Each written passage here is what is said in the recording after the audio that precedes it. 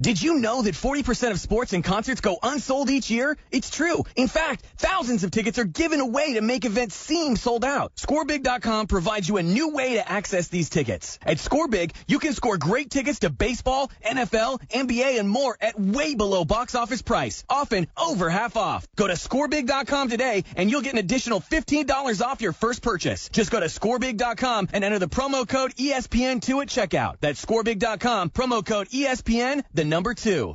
Hi, it's Colin Coward, host of The Herd. More and more business people are working remotely from their iPad and iPhones, leaving their laptops behind, working lighter. I do. But the iPad and iPhone can't replace your office computer. That's unless you have Go to My PC app. It's the missing link. Turns your iPad and iPhone into your computer. With Go to My PC by Citrix, you can access your entire Mac or PC, work on any program, edit stuff, save any file from anywhere, even on the go, airport, cafe, right from your iPhone. Take care of any urgent request to edit a PowerPoint, update a spreadsheet, work on any file. Go to My PC, so convenient, reliable, easy to use. Sets up, by the way, in just minutes. Try Go to My PC today. A special 45-day free trial just for my listeners. Visit gotomypc.com, click on the Try It Free button, and enter the promo code Colin. Then download the free app to your iPad or iPhone. That's gotomypc.com. Try it free. Promo code Colin.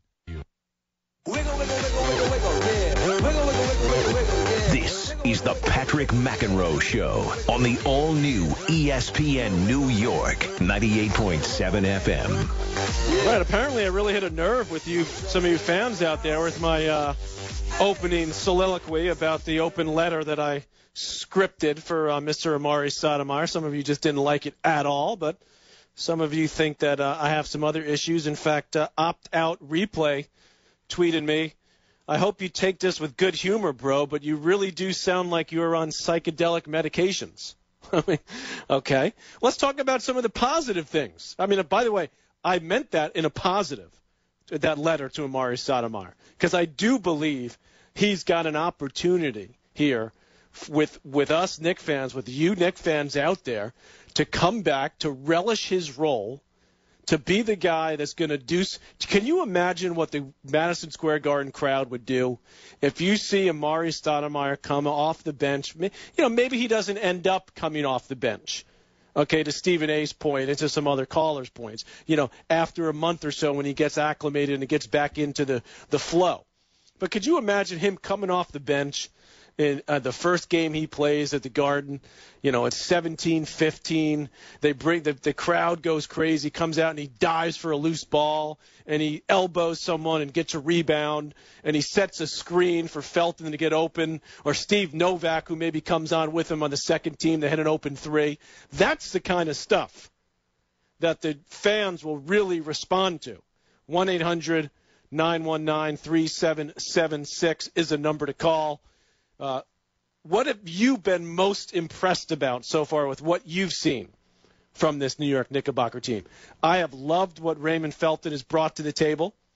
Okay, he said he would come back in shape. He's done that. I gave Carmelo a hard time at the end of last year. Say, you know, that you want to be the guy, then you've got to do the work. You've got to get yourself not in good shape, in great shape. Why? So you can run up and down the floor, so you can play defense and not be worried about the fact that you're going to be winded on the offensive side of the ball. And so far, he's done that. The role players getting it done. Well, we haven't seen that much from Camby so far, but I think there's certainly a lot that he can contribute down the road. Kidd has been certainly outstanding, not necessarily seeing it in the stats, but you don't often see. You know, pretty interesting what you heard from Rick Carlisle. I heard him in the past couple of days leading into that game last night. Of course, he was the coach with Jason Kidd when they won the championship a couple of years ago. And he had nothing but positives to say about Kidd and what he brings to a team, not just on the floor, not just in the stats, but what he brings. And I'm telling you, when Amari comes back, he is going to be absolutely crucial to the mindset of the rest. And Shumpert, too, by the way. Stephen A. brought up Shumpert as well, which, you know, don't forget about him and what he brings to the table. They've already got a very good defensive team. You put him in the mix and what he can bring, I'll tell you, they could be absolutely dominant on the defensive side of the ball. Let's go to Jerome in Harlem. What do you think about what you've seen from the Knicks and what Amari's got to do when he comes back? Hey, I think you were on point with the letter. But, bigger than that, I just feel like, those two guys, they just need to accept the role that Coach Woodson wants them to play. What's two guys, Jerome? It's great for us to, be on the side and say, they need to do this, they need to do that. Whatever role he needs them to fill, they need to be more than willing to accept the role and not, disrupt the rhythm that we have. I definitely agree with what you're saying, but if Coach Woodson wants them to do something different from that, then they just need to accept it, whatever it is. All right, Jerome, thanks for the call. I'm assuming he was talking about Amari and Carmelo as far as those two guys, but he's absolutely right. I mean, there's and right now there just seems to be they're buying into what they're doing right now, the Knicks. Okay, they're buying into this team concept. They're buying into what Woodson's selling. Okay, and they're playing like a team. And it's still Carmelo that's scoring the bulk of the points. J.R. Smith, by the way, has been awesome coming off the bench, even though he's ended up playing, 28 to 33 minutes. And Kidd, though he's starting, is playing usually around 20 minutes, maybe a little less per game. But I like the fact that Woodson, for the moments, put Kidd in the starting lineup because he settles everybody down. And though Kidd is not a one-on-one defender, he can't defend any of the quick point guards, although the real dangerous ones are out west. So it's probably a bonus for him to be in the east. Okay, but he knows how to play the passing lanes. He reads the defense. He's a good team defensive player, even though he doesn't have the individual skills. And that's probably smart to have him out there, so he's usually probably defending the two guard. Let's go to Sean in Long Island. What do you think of the Knicks' mindset so far, Sean? I think it's great right now. I think the team is real focused on one common goal. They have a lot of veterans on the team. Like you said, a lot of things they've seen everything, so there's nothing going to surprise them. I just like the mindset of the defense intensity. I'm not worried about them shooting. I'm not worried about Amari and Carmelo meshing. I think all that will handle itself if we put defense first. And like they said, Jason Kidd is running the floor very well, so he's our leader right now. All right, thanks for the call. I mean, Raymond Felton's running the floor pretty darn well, too. He's a guy that's out there most of the time, and he's looked awfully good. And they are playing defense. And look, Amari's a big enough, strong enough, athletic enough guy that he should be, defense is a mindset. Okay, defense, you're big, you're tall, you're athletic, you can play defense if you really want to. Now, obviously, the health is the big factor. Okay, as Stephen A. Smith spoke about a couple of minutes ago. But you cannot bring him back if he's not 100% healthy. You just cannot. Maybe 90%, okay. But he's got to be willing to pay the price defensively because so far the Knicks are absolutely doing that. Let's go to Pat in Springfield. You're on the Patrick McEnroe Show. What do you think about this Knicks start so far? I'm loving the start, but I want to see what happens. Let me see a mid-December run through Chicago, back-to-back to Milwaukee. Mm-hmm. Just take a breath. You're never as good as you think you are when you're this good or bad when you've taken 3 on the chops. So I'm loving it. I'm loving the defense because it's been so long since, you actually get juiced. It's almost more fun watching them collapse on the guy just trying to take it to the hole. Seeing them react rather than just, all right, we'll take it on the offensive end. It's just awesome to watch. But come on, it's been a long time since I've been excited. I'm just trying to keep myself from, I hear you, Pat. I don't want the shoe to drop. That's all. I understand. You want that other shoe to drop, and none other. Thanks for the call. None other than Charles Barkley himself. I think you'll appreciate some of the comments that he made earlier this week. Pat, listen to this from Sir Charles. I gotta laugh because I got friends in New York who are going crazy. I said, dude, y'all played 3 games. I said, first of all, you played the Heat. The Heat didn't even know they were going to play the game, to be honest with you. The Heat thought, we're not going to go to New York in the middle of a hurricane. So clearly they were not meant. They had just won the championship.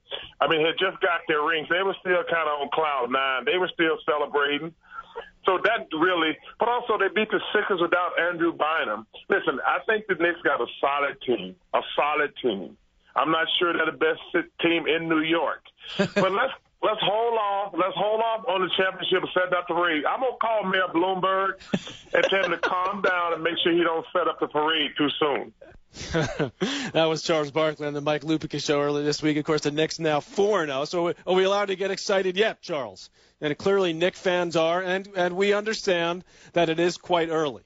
Now, I don't think that there's too many Jet fans out there that are particularly excited, because now they've coming off the bye week. The Jets got to go out to Seattle, okay, one of the toughest places to play, one of the toughest places to throw the ball against that Seattle defense, that Seattle secondary. So now you've got Mark Sanchez, who's had no success throwing the ball. And what do you think's going to happen out there, Jet fans? Because I think this is a recipe for disaster. We'll talk to Marty Lyons in the next hour. When we come back, we'll talk Jets, Seahawks, Giants as well. You're listening to the Patrick McEnroe Show on ESPN New York, 98.7 FM. This holiday season, spend less time shopping for a new Mercedes-Benz and more time for yourself. Announcing the Rally Motors Less is More event, where buying a new or certified pre-owned Mercedes-Benz has never been easier. At Rally, it's simple. You spend less time, less hassle, and less worrying when you purchase a Mercedes-Benz. And during this holiday season, you'll enjoy more incentives, more inventory, and more leasing and financing options. Don't settle for the status quo. Expect more. Rally Motors. View all specials online at RALLYEmotors.com. Hi, it's Colin Coward. More and more business people are working remotely from their mobile devices. I do. We leave our laptops behind. But tablets and smartphones can't replace your office computer. That is, unless you have the Go to My PC app. It's the missing link. It turns your mobile device, your iPad, your iPhone, Android, or Kindle Fire into your computer. Go to My PC by Citrix. So convenient, so reliable. Plus, it's easy to use. That's why it's the #1 tool for remote access. With Go to My PC, you can access your entire Mac or PC, work on any program or file, send any file from anywhere, even on the go. Try Go to My PC today. A special 45-day free trial just for my listeners. Visit gotomypc.com, click the Try It Free button, enter the promo code Colin, then download the free app to your mobile device. That's gotomypc.com, try it free, promo code Colin. Looking for a safe, sound alternative to a bank? Look no further than Melrose Credit Union. At Melrose Credit Union, they don't play games with your money because Melrose Credit Union is a financial cooperative owned by you, the member. So their #1 concern is your bottom line. And your deposit account is federally insured to at least $250,000 by the NCUA. Whether you're buying a home, need a business loan, or saving for a rainy day, let Melrose Credit Union help you get there. Please visit them at melrosecu.org. Melrose Credit Union. You can get there from here. Affirmative action employer. An ESPN Radio Mike and Mike Extra Point. The case of the deflated balls. We got something going on at USC right now, Mike, and we need to look into this. They got deflated balls. Deflated balls. At USC. Yes. Here's the story. USC that announced that an unnamed student manager has been fired after admitting to the school's compliance department that he deflated 5 balls before the kickoff against Oregon this past weekend. The Pac-12 has accepted USC's self-discipline, reprimanded the school, and fined the school $25,000. Listen, there is no way that this manager decided on his own, yes, I'm going to deflate these balls. No way. No way he acted on his own and deflated the balls. No. So who did? Well, I'm going to say he had to be told or instructed by someone. Someone. Hear more from Mike and Mike Monday morning on ESPN Radio. For Hurricane Sandy donations, visit redcross.org or text Red Cross to 90999 to donate $10. WEPN FM, WEPN HD1, New York.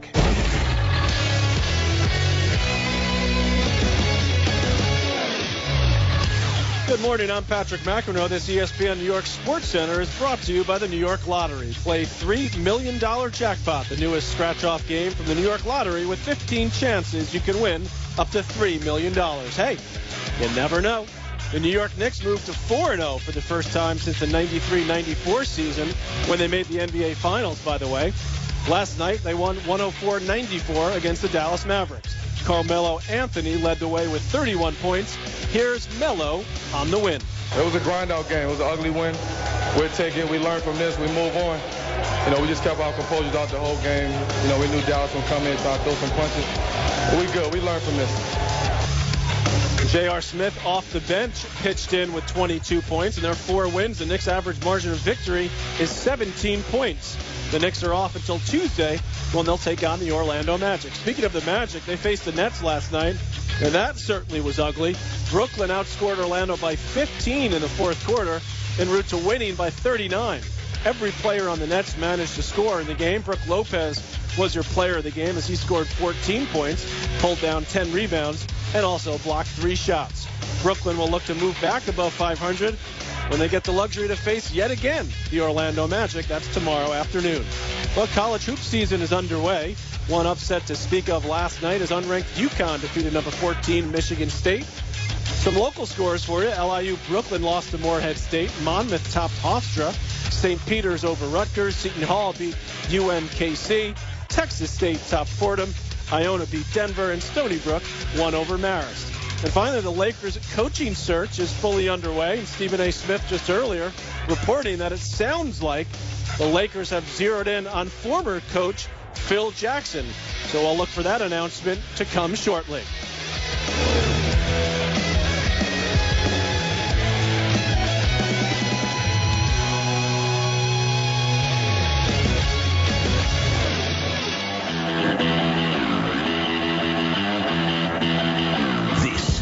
Patrick McEnroe Show on the all-new ESPN New York, 98.7 FM. All right, so the Knicks 4-0, and we go to the other end of the spectrum in New York sports, and that, of course, is the New York Jets, and they are 3-5 as they come off their bye week, and the Jets head out to play in Seattle, always one of the toughest places to play in the last couple of years in the NFL with the crowd noise out there. And now Seattle's got an outstanding defense to back it up as well, very strong in the secondary, very difficult to throw against this team. I mean, we saw what Aaron Rodgers went through, one of the best quarterbacks, if not the best quarterback in the game. Of course, that big controversial game from earlier in the season with the replacement refs, which they very well should have won, but didn't. And then the Jets got to go out there and take on that team. Any shot for the Jets? I would say the shot that the only shot that they have, and I know this is probably going to drive people nuts, but realistically, everyone, can you think that with the way Mark Sanchez has been playing, okay, you understand where I'm going, and the fact that he has no weapons, and the fact that even, where the Dustin Keller's their big weapon going out to Seattle to take on their secondary, good luck with that. But Sanchez certainly has done nothing to let you think that he can take a team on his back and make things happen. Make good players make great plays. We haven't seen that from him. So I ask you, Jet fans, is this a game that's ripe for Tim Tebow to come in there? Because the only way the Jets have a shot to win this game is come up with some sort of running game that works. And the fact that Sanchez hasn't been able to throw at all doesn't lead me to believe that this actually is going to happen. Now, the Jets did their usual routine this week, which started off with Cromartie, who, by the way, arguably been the best player for the Jets so far this year. And so, of course, they can't help themselves because they're the Jets. And Cromartie makes this statement earlier this week. Jets will make a playoff this year. We believe in each other. We believe in what Coach Ryan and his staff is putting us the schemes and stuff. So we're definitely going to make a playoff this year. Not a whole heck of a lot of conviction in the hesitation in the last line there from Antonio Cromartie. But, it's so tiresome at this point. It really is. I mean, it's really tiresome. You got Seattle. I don't hear, Seattle. What about Indianapolis? Do you hear them talking about they're going to make the playoffs? How about what Andrew Luck has done over there, by the way? And now I was interested to hear, just a quick aside here before we get back to the Jets, that Andrew Luck, and he didn't want anyone to know about this, when he came into camp, and he gathered all his teammates around him at some point in training camp, and he just said, listen, just so you know, guys, I'm not here to win a couple of games. I'm here to get us to the playoffs. Okay? That's leadership. That's leadership. And by the way, don't tell the press about it. Don't talk to anyone about it. This just stays here. Now, whether Mark Sanchez is a leader or not, obviously, is very much up in the air. It doesn't appear that he is. Doesn't appear that he can handle this situation. And then you've got the guy who's supposed to be the leader of the team, and of course is Rex Ryan. So now here's what he should have said when he was confronted of course, as soon as the reporters heard from Cromartie, with the guarantee that the Jets are going to make the playoffs, what's the first thing they do? Right over to Rex Ryan, right over to the head coach. Let's see what we can get out of Rex. Okay, reporter, Rex, or just earlier, Antonio Cromartie said that the Jets are going to make the playoffs. What say you? Go ahead, roll the tape. I know Crow had some comments about, we're going to make the playoffs and all that, and I feel as an entire, football team that we should all feel like that. And I think we do feel like that. Now here's what he should have said, everyone. Oh well, players talk. We're going to go out there and give it our best shot on Sunday. That's it. Don't even acknowledge it. The fact that you feel like you have to acknowledge it. First of all, the fact that he's even saying it tells you that Rex Ryan doesn't have the sort of control of the locker room that other teams have. And I love the dichotomy of what we've seen this week with what Tom Coughlin did. And I'm sure my stellar producer, Andrew Gunlin, is going to find us that cut momentarily. Because what Tom Coughlin did, and the way he just kind of snuck in that little dig at his defensive line, that is what you call leadership. Can we hear that, please? That was one of the things I talked about going into training camp. One of my jobs was to make sure that this team was back to being the type of New York Jet team that we expect, our fans expect, and everything else, and that's guys totally committed to each other and pulling that rope the same direction. We're doing that. It's not showing up on the wins and losses yet, but I'm confident it will. No, I can't take it anymore, Andrew. I don't want to hear from Rex anymore, okay, because we know what he says is just asinine for the most part. I want to hear what Tom Coughlin said. Do we have that? We don't have that. Let me tell you what he said. He said our defensive line was a little bit soft. That's what he said. I can't say it with the gruffiness in the voice that Coach Coughlin can say it. But so juxtapose that. Just a little aside in the middle of an answer about something else to the way Rex Ryan deals with these situations. Now, does anybody actually think that the Jets have a shot to go out and win this game? Does anybody think that it's possible that the Jets could actually win this game? I'm just wondering if they could score a touchdown. Let's go to John in Manhattan. Do you think it's the Jets have a shot out there in Seattle? Hey, how you doing? I agree with you that it is time to make the switch for the sake of bettering the team to Tim Tebow. I'll give you an example from sports history. Once upon a time, your brother played doubles with Mary Carrillo. Had he only done that in his career, no one would have ever spoken about John McEnroe as a doubles player. He switched to Peter Fleming. Now he's considered the best doubles player of all time. Go Tim Tebow. Thank you. I'm really having a little trouble following that analogy there. That was mixed doubles with Mary Carrillo at the French Open. My brother, by the way, was a teenager at that time. And, of course, Mary Carrillo has gone on to have a tremendous career in this world, in broadcasting. Well, you know what they used to say about my brother when it came to doubles, and I proved this myself by actually winning a couple of tournaments with him. The best doubles team is John McEnroe and anybody. So I proved that to be correct. Okay? But, Tim Tebow has been saying all the right things. This guy has got to be so irked right now, so ticked off. And another way here from Sperano this week. Oh, we've got 15 plays a game set up for Tebow. Really? I mean, what's the big secret? I mean, it's become they're like the laughing stock of the NFL with the comments. I mean, and it's not like they're a terrible team, by the way. Their defense has actually played pretty well the last couple of games. And if they could somehow actually go out there and win a 10-7 game out in Seattle, which is not beyond the realm of possibility, okay, because Seattle, even though Russell Wilson has made some big plays, they're not exactly an offensive juggernaut. So it's not out of the realm of possibility that could happen. And if it doesn't happen, if they go to 3-6, does that mean that the season's over? Let's go to Danny in Yonkers. Danny, you think that all right, we'll take a break, and then we'll get Danny on the line. We'll get Marty Lyons, who's going to come on. He's out in Seattle already. And do the Jets have a shot to get a W out west? You're listening to the Patrick McEnroe Show on ESPN New York, 98.7 FM.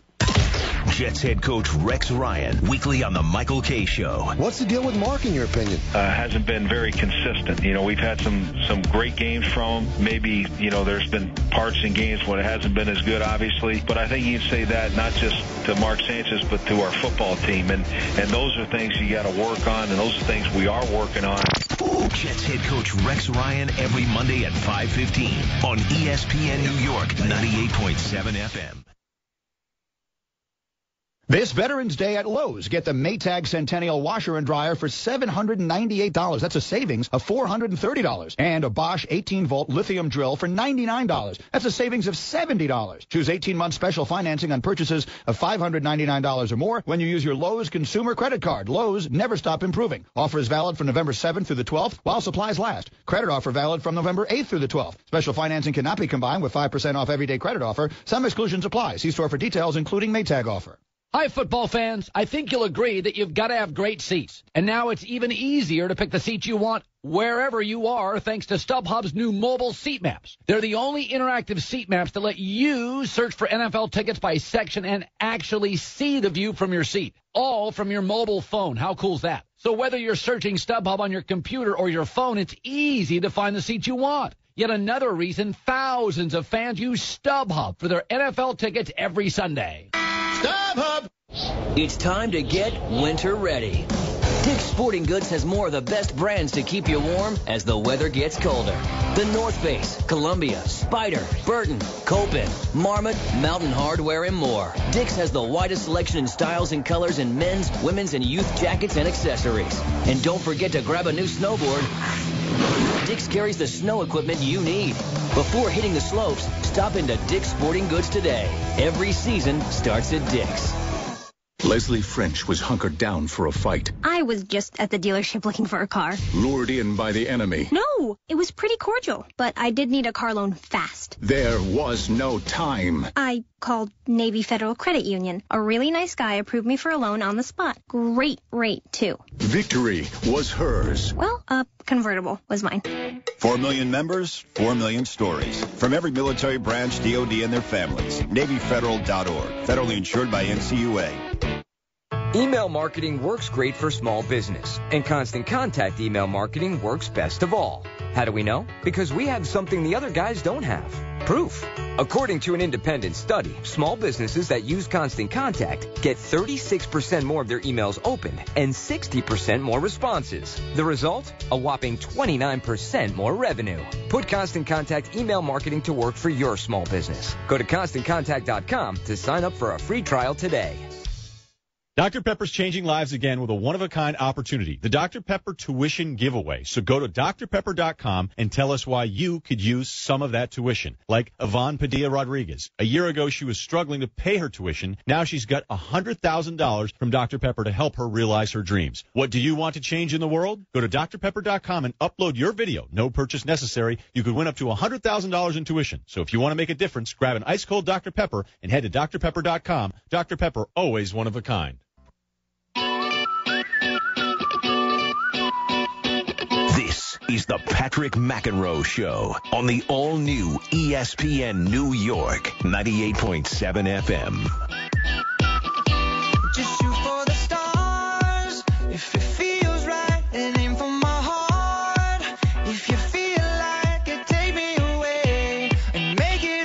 next guest was, of course, part of the New York Sack Exchange, those great defensive lines for the New York Jets. Before I ask him about this upcoming game against Seattle Seahawks, and, of course, that's Marty Lyons, who's out in Seattle.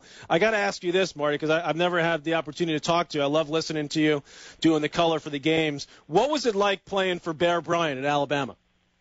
You know, Patrick, you never really learned to appreciate it till after you left. Everything that Coach Bryant taught you as a player really applied to the game of life. So to be able to play there for 4 years, lose 6 games, win 3 SEC titles, a national championship, I think he put a handprint in every player's life.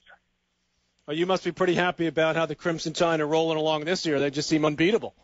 Well, Nick Saban's doing an excellent job. I think Mal Moore, the athletic director, is doing an excellent job. And, of course, the fans have always been supportive. They got a big game this week against Texas A&M, though. All right, well, we'll see how that goes. And certainly, obviously, a big game for the Jets out there. Is this the kind of game that they've got to find? I mean, I know they're a big underdog. They've got to find a way to win to keep their season alive, or could the wheels just completely fall off if they don't get it done this weekend? Well, I think both could happen, Patrick. I think you got to look at the last part of the season with 8 games to go as its own separate season and approach every game as a must-win situation. I truly believe that you have to get to 10 wins to make it to the playoffs, and there's no guarantees. But you've got to get to 4 wins before you can get to 5, and this is that next step. And they've got to play well out here in Seattle. The crowd is going to be loud. The Seahawks are, they're 4-0 at home this year. They've got a young quarterback in Russell Wilson that is pretty productive at home. He's got 9 touchdowns with no interceptions. So you got to take the crowd out. You got to come out here and really play with a great deal of enthusiasm and try to get the lead early. Well, obviously, that's going to be difficult for the Jets because offensively they've been struggling. You're listening to the Patrick McEnroe Show. Marty Lyons joining me here.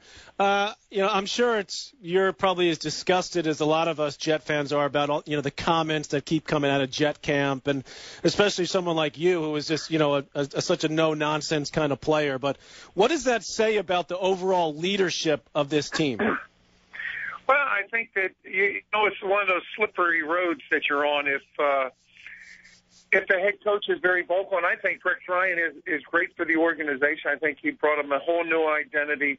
I think the players sometimes get carried away. They don't think before they speak, and a lot of times if you're that good, let somebody else tell you how good you are. Just go out there and perform, because if you're talking like they were before the Miami game, and then you go out and you lay an egg like you did against Miami, it doesn't look good. It doesn't look good for you as a person, you as a player, you as an organization. So I think right now is the time to button the lips and get ready to play against Seattle. Take one game at a time. Don't look down on the schedule and go, well, we need 6 wins and we can win 1, 2, 3, 4. It's not like that in the NFL. Everybody counted that game 2 weeks ago against Miami as a win, and look what happened. Yeah. Now, the fact, Marty, that what you just said, I mean, Rex Ryan came in here and brought some energy to this organization, and obviously they performed on the field as well. So you sort of give him a pass on some of his comments. But were you surprised that he was named as the most overrated coach by the players in the league? I don't think that. I don't even pay any attention to that, Patrick. I think it's just, maybe it's a popularity contest. People just throw out a name. I think Rex is a fantastic coach. I really think that he's done a great job here. I think right now, if this team goes south and they do not make it to the playoffs, then Woody Johnson, Rex Ryan, Mike Tannenbaum, they have to evaluate, number one, they have to evaluate themselves. Did they do a good job? Then they have to evaluate the coaching staff. And then they have to evaluate the players. I really believe in my heart that the collective bargaining, this new agreement that the NFL signed with the owners, is actually hurting the game and hurting the players, not preparing them to play the game. When you only can go out and pass 14 times in 17 weeks, you're losing the fundamentals. And the one thing that points that out to me is when you look at the Jets' defense, they've been very sloppy in tackling this year, but they lead the NFL in yards after contact, which is a category you don't want to lead in. They've given up 485 yards after contact. So you got to prepare yourself mentally, physically to make the tackles. When you have a chance to hit somebody and bring them to the ground, you can't just come up there and pop them and think because you're stronger, faster, better that you're going to knock them to the ground. You got to go through the fundamentals of hitting them, wrapping them up, and putting them to the ground. So I think at times that new collective bargaining is definitely hurting some of these teams. Interesting thoughts there. Now, let me ask you this because, obviously the Tim Tebow thing's not going away. To me, all these comments from Sperano and Rex, like we've got all these 15 plays a game, and it seems like a joke at some point. I mean, what do you make of that whole situation? Well, you know what, Patrick? I think they brought him in with all good intentions. I think that they thought that he could add something to the offense. Right now with the offense struggling, with the ground and pound not working, I think you find it very hard to find a place to put him in. Even if you just look at the numbers of plays, he's had 54 offensive plays and 49 special teams play. He's a good kid. He's a hard worker. I think all the intentions were, hey, let's see if we can't get him in there, create this own little package. But a lot of times the tempo, the rhythm of the game is going to dictate when you can throw him in there. And they haven't been able to do that, or they're not willing to take a chance and say, okay, let's put him in there. Mm-hmm. Let's put him in there for a series. And I think Tim Tebow, the way he's going to be productive, he's got to play more than one or two plays. I think only one time this year out of those 54 plays, he's been in 3 consecutive plays. Yeah, he's never played a series, there. Right? He's never played a series. And the other thing I want to ask you, Marty, is with this Tebow deal, do you think the staff is seeing something in the practice that they're sort of not telling us, that they're basically saying, this guy's a bluff, like he can't do anything? You know what, Patrick, it would be very hard for me to answer that. I'm not at practice, and I can't, make a judgment one way or the other. I just know I've spent some time talking to Tim. He's a good kid. He's in a bad situation.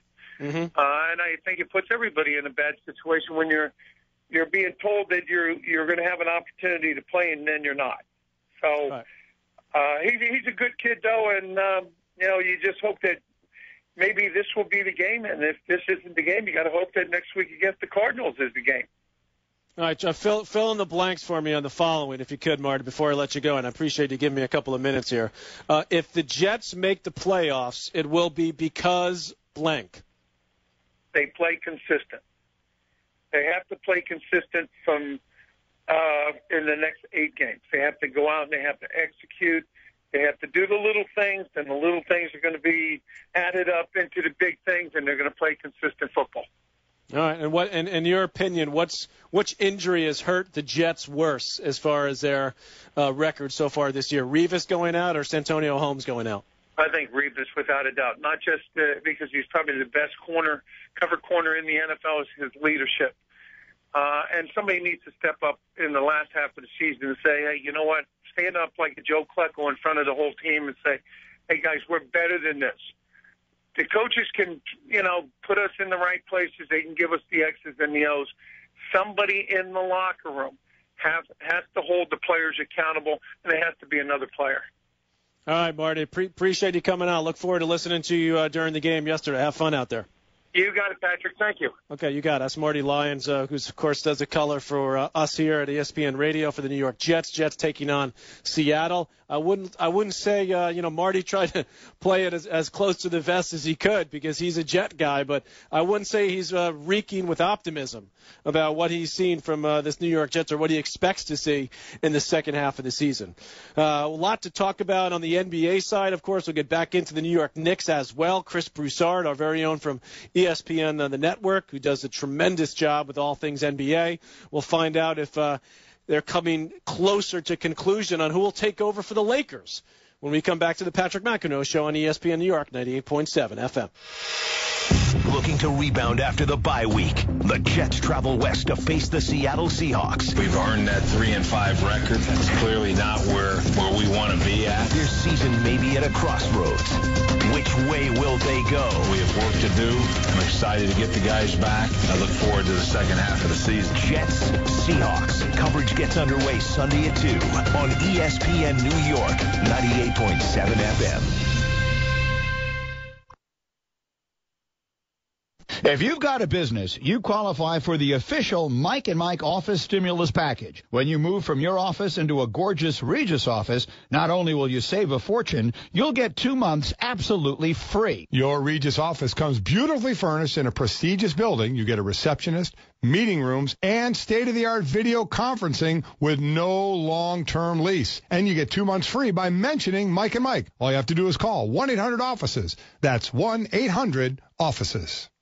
There's a great new company out there you need to try, Vistaprint.com, the place to go for printing and small business needs. Right now, you can order the new and improved business cards from Vistaprint for just $10. That's 250 new business cards with thousands of professional designs to choose from, or upload one of your own. It's easy to add a calendar, an appointment reminder, or a map to the back of the card. There are many options to fully customize your business cards, but you have to mention the code Colin to get this great deal. Go to Vistaprint.com, look for the search bar on the top right side of the page, and type in the code Colin, C-O-L-I-N, Colin. If you take advantage of this great offer today, they will ship your cards to you for free. Fast delivery and your satisfaction is guaranteed, all for just $10. This is a no-risk way to try Vistaprint. So visit them at Vistaprint.com and type in the code Colin in the search bar. Monday, behind Big Ben. We got out hard! The Steelers took down the reigning Super Bowl champs. Let's go! Now, one of the hottest teams in the game. Touchdown Steelers! Returns home in search of a fourth straight win against the Chiefs. Countdown sets the stage at 6:30 Eastern. Then, Monday Night Football. Chiefs, Steelers, 8:30 on ESPN. It all comes down to Monday night. NBA superstars headline a Wednesday night doubleheader. First, it's Memphis versus OKC as reigning scoring king Kevin Durant looks to throw down against a hungry Grizz squad. Then, the defending champs stomp into L.A. Miami's Big Four is finding its groove. Nice pass. But will CP3 and Blake steal the show? Grizzlies Thunder at 8 Eastern. Heat Clippers at 10:30. Presented by State Farm. Wednesday on ESPN. This is The Herd with Colin Cowherd. Everybody loves Alex Smith. Everybody hates Mark Sanchez, but they're essentially the same quarterback. The truth is their careers are inverted. Sanchez got the AFC championships early, has struggled late. Alex struggled early, success late. And what it proves is we're in a now society. Whatever's happening now is the truth. This is The Herd. Weekdays at 10 a.m. Eastern, 7 a.m. Pacific on ESPN Radio and ESPNradio.com. The NASCAR Sprint Cup Series is at full throttle. And when drivers will do anything to take the checkered flag, cages get rattled. Engines roar louder. Tempers run hotter. And victory donuts taste even sweeter. Some people say there's more to life than winning. Those people are losers. The NASCAR Sprint Cup Series on ESPN. Nothing beats first place. This is SEC football. You don't cheer for your team. You live for your team. Passion is worn like a badge of honor. So everyone knows what side you're on. But also because it looks good. The SEC on ESPN collection. Proud to be SEC.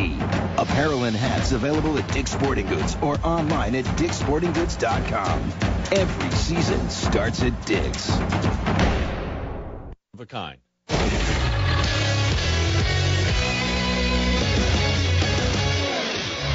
Good morning. I'm Patrick McEnroe with this ESPN New York Sports Center. Well, the Knicks moved to 4-0 for the first time since the 93-94 season. Remember, they made the finals that year as they defeated Dallas 104-94. A game was tight in the first half, but the Knicks pulled away late.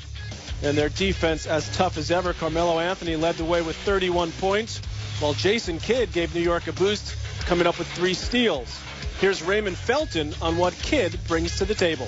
He was the guy that really stepped us up the second half with defense. You know, he got a couple steals there. You know, he got to being more aggressive with OJ Mayo. You know, got them out of their offense. So you know, he kind of got us going in the second half. You know, defensively. You know, everybody just followed his lead from there. Well, how about this, everyone? The Knicks' average margin of victory in their first 4 games is 17 points. And they're off until Tuesday when they'll take on the Orlando Magic. Speaking of the Magic, They took on the Nets last night, and that was an ugly one for the Magic. Brooklyn outscored Orlando by 15 in the fourth quarter, en route to winning by 39. Every player on the Nets was able to get a basket. Brook Lopez was your player of the game as he scored 14, had 10 rebounds, and blocked 3 shots.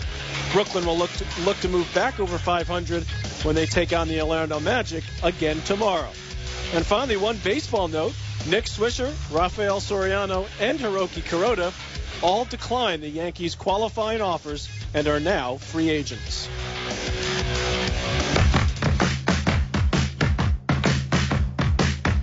This is the Patrick McEnroe Show on the all-new ESPN New York, 98.7 FM. Well, we'll get to Chris Broussard momentarily on all things NBA, but time now quickly for the ESPN New York 98.7 FM College Game Day Preview, presented by Miller Lite. A big one tonight for I guess everyone's a big one for Notre Dame now that they're undefeated. They take on Boston College. They've struggled this year. That's tonight at 8 p.m. on ABC. Notre Dame at number 4 in the BCS rankings. This College Game Day Preview has been presented by Miller Lite. Find your Miller time today while cheering on your alma mater at your favorite New York City bars. Well, pleasure to welcome in Mr. Chris Broussard from ESPN. I had the pleasure of doing a couple of shows with him back in the day. Chris, how are you? It's Patrick McEnroe this morning. Back in the cold pizza days, right? That's right. Before First Take, right? It was cold pizza. Yeah. We've been through the ringer, haven't we, Chris? We've been through Skip Bayless. That's definitely the ringer. That's right. That's exactly right. Well, give me your take so far on what you've seen from the Knicks. I mean, obviously, all of us in New York quite excited. We know it's early, but we're certainly seeing at least the way this team is playing, I think gives us a lot of hope that this team could be for real this year. I like the Knicks a lot. They should definitely be as good as anybody or better than anybody in the Eastern Conference outside of Miami. You know, going into the season, I felt like Boston, Miami, Brooklyn, Indiana, Philadelphia, all those teams were bunched together underneath the Heat. And I think the Knicks, when you look at the roster, talent-wise, you felt like they could be the best of that bunch. But, you know, it's been a long time since we've seen the Knicks really put it together and play well consistently. Every time last year or the year before you wanted to start feeling good about the Knicks, they would go out and lose to the Raptors or go out and lose to the Timberwolves or something like that. So you really couldn't believe in them. But now they're playing a brand of basketball that is consistent, and that is defense. You know, everybody's raving about, you know, how well Carmelo's doing offensively, how much, you know, the Knicks are third in the league in scoring 104 points per game. But what's most impressive is the defense. They're first in the league. When did you think you'd ever say that about this Knicks team? First in the league in defense, holding opponents to 40% shooting. And, look, they played Philadelphia twice, a Dallas team that has surprised people, and Miami. So they played a tough schedule, yet they're still first in the league, only giving up 87 points a game. And when you give up 87 points a game, typically that means you play at a slow pace. The Knicks are playing at a fast pace, scoring a lot of points. So defense stays. As a lot of coaches say, defense travels. Your offense, your jump shots, they're going to be off sometimes. You're just not going to have it offensively. But defense, you can bring it every night. And that's why I do think the Knicks are a legitimate team. They are a team that should definitely finish with home court advantage in the first round of the playoffs. I don't think they're better than Miami. I don't think they'll be better than Miami. But if the Knicks can be that second team in the East and challenge Miami, then that's a great season. This is the thing about the Knicks, too. And this is what I like about them, if they do have a great season and they meet Miami deep in the playoffs, yeah, I would pick the Heat. But the Knicks will not be intimidated. The Knicks, you know, Carmelo Anthony's not intimidated by LeBron James. Now, he's going to get outplayed by LeBron because LeBron's a better all-around player. But Melo's going to score as much, if not more, than LeBron. And he's going to make it tough on LeBron. That's not going to be – LeBron's not going to totally dominate that matchup. And that's what I like about Melo and the Knicks. Then you got Jason Kidd and Tyson Chandler, who have beaten LeBron in the playoffs, in the finals, and they know what it would take to beat the Heat. You've got veterans on this squad who aren't going to be intimidated, aren't going to give too much respect to Miami. So I think they could make it a tough series. But to answer your question, I like what I'm seeing with the Knicks, and I do think they can continue to be a top team. Chris Broussard joining me here on the Patrick McEnroe Show. Well, as a Knicks fan, Chris, I signed up for taking on the Heat in the conference finals right here. I signed that paper. I'm down with that. I'm not one of those guys that says, it's championship or bust. I mean, I know that you got to go through a process, and certainly the Knicks, with picking up some of the veteran guys that they did, realized, and with Carmelo and whatever happens with Amari when he comes back with his health, is they got to make a push now. What has surprised you the most as far as the individual pickups that they've made? Has it been Felton running the point? Has it been what Kidd has done?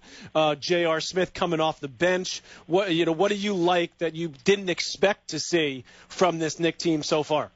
Well, I think a few things. One, I did expect Ray Felton to play well. He obviously was coming off a bad season, his worst season as a pro last year. He entered the season with a chip on his shoulder, as he admitted. And I think he's better than Jeremy Lin. Now, Lin is playing okay down in Houston. I'm not trying to disparage him. But I think Ray Felton, especially for the price, is a better point guard than Jeremy Lin. So I expected him to do pretty much what he's doing. The older guys, that's been surprising. I mean, not so much Jason Kidd, but Rasheed Wallace. I mean, I didn't expect to see Rasheed until April. Because I know that's what he wants to play in the playoffs and, get ready for the playoffs and be able to contribute in the second season. But for him to be forced into action now because of the injuries and then to play so well, that speaks volumes for Rasheed's professionalism and getting in shape because, it's a guy that's been off for 2 years. So that's been a bit surprising. Also, J.R. Smith. I talked with J.R. before the season began, right around training camp. And he said, look, I know I haven't been the best teammate in the past, and that's on and off the court. He said, I haven't always been focused. I haven't always been team first, and I'm going to change that this year. He said, I looked at the fact that, hey, I haven't won anything, so let me see what I can do to change to help a team win. And I admittedly, part of me thought it's lip service. JR's been like this for years. He's not going to change. But so far, it's early, but so far he has changed. He wanted to start, and look, he obviously is the Knicks' best two guard in terms of offense. So here's an argument that he could start, but he handled it well. He didn't complain. He mentioned, hey, I would like to start, but he left it at that. He hasn't, didn't have bad body language or anything like that. And, he's been producing big time off the bench, and he's been a team-first player. And so that is great to see because the guy really is an all-star caliber talent. And if his head is in the right place, which it is right now, that's a huge boost for this Knicks team. All right, give me your take, Chris, as we just jump around the league a little bit so far. And I know it's early, but obviously the big news coming out of L.A.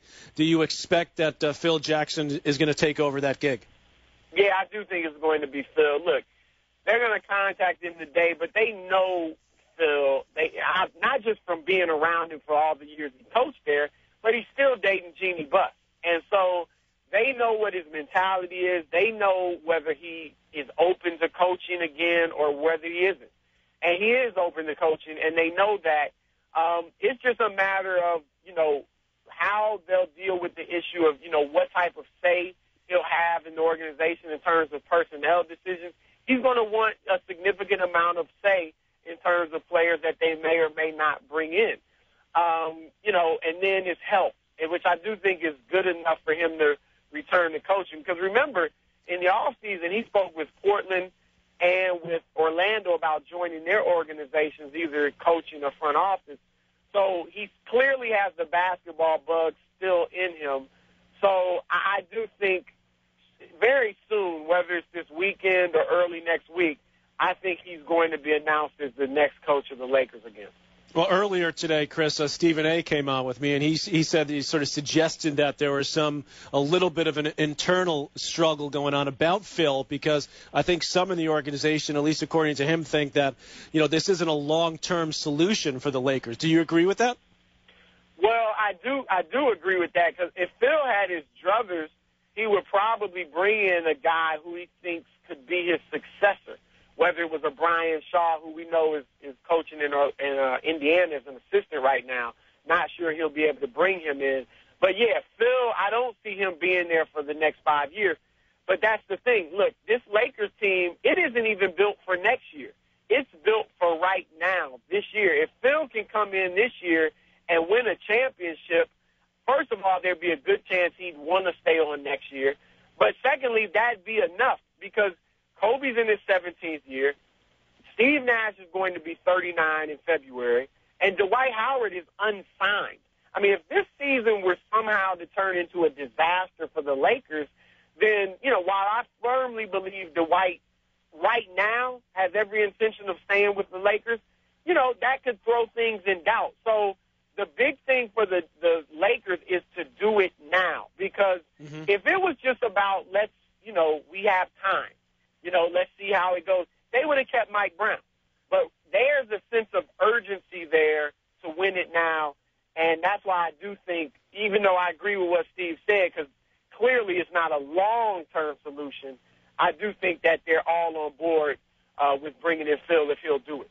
Yeah, well, it certainly sounds like Kobe realizes that he's running out of time. He's still got some time left, but there's definitely a sense of urgency out there. You can feel it with the Lakers. Chris, thanks for coming on for a few minutes. Appreciate you popping on with me. All right, Pat, anytime. You got it. That's Chris Broussard from ESPN talking all things NBA. We'll switch gears a little bit. Eli Manning hasn't thrown a TD pass since that big 77-yarder to Victor Cruz on October 1st versus Washington. Will Eli turn it around this weekend in Cincinnati? We'll talk to our very own Ohm Youngmisuk when we come back here on the Patrick McEnroe Show on ESPN New York 98.7 FM. This Veterans Day, ESPN is working with the USO to help lift the spirits of America's troops and their families. Give a gift to our military heroes and their families through USO Wish Book. Visit uso.org/ESPN to grant a wish today. This Veterans Day at Lowe's, get the Maytag Centennial washer and dryer for $798. That's a savings of $430. And a Bosch 18-volt lithium drill for $99. That's a savings of $70. Choose 18-month special financing on purchases of $599 or more when you use your Lowe's consumer credit card. Lowe's, never stop improving. Offer is valid from November 7th through the 12th while supplies last. Credit offer valid from November 8th through the 12th. Special financing cannot be combined with 5% off everyday credit offer. Some exclusions apply. See store for details, including Maytag offer. The obstacles military families face aren't limited to the battlefield. When it comes to financial challenges, USAA can help. Whether it's managing debt, saving for a child's education, or investing for the future. For free advice, call a USAA investment advisor at 800-235-1898. Financial planning services and financial advice provided by USAA Financial Planning Services Insurance Agency, Inc., a registered investment advisor and insurance agency, and its wholly owned subsidiary, USAA Financial Advisors, Inc., a registered broker-dealer. Bah, black sheep. Have you any wool? No, sir. No, sir. Some nincompoop with pantyhose pulled over his face stole all my wool sweaters and gaming system. Luckily, the Geico Insurance Agency recently helped me with renter's insurance. Everything stolen was replaced, and the little boy who lives down the lane was caught trying to sell it online. Call Geico and see how easy it is to switch and save on renter's insurance. It's time to get winter ready. Dick's Sporting Goods has more of the best brands to keep you warm as the weather gets colder. The North Face, Columbia, Spyder, Burton, Copen, Marmot, Mountain Hardwear, and more. Dick's has the widest selection in styles and colors in men's, women's, and youth jackets and accessories. And don't forget to grab a new snowboard. Dick's carries the snow equipment you need. Before hitting the slopes, stop into Dick's Sporting Goods today. Every season starts at Dick's. Confidence? Are you there? Baby, I'm right here, and I want that car. Those side-by-side comparisons on Cars.com did make it easy to compare gas mileage and pricing. Let's get those keys and go, Cars.com. Did you know that 40% of sports and concerts go unsold each year? It's true. In fact, thousands of tickets are given away to make events seem sold out. ScoreBig.com provides you a new way to access these tickets. At ScoreBig, you can score great tickets to baseball, NFL, NBA, and more at way below box office price, often over half off. Go to ScoreBig.com today, and you'll get an additional $15 off your first purchase. Just go to ScoreBig.com and enter the promo code ESPN2 at checkout. That's ScoreBig.com, promo code ESPN, the number 2. Hi, it's Colin Coward. More and more business people are working remotely from their mobile devices. I do. We leave our laptops behind. But tablets and smartphones can't replace your office computer. That is, unless you have the Go to My PC app. It's the missing link. It turns your mobile device, your iPad, your iPhone, Android, or Kindle Fire into your computer. Go to My PC by Citrix. So convenient, so reliable. Plus, it's easy to use. That's why it's the #1 tool for remote access. With Go to My PC, you can access your entire Mac or PC, work on any program or file, send any file from anywhere, even on the go. Try Go to My PC today. A special 45-day free trial just for my listeners. Visit GoToMyPC.com, click the Try It Free button, enter the promo code Colin, then download the free app to your mobile device. That's GoToMyPC.com, try it free, promo code Colin. Hi, it's Colin Coward, host of The Herd. More and more business people are working remotely from their iPad and iPhones, leaving their laptops behind, working lighter. I do. But the iPad and iPhone can't replace your office computer. That's unless you have Go to My PC app. It's the missing link. Turns your iPad and iPhone into your computer. With Go to My PC by Citrix, you can access your entire Mac or PC, work on any program, edit stuff, save any file from anywhere, even on the go, airport, cafe, right from your iPhone. Take care of any urgent request to edit a PowerPoint, update a spreadsheet, work on any file. Go to My PC, so convenient, reliable, easy to use. Sets up, by the way, in just minutes. Try Go to My PC today. A special 45-day free trial just for my listeners. Visit GoToMyPC.com, click on the Try It Free button, and enter the promo code Colin. Then download the free app to your iPad or iPhone. That's GoToMyPC.com, try it free, promo code Colin. Good morning.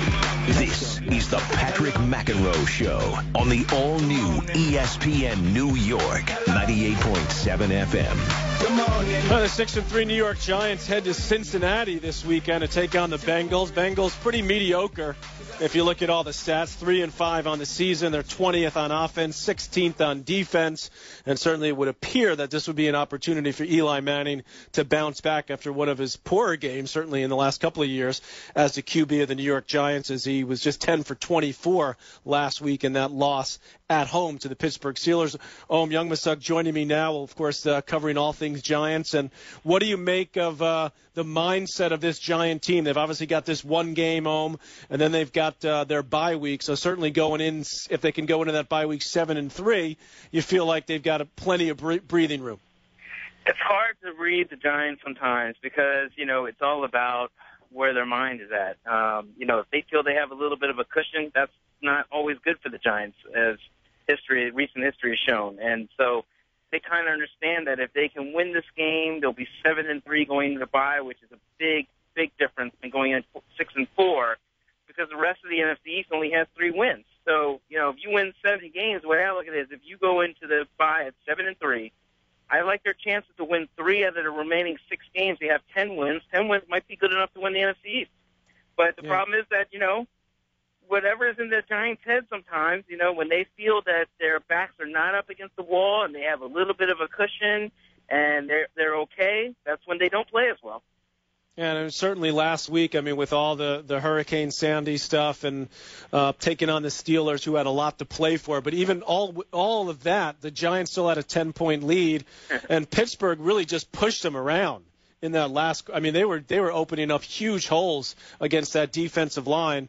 And after Tom Coughlin's words this week, calling his defensive front a little bit soft, you would expect, wouldn't you, Ohm, that they'd come out with a little more intensity this week, wouldn't you? Well, I'm sure you pushed the same buttons when you were running Davis Cup. I'm sure you probably called Agassi or Stanford soft at times. I'm not sure about that. I'd be out of a job if I did that. But yeah, I think they definitely took notice. And then I think A.J. Green's comments last week that he saw some holes in the defense kind of sparked a little bit with, I think it might have fired up Antrel Roll, who said, look, if he's in my vicinity, he better duck. So those are all good things that you hope will kind of fire them up. What's an interesting stat, Patrick? Giants have never won at Cincinnati. I heard that this week. 0-5, right? Yeah, that's real surprising. It's a little more amazing that they've only played there 5 times, which I find a little surprising, even though I know they only play each other every 4 years or whatever it may be. But 0-5 lifetime there, but the Bengals are riding a 4-game losing streak. The Bengals, though, in their losses have been somewhat close sometimes. I think they only lost 7 to the Broncos last week, and I think Eli hit Peyton up for some advice on how to attack that Bengals defense. And I think you're right. I mean, look, the Bengals, they find ways to lose games, and the Giants need to start finding ways to win games, and that defense has to stop blowing leads. 23-0 against Dallas, and then 20-10 in the fourth quarter last week to Pittsburgh. Yeah, I was kind of interested earlier this week. I heard Greg Cosell of NFL Film said on Colin Cowherd's, his show on ESPN Radio, that he thought that Eli Manning looked like he may have a tired arm. Is there anything to worry about there for Giant fans? I would never doubt Greg Cosell and Ron Jaworski. Those guys break down film like nobody, like any coach would, basically. And, with Eli, it's weird. You see some of the things where he's throwing off his back foot. Some of those deep balls, they tried hitting deep balls numerous times against the Steelers, and passes were falling short or they were just completely off. So I don't know about tired arm. I would like to think that there's nothing physically wrong with Eli, but if there is, then there's a problem. But you do have to wonder. He's only thrown 1 touchdown in the last 3 games, a 77-yard bomb to Victor Cruz. And then if you go back even further, his last touchdown before that was in the first half against the 49ers. So it's a little disturbing to see Eli kind of play this way. No, we're certainly they're looking for a turnaround tomorrow. So enjoy the game, Om. This is the kind of game to me that the Giants should, it should be like 28-7 at the half, and they should coast in the second half. Don't you think? You know what? I'm not going to doubt your prognostication skills, because I remember early in the year you predicted like a Giants route somewhere, right? And people were like killing you, and then I thought you were the only one that was right. So I think it was at Carolina. It was at Carolina. You predicted the Carolina route. I remember that. See that, Om? I'm glad you remember it, because not many people do. So I appreciate that. All right, thanks for coming on for a couple of minutes. All right, thanks, Patrick. That's Om Young Masa coming on. Yeah, he's right. I mean, because people they give me grief all the time. Oh, how can you have this tennis guy making predictions? Okay, my prediction for this weekend is Giants win comfortably and the Jets lose uncomfortably. I mean, that's what I think is going to happen. 1-800-919-3776. Couple of minutes if anyone wants to chime in on any of the topics that we discussed in the last couple hours. Jason Page standing by. He will be talking plenty of Knicks and maybe even sprinkle in a little Brooklyn Nets as well for you from Mr. Page. Also, I would like to add that the Patrick McEnroe Show and College Game Day is presented by Miller Lite. Find your Miller time today while cheering on your alma mater at your favorite New York City bars. And, of course, Notre Dame taking on Boston College. I think Boston College has won like 2 games this year. So I would expect that Notre Dame would get through that. I had a little Twitter back and forth earlier this week with one Greenie, Mike Greenberg, as I was listening into his show, the Mike and Mike show one morning, or maybe I saw it on Twitter, that he said, nobody could predict what would happen between Notre Dame and Oregon. And I sort of tweeted back, like, are you kidding? I mean, Oregon would be a humongous favorite in that game. He actually then brought it up on the air. So going back to Ohm's point of, how about a little respect for PMAC here? How about a little respect? Just because I used to hit a little yellow ball around doesn't mean I can't come on and pontificate about some particular. This is what we do about football games here. And by the way, when I come back here next week for my next show, I have a feeling that the Knicks, are they still going to be undefeated? Are they going to keep that undefeated streak going? They got Orlando coming up. That should be a gimme. And then I believe they go to San Antonio after that on the road.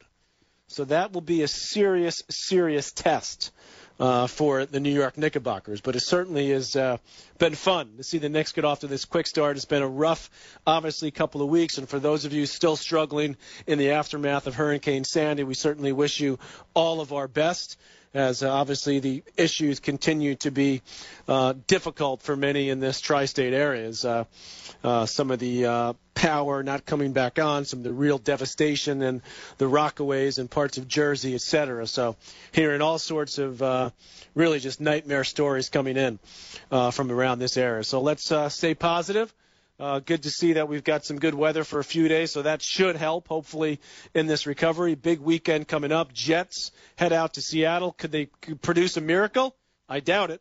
Jason Page coming up next. Thanks for listening, everyone. It's been the Patrick McEnroe Show on ESPN New York, 98.7 FM.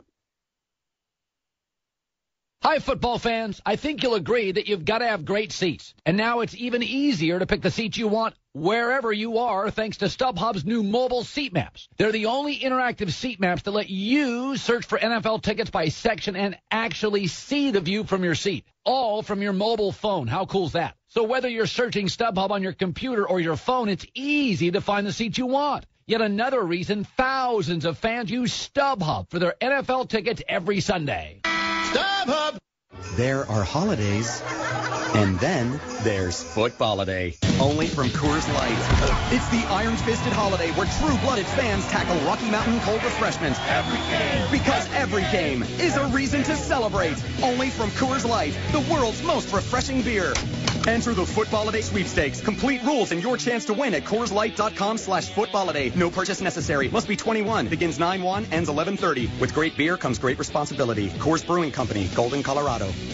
Who's your high school MVP? Melrose Credit Union and ESPN New York want to honor and reward senior athletes that excel on and off the field. We want to know who you think is the best, the brightest, and most giving high school senior athlete from your community. Between now and December, nominate your MVP at ESPNNewYork.com/MVP. Each month, one MVP finalist is selected and featured on the Stephen A. Smith Show and Ryan Rucco Show. The top MVP wins a $5,000 college scholarship, courtesy of Melrose Credit Union. Nominate your MVP at ESPNNewYork.com/MVP. The NYPD is among the best law enforcement departments in the country. The NYPD offers a job with a future, a great place to serve, and a chance to advance. Visit NYPDRecruit.com or call 212-RECRUIT for current test schedules and filing fee information. Hey there, Colin Coward, host of The Herd. As you know, I've been a big fan of Vizio TVs for years now, and today, folks, I'm excited to tell you about their new line of innovative personal computers. From the sleek all-in-one PC to the razor-thin design of the Thin and Light Ultrabook, Vizio has the PC industry buzzing. In fact, the Vizio Thin and Light Ultrabook was just awarded 4.5 out of 5 stars from PC World. Go to Vizio.com/computing to learn more. An ESPN Radio Mike and Mike Extra Point. The case of the deflated balls. We got something going on at USC right now, Mike, and we need to look into this.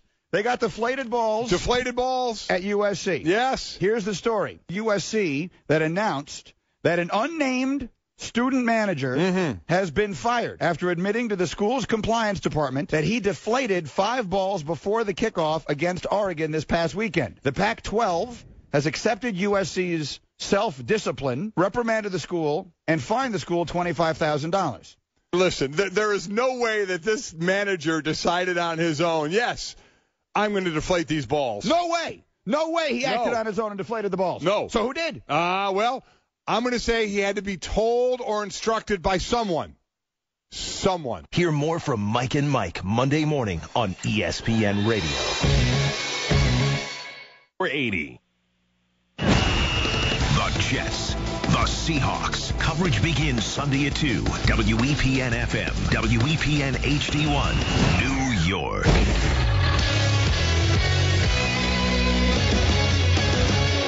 With your ESPN New York Sports Center, I'm Jason Page. Sets up Anthony Weeks and misses the reverse. Chandler with a vicious putback dunk.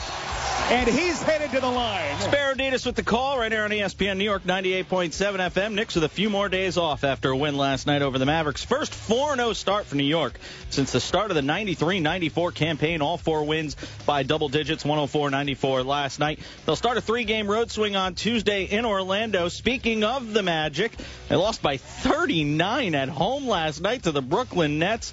Nets now 2-2. They'll wrap up the home and home with the Magic on Sunday at the Barclays Center. To the NFL, you know by now, Jets' Antonio Cromartie saying the team will be in the postseason at 3-5. That would make Sunday's matchup in Seattle a must-win for Gang Green. They'll be without Ken Regelis and Joe McKnight out with injuries. Catch all the action of the Jets and Seahawks tomorrow. Pregame at 2 right here on ESPN New York 98.7 FM. Giants try to rebound on Sunday in Cincinnati. A disappointing second-half collapse against the Steelers. Hakeem Nicks expecting to play in that one despite a knee injury. College hoop season underway. One upset to speak of last night. How about unranked UConn? Remember, they're not going to play in the NCAA tournament this year because of academic violations. They defeated number 14 Michigan State. Locally, LIU of Brooklyn lost to Morehead State. Monmouth topped Hofstra. St. Peter's edged Rutgers. Seton Hall beat UMKC. Texas State topped Fordham. Iona beat Denver, and Stony Brook won over Marist. And Major League Baseball news, Nick Swisher, Rafael Soriano, Hiroki Kuroda, now former Yankees, all declining the Bombers' qualifying offers. They are now free agents. The Jason Page Show on ESPN New York, 98.7 FM. How's everybody doing today? I know if you're a Knicks fan, you're doing all right. Remember when everybody laughed a couple of weeks ago when I said the Knicks were the second best team in the East? Yeah, I'm going to pat myself on the back a little right now when they're 4-0. I'm going to enjoy it. Remember when everybody said, was out of my mind when I thought the Knicks would win 50-plus games this year, that they were a top 6 team in the league? How you like me now? Wow, they look pretty good, don't they? Listen, I am the first one, and let me start off by saying this.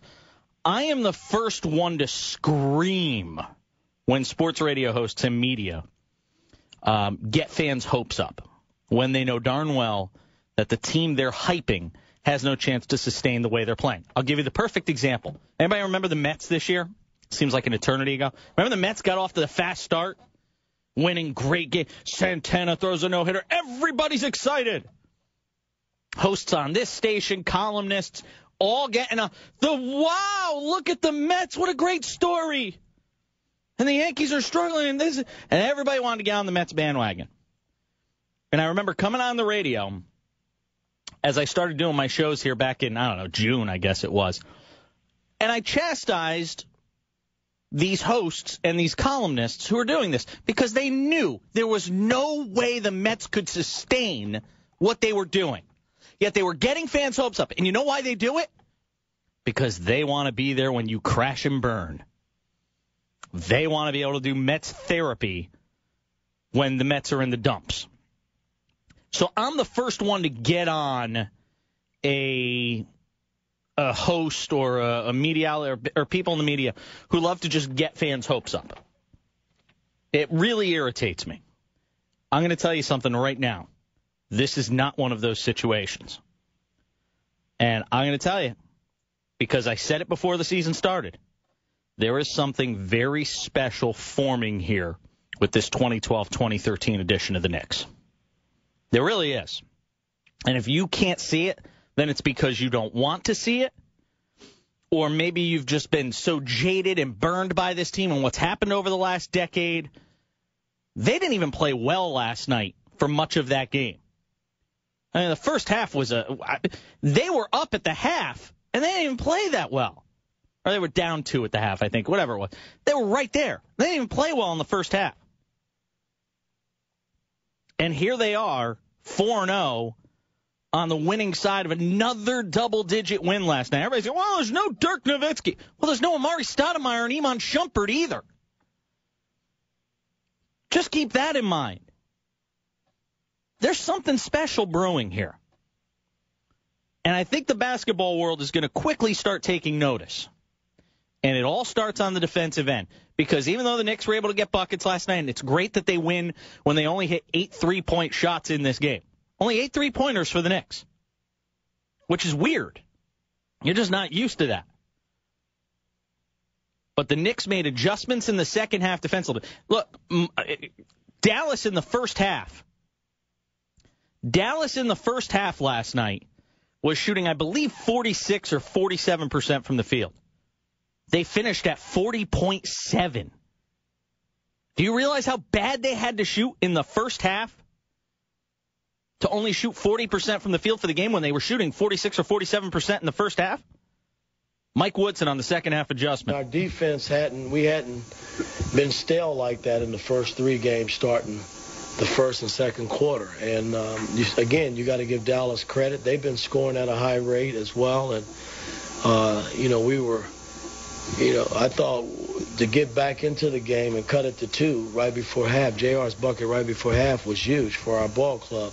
But we scrapped those last 2-3 minutes of the second quarter to get back in. We were down 9 to get back in the game. And then, guys kind of settled in when we started the third quarter, and our defense took over and brought it home for us. I think that is very aptly put by the head coach of the Knicks. Again, what his team did in the second half. 9 turnovers? I mean, single-digit turnovers in an NBA game. There's something special going on here. 800-919-3776. You could tweet at me as well. On Twitter throughout the whole show, I'll take your tweets at the back page if you are looking to tweet at me. It's kind of a play on the Jason Page thing. Yeah. Carmelo, again, 31 points last night, doing it on the defensive end. And the Knicks there's something with this Knicks team that is hard to put into words, but it's the combination, balance.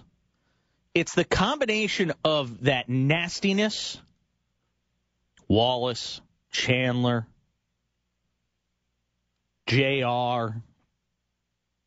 There's that combination of nasty and the ability to move the basketball around. What they're doing on the defensive end, it's impossible to understate what they're doing on the defensive end. But what they're doing on the offensive end, when they're at their best, in terms of moving the ball around, and it doesn't just have to be Carmelo Anthony, who had 31 last night, but he's getting help. Ronnie Brewer has been so consistent for this team early on. And who knew he could shoot the 3 ball as well as he has? Now Wallace is getting significant minutes. And look, we had Alan Hahn here in studio last Sunday. Yeah, we had Alan Hahn in studio here with us. And he said before the season started, Mike Woodson said J.R. Smith he thought was going to have a breakout season. And I have to be honest, I kind of scoff at it because it's hard to see a leopard changing its spots. And JR has been one way his entire career. And it's full throttle, one end of the floor, and that's the offensive side. Never met a shot he didn't like. And at times he's going to hurt you, and at times he's going to help you. Right now, he's been all help. And he's playing defense. He had 4 steals last night. I mean, look at what the Knicks did. 12 steals, 4 blocks. This is not an aberration, folks. 1 game, 2 games might be. 4 games in, it's no longer an aberration. There is a philosophical change in the way this team is going about playing basketball. And that is due to Mike Woodson. They don't give Coach of the Year after 4 games. But if they did, it'd be him.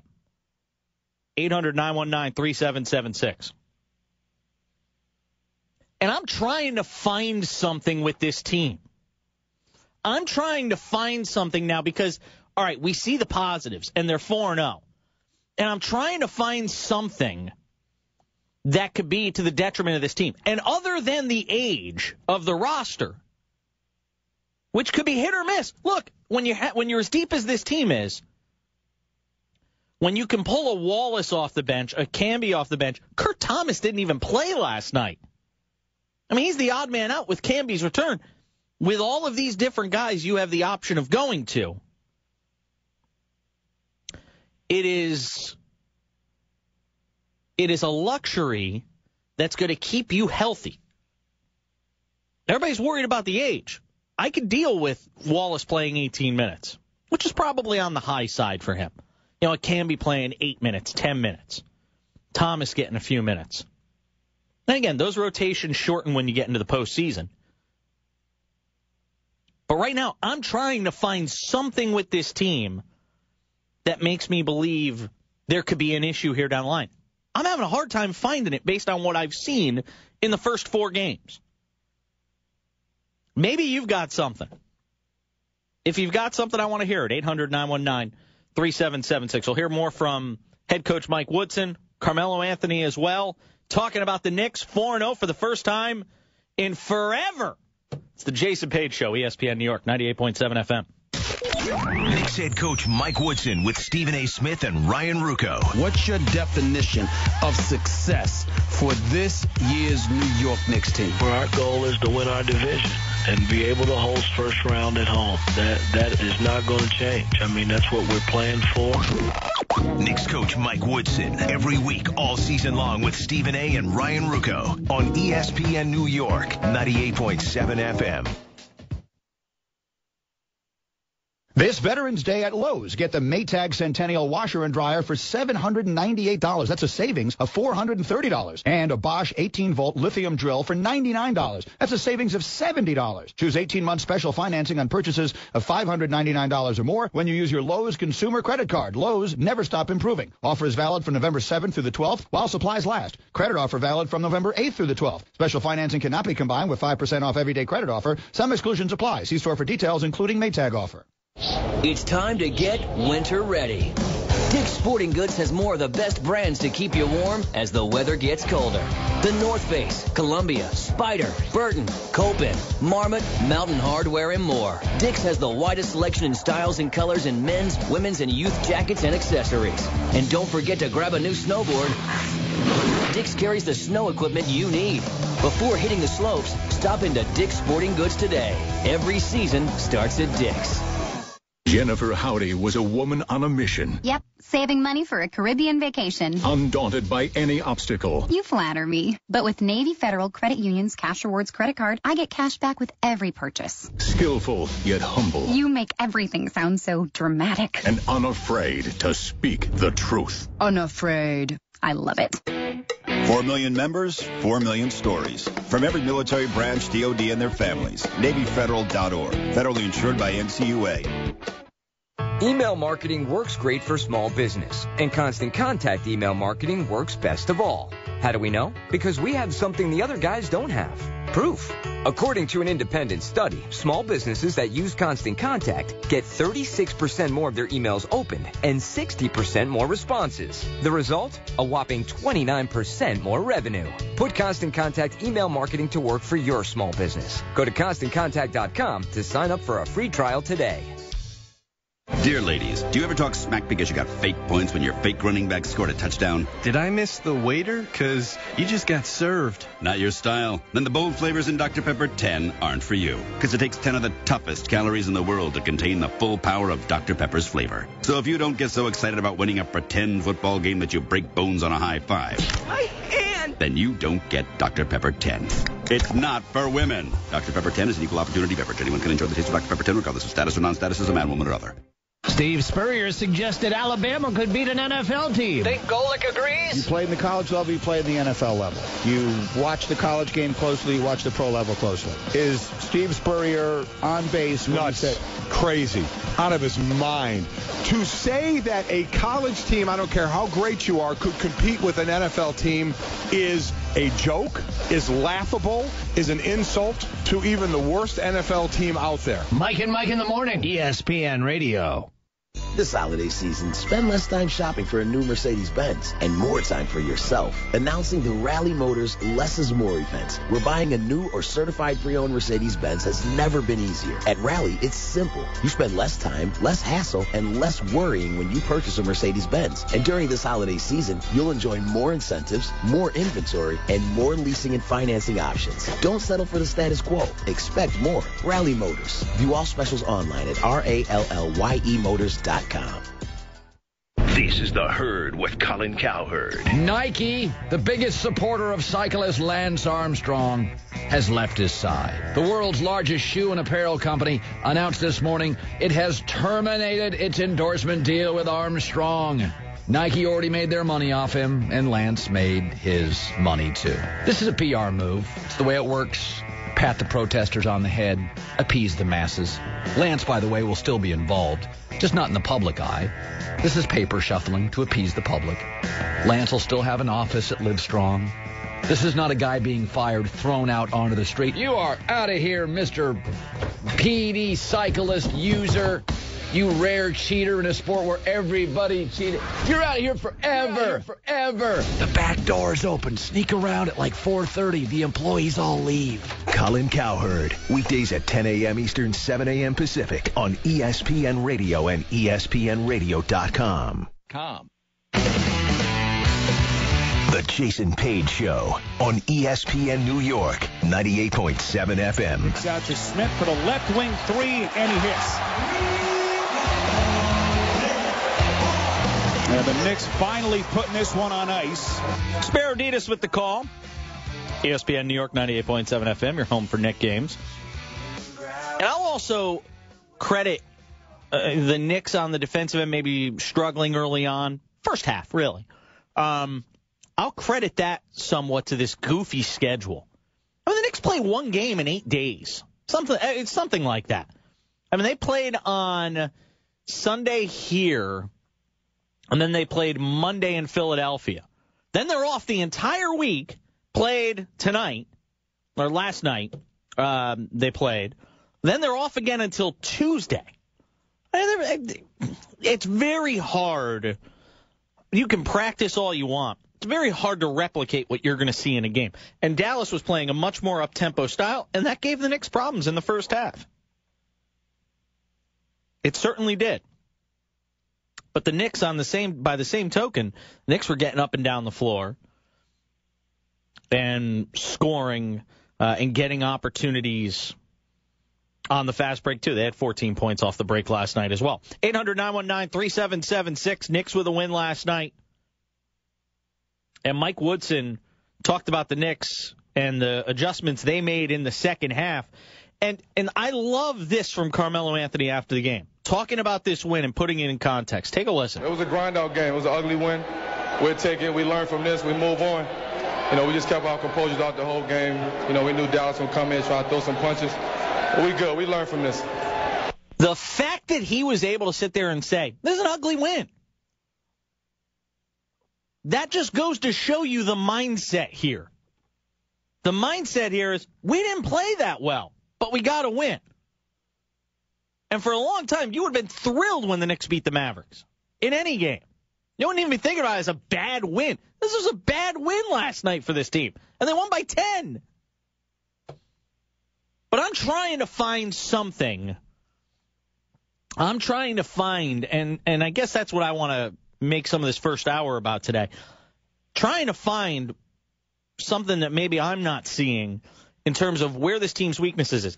And don't talk to me about age. That's an intangible. And as much as you might want to say that's a weakness, it's also part of the reason this team is 4-0.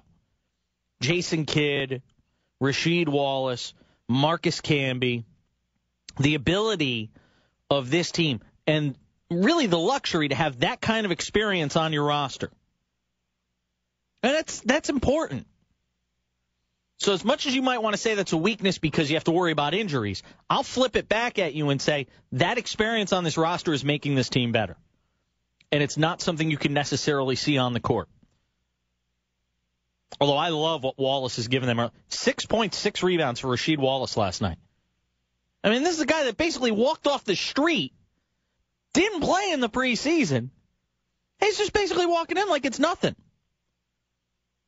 All right, let's get it started on the phones today. Let me go to Richard in Manhattan. He's on the Jason Page Show. Richard, good afternoon, actually. Hi, Jason. This is what I'd like to see from Amari Stoudemire. When he comes back, I'd like to see him become the kind of player that in the late 60s, early 70s, you had a guy named Paul Silas. This guy played 2 championship years with the Celtics, came off the bench, played 25 minutes a game. No plays were run for him. He played defense, and he rebounded, scored the ball on putbacks. Silas was but you're also talking about a guy who I think was a lot more physically imposing, I guess you would say. He was able to push guys around. Silas is still an imposing figure even now, and he's been retired forever. I don't know if Amari Stoudemire has that in him. Well, he can learn. He can transform himself to become. There have been many players who came off. I can name you 2 All-Stars, championship players, Hall of Famers. Early in their careers, they came off the bench. John Havlicek, Billy Cunningham. These guys were great ball players, but they waited their time. Now, Amari's got to do it in reverse. He can come back. This is if the team is playing well. Now, if he comes back and the team is something like 16-3 or 18-4, he's got to realize that he's no longer a big piece in the puzzle here anymore. I think the writing is on the wall, and I appreciate the call, Richard. I think the writing is on the wall. Amari Stoudemire is going to be coming off the bench for this team. I don't think you have to be a brain surgeon to figure that out right now. Watching the way this team has come together to figure out Amari Stoudemire is coming off the bench, whether he likes it or not. And he's going to have to accept that. And I think if he does, this suddenly starts to, and if he can and be a factor off the bench, there's just so many questions when it comes to Amari. And he really was killed by this, debridement procedure he has to have done, because he really worked hard in this offseason. Working with Olajuwon. You have a Wallace here who's a guy that can post up in the paint, and you started to see that a little bit last night. And that's something Wallace said in coming back, and I heard the guys on the broadcast last night talking about it on the TV side, talking about the fact that Wallace is basically got tired of sitting around in retirement. There's no low-post guys with their back to the basket anymore. There's no big men who post up back to the basket, a la Patrick Ewing in his heyday. Not that Rasheed Wallace is going to be that, but, that can back a guy in and shoot a little jump hook. There just isn't any of that anymore. The game isn't played that way. And I think Olajuwon working with Stoudemire is going to give the Knicks some more of that. And you think about this now. The Knicks are going 10 deep right now. They're playing 10 guys. Who's out when Shumpert comes back? Who's out when Stoudemire comes back? I mean, it's a luxury you love to have with Mike D'Antoni. You love to have that luxury. But he's going to have to make some did I say Mike D'Antoni? Mike Woodson. It's a luxury you love to have with Mike Woodson. But you're going to have to figure out a balance to get all these guys playing time and keep them fresh. Whose minutes get cut? Is Marcus Camby going to be playing? Who knows? I like Wallace. If you say whose minutes get cut, Wallace, Camby, or Kurt Thomas, Wallace has to be on the floor based on what I've seen in the first 4 games. Has to be on the floor. 800-919-3776. Let me go. I'm going to say it's Milan in Teaneck. Hopefully I'm saying your name correctly. Go ahead. Yeah, you said it correctly. How you doing, man? What's going on, my man? Great, man. Just got a couple of points, man. It's a real good topic we got going on here, man. I'm just saying, as a basketball fan from the New York Knicks for years, it's just an exciting time, and it feels a little bit different this time. I don't know. It just feels a little different. It's not like the same old Knicks for some reason. Oh, no, it's definitely not the same old Knicks. Yeah, I just had a few points. I just wanted to say I think Woodson is doing a great job, and I think that they're just playing for him. They're going through the brick wall for him, and they're really buying in. I wanted to say that touch on Len a little bit. I think Len is an okay player, but as a point guard, he needs too many shots to be effective. I think that's why he wouldn't work out here, because there's not enough shots for the point guard on the Knicks right now. They have a lot of scorers, and the point guard's job is I agree with that. Distribute and get the offense going. And Stoudemire and Shumpert coming back is a good problem to have. A lot of teams don't have that luxury. Woodson's just gonna have to do his job as a coach. And, find a few minutes for whoever needs to be playing at the time. Maybe different matchups, create different playing opportunities for different players.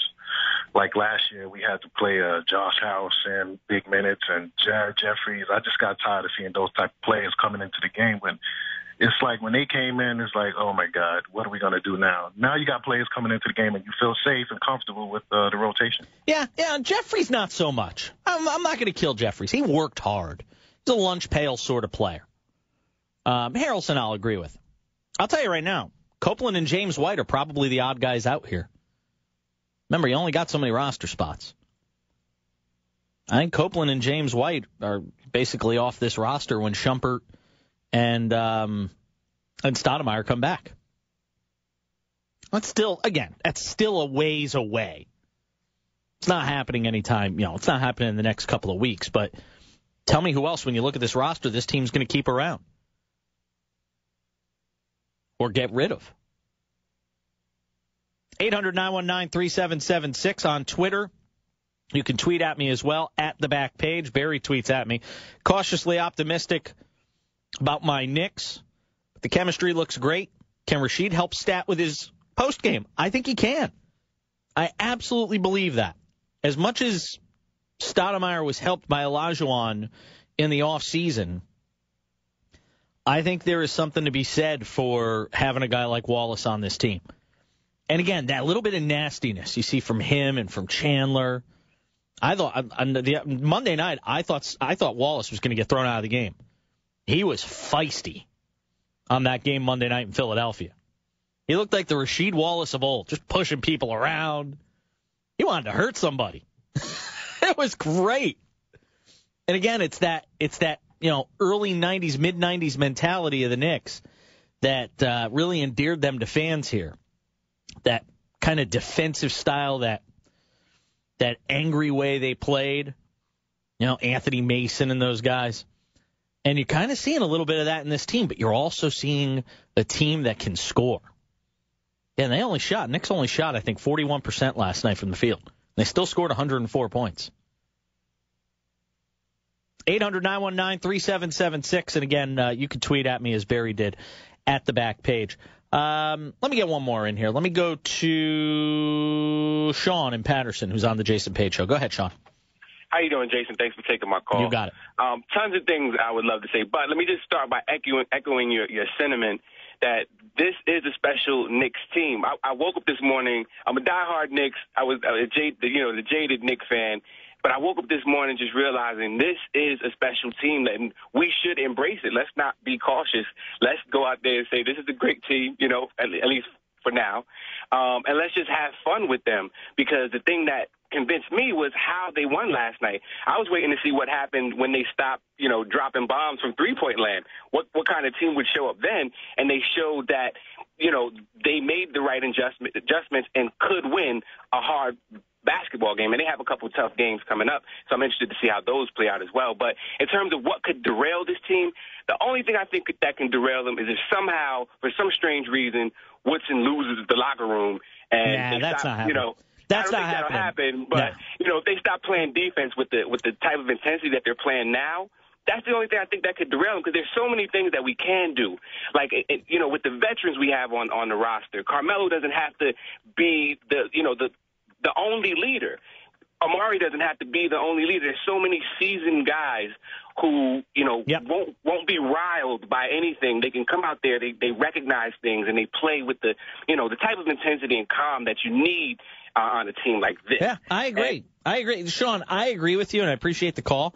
They're not, trust me, if there's one thing, this locker room's united. Now, look, you find out how united a locker room was when you start to lose games, which at some point in this season, this team will go through a spell like that. But when you can harken back on success, makes it a lot easier to go through those downtimes. And right now, this team is having that early success that later in the season, when they do struggle, inevitably, like every team does at some point during the year, they will have this to harken back on. It's the Jason Page Show, ESPN New York, 98.7 FM. Man, I'll never forget the day this cat came through the park. He sure didn't look like a player. We were all wrong. He was dishing and swishing till sundown. Who was this guy?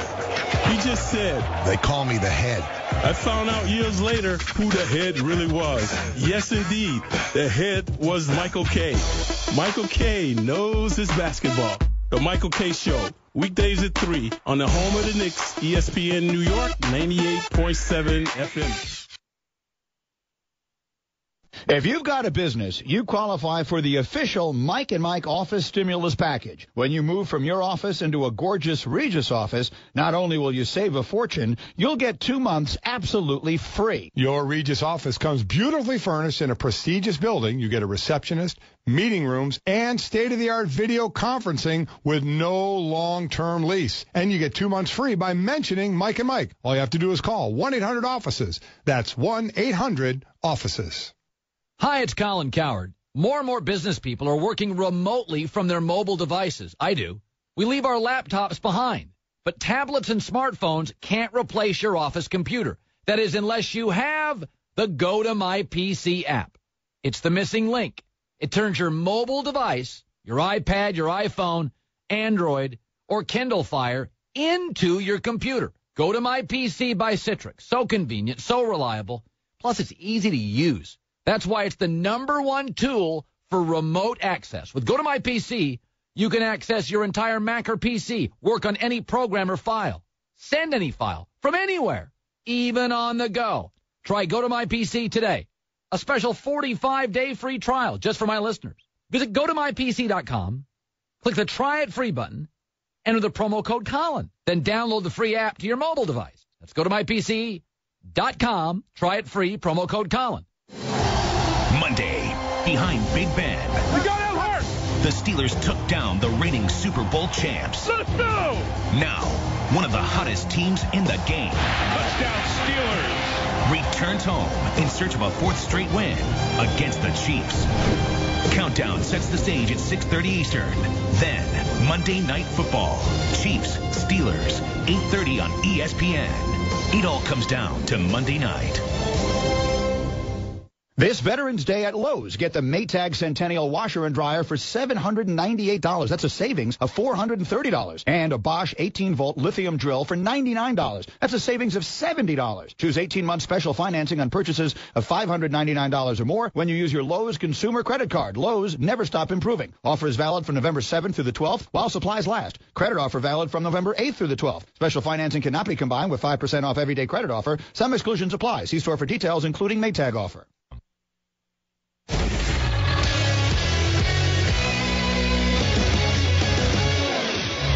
With your ESPN New York Sports Center, I'm Jason Page. Knicks a winner last night, 104-94 over the Mavericks, and Knicks will have a few days off after that win. First 4-0 start for New York since the start of the 1993-94 campaign. All 4 wins by double digits.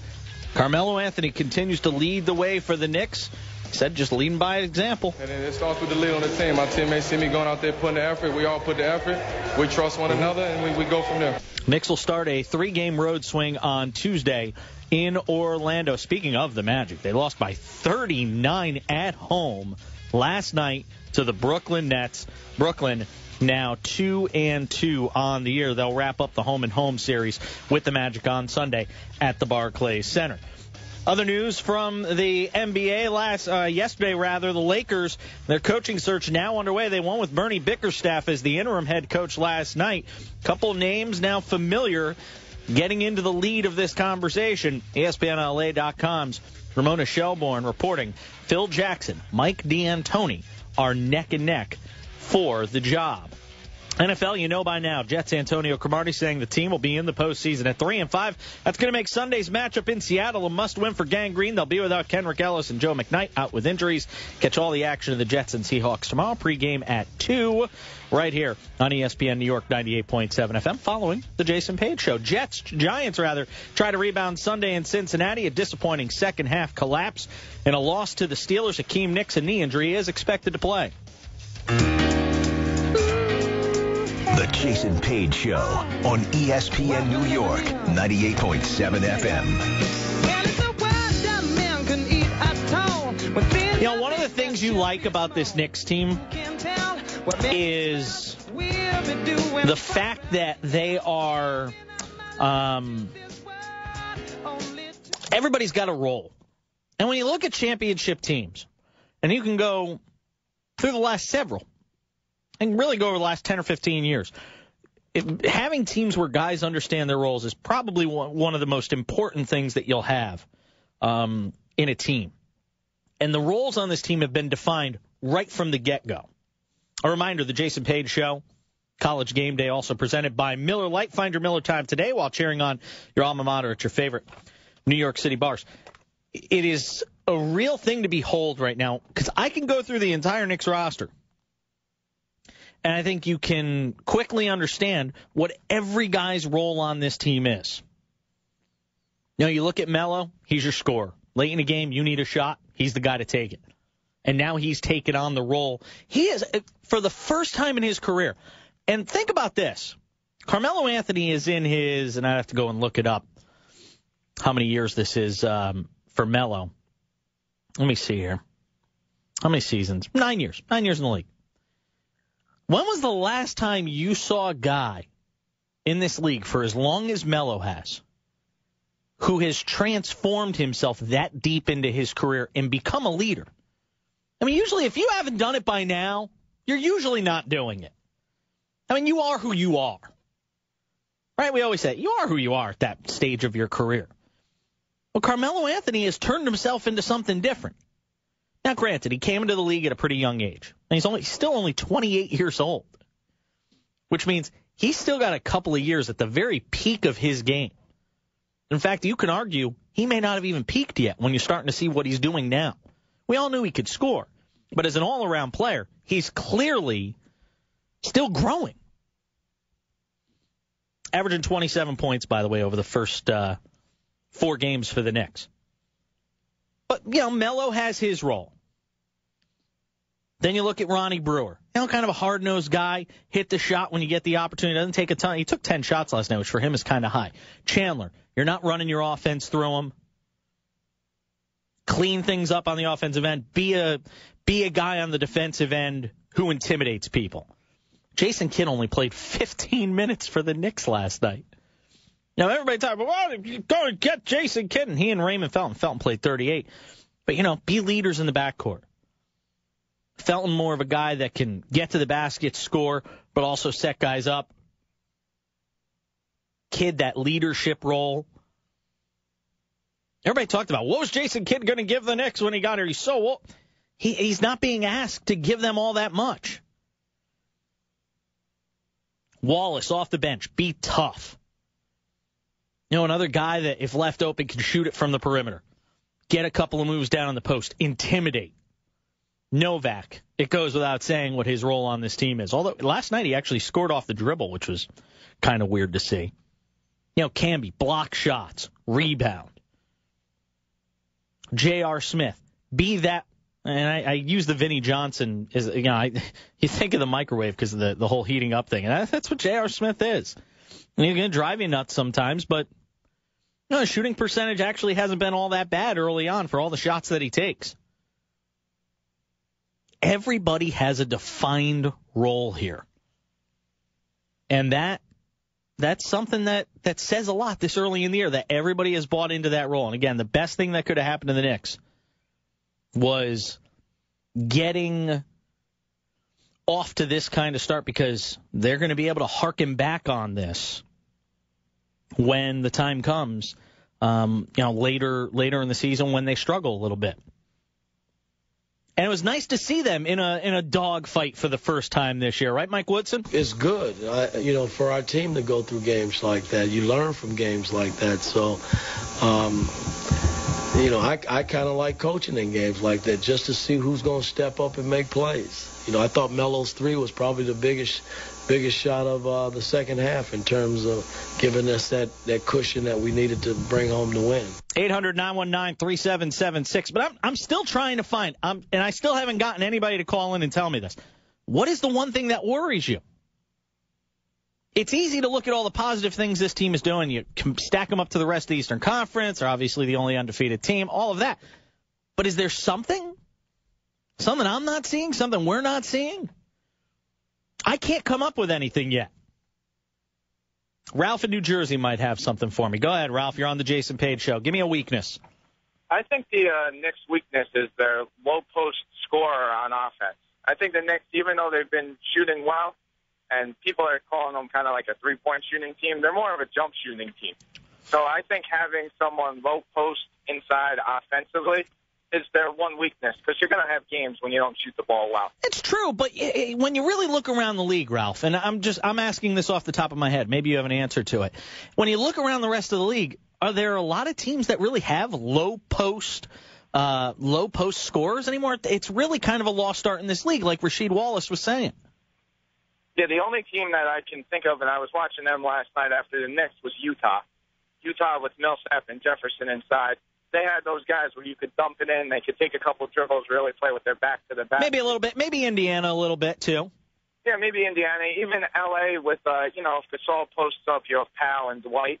But there's not, and you're right, the game is more open. But if I could think of one weakness, that's, to me, the thing that sticks out is what's going to happen when the jump shots aren't falling and you need some easy baskets. Well, last night was one of those nights where, again, they were only 8 of 22 from beyond the three-point line. And I accidentally hung up on one of our other calls. Sorry about that. Appreciate the call, Ralph. Last night was one of those nights where they struggled from the three-point line. They struggled from beyond the arc, and they still were able to score 104 points. Again, they only shot 41% from the field. Look, I'll give you something to be mildly concerned about. Team's not very good at the free throw line. Only 26 of 38 last night. I know they had a good night in Philly on Monday, but overall, free throw shooting hasn't been that great. And I know it's one of those things that nobody wants to talk about. It's not glamorous. There's nothing you could do about it. When I used to work in Connecticut, I used to always kill UConn because for as great a head coach as Jim Calhoun was, never had good free throw shooting teams, and I always just laughed at it. And it's one of those things that either you work at it or you don't. But the Knicks are not that good at the line, and they get to the line enough that you need to be able to convert there. This game isn't even close last night if the Knicks, make 6 or 7 more free throws, and that wouldn't have been an amazing percentage, but it would have been good enough that this game isn't even close late. All right, 800-919-3776, and again, you could tweet at me as well at the back page. I think it's time we start keeping score for something other than pro athletes playing in games. I'll explain next on the Jason Page Show, ESPN New York, 98.7 FM.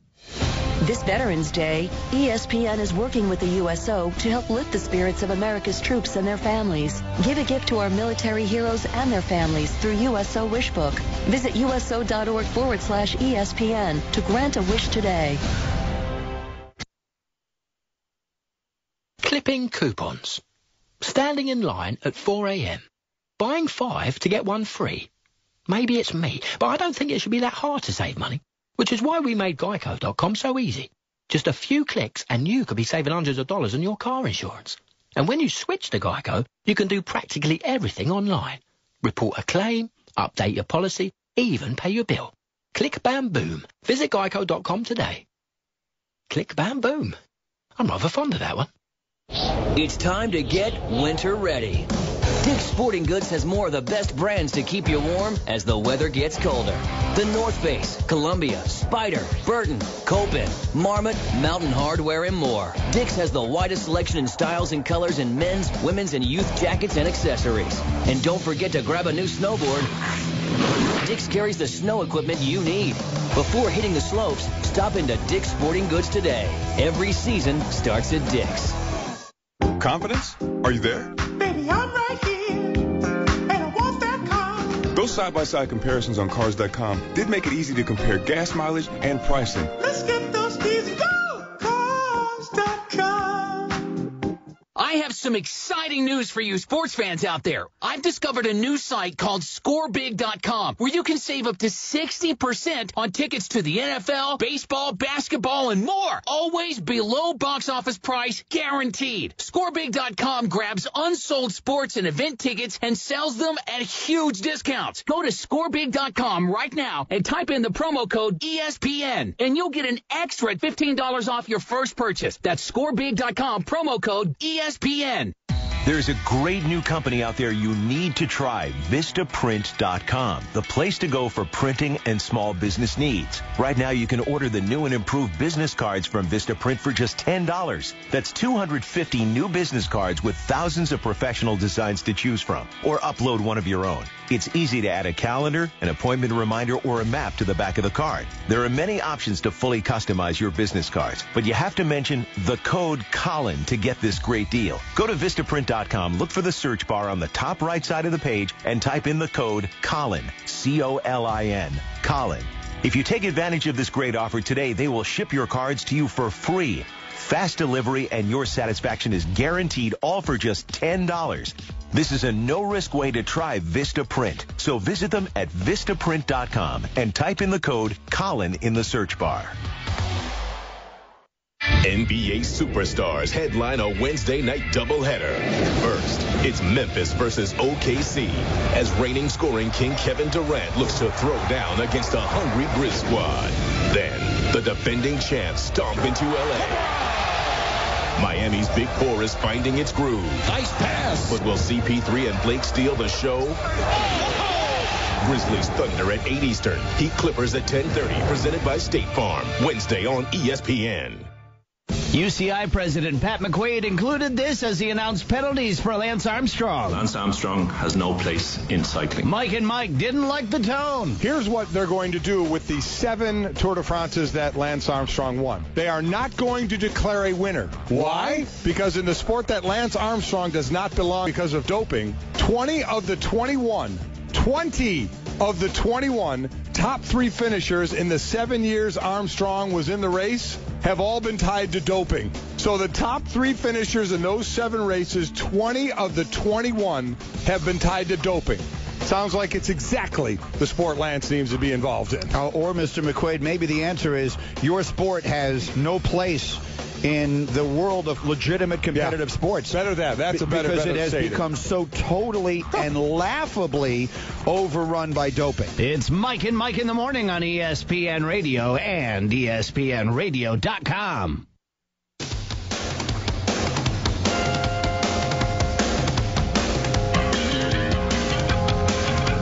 The Jason Page Show on ESPN New York, 98.7 FM. You know, we keep score for everything. I got another idea for what we could keep score for as well. This portion of the Jason Page Show is brought to you by Anheuser-Busch. Join 98.7 FM, ESPN New York, and Bud Light at the Nutty Irishman in Farmingdale tomorrow from 4 till 6 p.m. Watch all the action of the NFL and enjoy some Bud Lights. Come down and enter for your chance to win a VIP Gangrene grand prize. Run, don't walk. I think we keep score for everything in America, don't we, today? We keep score. Everything is winning and losing, yay or nay, up and down. And I think we should do the same when it comes to analysts, sports radio hosts, columnists. I think we should start keeping score. You know the show on ESPN, and this is not a shameless plug for Around the Horn, by the way, with the amazing Tony Reale. There's that show Around the Horn where they keep score about arguments that people have in sports. And it's kind of tongue-in-cheek, and they have some fun with it and all of that. But I think we should legitimately start doing it in sports radio, media, newspaper columnists, because I think it's time people be held accountable for some of the foolish things they say.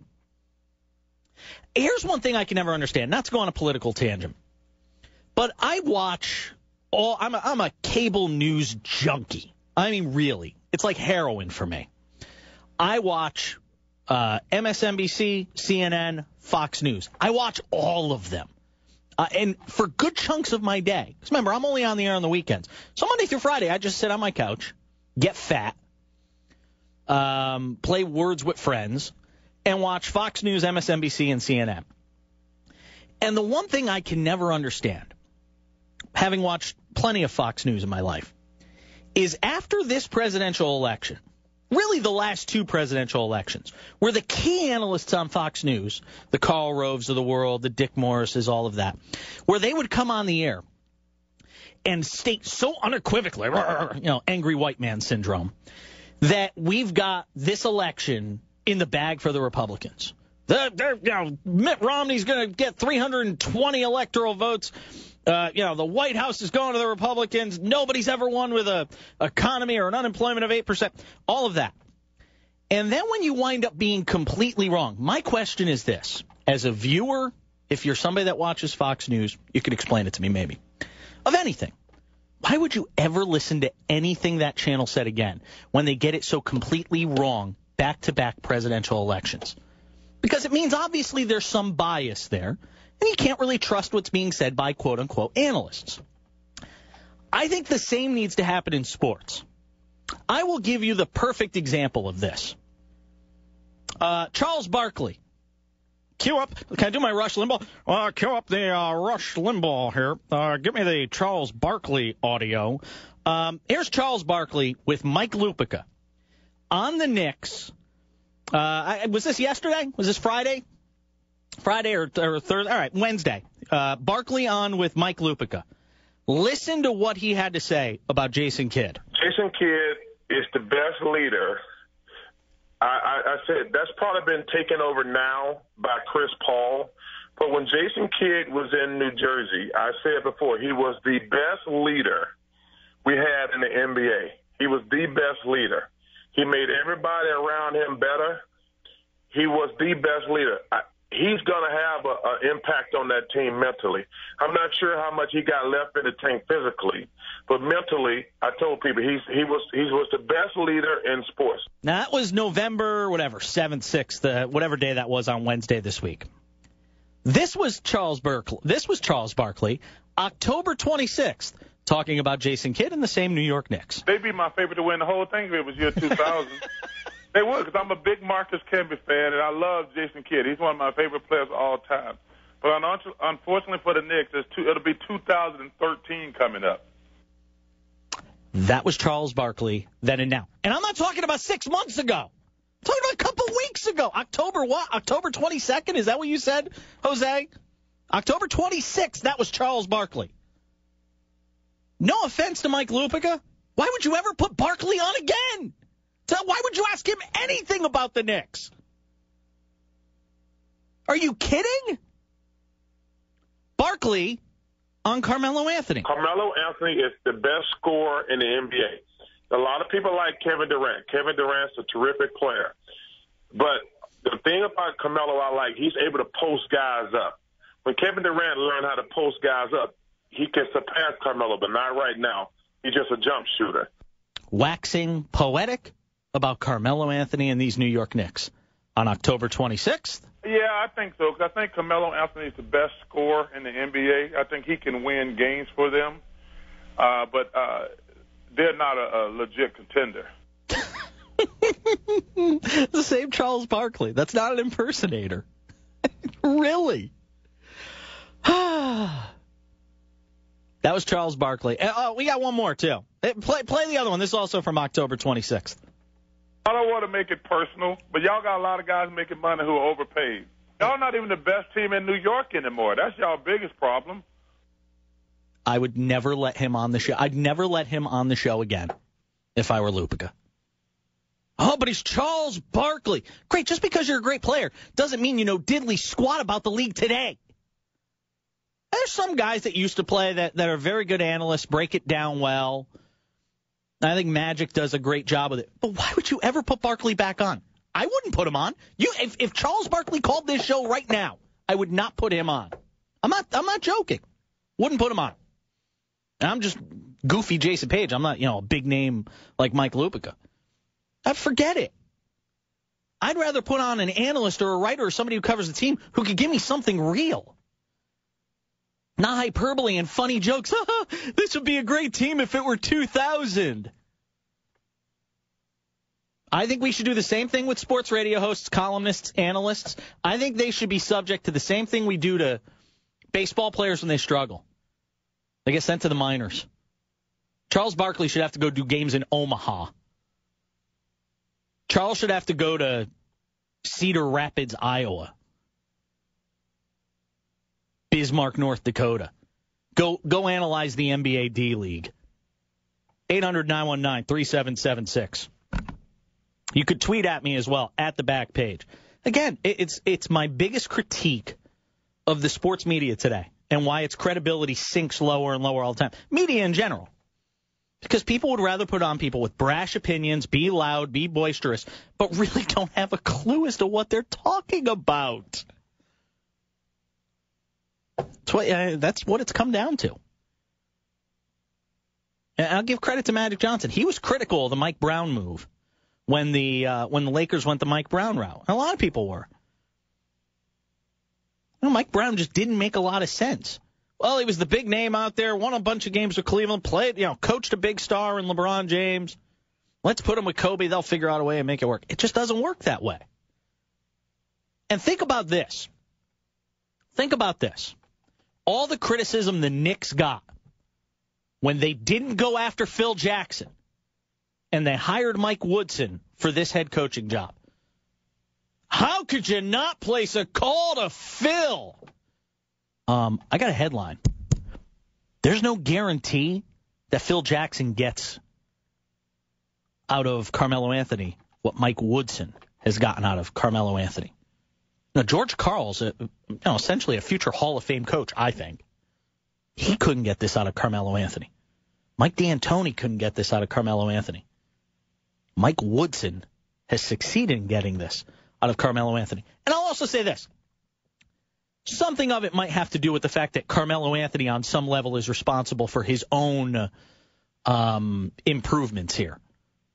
The idea that Anthony finally just got sick after 9 years of not being a contender or not having a chance to win a title. He watches LeBron win his first.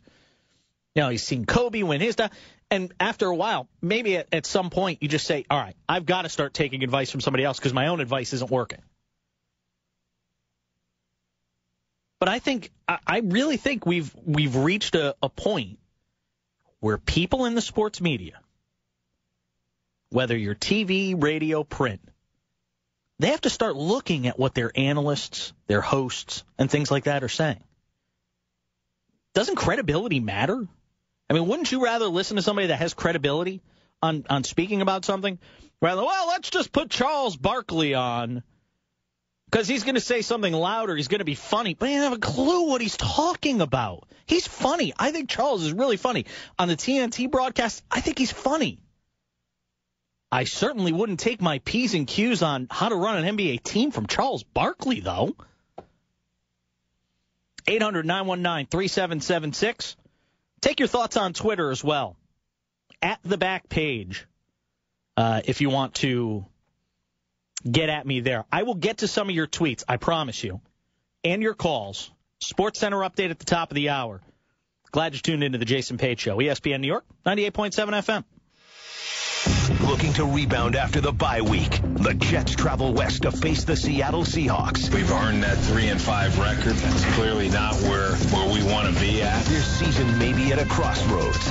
Which way will they go? We have work to do. I'm excited to get the guys back. I look forward to the second half of the season. Jets, Seahawks. Coverage gets underway Sunday at 2 on ESPN New York, 98.7 FM. This Veterans Day at Lowe's, get the Maytag Centennial washer and dryer for $798. That's a savings of $430. And a Bosch 18-volt lithium drill for $99. That's a savings of $70. Choose 18-month special financing on purchases of $599 or more when you use your Lowe's consumer credit card. Lowe's, never stop improving. Offer is valid from November 7th through the 12th while supplies last. Credit offer valid from November 8th through the 12th. Special financing cannot be combined with 5% off everyday credit offer. Some exclusions apply. See store for details, including Maytag offer. Hi, football fans. I think you'll agree that you've got to have great seats. And now it's even easier to pick the seats you want wherever you are thanks to StubHub's new mobile seat maps. They're the only interactive seat maps that let you search for NFL tickets by section and actually see the view from your seat, all from your mobile phone. How cool is that? So whether you're searching StubHub on your computer or your phone, it's easy to find the seats you want. Yet another reason thousands of fans use StubHub for their NFL tickets every Sunday. StubHub! Hi, it's Colin Coward, host of The Herd. More and more business people are working remotely from their iPad and iPhones, leaving their laptops behind, working lighter. I do. But the iPad and iPhone can't replace your office computer. That's unless you have Go to My PC app. It's the missing link. Turns your iPad and iPhone into your computer. With Go to My PC by Citrix, you can access your entire Mac or PC, work on any program, edit stuff, save any file from anywhere, even on the go, airport, cafe, right from your iPhone. Take care of any urgent request to edit a PowerPoint, update a spreadsheet, work on any file. Go to My PC, so convenient, reliable, easy to use. Sets up, by the way, in just minutes. Try Go to My PC today. A special 45-day free trial just for my listeners. Visit gotomypc.com, click on the Try It Free button, and enter the promo code Colin. Then download the free app to your iPad or iPhone. That's gotomypc.com, try it free, promo code Colin. For Hurricane Sandy donations, visit redcross.org or text Red Cross to 90999 to donate $10. WEPN FM, WEPN HD1, New York. ESPN Radio Sports Center. I'm Doug Brown, checking the top 25 college football scoreboard. Number 6, Florida, tied at 3 with Louisiana Lafayette late in the first quarter in Gainesville. In Columbia, 8th-ranked South Carolina leads Arkansas 7-0 in the second quarter. On ABC HD, it is 9th-ranked Louisville tied with Syracuse 10-10. That is early in the second quarter. Teddy Bridgewater has just thrown a 53-yard touchdown pass to Corvin Lamb for the Cardinals. Early second quarter in Austin, number 17 Texas leads Iowa State 14-0. David Ash throws for a 61-yard score to Mike Davis. Texas Tech leads Kansas 21-7 in the second quarter. Also second quarter, Rutgers and Army are tied at 7. And in the second quarter at the Big House, Michigan leads number 24 Northwestern 14-7. Thomas Rawls runs it in from 1 yard out for the Wolverines. Later today, it will be Notre Dame and Boston College. Notre Dame 9-0 because they've raised winning close games to an art form this season. 5 of their 9 wins coming by 7 points or fewer, 2 of them in overtime. The 4th-ranked Irish play at 2-7 Boston College tonight. Notre Dame coach Brian Kelly talks about the difference between this year's team and previous teams. We needed to take the next step in terms of how we played the game. We didn't play consistently. And I felt like that consistency was about that mental and physical toughness. So we ramped it up in the preseason camp. We needed to spend more time going against each other, being more physical. Our practices were longer, all in the hope to develop more physical and mental toughness. Boston College has a history of beating unbeaten Notre Dame teams. They did it in 1993 and again in 2002 late in the season. Notre Dame at Boston College is on ABC HD at 8 p.m. Eastern. Also coming up today in the SEC, number 1 Alabama back home in Tuscaloosa to face 15th-ranked Texas A&M. Aggies coach Kevin Sumlin is still looking for Alabama weaknesses. You know, they're confident. They've got, you keep looking. I told somebody the other day, I went from room to room looking for something. They're a complete football team. They're well coached, and they're talented. There's a reason why you're the number 1 team in the country. An Alabama win would clinch the SEC West and put the Tide into the conference championship game. The Lakers are contacting their former coach, Phil Jackson, and former Knicks and Suns coach, Mike D'Antoni.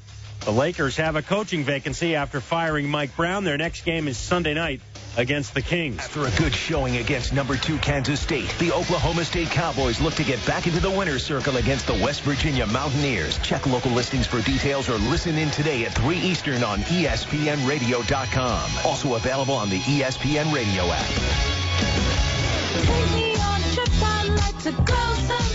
The Jason Page Show on ESPN New York, 98.7 FM.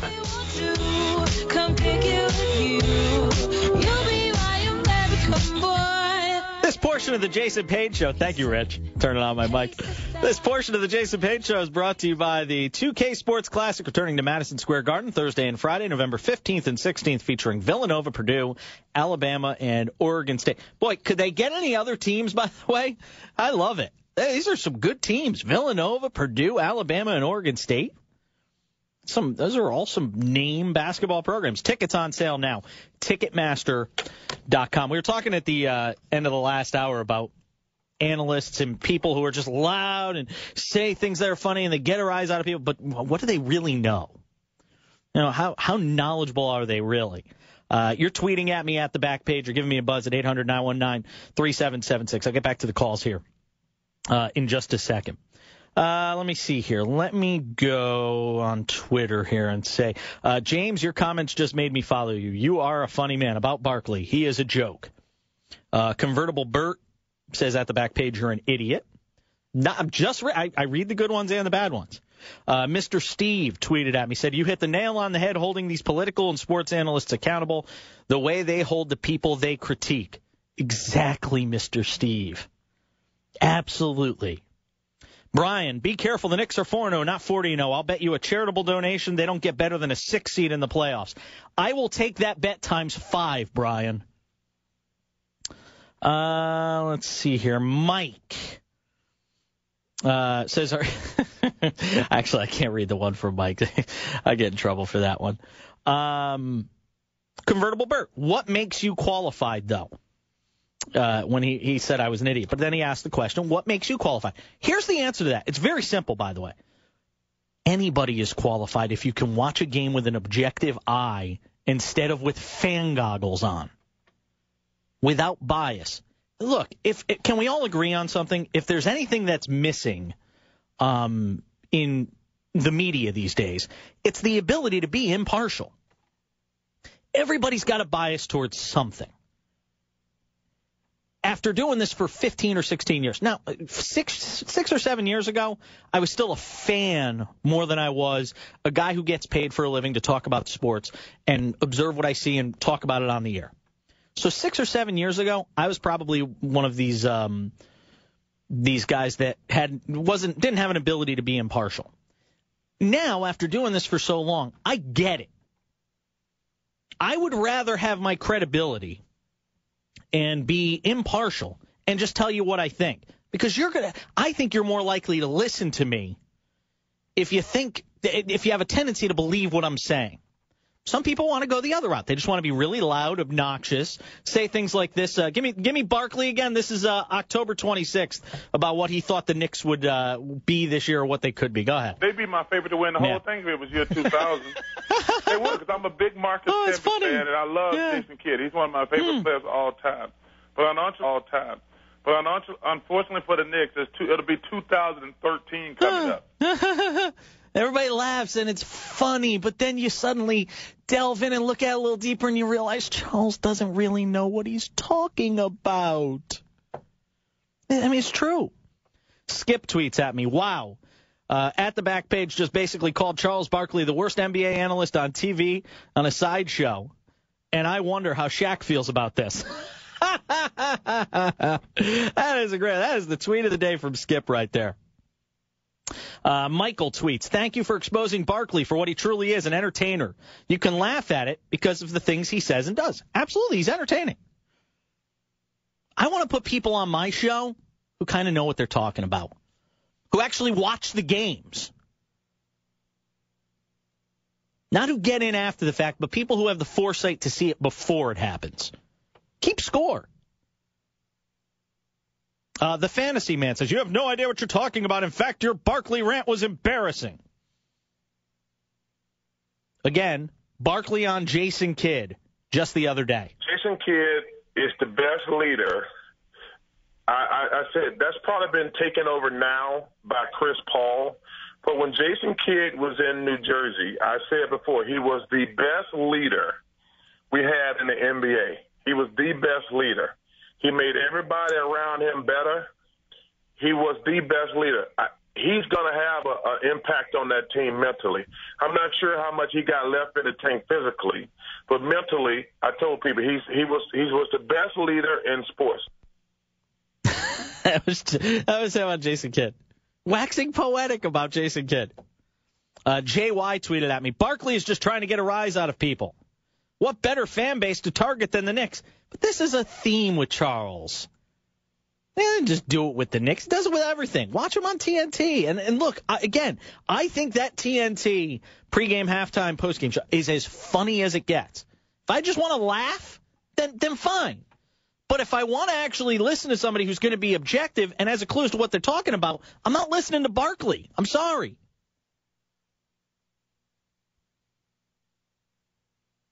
Got Frank Last tweet, and then I'll get to the calls here at 800-919-3776. Frank tweeted at me.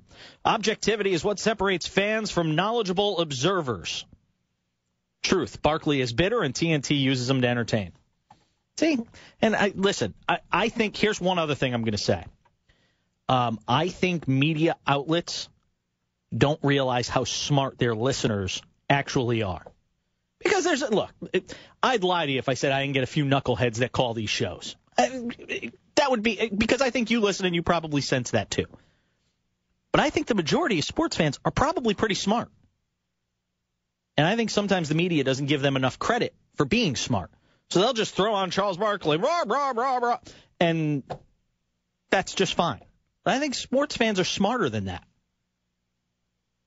Let me go Ansel in Maplewood, who joins us. I hope I'm saying his name right. Ansel, you're on the Jason Page Show. Go ahead. I'm Barkley. Yes, hi, Jason Page. This is a first-time caller to any sports radio station in the United States of America. And I listened to you, and I was driving, and I listened to you. And I said, you know what? Jason Page, go to the head of the class.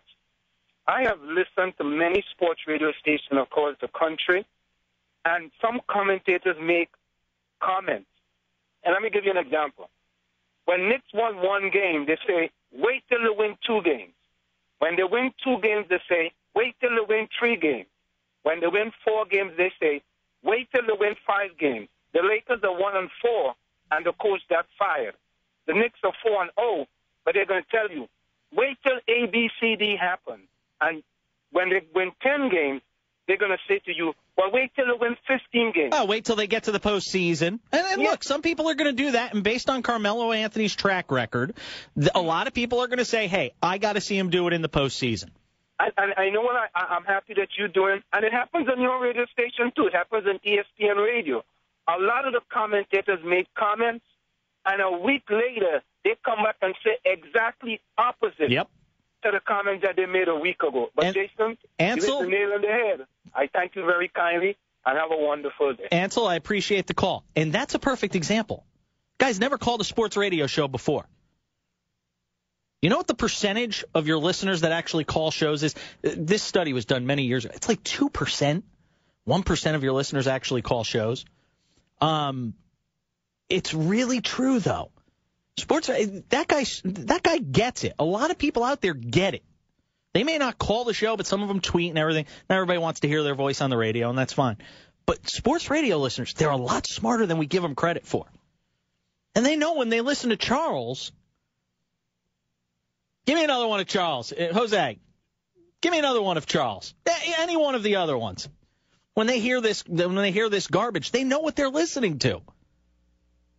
Yeah, I think so, because I think Carmelo Anthony is the best scorer in the NBA. I think he can win games for them, but they're not a legit contender. He said they're not even the best team in New York. And I don't know what Mike Lupica said in response to that, but my response to that would be Charles, are you out of your mind? And I would have said that, and I was saying that before the season started. And look, I think the Nets have good years yet to come. I really do. You know, I like the young nucleus. What were you saying, Jose? I like the young nucleus with the Nets for the future. But to say they're going to be better than the Knicks this year? Are you crazy? I mean, are you out of your mind? What kind of credibility can I give you if you say something like that? This is the other one from Charles. I don't want to make it personal, but y'all got a lot of guys making money who are overpaid. Y'all not even the best team in New York anymore. That's y'all biggest problem. Man, really? This guy's got a network analyst job. Wow. I wouldn't have him analyze my grocery list. The Jason Page Show, ESPN New York, 98.7 FM. This Veterans Day, ESPN is working with the USO to help lift the spirits of America's troops and their families. Give a gift to our military heroes and their families through USO Wishbook. Visit USO.org/ESPN to grant a wish today. It's time to get winter ready. Dick's Sporting Goods has more of the best brands to keep you warm as the weather gets colder. The North Face, Columbia, Spider, Burton, Copen, Marmot, Mountain Hardwear, and more. Dick's has the widest selection in styles and colors in men's, women's, and youth jackets and accessories. And don't forget to grab a new snowboard Dick's carries the snow equipment you need. Before hitting the slopes, stop into Dick's Sporting Goods today. Every season starts at Dick's. Leslie French was hunkered down for a fight. I was just at the dealership looking for a car. Lured in by the enemy. No, it was pretty cordial, but I did need a car loan fast. There was no time. I called Navy Federal Credit Union. A really nice guy approved me for a loan on the spot. Great rate, too. Victory was hers. Well, a convertible was mine. 4 million members, 4 million stories. From every military branch, DOD, and their families. NavyFederal.org. Federally insured by NCUA. Email marketing works great for small business, and Constant Contact email marketing works best of all. How do we know? Because we have something the other guys don't have. Proof. According to an independent study, small businesses that use Constant Contact get 36% more of their emails opened and 60% more responses. The result? A whopping 29% more revenue. Put Constant Contact email marketing to work for your small business. Go to ConstantContact.com to sign up for a free trial today. There are holidays, and then there's Footballiday, only from Coors Light. It's the iron-fisted holiday where true-blooded fans tackle Rocky Mountain cold refreshments every game. Because every game is a reason to celebrate. Only from Coors Light, the world's most refreshing beer. Enter the Footballiday sweepstakes. Complete rules and your chance to win at CoorsLight.com/Footballiday. No purchase necessary. Must be 21. Begins 9/1, ends 11/30. With great beer comes great responsibility. Coors Brewing Company, Golden, Colorado. Dr. Pepper's changing lives again with a one-of-a-kind opportunity, the Dr. Pepper tuition giveaway. So go to drpepper.com and tell us why you could use some of that tuition. Like Yvonne Padilla Rodriguez. A year ago, she was struggling to pay her tuition. Now she's got $100,000 from Dr. Pepper to help her realize her dreams. What do you want to change in the world? Go to drpepper.com and upload your video. No purchase necessary. You could win up to $100,000 in tuition. So if you want to make a difference, grab an ice-cold Dr. Pepper and head to drpepper.com. Dr. Pepper, always one of a kind. Hi, it's Colin Coward. More and more business people are working remotely from their mobile devices. I do. We leave our laptops behind. But tablets and smartphones can't replace your office computer. That is, unless you have the Go to My PC app. It's the missing link. It turns your mobile device, your iPad, your iPhone, Android, or Kindle Fire into your computer. Go to My PC by Citrix. So convenient, so reliable. Plus, it's easy to use. That's why it's the #1 tool for remote access. With Go to My PC, you can access your entire Mac or PC, work on any program or file, send any file from anywhere, even on the go. Try Go to My PC today. A special 45-day free trial just for my listeners. Visit gotomypc.com, click the Try It Free button, enter the promo code Colin, then download the free app to your mobile device. That's gotomypc.com, try it free, promo code Colin.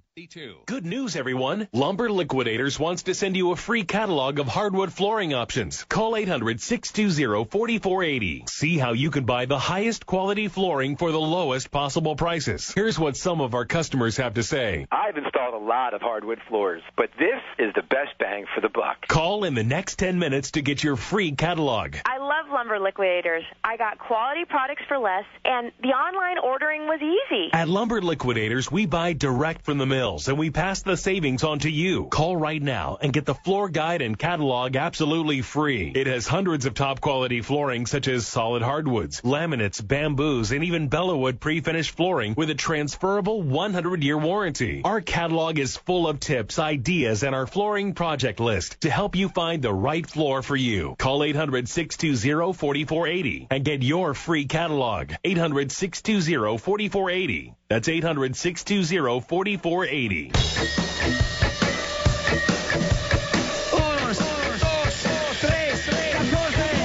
The Jason Page Show on ESPN New York, 98.7 FM. All right, 800-919-3776. Joey tweeted at me at the back page. Barkley is a clown, hasn't done anything halfway decent since Space Jam. It's actually pretty funny. Again, I think Charles is entertaining. Let me say that. But again, I want to be informed. I want, somebody to make me think a little bit differently, somebody who can get outside the box a little. And Charles, hey, look, he's funny, but I mean, how much real analysis is he giving you? You know the kind of things I would ask Charles? I would ask Charles. I'd ask Chuck Rock questions about, things having to do with inside the game, playing, trying to relate to different things maybe at the position that he played. Those are the sorts of things I think you might be able to get to with Charles. But asking him to analyze what he's watching on the court, asking him essentially to do a GM's job, forget it. 800-919-3776. We're all about agreement and dissent. Frank in New Jersey disagrees with my take on Barkley. I'll let him explain why. Go ahead, Frank. I was not that I necessarily disagree with you. I think that you're absolutely right in that, the media needs to be neutral in their perspective. But with this, we all take Barkley for what he is. He was a great player during his time, and he definitely has his own perspective. What I slightly disagree with you is I think, he didn't necessarily contradict himself in what he said. Particularly on the Jason Kidd topic. I think he was a big supporter of Jason Kidd. I think he disagreed with their move to bring him in, but he did say that as a great leader, he would add mentally to the team, not necessarily in a physical aspect. So I think he does have some stability there. He did show the same perspective over time.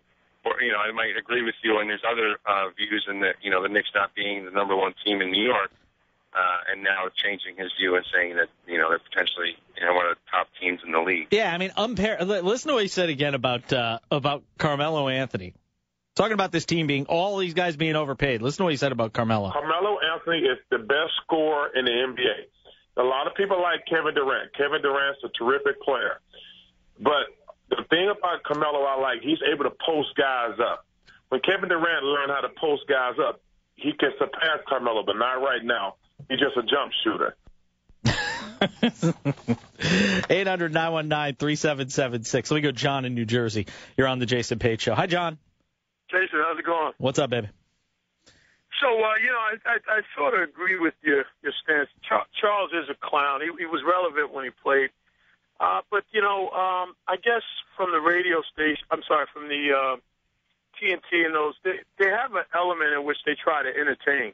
And I guess it makes him relevant because he played and he's a Hall of Fame and blah, blah, blah. So I hear your point, but I think that they market the audiences based on some level of entertainment as well as – he's not a serious journalist. Even while he played, he raced the referee and then he kissed him on the head. This guy was a pure entertainer. He was always animated throughout his whole career, fighting, et cetera. This is who he is. Is he an analyst that you take serious and he's going to give you some facts? No. He's been put in that position to to entertain folks that are at home and they're watching a game and they want to chuckle during the game. He's no one serious. He's no one he's no one like that. And then here's the thing. I appreciate the call. Then don't call him an analyst. Call him an entertainer. That's what he is. He's an entertainer. He's the dancing bear. That's what Charles Barkley is. He's the dancing bear. Fine, call him that. I'll give you another example. Kenny Smith is excellent. I think Kenny's really good at what he does. Matter of fact, I think one day Kenny could wind up being a front office guy if he wanted to. I think Kenny Smith is fantastic. And you sit him next to Barkley, and I can only imagine at times I'd love to be inside Kenny Smith's head when Charles is speaking. Matter of fact, I think I might create a Twitter handle, Inside Kenny's Head, because I would love to know what Kenny Smith is thinking when he's sitting there next to Barkley and he says these things. Michael tweets, Barkley has his audience. Not all sports fans want X's and O's or analysis. They want foolishness, jokes, and to see dunks. I agree. I think, and again, from an entertainment standpoint, I think he's entertaining. Him and Shaq together, funny stuff. Call it what it is then. I'm not bringing him on to give me a valid opinion on the Knicks. Again, let's just start. I wish we could keep score on analysts the way we do on athletes and games and the way we keep score with that stuff. I wish we could keep score on these things. Fact check them the way we do people in politics. I think it'd be great. 800-919 3776. Let me go to Jay in New Jersey on the Jason Page Show. Go ahead, Jay. Hey, what's up, Jason? You're a breath of fresh air. First-time caller. Thank you. Listen, Charles Barkley is a clown. He drives me nuts, and even some of the analysts from your show, Stephen A. Smith, all these guys talking about how the Nets are the best team in New York on paper. We don't even know yet if they're going to even join up to be a great squad like everybody plans for them to be. They didn't make the playoffs last year. The Knicks did. And this year we still have a better record, and people are still saying they're the better team in New York. I think that's ridiculous. But I'm glad to hear you standing up for my New York Knickerbockers. Appreciate the call. Look, if people have opinions and they back it up with facts and they're proving they're watching the games, sometimes you get it wrong. I'll be the first to admit there's times I've gotten it wrong, and I'll come on the air and say it when I got it wrong, by the way.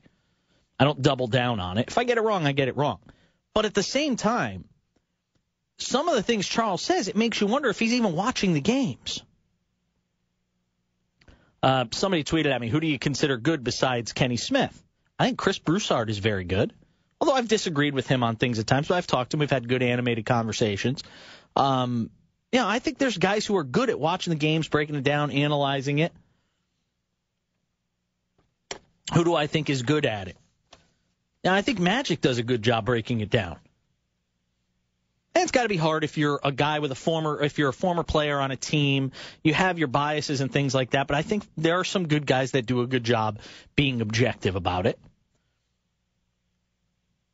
800-919-3776. On Twitter, you can tweet at me, as always, at the back page. If you've got a weakness on the Knicks, I want to hear it as well.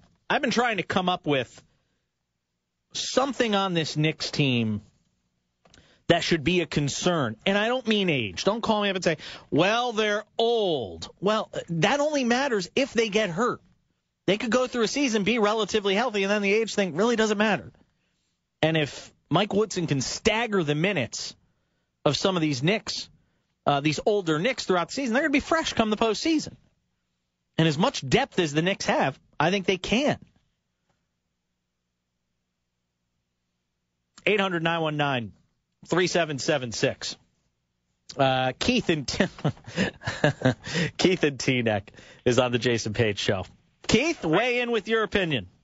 How you doing, Jason? I think you are hypocritical. Okay, tell me why. All right. So basically you just said that we shouldn't listen to Charles because his analysis is wrong. Is that correct? I don't even think it's educated analysis. How's that? I'll even go a step further and say I don't even think his analysis at times is educated. I think it's just in an attempt to be funny sometimes. He'll say the things he says. The first thing you played was what? You said, or Charles said, that he would not pick this team to go all the way. Now, what is incorrect about that? The Knicks haven't won a championship since the 70s. Keith, wait a second. Keith, he said they're not even the best team in New York. They may not be. Oh, stop it, Keith. Come on. Based on what? How far into the season are we? 4 games, but wait a second. What did you know about the Nets who won 22 games last year? What did you know about the Nets? You can't judge someone. You can't judge Charles' analysis based on 4 games. You can't judge the Knicks based on 4. I'm not judging 4 games in a row before. Keith, sure. Keith, with all due respect, Keith, hang. Like for the last 10 years, what's been going on? Nothing. A whole lot of nothing. Why wouldn't I be jaded? I'm with Charles on this 100%. We got to just wait and hold back and see what happens. Yeah, the problem is, and I understand what you're saying, it's not just one thing. It's not just one thing Charles says. Go watch TNT. I mean, he's, again, very funny, very entertaining. But I wouldn't take my basketball analysis from Charles Barkley. Sorry, I just wouldn't. Well, I fly him in a couple days a week to Atlanta to go do the games on TNT, and you wouldn't put him on a broadcast as an analyst.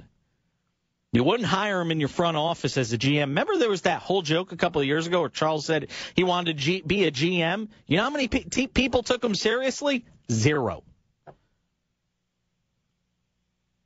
0. He called this whole group an overpaid group of players.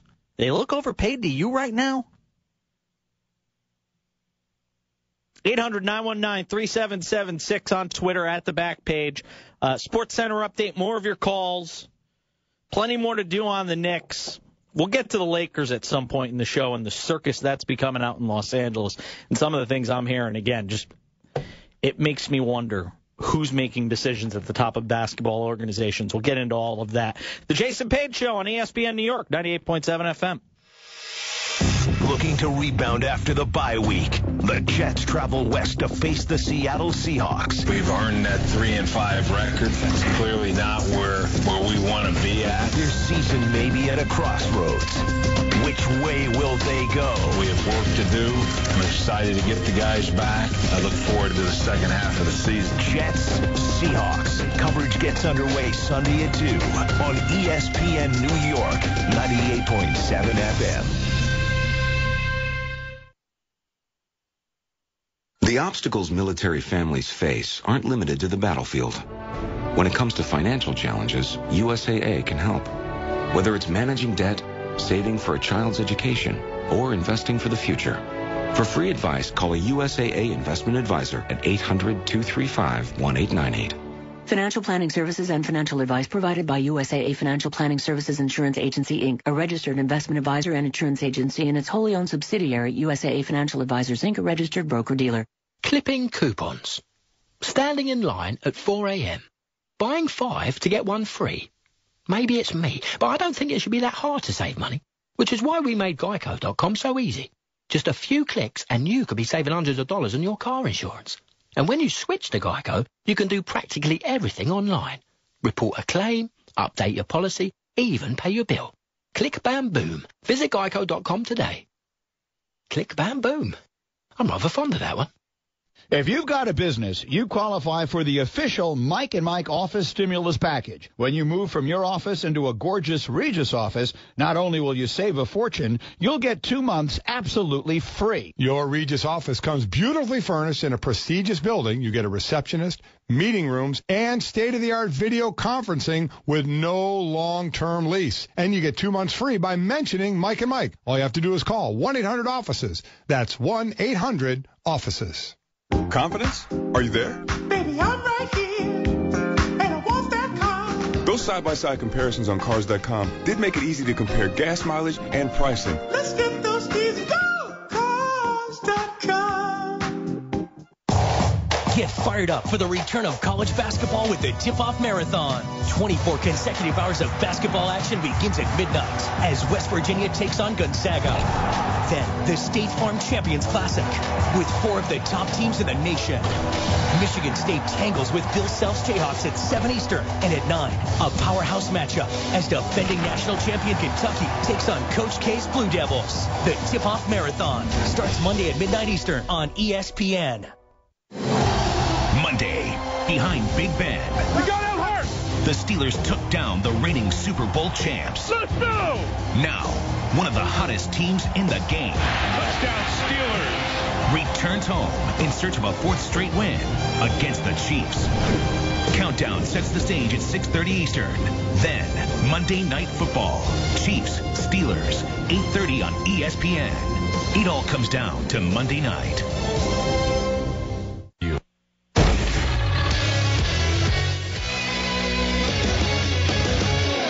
I'm Jason Page, this ESPN New York Sports Center. Knicks a few more days off now after a win last night over the Mavericks. First 4-0 start for New York since the start of the 93-94 campaign. All 4 wins by double digits. They are the only unbeaten team remaining in the NBA.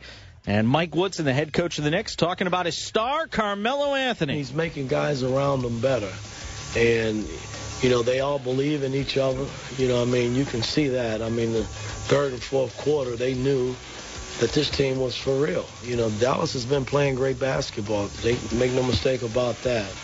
And I thought the third quarter they came out and made a conscious effort to really lock in defensively, and it carried right on into the fourth quarter. And and we were able to secure a win. They'll start a 3-game road swing on Tuesday in Orlando, will the Knicks. Speaking of the Magic, they lost by 39 at home last night to the Brooklyn Nets, who are now 2-2. They'll wrap up the home and home with the Magic on Sunday at the Barclays Center.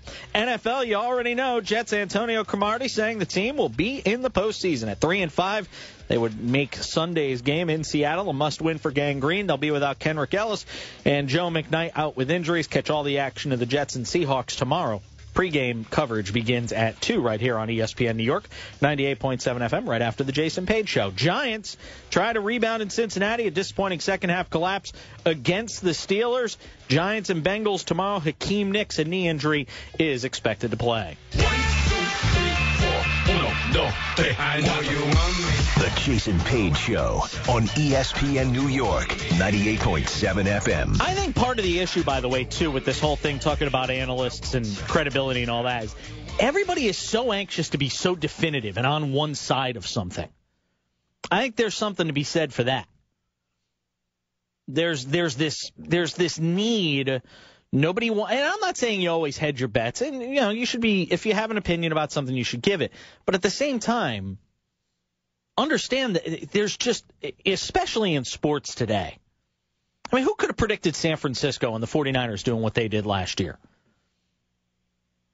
The Giants' 2 Super Bowl runs. Was there anything more improbable than the Giants' 2 Super Bowl runs, considering where they were at varying points during those seasons?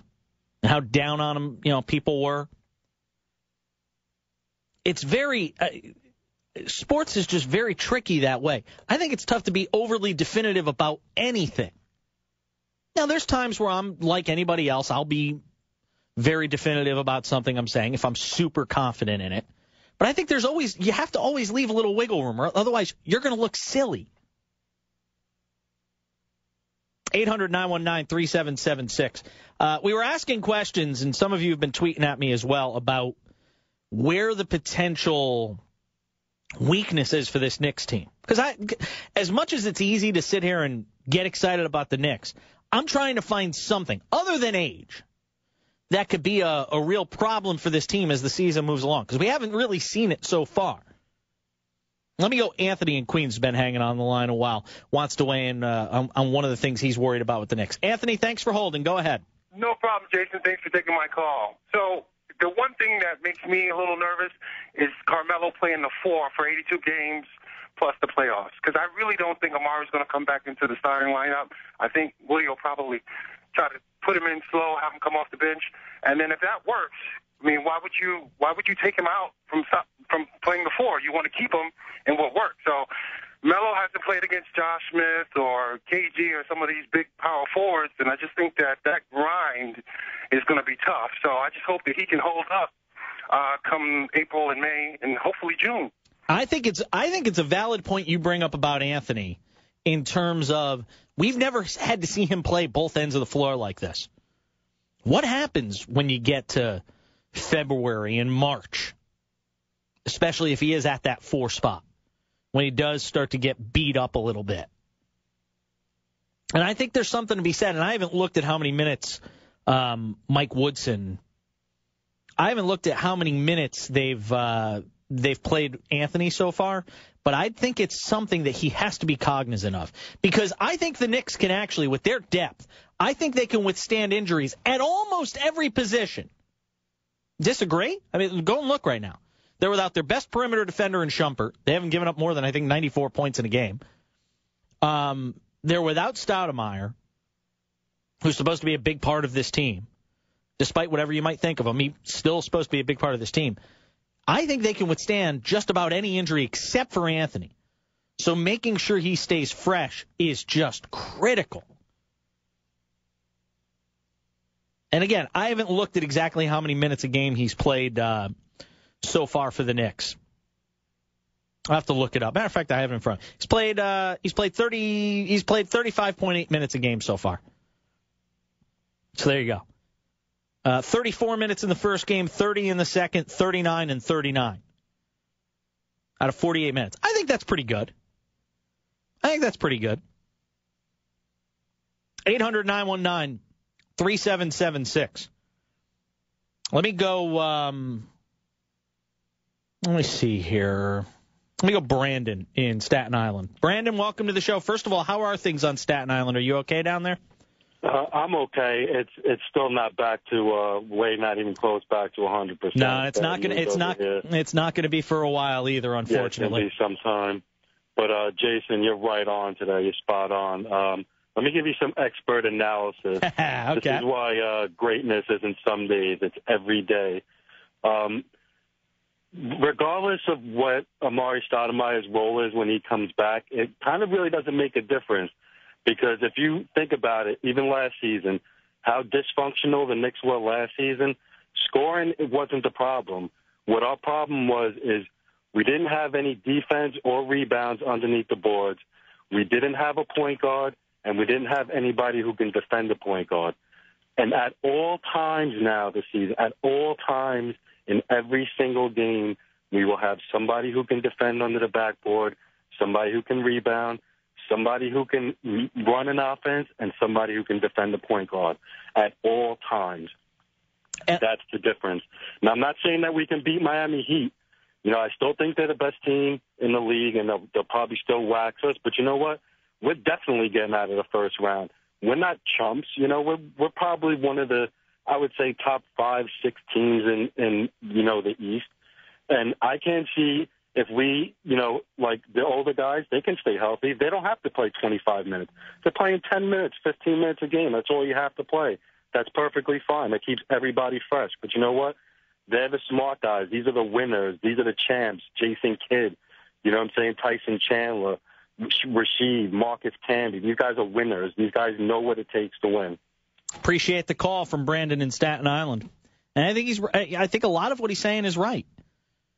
The only thing about that I don't want to say I'll disagree. My concern with Stoudemire is if he's coming off the bench, how effective can he be playing in spurts? How effective will his game be, offensively and defensively, if he's not on the floor for 35 minutes? If he's only playing 22 to 25 minutes a game, how effective can he be?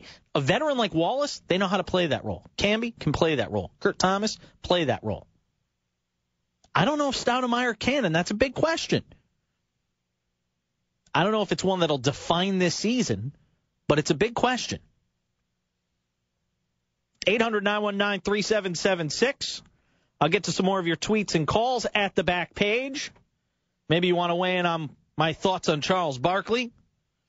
Somebody said I'd be crazy if I didn't want to take Charles Barkley's call to be on this show. I wouldn't do it. I would not accept his call to be on this show. Because I've already explained why. Not going to rehash that. We'll get to more of your calls and tweets as we roll along, and we'll break down a little bit of where the Knicks stand in terms of the Eastern Conference and the NBA as a whole, as well as we roll along. Jason Page Show, glad you've tuned in on this Saturday afternoon. ESPN New York, 98.7 FM. Jets head coach Rex Ryan, weekly on the Michael K. Show. What's the deal with Mark, in your opinion? Hasn't been very consistent. You know, we've had some great games from him. Maybe, there's been parts in games when it hasn't been as good, obviously. But I think you'd say that not just to Mark Sanchez, but to our football team. And those are things you got to work on, and those are things we are working on.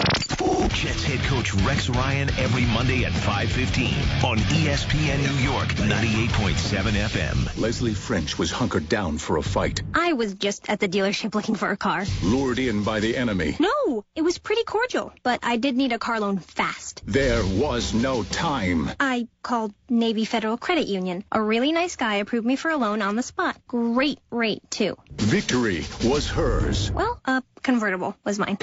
4 million members, 4 million stories. From every military branch, DOD, and their families. NavyFederal.org. Federally insured by NCUA. I got it made. I got it made fresh at Subway. Breakfast made the way I say. More and more people are opening their eyes every morning to a Subway breakfast. Goodbye, pre-made. Hello, custom-made. Exactly the way I say. Like a tasty steak, egg white, and cheese on toasty flatbread. Ooh, with extra jalapenos, please. No, I want mine with red onions. Done and done. Whatever you want. You so got it made. Subway. Eat fresh. Subway. At participating restaurants. This Veterans Day at Lowe's, get the Maytag Centennial washer and dryer for $798. That's a savings of $430. And a Bosch 18-volt lithium drill for $99. That's a savings of $70. Choose 18-month special financing on purchases of $599 or more when you use your Lowe's consumer credit card. Lowe's, never stop improving. Offer is valid from November 7th through the 12th while supplies last. Credit offer valid from November 8th through the 12th. Special financing cannot be combined with 5% off everyday credit offer. Some exclusions apply. See store for details, including Maytag offer.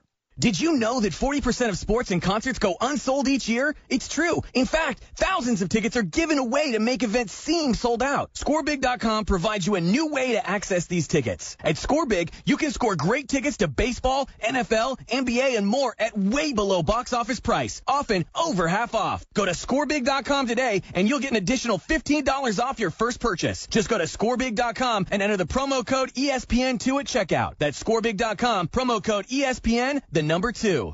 This holiday season, spend less time shopping for a new Mercedes-Benz and more time for yourself. Announcing the Rally Motors Less is More events, where buying a new or certified pre-owned Mercedes-Benz has never been easier. At Rally, it's simple. You spend less time, less hassle, and less worrying when you purchase a Mercedes-Benz. And during this holiday season, you'll enjoy more incentives, more inventory, and more leasing and financing options. Don't settle for the status quo. Expect more. Rally Motors. View all specials online at RALLYEmotors.com. NBA superstars headline a Wednesday night doubleheader.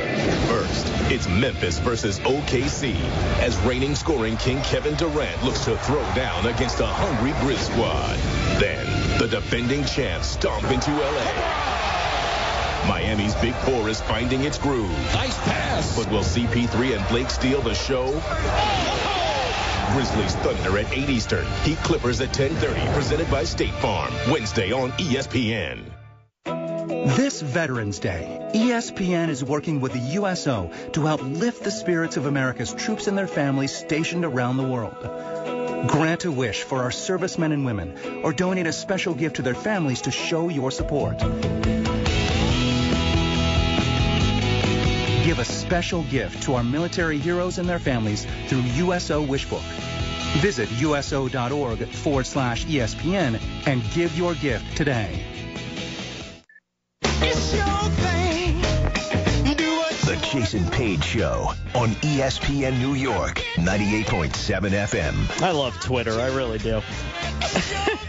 The Jason Page Show and College Game Day presented by Miller Lite. Find your Miller time. Miller time.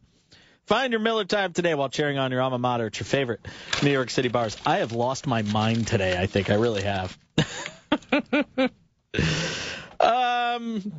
I've got so many tweets to get to. We'll continue to hit them up. I got one here from let me see here, from Kasim, who says, Jason, man up and take Chuck's call.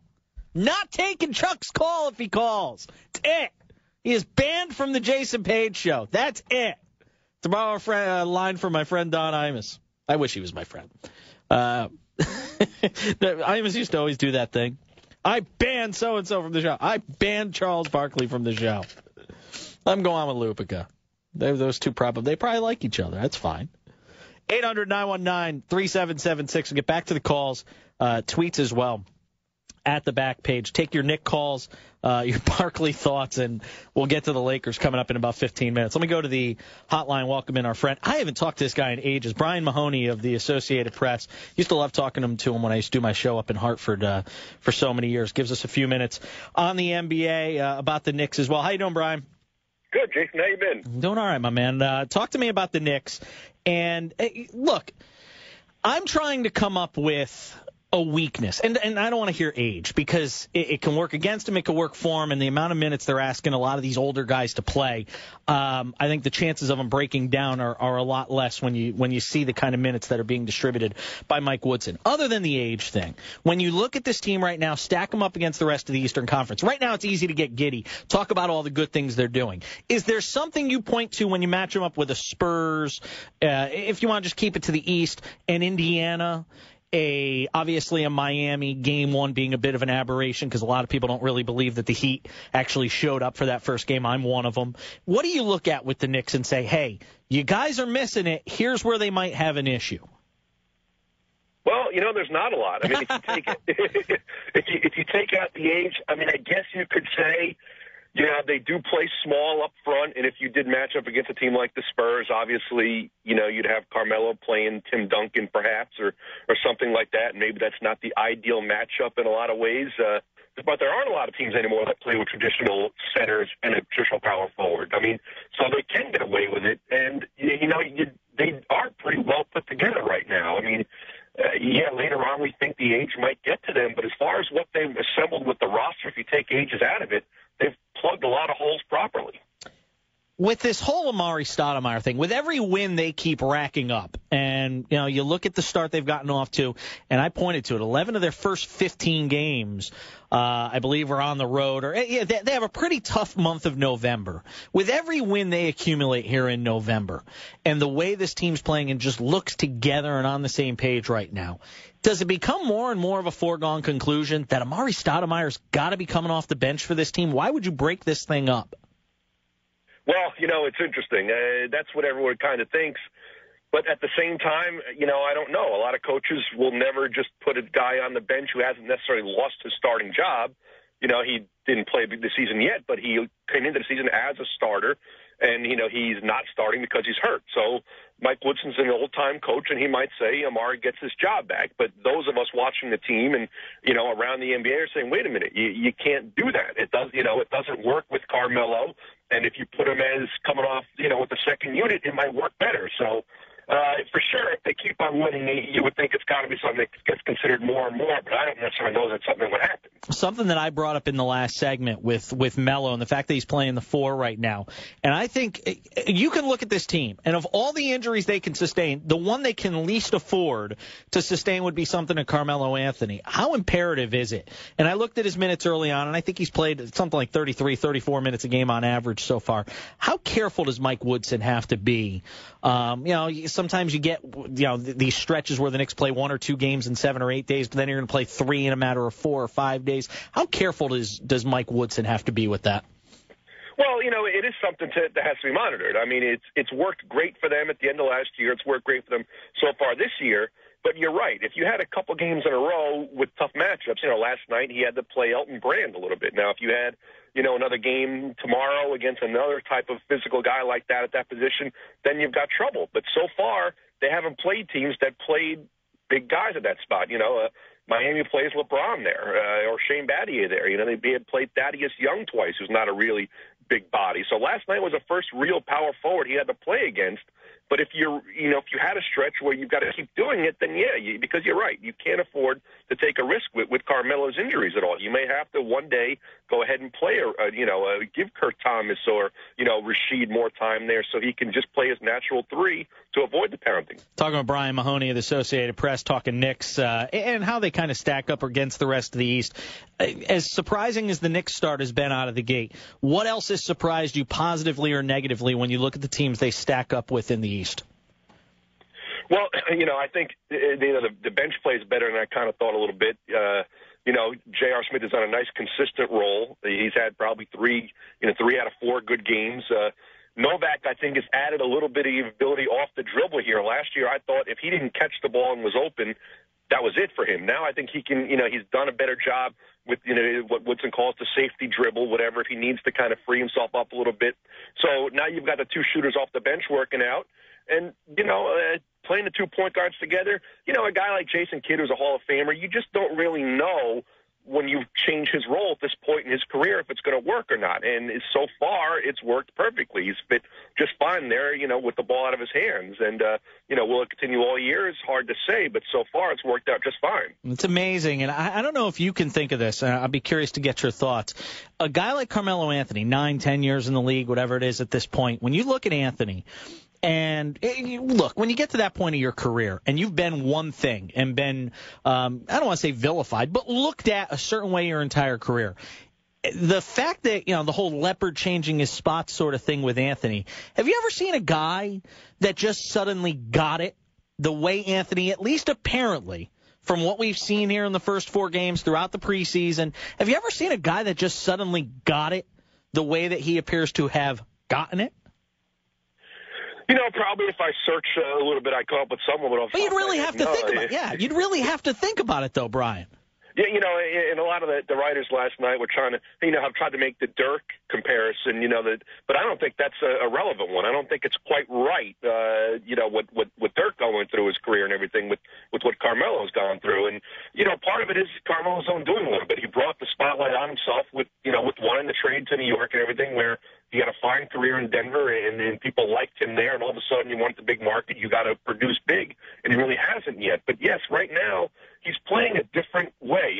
He's willing to sacrifice his position. He's playing out of position. He's defending probably better than he's ever defended consistently, and he does look like, if you want to say the light went on, whatever it is, it's happening for him right now.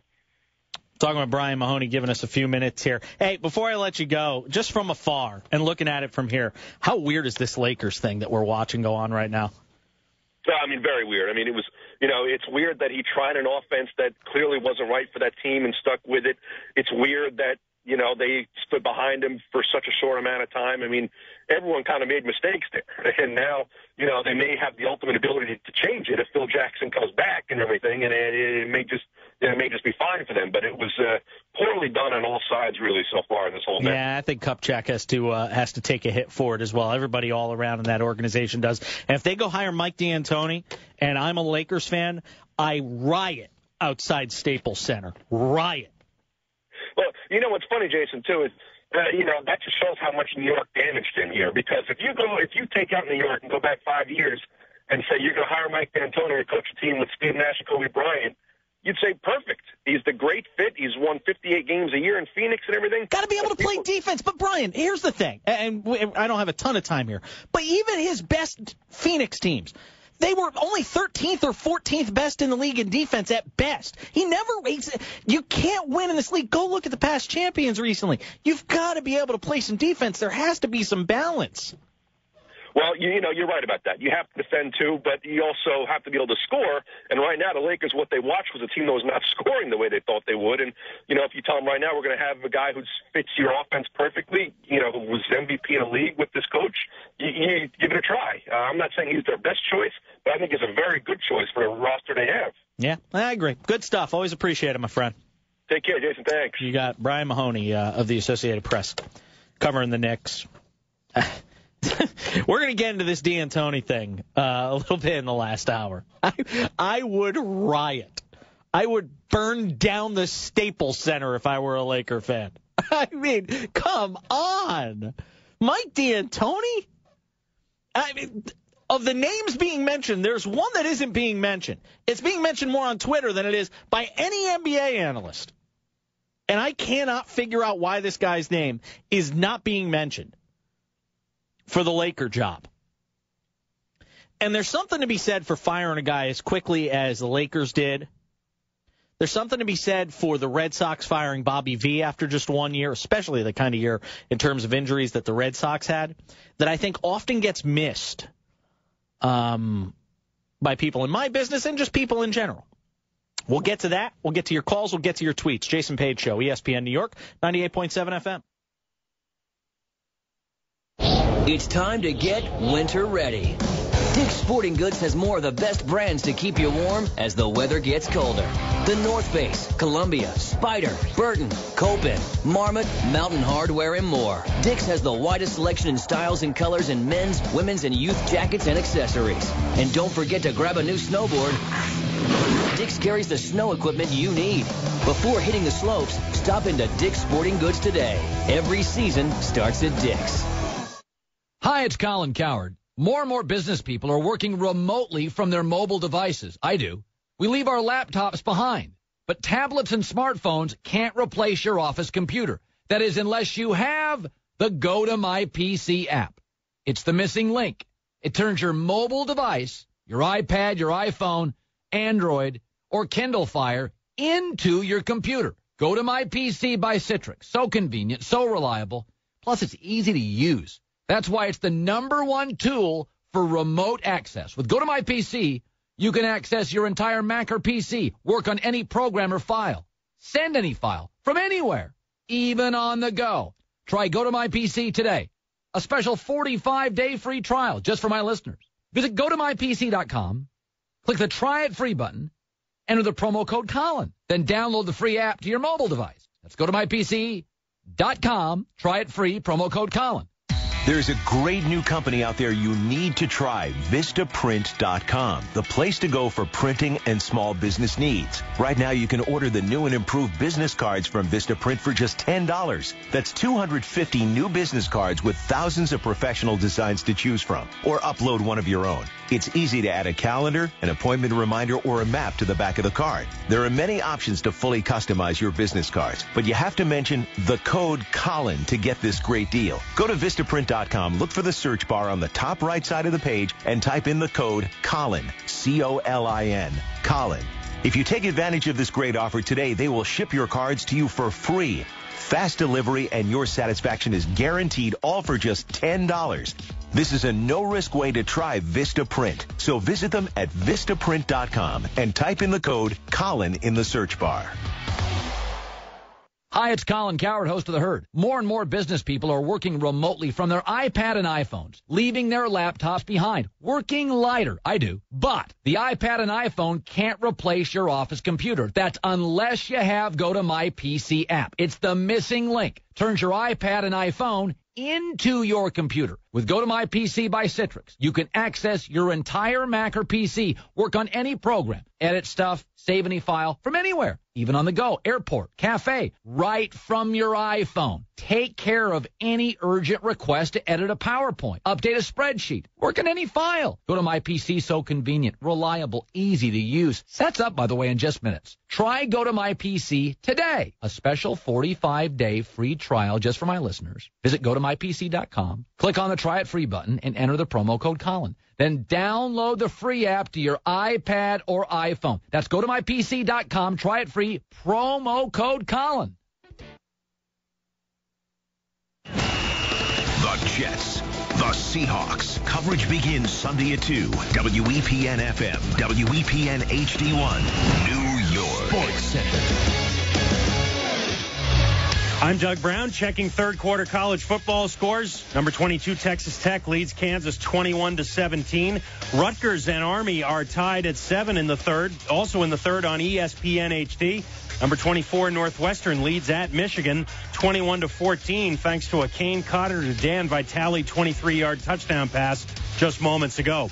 Halftime scores: South Carolina leads Arkansas 21-10. Florida leads Louisiana Lafayette 10-3. Syracuse leading number 9 and unbeaten Louisville 31-13 at the Carrier Dome at the half. And also at the half in Austin, 17th ranked Texas leads Iowa State 20-7.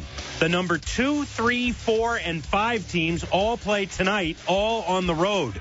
Fourth ranked and 9-0 Notre Dame at Boston College. Irish coach Brian Kelly talks about the possibility of his team going unbeaten and getting shut out of the national championship game. If you told me that Alabama and Oregon were also undefeated, as well as Notre Dame, I'd say, well, there's a chance.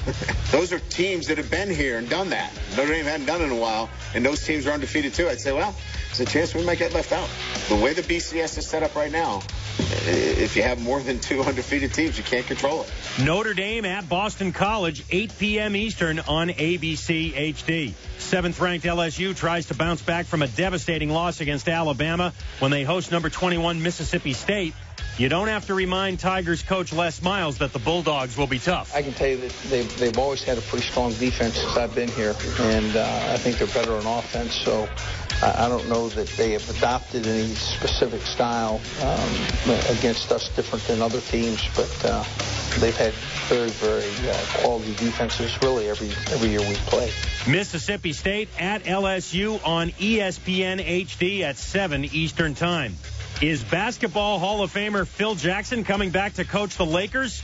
The team is interested. The 67-year-old Jackson had knee replacement surgery in March. The Lakers are also talking with former Knicks and Suns coach Mike D'Antoni. UCLA freshman guard Shabazz Muhammad is deemed ineligible by the NCAA for a violation of amateurism rules. UCLA is considering a challenge to that ruling.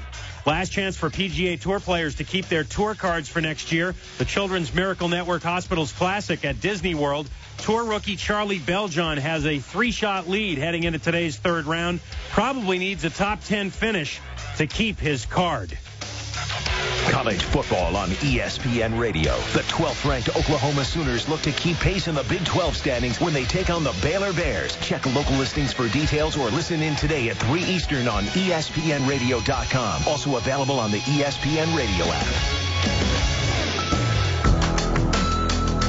The Jason Page Show on ESPN New York, 98.7 FM.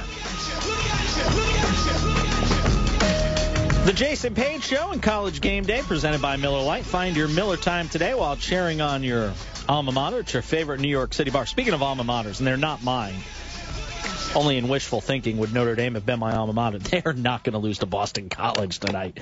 Don't speak in absolutes, Page. All right. I am pretty confident they'll get through that game. Can I tell you something funny real quick on the Notre Dame thing? I'm actually considering making the trip to the game at Southern Cal just to go see Notre Dame. Because I believe their final regular season game is the game at Southern Cal. I'm actually considering flying out there on my own dime. I'll get a media credential, obviously, but flying out on my own dime to go see them play that game at Southern Cal. Because I think it's going to be an amazing setting. You know, with Notre Dame, USC trying to play the role of spoiler, because can we get off the Lane Kiffin thing, by the way?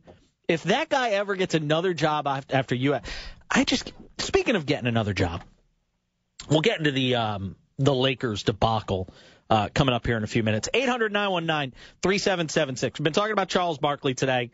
I'm getting killed on Twitter by some people, and some agreeing with me, for my stance on Barkley, who I said I would never, ever have on this program, ever. I have put a ban on Charles Barkley being on my radio program. I am. I can't do it. Credibility is shot with me. We're talking about that, and we went into the reasons why. We've also talked about the Knicks today, and I've been looking for reasons why this team might struggle. And you heard Brian Mahoney, who covers them for the AP. And I've known Brian for years. You really can't come up with anything glaring in terms of weaknesses with this team. And not just 4 games in, but when you look at them and you match them up with the rest of the conference, and not necessarily the West, because the only time you'd play the West would be in the NBA Finals, regular season notwithstanding. And you look at the Knicks right now, and when you stack them up against the East, other than Miami. And look, the Heat are the champs, and nobody's beating them until I see somebody beat them in a 7-game series. I'll say that right now. I'm not going to go and say, well, the Knicks are going to beat the Heat. I can't do it. You know, talk to me at the All-Star break. Maybe we could have a little more of an intelligent conversation about it, but I would need to see something dramatic in terms of the Heat and maybe some more games, between the Knicks and the Heat before I get to that point. All right, before I get to the Lakers stuff, a bunch of people have been on hold. I want to get to them. 800-919-3776. Adam in Queens, go. You're on the Jason Page Show. Jason, how are you, my man? I'm good. What's up? Well, you know, a couple things about the Knicks, and one in particular that I just wanted to point out. So what stands out to me right away is that there's 3 solid guys that can handle the ball.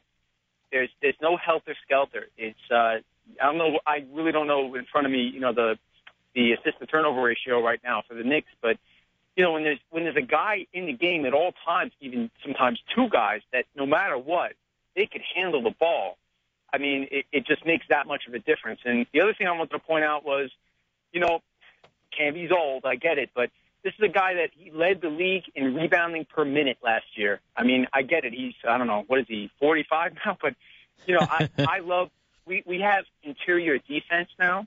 We have – and you were asking, you know, what would be the only thing that would be a fault here. But, you know, it's scary to see Melo dive into the third row. Yeah. It's scary to see him go at it like that. And I get it. He's in shape. He's pumped. They're all on the same page. I mean, everybody, they came in a month early to practice together. I mean, this is really cool. I mean, this is like, it makes me feel so good to be a Knicks fan. It's true. I wanted to point that stuff out, and you know, the other thing is, and one guy that really doesn't get spoken about, and I thought was a tremendous steal. Can I guess? I was going to get. He led the league in steals at one point, a couple of seasons ago, whatever it was, and you know, he's pumped to prove, and everybody's out there to prove stuff, and it just doesn't seem like there's any ego right now.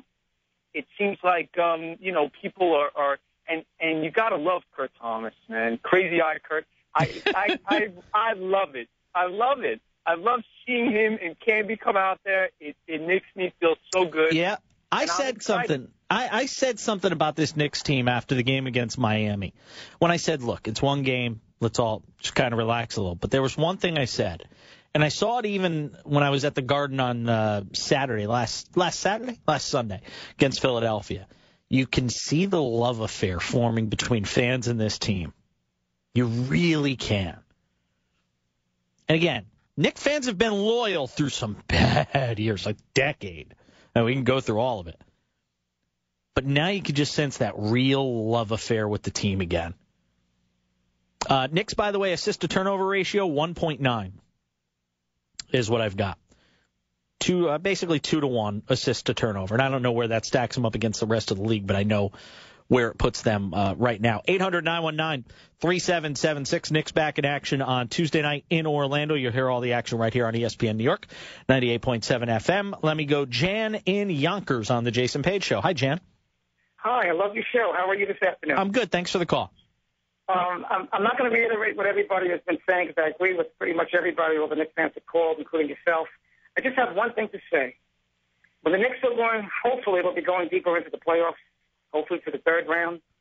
I think Amari will be that extra weapon that we're going to need to face the Heat or the Celtics in the Eastern Conference.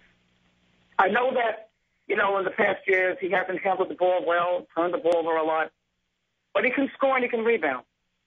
And I think we're going to need that extra weapon.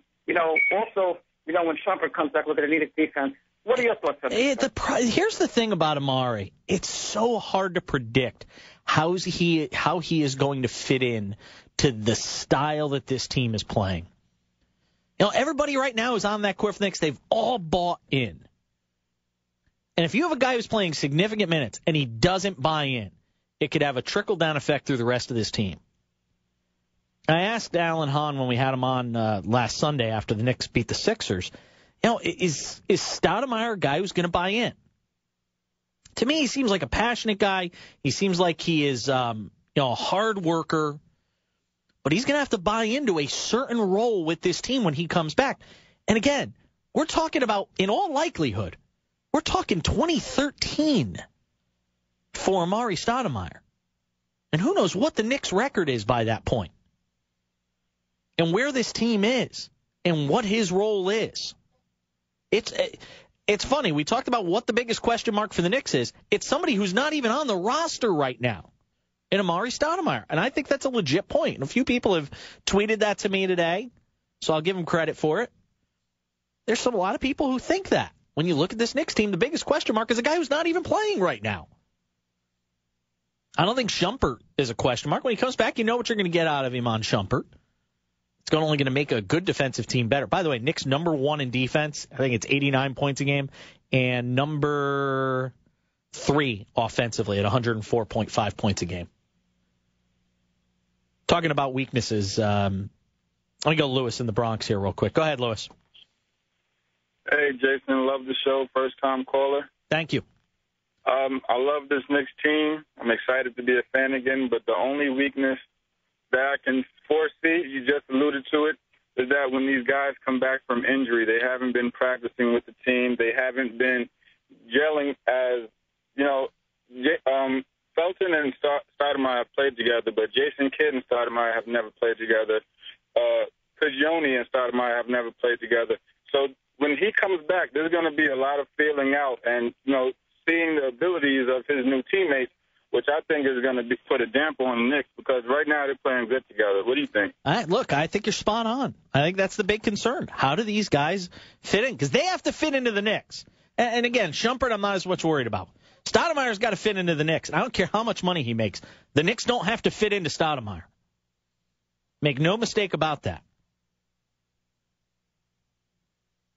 All right, the Lakers are a mess.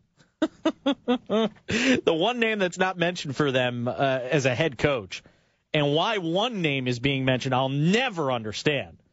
We'll break all of it down on the Jason Page Show next. ESPN New York, 98.7 FM. Looking to rebound after the bye week, the Jets travel west to face the Seattle Seahawks. We've earned that 3-5 record. That's clearly not where we want to be at. This season may be at a crossroads. Which way will they go? We have work to do. I'm excited to get the guys back. I look forward to the second half of the season. Jets, Seahawks. Coverage gets underway Sunday at 2 on ESPN New York, 98.7 FM. This Veterans Day at Lowe's, get the Maytag Centennial Washer and Dryer for $798. That's a savings of $430. And a Bosch 18-volt lithium drill for $99. That's a savings of $70. Choose 18-month special financing on purchases of $599 or more when you use your Lowe's consumer credit card. Lowe's, never stop improving. Offer is valid from November 7th through the 12th while supplies last. Credit offer valid from November 8th through the 12th. Special financing cannot be combined with 5% off everyday credit offer. Some exclusions apply. See store for details, including Maytag offer. Jennifer Howdy was a woman on a mission. Yep, saving money for a Caribbean vacation. Undaunted by any obstacle. You flatter me. But with Navy Federal Credit Union's Cash Rewards credit card, I get cash back with every purchase. Skillful, yet humble. You make everything sound so dramatic. And unafraid to speak the truth. Unafraid. I love it. 4 million members, 4 million stories. From every military branch, DOD, and their families. NavyFederal.org. Federally insured by NCUA. As a small business owner, you've probably heard how Constant Contact helps small businesses grow with email marketing. And you may be asking, could it really work for me? Well, consider this. Every dollar small business owners spend on email marketing puts $40 back in their pockets. So it's no surprise that 2 out of 3 of them plan to invest more in email this year. Now you may be asking, how can I get a piece of that action? Simple. Just visit ConstantContact.com to start your free email marketing trial today. Dear ladies, do you ever talk smack because you got fake points when your fake running back scored a touchdown? Did I miss the waiter? 'Cause you just got served. Not your style? Then the bold flavors in Dr. Pepper 10 aren't for you. 'Cause it takes 10 of the toughest calories in the world to contain the full power of Dr. Pepper's flavor. So if you don't get so excited about winning a pretend football game that you break bones on a high five, My hand! then you don't get Dr. Pepper 10. It's not for women. Dr. Pepper 10 is an equal opportunity beverage. Anyone can enjoy the taste of Dr. Pepper 10 regardless of status or non-status as a man, woman, or other. An ESPN Radio Mike and Mike Extra Point. The case of the deflated balls. We got something going on at USC right now, Mike, and we need to look into this. They got deflated balls. Deflated balls. At USC. Yes. Here's the story. USC that announced that an unnamed student manager has been fired after admitting to the school's compliance department that he deflated 5 balls before the kickoff against Oregon this past weekend. The Pac-12 has accepted USC's self-discipline, reprimanded the school, and fined the school $25,000. Listen, there is no way that this manager decided on his own, yes, I'm going to deflate these balls. No way. No way he acted on his own and deflated the balls. No. So who did? Well, I'm going to say he had to be told or instructed by someone. Someone. Hear more from Mike and Mike Monday morning on ESPN Radio.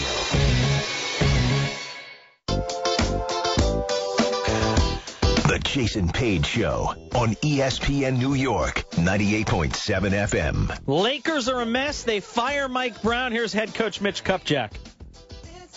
It's really no different than what I touched on. I guess I can elaborate just a little bit. And you can argue, was last season a part of the process? Was the preseason a part of the process? But after 5 games, we just felt that we weren't winning. We weren't seeing improvement. And we made a decision. Maybe it would have changed. A month down the road or 3 months down the road. But with this team, we didn't want to wait 3 months and then find out it wasn't going to change. I said the head coach. I meant the general manager, obviously, Mitch Kupchak. Look, it absolutely makes me laugh that they pulled the trigger on this fast. If you're today, should have just done it in the offseason. And by the way, it's not as if Mitch Kupchak didn't know the offense, this Princeton offense that Mike Brown was going to run. He had to have on some level given it his blessing. Either that or he's completely out of touch with what's going on with his team. So you support it. You support the head coach, but then you can him 5 games in. And look, I'm not a huge Mike Brown guy. And I can't really tell you who would have been better for the job at the time it opened up, but Man, this is an awful fast trigger. And it just goes to show you that they realize the window here with this group of Lakers is narrow. With that, we bring in Jill Painter from the L.A. Daily News to give us a few minutes here on the Jason Page Show. And from a level of 1 to 10 when the announcement was made yesterday, how shocked were people out there?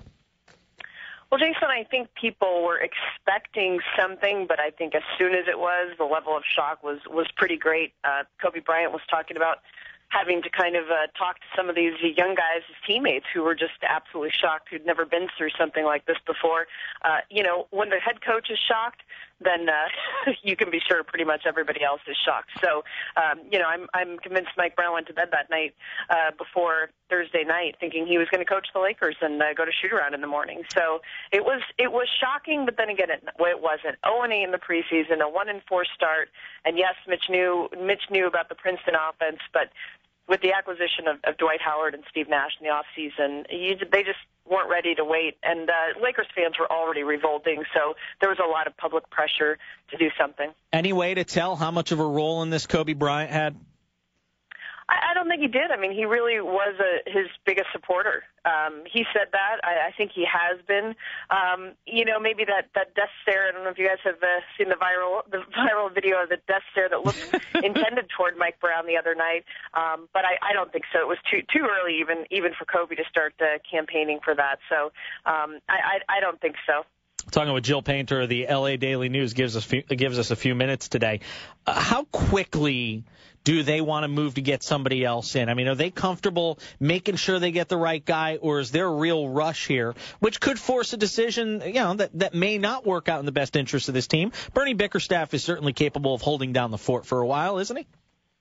He is, and we would love a few more of his press conferences because he's so dang funny. But, I mean, when you say how quickly, probably yesterday. I mean, I would not be shocked if Phil Jackson was coaching this team tomorrow. Wow. They have a home game tomorrow. And, I mean, he's their guy. He's the guy they want. You do not make this move. I would be shocked if you make this move without having had some knowledge of whether he may or may not be interested. I mean, look, Jeannie Buss, the executive vice president of this team, is Phil Jackson's girlfriend. The gal pal. Get an idea through here. The gal pal, exactly. The longtime gal pal. He lives in Los Angeles. You do not make that move unless you have some sort of an idea. D'Antoni and Phil Jackson are out there. And so when Mitch says he hasn't reached out to anybody, I believe that, but I'm sure Jeannie did. So, I mean, Phil's the guy that I mean, look at if anybody heard Kobe Bryant yesterday, he was campaigning for Phil with everything but a button that said, "We want Phil." I mean, when Kobe, with 2 years left and they want to win now, wants Phil, the fans want Phil. They were chanting, "We want Phil" at last night's game. He's their guy, and he's already here. He's healthy now. He's retired, but he's only 67. He could coach another 2 years. And, yes, they want to look for not just a short-term fix, but at the same time, you want somebody that knows how to win championships, and Phil's won 11 of them. If it isn't Phil, why wouldn't? I'm going to put it this way. If Phil said no, why would that be the case? Why would Phil say no? And if it was already, if everybody thinks it's going to be Phil, then why isn't it done by now? Well, I don't know the answer money? To that question. Is it money?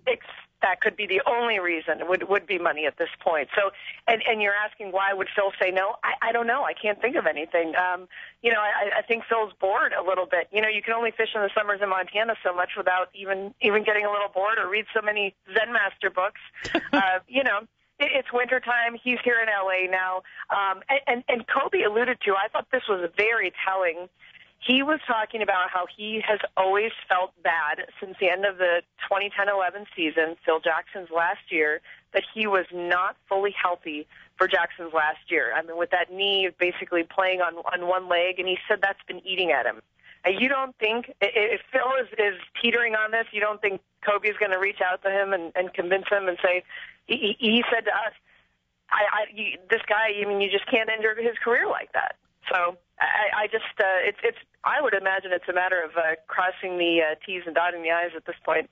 Talking with Jill Painter of the LA Daily News on the firing of Mike Brown and potentially the hiring of Phil Jackson. All right, a lot of people are saying the second option, he must love being termed this way, is Mike D'Antoni. Look, if they hire Mike D'Antoni, I would stage a massive revolt outside the Staples Center. There is no way I want this guy as the head coach of this team. I don't care what he's done wins and loss-wise. The guy does not coach defense. You can't win a title without defense. The window is too narrow for this Lakers team. You can't afford to waste a year or two of Mike D'Antoni. And they'll be entertaining for 82 games. The fact of the matter is they're not winning a title with Mike D'Antoni. What seems to be the sense from Laker fans as well to people you're talking to in terms of Mike D'Antoni and how warm people are towards the idea of him coaching this team?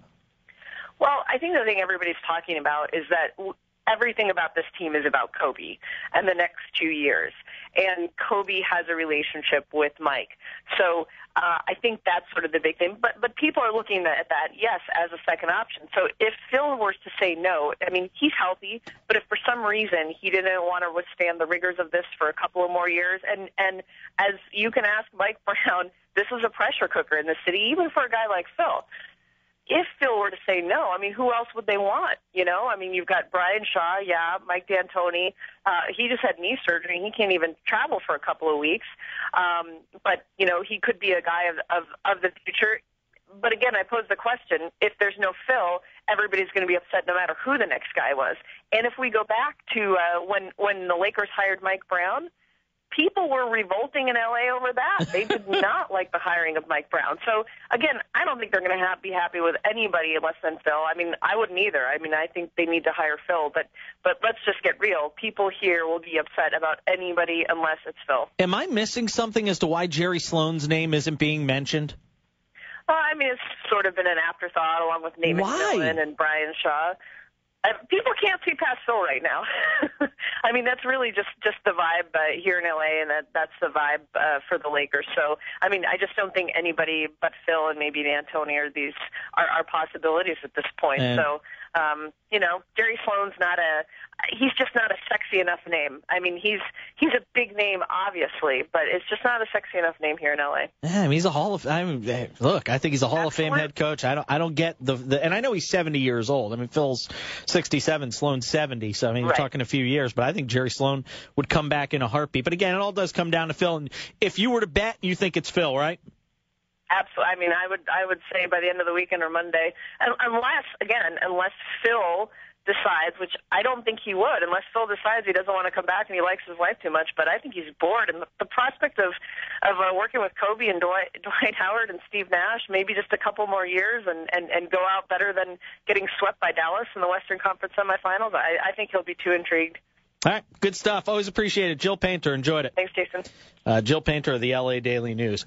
I'm telling you, I don't care what relationship Kobe Bryant has with Mike D'Antoni, you cannot install him as the head coach of this basketball team. And Knick fans have to be rolling their eyes when they hear D'Antoni being brought up as the second guy, the second choice here. I'd hire Brian Shaw before I hired Mike D'Antoni. I like Mike D'Antoni. I think he's a nice guy. I think he's a good offensive coach. You know, a guy if you want to bring in to help revamp your offense, have him as an assistant. But Mike D'Antoni as a head coach, I'm sorry. You got to be able to play defense to win titles. And go look at your past NBA champions. They can lock you down at some point. Mike D'Antoni's never had a team that could lock you down defensively. Never. 800-919-3776. Maybe I'm missing something on D'Antoni that you can point me to. You could tweet it at me as well. At the back page. It's the Jason Page Show, ESPN New York, 98.7 FM. This Veterans Day, ESPN is working with the USO to help lift the spirits of America's troops and their families. Give a gift to our military heroes and their families through USO Wish Book. Visit USO.org/ESPN to grant a wish today. The obstacles military families face aren't limited to the battlefield. When it comes to financial challenges, USAA can help. Whether it's managing debt, saving for a child's education, or investing for the future. For free advice, call a USAA investment advisor at 800-235-1898. Financial planning services and financial advice provided by USAA Financial Planning Services Insurance Agency, Inc., a registered investment advisor and insurance agency, and its wholly owned subsidiary, USAA Financial Advisors, Inc., a registered broker-dealer. One thing I've learned on my journey to help save people money on car insurance is that folks across the country like convenience. And what could be more convenient than visiting Geico.com? We can manage your policy, pay your bill online, just about anything you need. And it's open 24/7.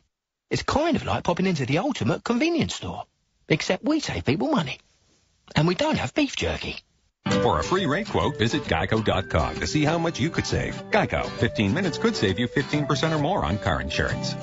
If you've got a business, you qualify for the official Mike and Mike office stimulus package. When you move from your office into a gorgeous Regis office, not only will you save a fortune, you'll get 2 months absolutely free. Your Regis office comes beautifully furnished in a prestigious building. You get a receptionist, meeting rooms, and state-of-the-art video conferencing with no long-term lease. And you get 2 months free by mentioning Mike and Mike. All you have to do is call 1-800-OFFICES. That's 1-800-OFFICES. There are holidays, and then there's Footballiday, only from Coors Light. It's the iron-fisted holiday where true-blooded fans tackle Rocky Mountain cold refreshments every game. Because every game is a reason to celebrate. Only from Coors Light, the world's most refreshing beer. Enter the Footballiday sweepstakes. Complete rules and your chance to win at CoorsLight.com/Footballiday. No purchase necessary. Must be 21. Begins 9/1, ends 11/30. With great beer comes great responsibility. Coors Brewing Company, Golden, Colorado. Confidence? Are you there? Baby, I'm right here, and I want that car. Those side-by-side comparisons on Cars.com did make it easy to compare gas mileage and pricing. Let's get those keys and go. Cars.com. Monday, behind Big Ben. We got out horse. The Steelers took down the reigning Super Bowl champs. Let's go. Now, one of the hottest teams in the game. Touchdown Steelers. Returns home in search of a 4th straight win against the Chiefs. Countdown sets the stage at 6:30 Eastern. Then, Monday Night Football. Chiefs, Steelers, 8:30 on ESPN. It all comes down to Monday night. This is The Herd with Colin Cowherd. Nike, the biggest supporter of cyclist Lance Armstrong, has left his side. The world's largest shoe and apparel company announced this morning it has terminated its endorsement deal with Armstrong. Nike already made their money off him, and Lance made his money too. This is a PR move. It's the way it works. Pat the protesters on the head, appease the masses.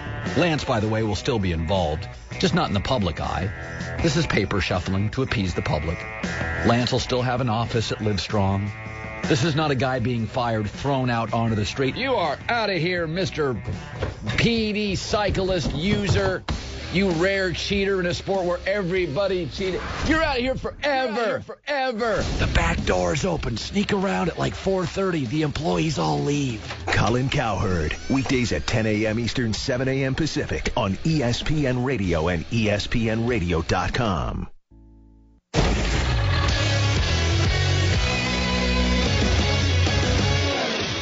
With your ESPN New York Sports Center, I'm Jason Page. It's this Sports Center update, brought to you by the New Jersey Lottery. New Jersey Powerball jackpot, now estimated at $168 million. That's right, $168 million. The next winner could be you. Play Powerball with Power Play from the New Jersey Lottery. Give your dreams a chance. Knicks with the day off. In fact, they'll be off until Tuesday night when they take on the Orlando Magic. After a win over the Mavericks last night, the Knicks are 4-0. First time since the 93-94 campaign. They're the only undefeated team in the NBA. All 4 of their wins by double digits thus far. Last night, though, against the Mavericks, certainly a dogfight for Mike Woodson's team. It's good, for our team to go through games like that. You learn from games like that. So, I kind of like coaching in games like that just to see who's going to step up and make plays. I thought Melo's 3 was probably the biggest shot of the second half in terms of giving us that cushion that we needed to bring home the win. And again, Knicks will start a 3-game road swing on Tuesday in Orlando. Speaking of the Magic, lost by 39 at home last night to the Brooklyn Nets. Speaking of the Nets, now 2-2. They'll wrap up a home-and-home with the Magic on Sunday at the Barclays Center. News for Major League Baseball today. Nick Swisher, Rafael Soriano, Hiroki Kuroda all declining the Yankees' qualifying offers, and they are now free agents. NFL, of course you know it, Jets' Antonio Cromartie saying the team going to make the postseason. And at 3-5, it's going to make Sunday's matchup in Seattle a must-win for Gang Green, who will be without Kenrick Ellis, Joe McKnight, both out with injuries. Catch all the action of the Jets and Seahawks tomorrow with the pregame beginning at 2 right here on ESPN New York, 98.7 FM. Then there's the Giants trying to rebound Sunday in Cincinnati. A disappointing second-half collapse against the Steelers. Hakeem Nicks, a knee injury, is expected to play.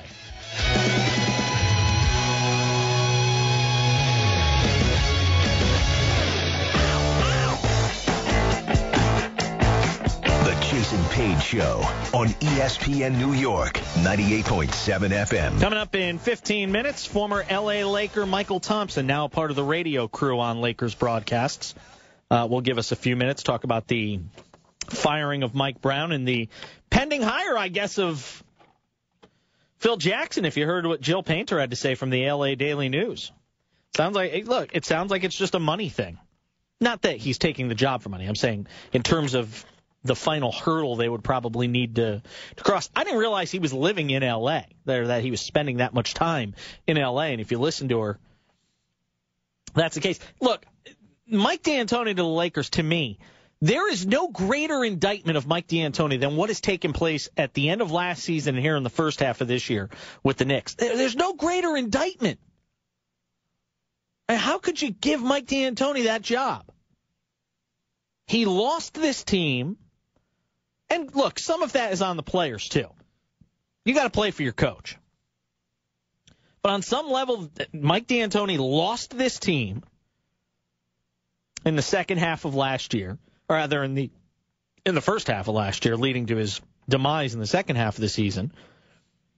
He's never been a guy who's been able to get a team to play defense. And maybe you want to make the argument, look, with Artest, Gasol, Howard, Kobe, guys that can play defense, veteran group of guys, window closing, maybe there wouldn't be that necessary, that need to prod them to play defense. That would just come naturally. But go look at your championship teams. Go look at your Celtics with Doc Rivers. Defense is a mindset. Go look at Miami, Spoelstra, Riley at the top of the organization. Defense is a mindset. It's got to be ingrained in some people. The Knicks didn't play well defensively in the first half yesterday, but defense has become so much a part of this franchise, and I still can't believe I'm saying that. I have to pinch myself. Defense has become such a part of the franchise from a mindset standpoint that second half of that game, third quarter, the Knicks came out. It was a different team defensively. And that comes from a mindset. And again, you look at the Spurs championship teams, you can say the same thing.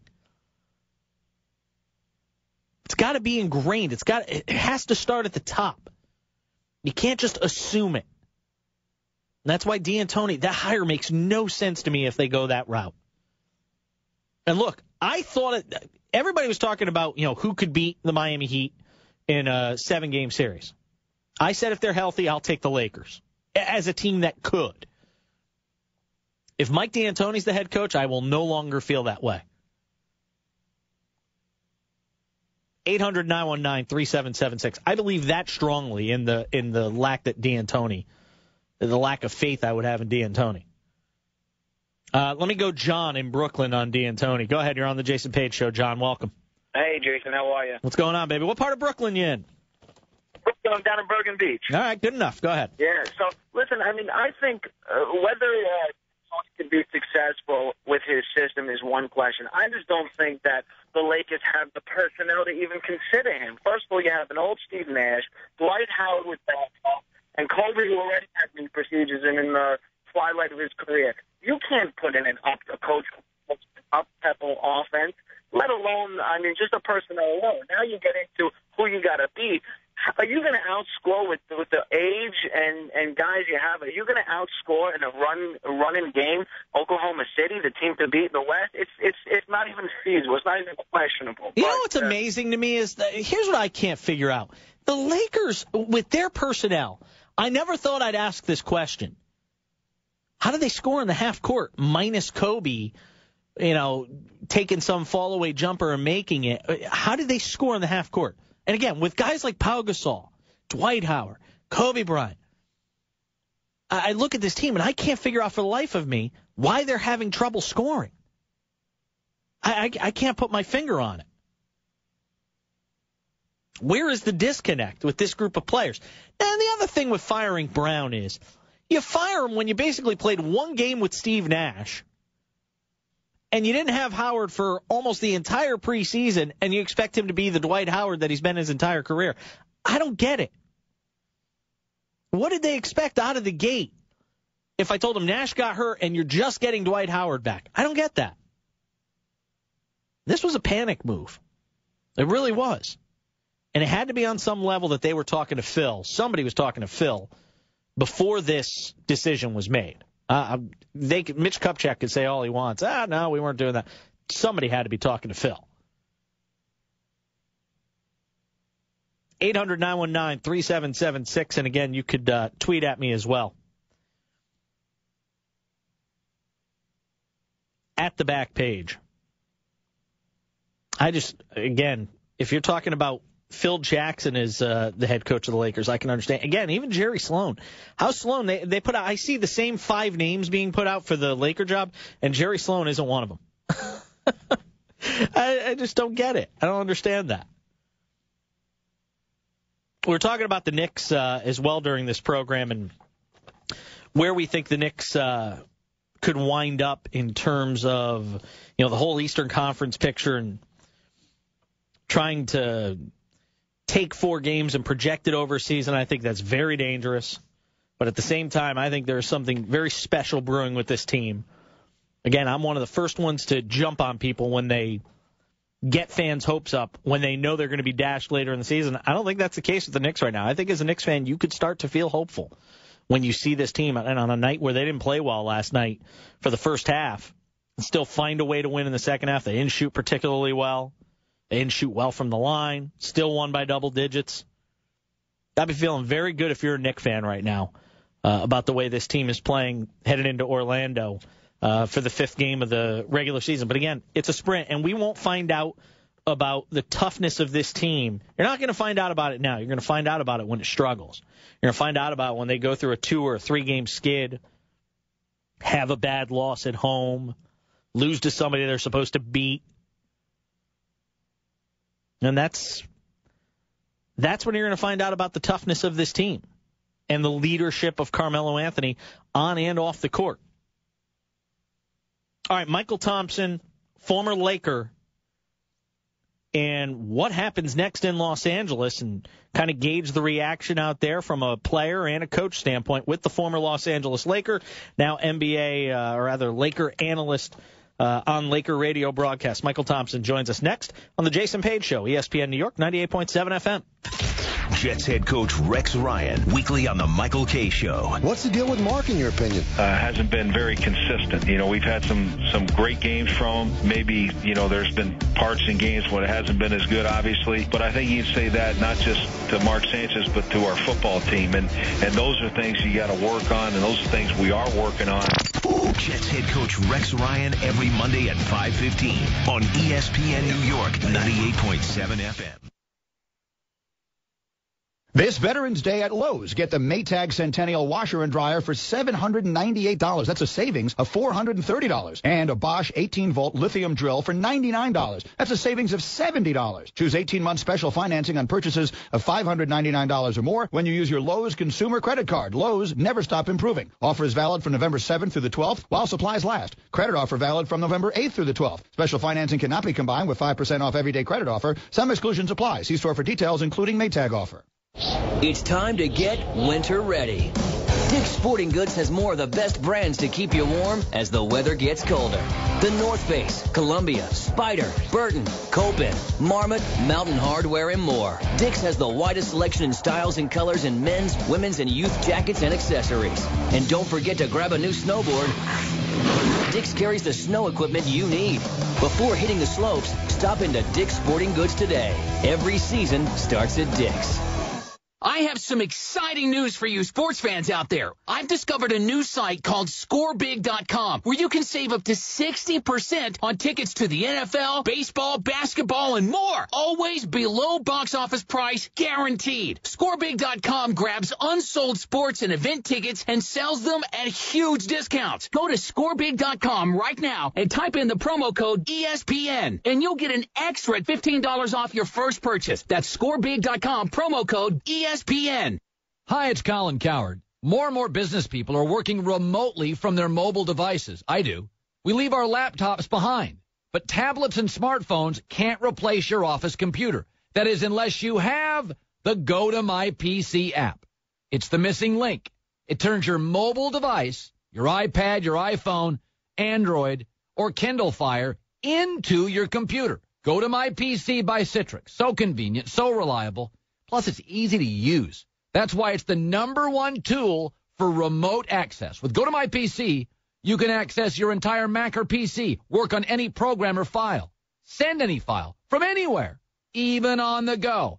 Try Go to My PC today. A special 45-day free trial just for my listeners. Visit GoToMyPC.com, click the Try It Free button, enter the promo code Colin, then download the free app to your mobile device. That's GoToMyPC.com. Try it free, promo code Colin. Get fired up for the return of college basketball with the Tip-Off Marathon. 24 consecutive hours of basketball action begins at midnight as West Virginia takes on Gonzaga. Then, the State Farm Champions Classic with 4 of the top teams in the nation. Michigan State tangles with Bill Self's Jayhawks at 7 Eastern. And at 9, a powerhouse matchup as defending national champion Kentucky takes on Coach K's Blue Devils. The Tip-Off Marathon starts Monday at midnight Eastern on ESPN. NBA superstars headline a Wednesday night doubleheader. First, it's Memphis versus OKC as reigning scoring king Kevin Durant looks to throw down against a hungry Grizz squad. Then, the defending champs stomp into L.A. Miami's Big Four is finding its groove. Nice pass. But will CP3 and Blake steal the show? Grizzlies Thunder at 8 Eastern. Heat Clippers at 10:30. Presented by State Farm. Wednesday on ESPN. This is The Herd with Colin Cowherd. I think Sham Newton, bust. It's happening. Not there yet. I'm calling it. Not going to work. I'm not buying it, man, and I don't know what it is. If you're a quarterback, you are the eyes and the voice and the head, the CEO of your football team. The only thing I control, sweetheart, is myself. Superman poses down by 28. Just how bad is your judgment? Colin Cowherd. Weekdays at 10 a.m. Eastern, 7 a.m. Pacific on ESPN Radio. The Jason Page Show on ESPN New York, 98.7 FM. The Jason Page Show is brought to you by Anheuser-Busch. Join 98.7 FM ESPN New York and Bud Light at the Nutty Irishman in Farmingdale tomorrow from 4 till 6 p.m. Watch all the NFL action and enjoy some Bud Lights. Come down and enter for your chance to win a VIP Gangrene grand prize. College football coming up at the top of the hour. Good one. West Virginia and Oklahoma State right here on ESPN New York, 98.7 FM. All right, I'm excited to get this guy in here to get his thoughts on everything going on out in Los Angeles. Michael Thompson, former Laker, now current radio analyst on their broadcasts, joining us here on the Jason Page Show. All right, Michael, as a former player, I want you to jog through your memory here. Have you ever been in a situation quite like this one during your career where, a head coach, especially a winning head coach throughout his career, has been let go this early in the season? No, I played for 3 head coaches. 2 of them are in the Hall of Fame. Jack Ramsey, so he wasn't going to get fired in the middle of the season because he knew what he was doing, of course. He was a proven winner and champion. Then I got traded to San Antonio. Bobby Weiss was there, but I got traded before he was let go. And then, of course, I ended up in L.A. with Pat Riley, and Riley left on his own terms. And plus, he's a Hall of Fame coach with multiple rings. So I always had solid coaches throughout my career to guide me and to help me, so I never had to face any situation where a coach was going to be fired in the middle of the season. So I always had that stability in my career. I'm sure you've talked to guys that have been maybe in this sort of a situation. I mean, how do you handle it as a player? It sounds like a lot of people were blindsided by this happening as early as it did. As a player, how much does it impact the guys in the locker room when something like this happens? Well, you hate to see anybody lose their job if you're a player, but players are kind of selfish, and they worry about themselves mostly. And sure, I'm sure they're not happy that Mike's out of a job, but they understand that's the nature of the business. And you just got to worry about yourself and making sure that you still have a job to do. You still have a responsibility to the Lakers or to any team you're on, and you can't let that affect your career, your season and your games. You just got to go out there, and whoever comes in, you got to just be ready to play and be ready to adjust to the new system that comes in. That's what your job is as a professional. Just like any job, anybody that's listening to our voice right now, and your job, if your boss got fired today, you still have a radio show to conduct, and the next day you got to be concentrating on that. And whoever the new boss coming in, at your business, you just have to go along with what he says, but you still have your job to do. Former Laker Michael Thompson, now a radio analyst on their broadcast, giving us a few minutes here on the Jason Page Show. All right, fill in the blank for me. Phil Jackson will not be the head coach of the Lakers because he turned it down. That's the only reason. But why would he turn it? Why would he turn it down? Well, Phil's not 45 years old anymore. The grind of NBA season was one of the reasons why he decided to hang it up, because he was getting older. But, he's had a year, 2 years to recharge his batteries, to get a lot of rest. He sees that this team is ready-made to compete for a championship. He loves walking into those kind of situations. And but I think, everybody's talking about what is between Phil and Mike D'Antoni, but Kobe says he wants Phil. Dwight Howard says he wants Phil. The chants last night were chanting, "We want Phil," during the game. So if Jimmy Buss and Mitch Kupchak are hearing that and hearing the responses and the wishes of his two main players, I mean, it's a no-brainer. He almost got to go out there and offer the job to Phil. So I think it's going to be his to accept or not. Look, I've seen enough of Mike D'Antoni here. I've seen enough of him even in Phoenix, where he won a lot of games, but still those teams did not play the kind of defense I think you need in order to win an NBA title. It's a very special sort of thing that I think you need defensively when you talk about an NBA championship team. I wouldn't put D'Antoni in that position. Can you tell me why I might be wrong? No, you're right. He's definitely an offensive guru. He encourages his team to try and score 140 points a game. But you're right. I mean, when you compare him to Phil, I mean, my goodness, 11 rings to 0. I mean, that should end the argument right there, right? Why not a Jerry Sloan? Why is his name not being mentioned at all? I like Jerry Sloan, and if he was the guy they were looking at, and if Phil wasn't going to take the job, I love a guy like Jerry because he's tough, he's demanding, he commands respect the instant he walks into a locker room.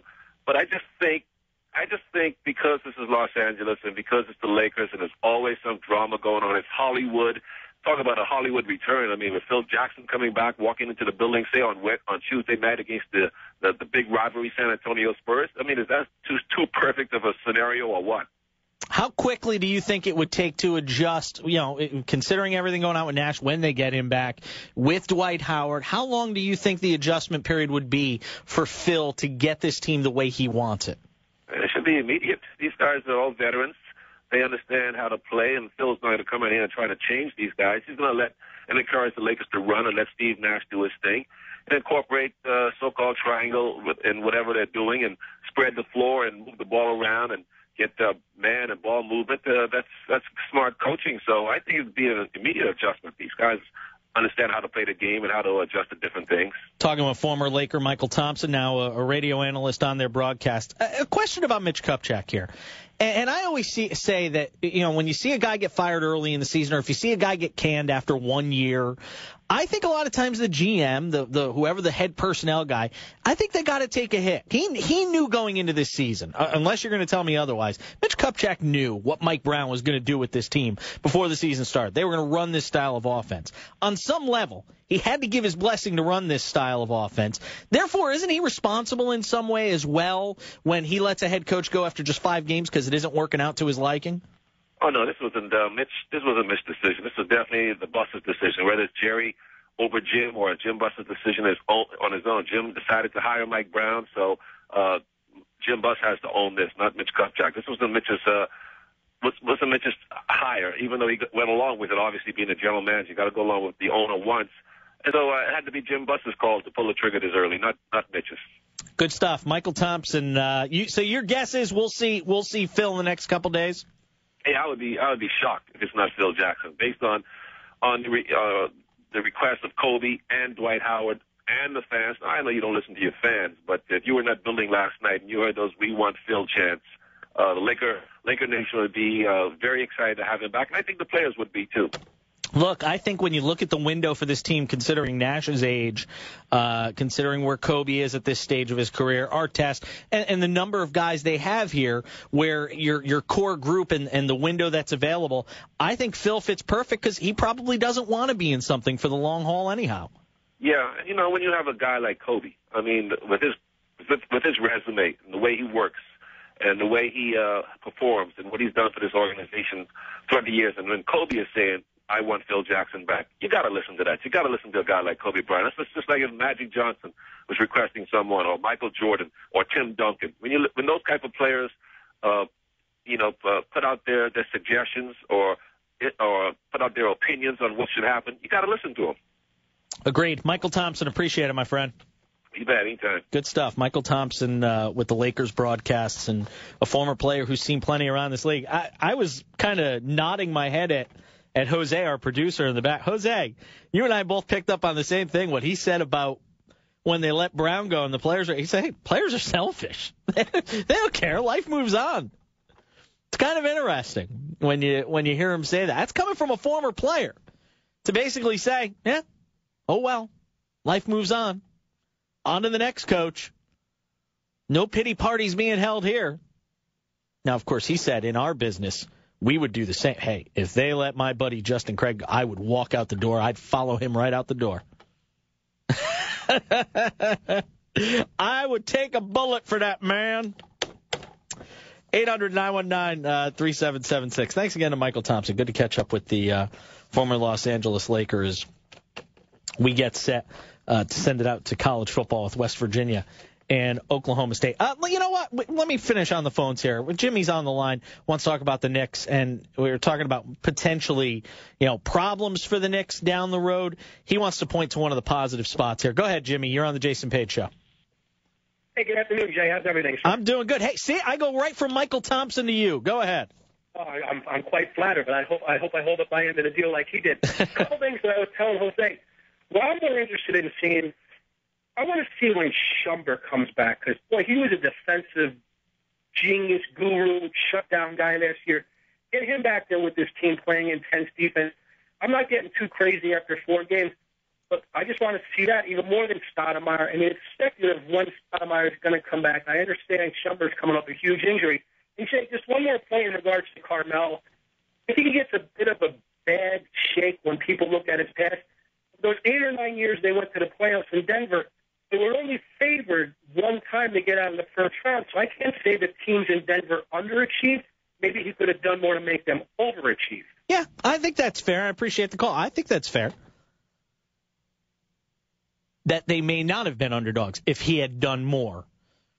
I was talking about with Brian Mahoney, I can't recall a time where I have seen a guy this deep into his career, a star maligned with or tagged with certain things on him, this deep into his career, make the kind of apparent turnaround that Carmelo Anthony has made. I've never seen it. By the way, Chris Broussard tweeting this out moments ago, our very own from ESPN. Lakers and Phil getting close. Source close to Phil. Quote, I can't imagine this not working out. Phil's health is fine now. That's no issue at all. And Jill Painter certainly seemed to get a sense that Phil was coming too. So it could just be a matter of dotting the I's, crossing the T's. All right, that's going to wrap it up for me. The Jason Page Show here. We will be back tomorrow from 11 to 2, leading you into Jets pregame. College football is next on ESPN New York, 98.7 FM. Knicks head coach Mike Woodson with Stephen A. Smith and Ryan Rucco. What's your definition of success for this year's New York Knicks team? Well, our goal is to win our division and be able to host first round at home. That is not going to change. I mean, that's what we're playing for. Knicks coach Mike Woodson every week all season long with Stephen A. and Ryan Rucco on ESPN New York, 98.7 FM. This is The Herd with Colin Cowherd. Halloween tonight, giving kids perky jerky. I think kids would like jerky. Gabby, you're on our radio show. How old are you, honey? I'm 10. Okay, Gabby, what do you think of jerky and protein shakes for Halloween? Why not? No. You have to hand out candy. Gabby, candy gives you rotten teeth. That's the point of brushing teeth. What, I get a smart aleck? I wanted a kid. Colin Cowherd. I'll deliver the funny lines, Gabby. Weekdays at 10 a.m. Eastern, 7 a.m. Pacific on ESPN Radio.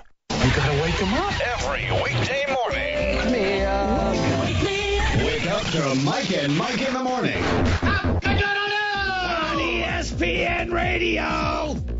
The reality is, if Notre Dame played Oregon in football next Saturday on a neutral site, I don't know who would win, and neither do you. It's as simple as that. Now, I got inundated with people yesterday. Oh, Greeny, Oregon would beat them by 20 points. Oh, would they? Are you the same people who told me that Notre Dame was going to get smoked when they went to Oklahoma? Yeah. Here's the thing. In sports, we tell you what we expect to happen, and then guess what happens? They play a game. We don't know. They Right. play a game. If we knew what was going to happen ahead of time, we would all be living in castles in Las Vegas. I get it, but what we do is we make our picks. So here's what drives think me we know. nuts. Okay. So Notre Dame, Right. you're Notre Dame, Right. which always gets the benefit of everything. They've gotten into BCS bowl games in the years we've been together when they had no business being there, solely because they are Notre Dame, is now getting left out solely because they're Notre Dame.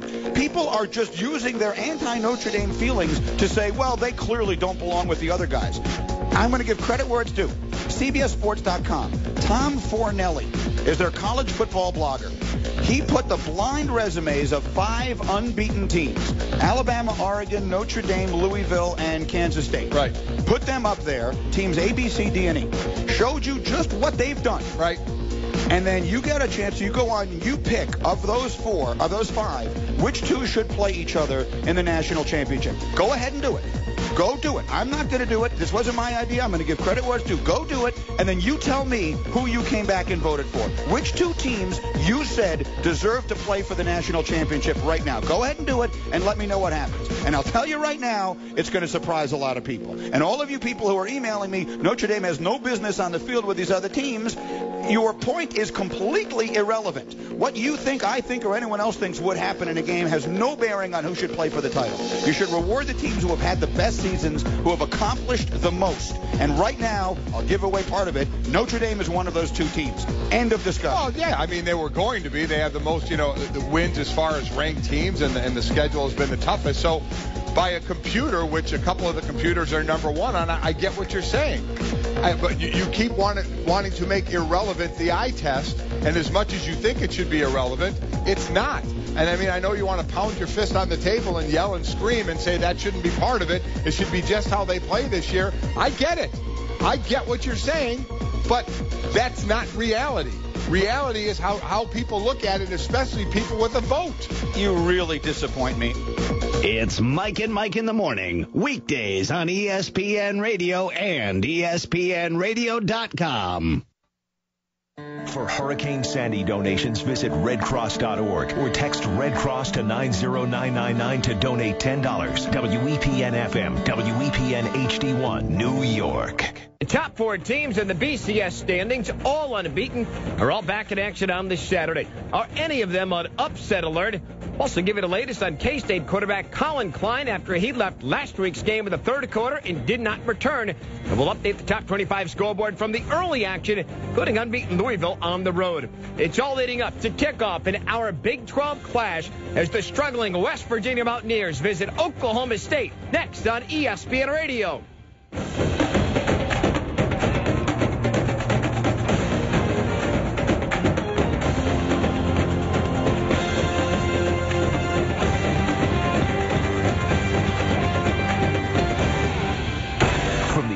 ESPN Radio Studios, this is College Football Live with your host, Kevin Winter. The West Virginia Mountaineers began their first season in the Big 12 like gangbusters, a 5-0 record. They were ranked as high as 5th in the Associated Press poll. However, since it has all come crashing down. Today, West Virginia heads to Stillwater to take on Oklahoma State, where the surroundings are very familiar with their head coach, Dana Holgorsen. Hi, get up. I'm Kevin Winter. Welcome to the studio in College Football Live. Dana Holgorsen, hired as the West Virginia head coach prior to 2011. He spent one season as the offensive coordinator under Oklahoma State's Mike Gundy, and what an offensive year it was in 2010. They broke virtually every record there was offensively. Holgorsen trying to find the remedy to turn West Virginia's season around. The Mountaineers have lost 3 in a row. Meanwhile, Mike Gundy's Cowboys saw their 3-game winning streak end last week in Manhattan to number 2 Kansas State. Bill Brzezinski, David Norrie, Joe Shad are standing by. We'll have a preview coming up 3 minutes from now. Neither the Mountaineers nor the Cowboys are ranked this week in the BCS standings. However, on this Saturday in Week 11, we have 23 of the nation's top 25 teams in action, including 3 matchups where teams are ranked going head-to-head. News, notes, and scores. This is College Football Live. Kickoff. And our AT&T road trip starts in Tuscaloosa, Alabama, where number 1, Alabama will take on number 15, Texas A&M in an SEC West clash. A win for the Crimson Tide. They are headed to the SEC championship game. Alabama did give up 435 yards of offense last week to LSU, including 139 on the ground. Maybe a crack in the Alabama defense. They take on the quarterback Johnny Manziel and the number 15 Texas A&M Aggies. Kevin Sumlin's clubs, going back to last year in Houston, they've won 11 consecutive games on the road. The first time Texas A&M's won 5 road games in a single season, dating back to 1977. Number 2, Kansas State on the road at TCU tonight. Quarterback Colin Klein, apparent head injury last week against Okie State. That could mean freshman Daniel Sams gets the start. He played sparingly last week and was pretty ineffective for the Kansas State Wildcats. They are 9-0, 6-0 in the Big 12. They visit TCU. They'll kick 7 p.m. Eastern time tonight in Fort Worth. Number 3, Oregon on the road at Cal. Last week, Kenyon Barner for Oregon, a school record 321 rushing yards, 5 touchdown runs. He's got over 1,200 yards of offense. In fact, almost 1,300 yards on the ground, 19 touchdowns. So much made about Colin Klein leading the Heisman race. Kenyon Barner certainly moved into Heisman contention. This week's Heisman Countdown brought to you by Nissan. Nissan is giving their official Heisman vote to the fans. Go to NissanHeismanHouse.com, vote, and get to know the Heismans. Oregon, 12 straight games, scoring 42 points or more. That dates back to last year. They've done it in all 9 this season. Last time, though, they played Cal, they barely had a squeaker on the road, 15-13. Speaking of Heisman contention, there's Manti Te'o for number 4, Notre Dame. The Irish on the road at Boston College tonight. Notre Dame perfect 9-0. They've seen undefeated seasons come to an end at the hands of BC. Back in 2002, Notre Dame 8-0. They lost on the road at Chestnut Hill. And then back in 1993, they were 10-0. David Gordon for Boston College got him at the field goal. His time expired. The Irish and the Eagles tonight, 8 p.m. Eastern time on ABC HD. Told you about Alabama. They win the SEC West with a victory today. Georgia wins the SEC East. They're on the road at Auburn tonight, 7 p.m. Eastern time. Games that are in progress. We start with undefeated Louisville at Syracuse. And the Cuse with a dominating performance. 45-26. Syracuse has the lead with 5:30 to go in the fourth quarter. Meanwhile, number 6, Florida trailing to Louisiana Lafayette. They've just started the fourth in the Swamp. 20-13 is your score. Louisiana Lafayette 1-58 all-time against teams from the SEC. Continue to update the top 25 college football scoreboard on this Saturday afternoon. I'm Kevin Winter. It's College Football Live. Our game, West Virginia and Oklahoma State. Both teams are 5-3, but as mentioned, the Mountaineers have lost 3 straight, all of them in conference play. For the Oklahoma State Cowboys, their 3-game winning streak came to an end last Saturday against the Kansas State Wildcats. For the preview, we go to Boone Pickens Stadium in Stillwater, Oklahoma, with Joe Shad and David Norrie. Here's Bill Brzezinski. Thank you very much, Kevin, and welcome to a magnificent facility. It's a windy day here, but the temperatures in the 70s should have a good one in this Big 12 battle. David, about a month ago, West Virginia undefeated, and hands down the leader to win the Heisman Trophy was their quarterback, Geno Smith. What the heck happened? Well, I think it was a bit of a smoke screen. And remember, there's two sides of the football. There's offense and defense. And, of course, they ran off 5 wins in a row. They were right at up at the top of a lot of people's list to maybe be a dark horse to get into the national title game. But in wins 4 and 5, I think you saw signs. That game at home against Baylor, they gave up 63 points on defense. In fact, wins number 4 and 5, they gave up a total of 108 points. And you're not going to go to any title games if you're playing that type of defense. Just to give you a comparison, in the last 5 games, West Virginia has given up 251 points on defense. Alabama, the entire season, they've given up only 82 points. It really begins in the secondary. This West Virginia secondary has been exposed. They're dead last, giving up passing yards in college football. All right, well, Dana Holgorsen is the head coach of West Virginia. He was on the sidelines here not long ago as the offensive coordinator. For more on the return home of the coach of West Virginia, down on the sidelines, let's say hello to Joe Shad. Hi, Joe. Hey, Bill. Lots of handshakes, a lot of patting on the back. West Virginia and Oklahoma State, all these guys know each other. You know, Holgorsen, 2010 offensive coordinator here in Stillwater, was only here for 10 months, but left a lasting impact. He installed that spread offense that transformed the Cowboys into one of the more potent offenses in the nation. Holgorsen became a head coach. And guess what? Oklahoma State, they still use a version of Holgorsen's base offense. A few tweaks from Todd Monken, but in talking to Holgorsen before the game, he says, what you'll see here is 2 mirrors looking in the mirror. Both these guys do about the same thing with that air raid offense, Bill. All right, Joe. So one thing for sure, we should see a lot of points in Stillwater this afternoon. That's the story from here. Back to Kevin in the studio. Bill, thank you very much. Kickoff coming up just after the bottom of the hour. I'm Kevin Winter. It is College Football Live on ESPN Radio at ESPNRadio.com. Told you off the top 4 teams in the country are all in action today. It's all part of our AT&T road trip. AT&T is sending Will and Ravi to the biggest college football game every week, but to get in, they've got to tackle the crazy challenge. It's on the way to Saturday, presented by AT&T.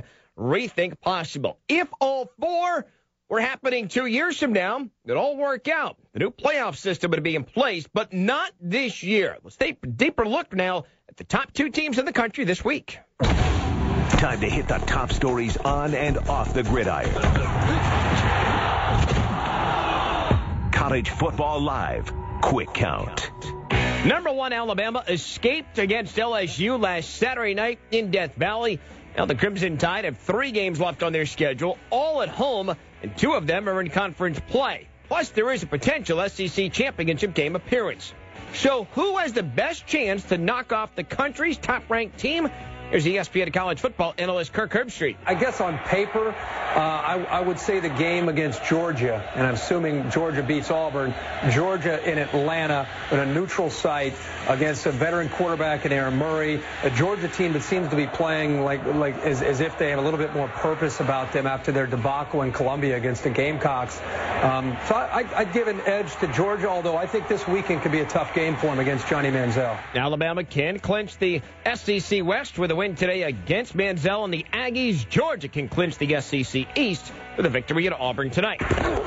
One of the teams right now looking to keep pace with Alabama in the national title hunt is Kansas State. The Wildcats 9-0 overall, 6-0 in the Big 12. So what makes this such a special team? Here's ESPN college football analyst Matt Millen. Defensively, they can run. This is a fast defense and a very good tackling defense. And then offensively, you know what you have with Colin Klein. And Colin Klein has big play capability. And you watch him and you go, it's not the fastest guy. He's not the most shifty guy. And, he scored again. They are just efficient all the way around. Very well coached. Very fun to watch. And Kansas State quarterback Colin Klein's availability tonight against TCU is in doubt after he left last week's game with an apparent head injury. Klein has accounted for 65% of the Wildcats' offensive yards this season, as well as 64% of the team's offensive touchdowns. I'm Kevin Winter. More on Colin Klein 60 seconds from now. West Virginia and Oklahoma State. Our game today brought to you by the Exergen Temporal Scanner Thermometer. Yes, the game time temperature of today's game, and win a free thermometer to take your temperature at home or at the park. Catch the fever at GameTimeTemperature.com. By Constant Contact. From email to local deals, events to social media, Constant Contact has the tools to grow your small business. Find the right tool for you at ConstantContact.com.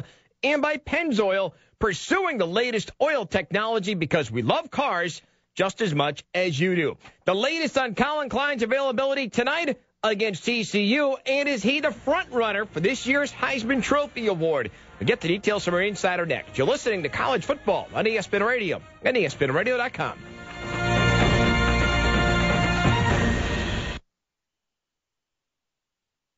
This Veterans Day at Lowe's, get the Maytag Centennial Washer and Dryer for $798. That's a savings of $430. And a Bosch 18-volt lithium drill for $99. That's a savings of $70. Choose 18-month special financing on purchases of $599 or more when you use your Lowe's consumer credit card. Lowe's, never stop improving. Offer is valid from November 7th through the 12th while supplies last. Credit offer valid from November 8th through the 12th. Special financing cannot be combined with 5% off everyday credit offer. Some exclusions apply. See store for details, including Maytag offer.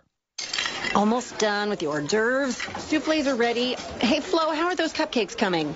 Putting sprinkles on the last one now. Great. Hey, I thought we had another tray of the red velvet. Have you seen it? Me? What? Why would... There's frosting on my face, isn't there? Yeah. Insuring your business vehicles with Progressive is like having Flo on the road with you. 24/7 live support, online bill pay, and expert claims. Now that's Progressive. Visit Progressive.com today. United Financial Casualty Company and Affiliates. It's time to get winter ready. Dick's Sporting Goods has more of the best brands to keep you warm as the weather gets colder. The North Face, Columbia, Spyder, Burton, Copen, Marmot, Mountain Hardwear, and more. Dick's has the widest selection in styles and colors in men's, women's, and youth jackets and accessories. And don't forget to grab a new snowboard. Dick's carries the snow equipment you need. Before hitting the slopes, stop into Dick's Sporting Goods today. Every season starts at Dick's. Jennifer Howdy was a woman on a mission. Yep, saving money for a Caribbean vacation. Undaunted by any obstacle. You flatter me. But with Navy Federal Credit Union's Cash Rewards credit card, I get cash back with every purchase. Skillful, yet humble. You make everything sound so dramatic. And unafraid to speak the truth. Unafraid. I love it. 4 million members, 4 million stories. From every military branch, DOD, and their families. NavyFederal.org. Federally insured by NCUA. As a small business owner, you've probably heard how Constant Contact helps small businesses grow with email marketing. And you may be asking, could it really work for me? Well, consider this. Every $1 small business owners spend on email marketing puts $40 back in their pockets. So it's no surprise that 2 out of 3 of them plan to invest more in email this year. Now you may be asking, how can I get a piece of that action? Simple. Just visit ConstantContact.com to start your free email marketing trial today. Connecticut. ESPN New York, 98.7 FM. This is college football on ESPN Radio and ESPNRadio.com. Dr. Pepper's changing lives with the Dr. Pepper tuition giveaway. Tell us your story by uploading a video at drpepper.com, and you could win up to $100,000 in tuition. No purchase necessary. Always one of a kind. Kevin Winter with you in the studio. One unbeaten has already gone down today. Can Texas A&M pull off the upset at Alabama? We'll head to Tuscaloosa for a preview coming up. That's in 4 minutes. Joe Shatter, College Football Insider, brought to you by Microsoft. Windows 8 changes the game. Check out Windows 8 at Windows.com. Joe joining us on the sidelines at Boone Pickens Stadium, where Joe Dana Holgorsen, now the head coach of West Virginia, returns to his one-year stomping ground where he was the OC for the Oklahoma State Cowboys. Really made an impact. What's his return felt like in Stillwater today? Well, one thing I noticed on the sideline is how all these guys know each other. I mean, oftentimes the coaches, converse before the game, and it's just kind of small talk. But these guys all knew each other, and yes, they are running the same air raid offense. So, you tried to get a feel. Hey, is Mike Gundy a little angry or disappointed that Holgorsen only stayed for a year, but he made it clear in 2010 that if and when he went, it was going to be for a head coaching opportunity. It was head coaching waiting, but Holgorsen knew he wasn't going to have to wait very long to take over at West Virginia. So these guys know each other so well that Holgorsen said you sit there and watch on TV West Virginia run the offense, Oklahoma State run their offense, and he knows 90% of the plays. He can call them out, sort of like he does from that little index card he holds in his hand. There's no playbook for these guys. They basically just run the same plays. So it'll be interesting to watch develop. And at the time in 2010, Holgorsen and Gundy had Brandon Whedon at quarterback. Holgorsen has Geno Smith. Mike Gundy today has who under center, Joe? Been a lot of talk about the Oklahoma State quarterbacks. Yeah, Oklahoma State is going to have their third quarterback making his first career start this year. This time it's junior quarterback Clint Shelf, who played pretty decent last week in relief of Wes Lunt, who had a head injury and is available today, at least in an emergency situation. Shelf has gotten a lot of practice repetitions throughout his career, not a lot of game time. J.W. Walsh might be able to return after another week or so. Shelf doesn't have the biggest arm, but they liked his attitude and his decision-making. Pretty confident kid. Told his coaches at one point, hey, I give the team the best chance to win. Joe Schad, ESPN College Football Insider. Joe, let's go off for this game. Speaking of quarterbacks, though, a lot of talk about injuries and not being fully diagnosed with quarterbacks. You got Michigan's Denard Robinson. Of course, the big one tonight, Colin Klein with Kansas State. What is your opinion about how college injury reports should be handled, especially given the nature of how important Colin Klein is to K-State? Yeah, I was just speaking with the Big 12 commissioner, Bob Bowlesby. Obviously, Kansas State, a Big 12 team. I said, hey, what do you think about the fact that Bill Snyder won't discuss the injury for Colin Klein? He doesn't address it at news conferences, no press release, doesn't disclose injury information at all. Wouldn't an injury report be a good way to go? That way you create a fairness, a consistency. Coaches don't have to answer questions about it all week. And Bowlesby said basically, yeah, my coaches don't want it, and my athletic directors don't want it. And even in speaking to Pac-12 Commissioner Larry Scott recently, he's like, hey, my coaches aren't going to go for it unless the whole country goes for it, meaning the other conferences. ACC has injury reports. I think it's a great thing. It eliminates the insider information as it relates to gambling. It's part of the reason why the NFL has an injury report. Cuts back on coaches misleading the public and the media through lies when they speak about the importance of integrity and honesty. I think it's, for it to happen, though, it's going to require a nationwide policy. Those commissioners have been kind of busy trying to figure out the BCS new playoff system. We're not going to call it the BCS, college football playoff, whatever we call it.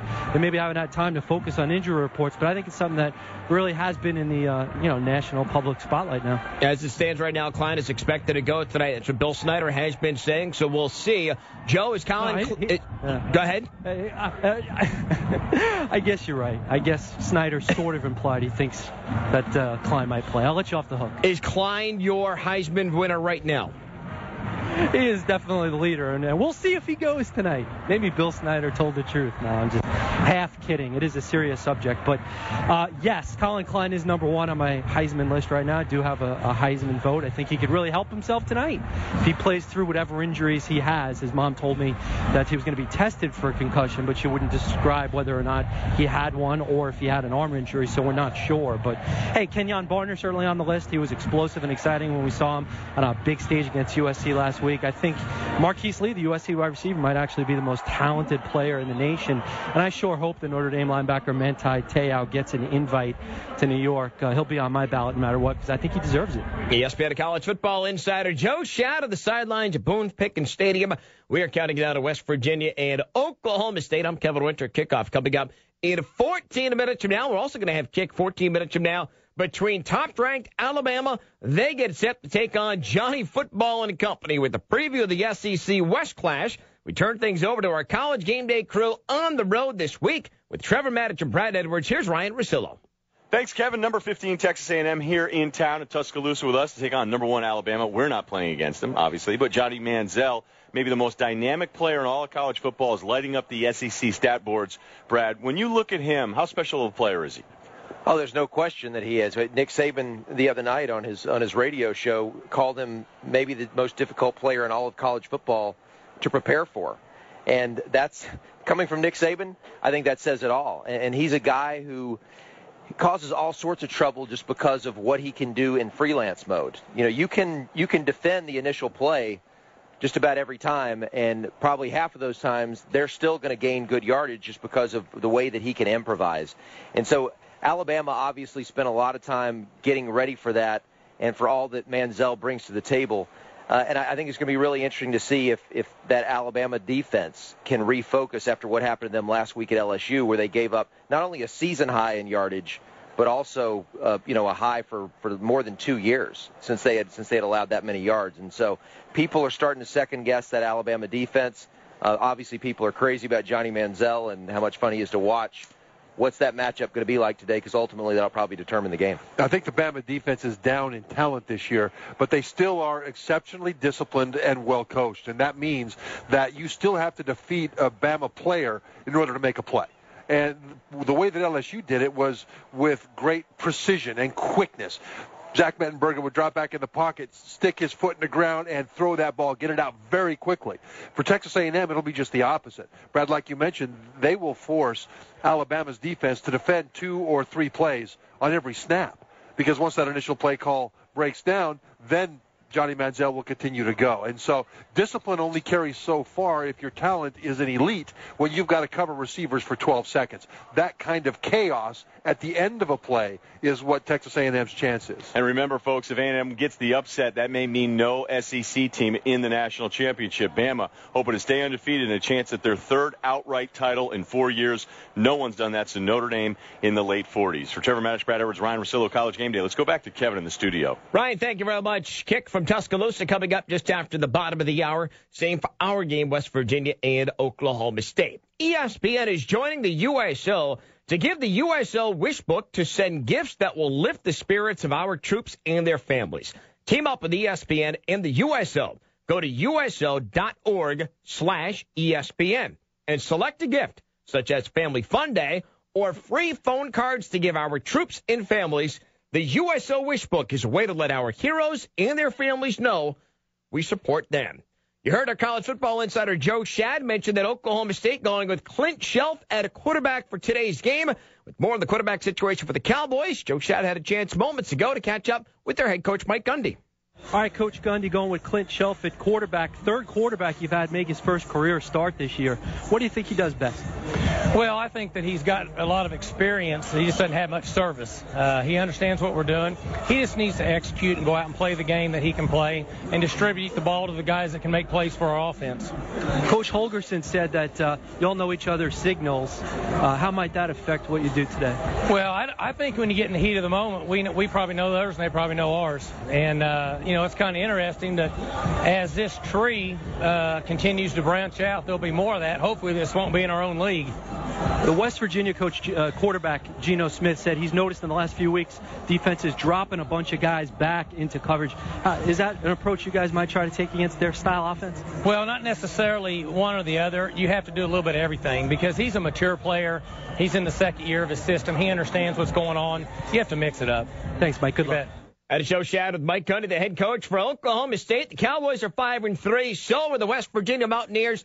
Kickoff is coming up next. Plus, we'll get you updated on some of the early games around college football, including overtime in Ann Arbor. This is college football on ESPN Radio and ESPNRadio.com. Get in the zone. If you're heading out for the holidays, make sure your battery will get you home safely. Come into AutoZone for a free battery test today. And only AutoZone carries proven tough Duralast batteries if you're due for a new one. They're built with patented technology, so you get reliable starts in any weather. Don't take a chance on getting stranded this holiday. Make it to your destination worry-free with battery help from AutoZone. Parts are just part of what we do. Get in the zone. AutoZone. Thank you for calling Discover Card. Okay, your 5% cash back program is a total hole-in-one. You guys are putting on a clinic. What's the new category? Yeah, we're hitting on all cylinders. And only Discover gives you 5% cash back everywhere you shop online. It's like a cashback grand slam. Whoa, time out. 5% on online shopping? Yep. That's a game changer. Bullseye. Everywhere you shop online. That's right in my wheelhouse. Sign me up. Only Discover gives you 5% cash back everywhere you shop online through December. Sign up for 5% at Discover.com or call 1-800-DISCOVER. 5% cash back on up to $1,500 in purchases online and at department stores. Listen up, everybody. This is Flo with a Progressive Insurance Alert. Don't even try to change that channel. I'm on all of them. So, you already know Snapshot rewards our customers for their good driving. Well, now anyone can test drive Snapshot for free, even if you have insurance with another company. See how much you could save before you switch your insurance. Also, I'm offering kazoo lessons on Saturdays. Test drive Snapshot today. Visit progressive.com/snapshot. Progressive Casualty Insurance Company and affiliates. Snapshot not available in all states. Start your day cool with new Arctic Chill shaving cream from Barbasol. Barbasol Arctic Chill with a hint of menthol. Very cool. Better by Barbasol. America, you're looking good, handsome, free and tall. Flow Shave America, Flow Shave Barbasol, Flow Shave Barbasol. So you need to find a plumber to replace your water heater. The question is, where are you going to look? Phone book? That got tossed in the recycling bin as soon as it hits your doorstep. Web search? Not unless you feel like sorting through an endless list of search results. And you're certainly not going to pay a subscription fee to get access to some list. What you need is someone to refer a local pro you can trust. What you need is fast.homeadvisor.com. Fast.homeadvisor.com gives you free access to a network of over 85,000 background check service professionals who have the expertise to help you with all your home repair and remodeling needs. It's the fast, free, and easy way to find top-rated local pros who've been rated and reviewed by homeowners like you. That's why over 25 million homeowners have trusted Home Advisor to find the quality home improvement professionals they're looking for. It's why you can, too. Visit fast.homeadvisor.com to find the service pros who can bring your home improvement dreams to reality. That's fast.homeadvisor.com.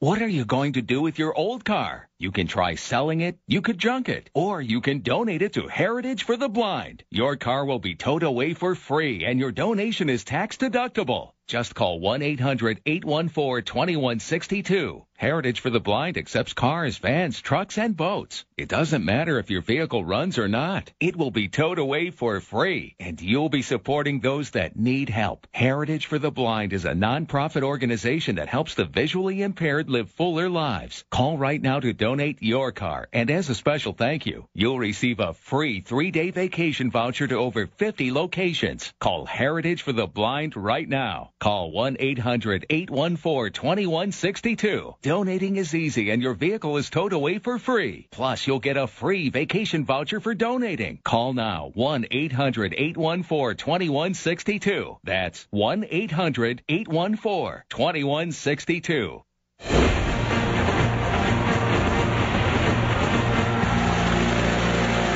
This is college football on ESPN Radio and ESPNradio.com. I'm Kevin Winter in the studio. We'll get you out to Bone Pickens Stadium in a moment for the kick between West Virginia and Oklahoma State. Let's update a couple of scores. Mentioned we were in overtime in Ann Arbor. Number 24, Northwestern, just got stopped on 4th and 2. Game over. Michigan pulls the upset 38-31. Texas beats Iowa State 33-7. Syracuse knocks off previously unbeaten, number 9, Louisville 45-26. The Orange crushed the Cardinals in the Carrier Dome. Oregon State trails at Stanford 7-0. Arizona State leads at the Coliseum over USC 7-0. They're in the opening quarter of that. Catch that game on ESPNradio.com. A couple of games we're following. They're going to overtime in Lubbock. Texas Tech and Kansas all tied up at 27. The Red Raiders missed a potential game-winning field goal at the gun. And in the swamp, Florida has just got a touchdown. They are now within 1 of Louisiana Lafayette, but hold the phones with the .42 left. Flag on the play. The Gators had it set up first down and goal, but right now Louisiana Lafayette still in the lead, 20-13. Again, 1:42 to go. Florida down in the red zone. For the call of our game between West Virginia and Oklahoma State, both teams at 5-3.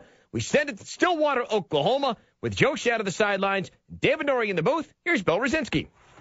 Thank you very much, Kevin, and welcome to Oklahoma. We should have an offensive show today between two teams that can put the ball in the end zone, Oklahoma State and West Virginia. Let's bring in our former quarterback at UCLA, David Norrie. David, I'll tell you what, both teams have some issues allowing points, but when push comes to shove, nobody does it better than these two teams when it comes to moving the football down the field, quick tempo, and getting it in the end zone. Well, you have to really give the tribute to the system itself, and Dana Holgorsen, the head coach for West Virginia, obviously well documented. He installed this offense a few years back. Brandon Whedon's junior season here in Stillwater. These are two top 10 offenses. They do a terrific job, both offenses, spreading the ball around. They run the ball exceptionally well, and that's a bit of a misnomer. People think that these teams just throw it all over the park, but they run the ball very well, and kind of a contrast at quarterback, and again a tribute to the system. 3 different starters this year for Oklahoma State. Today, Clint Chelf, the third stringer to open up the season, starts. He got untracked late last week when Wes Lunt, the true freshman starter, went down with a concussion. And then, of course, Geno Smith of West Virginia. Through 5 weeks, he was head and shoulders above everyone else in the country as the Heisman leader in the race, and he has had unbelievable numbers, Bill, hitting 72% of his passes. His TD to interception ratio has been great. I mean, it's going to be a lot of fun watching this offensive battle unfold. Geno Smith against Baylor this year passed for 656 yards and 8 touchdowns. And you're saying, well, how many times did he put it in the air? He put it in the air a lot, 51 times, but he completed 45 of those 51 passes, 88%. Now, David, let me ask you, the weather here today, it's fine weather temperature-wise in the mid-70s, but the wind is howling. It's coming from the south, gusting up to 40 miles per hour. The American flag, and it's one of the biggest flags I've seen, off to our right here is just humming, coming from south to north is the wind.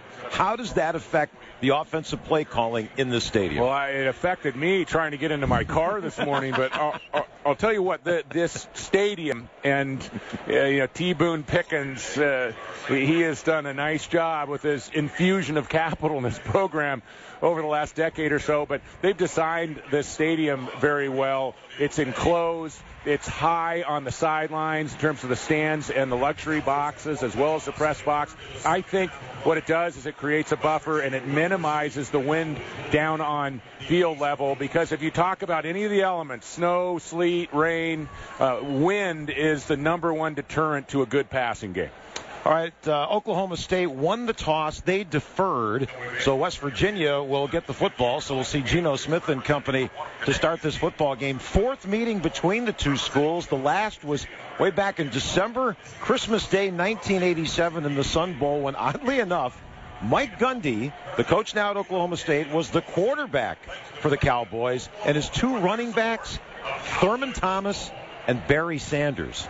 Not too shabby a backfield in that game, which they won. They squeaked out a win. So what about today's game? It's time for David's Home Depot playbook.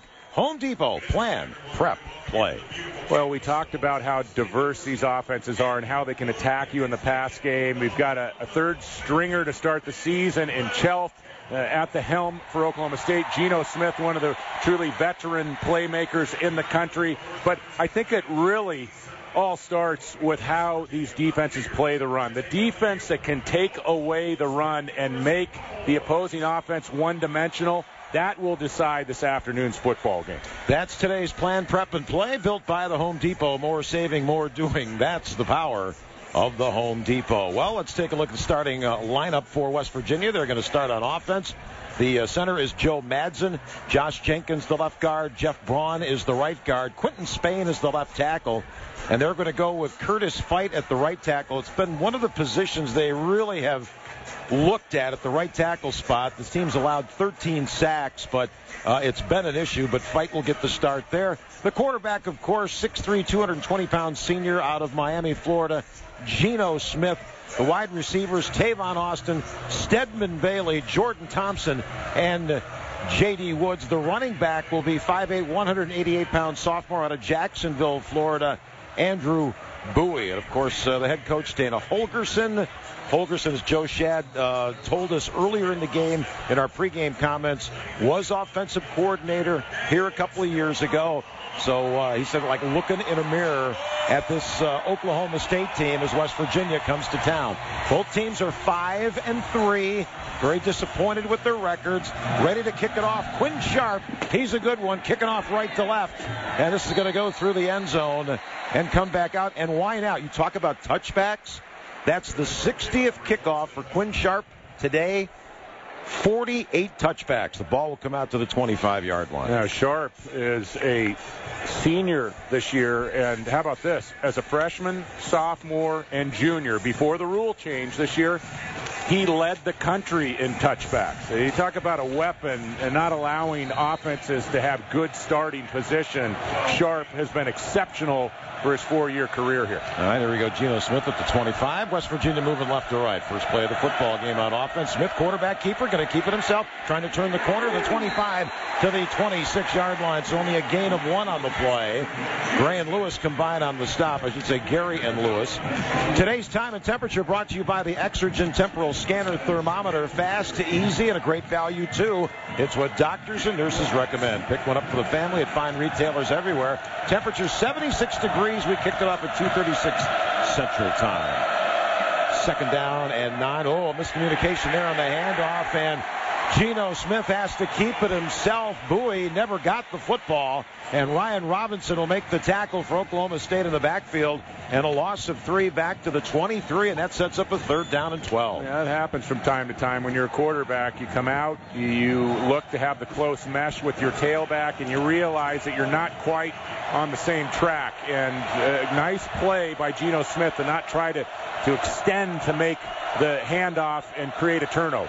3rd and 12. West Virginia moving left to right from their 23-yard line, and Geno Smith is back in the pocket to throw. Looking, nobody open. Now he heaves it deep down the field, and it overshoots his wide receiver. That's Carter Arlia, number 83. No flags on the play. Missed him by about a yard or two. Low on the coverage, so West Virginia is a 3-and-out. So Oklahoma State will get the football at Boone Pickens Stadium. The home team today, Oklahoma State dressed in gray, kind of a mid-gray, almost a dark gray jersey and pant. Black numerals, orange trim. West Virginia all with the white jerseys, dark blue pants and helmets, and yellow trim, blue numbers on those jerseys. Charlie Moore is back deep. Here's the punt. And this is driving Moore all the way back to his 21-yard line. Muffs the punt. Now picks it up at the 16, trying to come back upfield. Has a little bit of a crease, and then he takes it along the near sideline, goes out of bounds at the 22-yard line. And that is where Oklahoma State will take over. 55 yards on the punt and just 1 on the return. So here we go with Clint Shelf. Now they've gone through 3 quarterbacks. J.W. Walsh started, the freshman from Denton. He's hurt, out for the season. Wes Lunt got into the starting role, but he suffered a bit of a concussion last week, so Clint Shelf had to come in, and he will get the start today. They're moving right to left. Randall's is running back. Waiting for the snap. Early first quarter here in Stillwater. And it's Randall running left, has a hole, 25. He's to the 30. Randall across the 35. And he's got a first down to the 37-yard line. Cecil Level makes the stop, and 15 yards on first down. Yeah, Randall, a long line of tailbacks here at Oklahoma State. You already mentioned a couple of them, Thurman Thomas, Barry Sanders. But this Randall kid is really special. He has an opportunity to become only the 6th tailback at Oklahoma State to go over 1,000 yards in multiple seasons. And they'll give it to him again on first round. Tries to go right and bounces off a tackle or two up to the 41-yard line. He gets 4. Isaiah Bruce in on the tackle. Evan Epstein is the center for the Cowboys. Jonathan Rush, the left guard. Lane Taylor, the right guard. Parker Graham, the junior. Big kid, 6'7", 315, the left tackle. And Daniel Koenig, 6'6", 310 at right tackle. Second down and 6 yards to go for a first down. Shelf out of the gun. And it's a quick out. That little bubble screen to Stewart. Stewart near side breaks the tackle. 45. He's to the 50. That's a first down. A pickup of 9. Move the chains for the Cowboys on their first drive. Now, the Cowboys don't have a guy like a Justin Blackmon or a Des Bryant this season. They're looking for that big play wide receiver. And Josh Stewart is a guy, though, that works very well. He's a lot like a Wes Welker who had played in this league down at Texas Tech. Jeremy Smith in at running back. Play action fake to him. Chelf's going to throw it out in the far right flat. This ball is caught. And Kai Staley takes it into West Virginia territory, stopped at the 46-yard line. So a pickup of 5 yards on the play. So it'll be second down, 5 to go. And we're early in the first quarter, 12:20, clock moving, and it is no score between West Virginia and Oklahoma State. Cowboys work quickly, go without a huddle. You'll see a lot of plays in this football game today. Out of the gun, running play, and it's a reverse to Stewart coming around far side right. He's to the 40, cuts left at the 30, now free at the 20, breaks the tackle at the 15. He'll take it in the end zone. Touchdown, Cowboys! A 45-yard run. On the reverse, Stewart coming around from left to right and takes it in the end zone as he dodged a couple of West Virginia tacklers. Yeah, misdirection, and there really wasn't anybody home for West Virginia. Only 2 defenders on the far sideline, the right sideline, and Stewart, he is an exceptional runner when it comes to being in the open field. A great change of direction, and he just exploded down the right side of the football field. Quinn Sharp trying to tack on the extra point. This one is up, and it is good.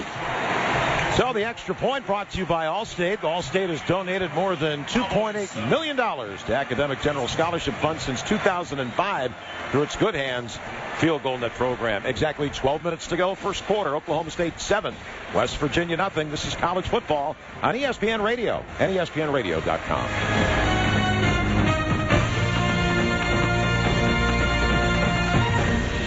And now Geico presents 30 Seconds with Maxwell the Pig. Hey everyone, I'm Maxwell, and my life is kind of awesome because whenever Geico wants to talk about their new mobile app, they're like, hey Maxwell, you feel like coming to the studio and talking about how the app lets you manage your policy, and get roadside help and even customize it with your favorite Geico character? And I'm like, maybe. Are there going to be snacks? Everything you love about Geico, now mobile. Download the new Geico app today. Do you have unfiled tax returns or owe the IRS or state more than $10,000? If you don't take action now, your tax problem is going to get worse, much worse. Seizure of property, bank levies, wage garnishments, and potential criminal prosecution. And if you owe the IRS back payroll taxes, chances are you will be visited at your home or business by an IRS agent. Don't become paralyzed by fear. Take action now. Call the experts at U.S. Tax Shield for help. Our team of experienced tax attorneys can get you protected, stop collections, and negotiate a permanent settlement with the IRS and state, potentially saving you thousands of dollars. At U.S. Tax Shield, our tax advisors will review your case for free, inform you of your rights, and give you a guaranteed quote. No games and no tricky upsells. That's why we have an A+ rating with the Better Business Bureau and thousands of satisfied clients. Put an end to your torment. Get protected. Get the Shield. Call U.S. Tax Shield now at 800-226-8184. That's 800-226-8184. 800-226-8184.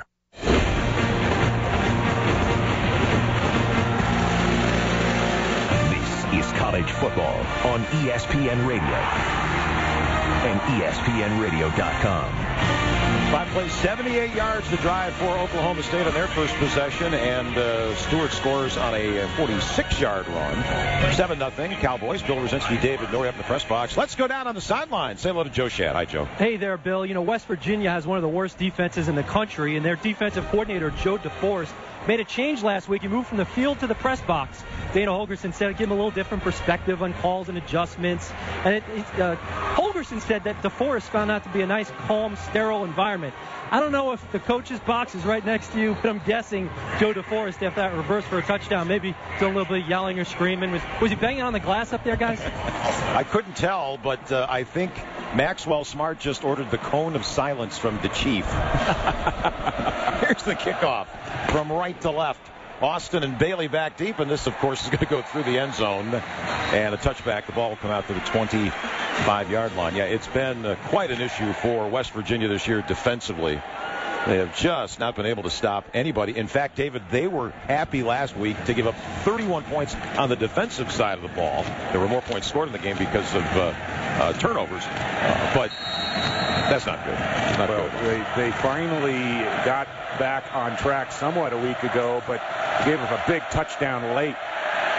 Geno Smith back to pass on first down the middle of the field. Oh, and he overshot a wide open Stedman Bailey. Boy, he had about the 40. If that ball's on the money, that's probably a touchdown. But again, the wind a factor here, David. You think the ball sailed a little bit there? Well, I just think that Geno Smith was a little bit anxious on that throw. If he puts a little bit more air under it, a little more touch on the ball, I think he had 6 points on the over-the-top post ball. 2nd and 10, West Virginia moving left to right at their 25. They trail early 7-0. Smith back to throw, sends it over on the far sideline. Bailey hauls that one in, takes it up to the 32-yard line. Stedman Bailey, the redshirt junior out of Miramar, Florida. And we'll be seeing a lot of him in this game. Of course, Tavon Austin is the guy that everybody gets a good look at, both on special teams and in this offense. Gain of 7, so it's 3rd and 3.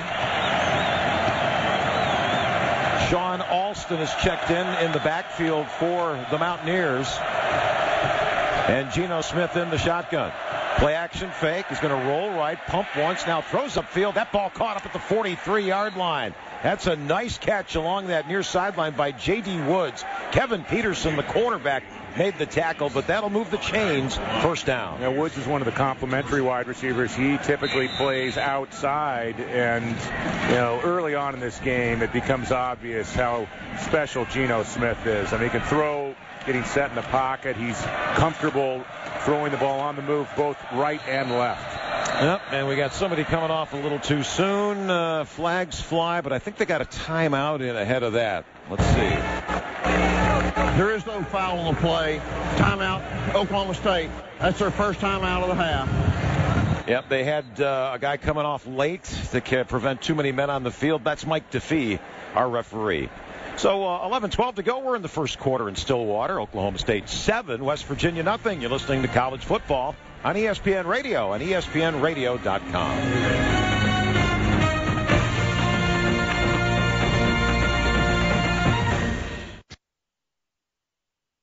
This Veterans Day at Lowe's, get the Maytag Centennial washer and dryer for $798. That's a savings of $430. And a Bosch 18-volt lithium drill for $99. That's a savings of $70. Choose 18-month special financing on purchases of $599 or more when you use your Lowe's consumer credit card. Lowe's, never stop improving. Offer is valid from November 7th through the 12th while supplies last. Credit offer valid from November 8th through the 12th. Special financing cannot be combined with 5% off everyday credit offer. Some exclusions apply. See store for details, including Maytag offer.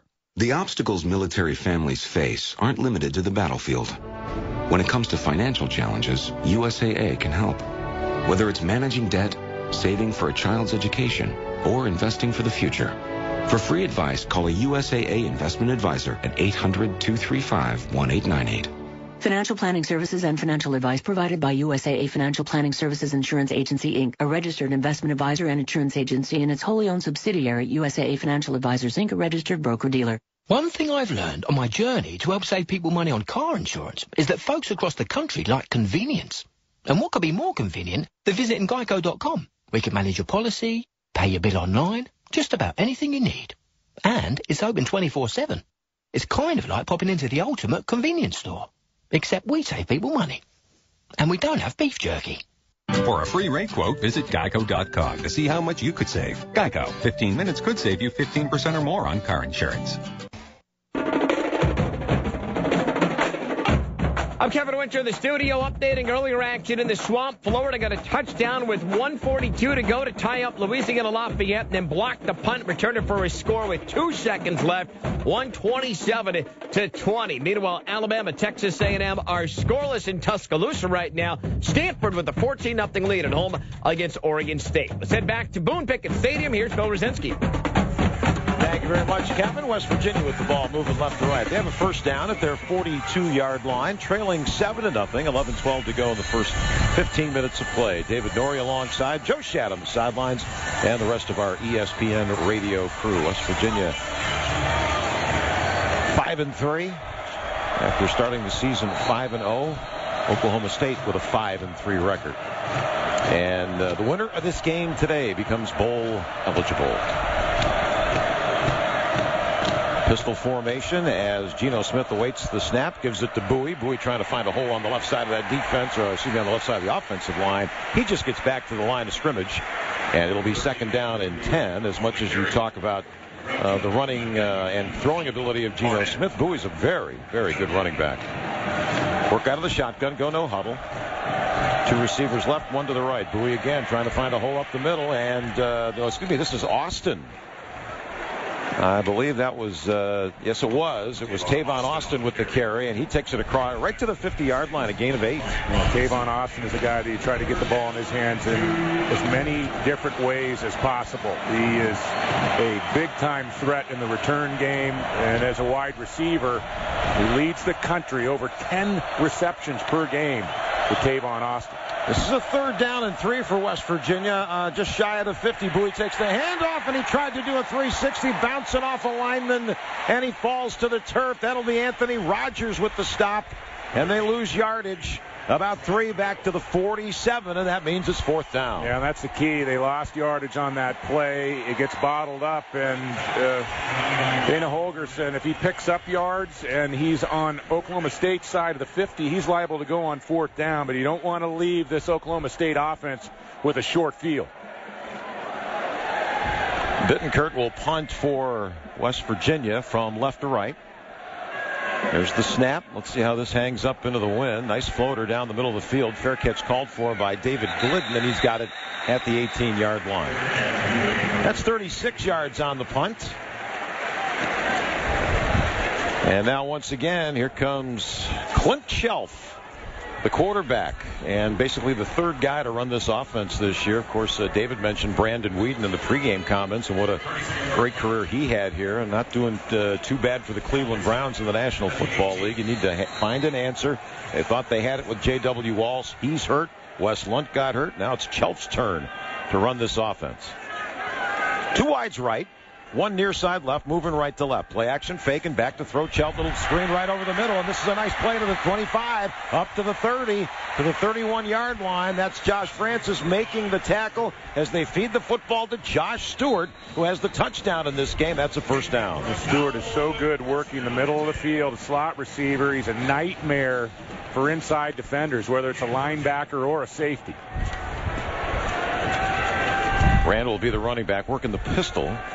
And they'll give it to Randall, going right up that middle against the West Virginia defense, and stood up. Forward progress to the 34-yard line. That'll be a tough 3 yards. Carl Joseph in on the stop. Joe DeForest is the defensive coordinator. Joe Shad talked about him moving up into the booth last week. They thought that worked a little bit better.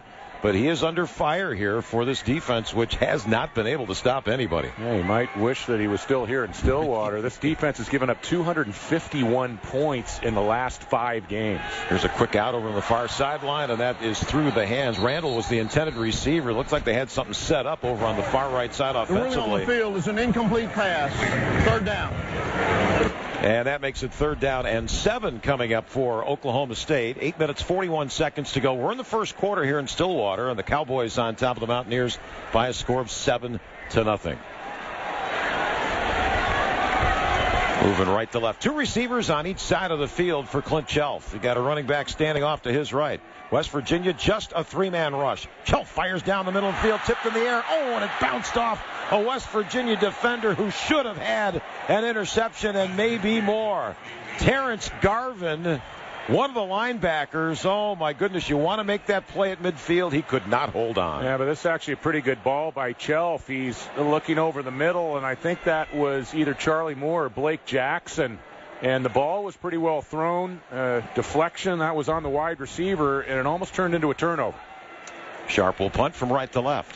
Austin is back deep, always dangerous on the return. This is a nice kick, calls a fair catch, and makes it at the 19-yard line. So a little bit of defense from both sides. That was a 47-yard punt. And when we come back, we'll see if Geno Smith can get West Virginia moving here. They trail by a score of 7-0. We've got 8:28 to go in this first quarter. Oklahoma State by 7. This is college football on ESPN Radio and ESPNRadio.com. This Veterans Day at Lowe's, get the Maytag Centennial washer and dryer for $798. That's a savings of $430. And a Bosch 18-volt lithium drill for $99. That's a savings of $70. Choose 18-month special financing on purchases of $599 or more when you use your Lowe's consumer credit card. Lowe's, never stop improving. Offer is valid from November 7th through the 12th while supplies last. Credit offer valid from November 8th through the 12th. Special financing cannot be combined with 5% off everyday credit offer. Some exclusions apply. See store for details, including Maytag offer. The obstacles military families face aren't limited to the battlefield. When it comes to financial challenges, USAA can help. Whether it's managing debt, saving for a child's education, or investing for the future. For free advice, call a USAA investment advisor at 800-235-1898. Financial planning services and financial advice provided by USAA Financial Planning Services Insurance Agency, Inc., a registered investment advisor and insurance agency, and its wholly owned subsidiary, USAA Financial Advisors, Inc., a registered broker-dealer. Trying to sell your old car? Instead, donate your vehicle to Heritage for the Blind. Pickup is free, and your donation is tax-deductible. Just call 1-800-814-2162. Heritage for the Blind accepts cars, vans, trucks, and boats, whether they run or not. Donate your vehicle, and you'll receive a free 3-day vacation voucher to over 50 locations. Call 1-800-814-2162. That's 1-800-814-2162. This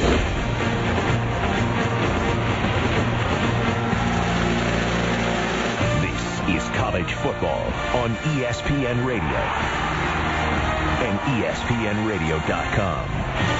At a sun-splashed Boone Pickens Stadium in Stillwater, Oklahoma, Bill Rosinski, David Norrie, Joe Shadd on the sideline as ESPN's college football travels take us to Oklahoma State taking on West Virginia. We've got 8:28 to go in the first quarter. It is West Virginia trailing 7-0, but let's see if Geno Smith can get something going here. They're moving left to right, and they will start at their own 18-yard line. 2 receivers left, 2 to the right. Austin in motion to the left. Here's a little screen out that way. Austin high steps it, dances by a tackler, but nowhere to go. That's nice defense by Shamil Gary, the strong safety. That was not a pass. That was a throwback, a lateral, and Tavon Austin could not go anywhere. Loss of 1, 2nd down and 9. Dustin Garrison is checked in the lineup in the backfield. Back to throw. Here's Geno Smith with the toss up to the 25-yard line. Jams it into Stedman Bailey, so another catch for him. Over on the West Virginia bench, they're going to mark it at the 25 for a pickup of 8, and that's still 3rd down. 3rd down and 3 to go. Talked a lot about quarterbacks' feet and some of the quarterbacks not very efficient at this level. Geno Smith has exceptional feet, and the ball comes out on time. 3rd down, 3 from their own 25. The Cowboys showing blitz. Let's see if they come. And here they come. Back to throw. Swings it out in the left flat. The ball caught, trying to fight for the first down, and not going to get it. That was Dustin Garrison, the running back, and he was tackled shy of the line of the first down. He only got 1 more yard on that play to the 26. So West Virginia again, the offense is going to have to send the punting unit on. Yeah, you have to punt here. You're inside your own 30-yard line, and this Oklahoma State defense has been pretty good throughout the season. Last week they go to Kansas State. They give up 44 points, but that was very misleading. 3 huge plays in the special teams for Kansas State, 5 turnovers by the Cowboys offense. They really the defense, Colin Klein and Kansas State, fairly well throughout that game. Bittencourt will punt, but flags fly just as the ball is snapped, and we have a delayed game here. Our referee once again, Mike DeFee, coming in to talk with the head linesman. Delay game. Offense. 5-yard penalty. 4th down. So that'll move ball back to the 21-yard line. Number 17, Charlie Moore, is back deep. And the up man is David Glidden. Once again, wind a factor today, coming from the south at about 40 in gusts. Here's the kick. And backpedaling Charlie Moore takes it at the 33. He's going to start upfield, 35-yard line, trying to break a tackle, spinning backwards, nowhere to go. Good special teams coverage by the Mountaineers. And forward progress will be the 32-yard line. That was a 46-yard punt -1 on the return. Let's pause 10 seconds for station identification. You're listening to college football on ESPN Radio and ESPNRadio.com. For Hurricane Sandy donations, visit redcross.org or text Red Cross to 90999 to donate $10. WEPN FM, WEPN HD1, New York. 6:48 to go here in the first quarter. Oklahoma State leading 7-0 over West Virginia, and the Cowboys at their 32.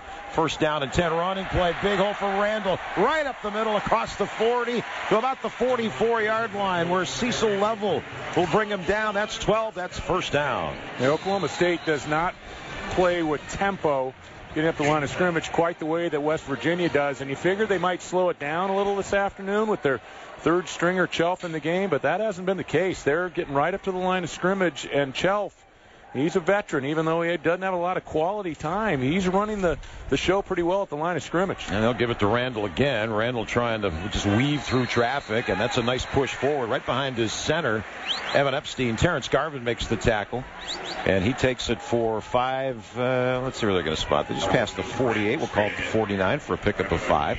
Randall's 6'1", 200-pound junior. He's had 6 100-yard games and needs 66 yards today to hit 1,000 for this season. Josh Stewart comes in motion far side right, but they're going to give it. It's a running play, and this is Jeremy Smith with the handoff, and he is stopped shy of the line, the first down marker. Got across the 50 to the 49. It's 3rd down and 2. Pushing and shoving away from the play on the near sideline between a receiver and a defensive back, but now here's a 3rd and a couple coming up for the Cowboys. They're at the 49-yard line of West Virginia. Clint Chelf barks out his call. One running back standing off to his left. That's Jeremy Smith. Waiting for the snap. He's got it. Here comes a blitz. Back to throw. Chelf downfield. It goes near sideline, and a nice catch along the 30-yard line. Beautiful grab by Josh Stewart. That's 19 more yards and a big 3rd down conversion. Well, what a great story, this Chelf kid. He comes in last week when Lunt gets dinged midway through the 3rd quarter at Kansas State, a tough assignment, and he thrives. Threw a late interception, almost became a 1-score game, but that's a pretty throw, and he doesn't look a lot like a 3rd stringer this afternoon. Stewart in motion far side right. So 3 receivers over that way for Clint Chelf. He's at the 30 of West Virginia, first down, but this will be a run. This is Randall, and Randall is tripped up and dropped as he hits the 27-yard line, and that'll be a pickup of 3 yards on the play. Chelf is from nearby Enid, Oklahoma, and he's been a backup. And he's been around for a long time. He's been a backup for 4 different quarterbacks, including Zach Robinson and Brandon Weeden in this program. 2nd and 7 for the Cowboys at the 27 of West Virginia. Why not give it to Randall again? Bounces off a tackler, spins his way to the 20-yard line. That's very close to a first down where Level again makes the stop. Level is one of these defensive players getting some new life here. Started for the first time last week as they tried to shake up the defense here. Jeremy Smith is going to check in. 3rd and 1. They marked it at the 21. Let's see what the call is here. Smith will be the tailback. He'll get the call. Running left. He's going to get the first down. Goes between left guard and left tackle. No problem there. They're in the red zone. And that's a first down at the 19-yard line. Clock is ticking. 4 minutes to go, and it will resume as they set the football down after the first down. 4 to go first quarter. Oklahoma State leading West Virginia 7-0 and knocking at the door here as they enter the red zone.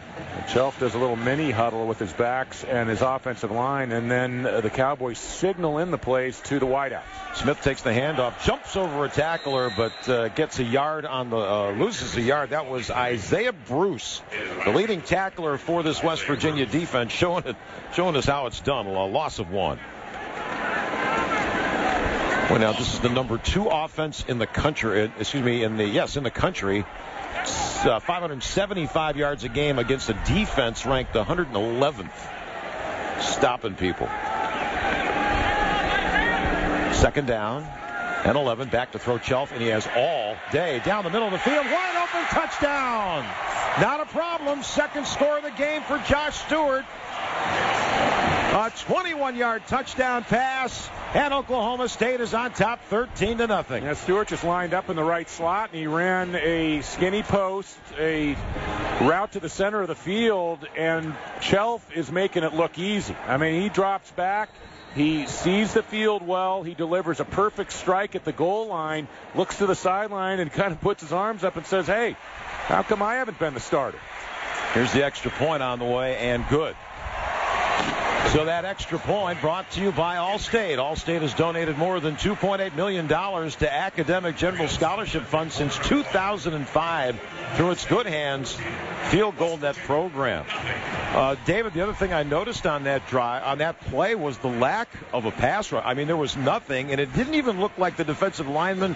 It looked like they were just engaged with the offensive linemen, making sure that Chelf didn't run. He had all day to look downfield. Defensive front has been a real problem for West Virginia, and a lot of people have pointed to the secondary. This is the number 120 ranked secondary in the country. There is no worse secondary when you look at the numbers, but a lot of that has had to do with the defensive front not getting pressure on the quarterback. They haven't been quite as bad against the run, but the reason why Chelf is getting so much time, Bill, is that they're using Randall, they're selecting run plays and having success, and then when they drop back, he's got all sorts of time.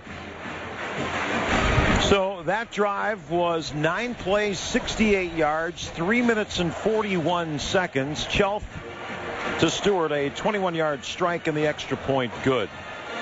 7 rush plays for 28 yards on the drive, and Chelf was 2 of 2 passing for 40 yards. Tavon Austin, Stedman Bailey are back deep for West Virginia to our left, and now this is we got 3 minutes to go in the first quarter. Here's a crucial time of the game for the Mountaineers. They need to establish something offensively. They haven't had anything going yet.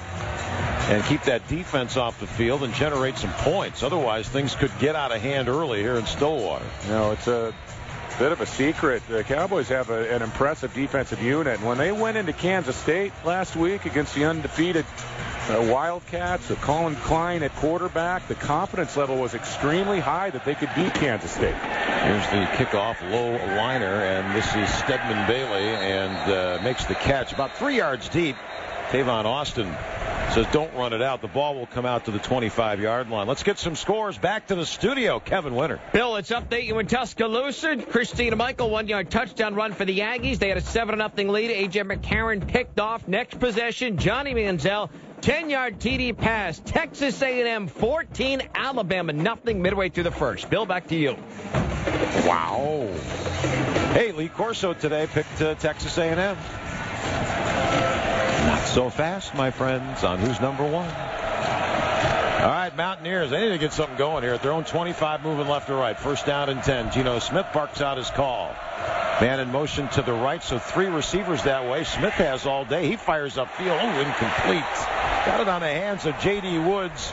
And we have a penalty flag in the backfield. Was this a late hit on the quarterback? No foul.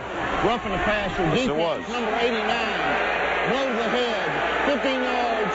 Automatic. First down. Nigel Nicholas, the left defensive end, and he's been extremely aggressive early in this game. In fact, this entire defensive unit has been aggressive.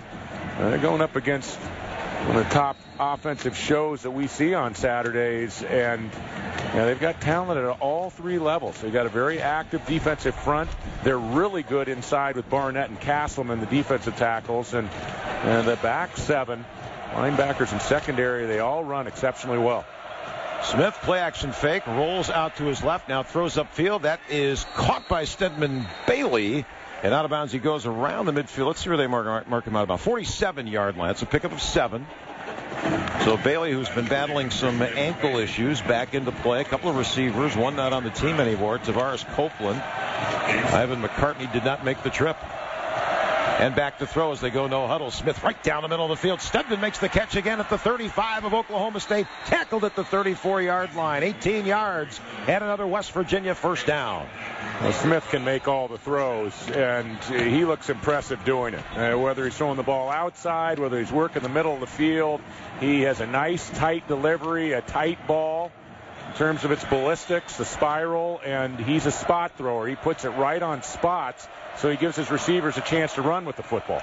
Ball's in his hands. Geno Smith back to throw again, sends a deep ball towards the far sideline. Tavon Austin, the intended receiver, and that ball sailed out of bounds, incomplete. The interesting thing about this football stadium, is the limited sideline availability for either teams. The fans are right on top of you. What is that, about 10 yards maybe? Not even that they have between Joe Shad telling us it's 2 yards. Yeah, the other thing that's interesting are the nice finishes. I mean, Boone Pickens, this is one of the nicest facilities that I've seen on a Saturday or a Sunday.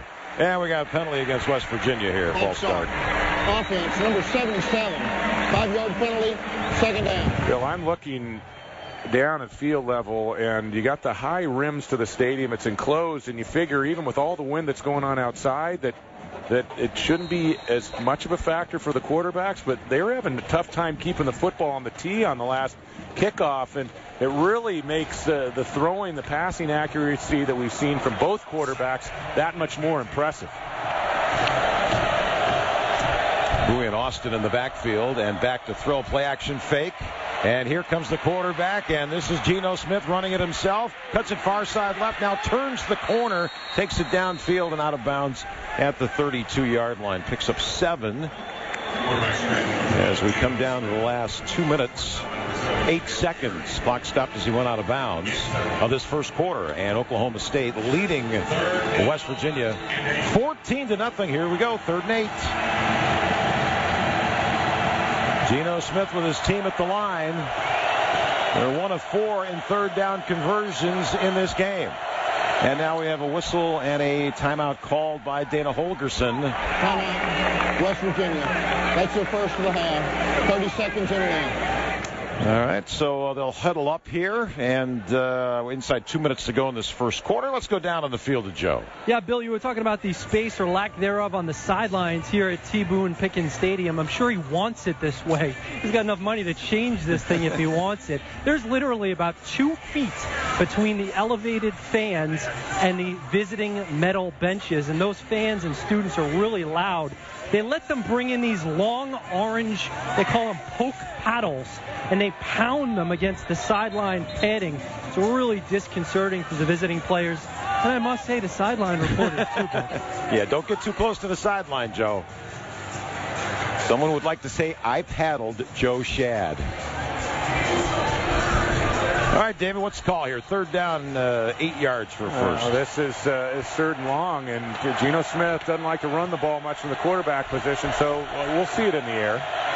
And he will throw. Back in the pocket. Heat's coming. He avoids the sack. Going to run near side right. Now a defender trying to chase him down. Oh, he took his helmet off, and the play comes to a stop. And that'll make it 4th down. Lindell Johnson was the man who chased down Geno Smith. And no penalty flag on the play.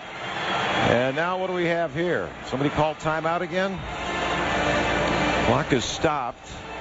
Now Smith has to come out of the game because that helmet came off. Yeah, and they're not really too deep for a field goal try, I would think, with all the wind. So if you're going to go for it here, you got to bring your second-string quarterback in, and that's what they're doing. They're bringing Millard in. Yep, Paul Millard comes in, and the ball back at the 37. This is a 4th down and about 13 yards to go. Millard waiting for the snap, and are they just waiting to see if they might jump offside? No, he got the ball in his hands. Plenty of time. Looks, now throws down the middle of the field. Got a receiver there. It's caught! It's a touchdown! Stedman Bailey! How about that? The backup. The redshirt freshman comes off the bench and fires a 37-yard touchdown pass. On 4th and long, and really kind of an unfair rule at times because it was a defensive player that pulled Geno Smith's helmet off on 3rd down on the sack. And what a great job by Millard. He sat in the pocket. He waited for Bailey to clear, working left or right on a post route. He was working against Broderick Brown, and it was a perfect throw. He beat tight coverage. You never know. That's why you got to play the game. Here's the extra point. It's up and good. And we talked about West Virginia having to come up with something on this drive. David, we didn't think it would end with Millard coming in the game, but that's a huge score with 1:06 to go in the quarter. Well, give some credit to Dana Holgerson for going for it there, because I really felt like he'd bring the punt unit on the field. That's an area of the field where many coaches would go ahead and punt the football.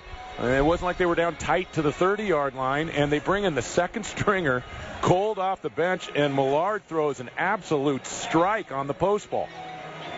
You were talking about all the improvements in the stadium here. The first in the men's room here in the main press box, dental floss, mouthwash, and deodorant. Now, I don't know if that's an indication on what they think of the people who cover the team, but they're available. Well, I walked into the restroom and I thought I was at a fine steakhouse. I mean, it was beautiful, rich mahogany finishes, brass fixtures.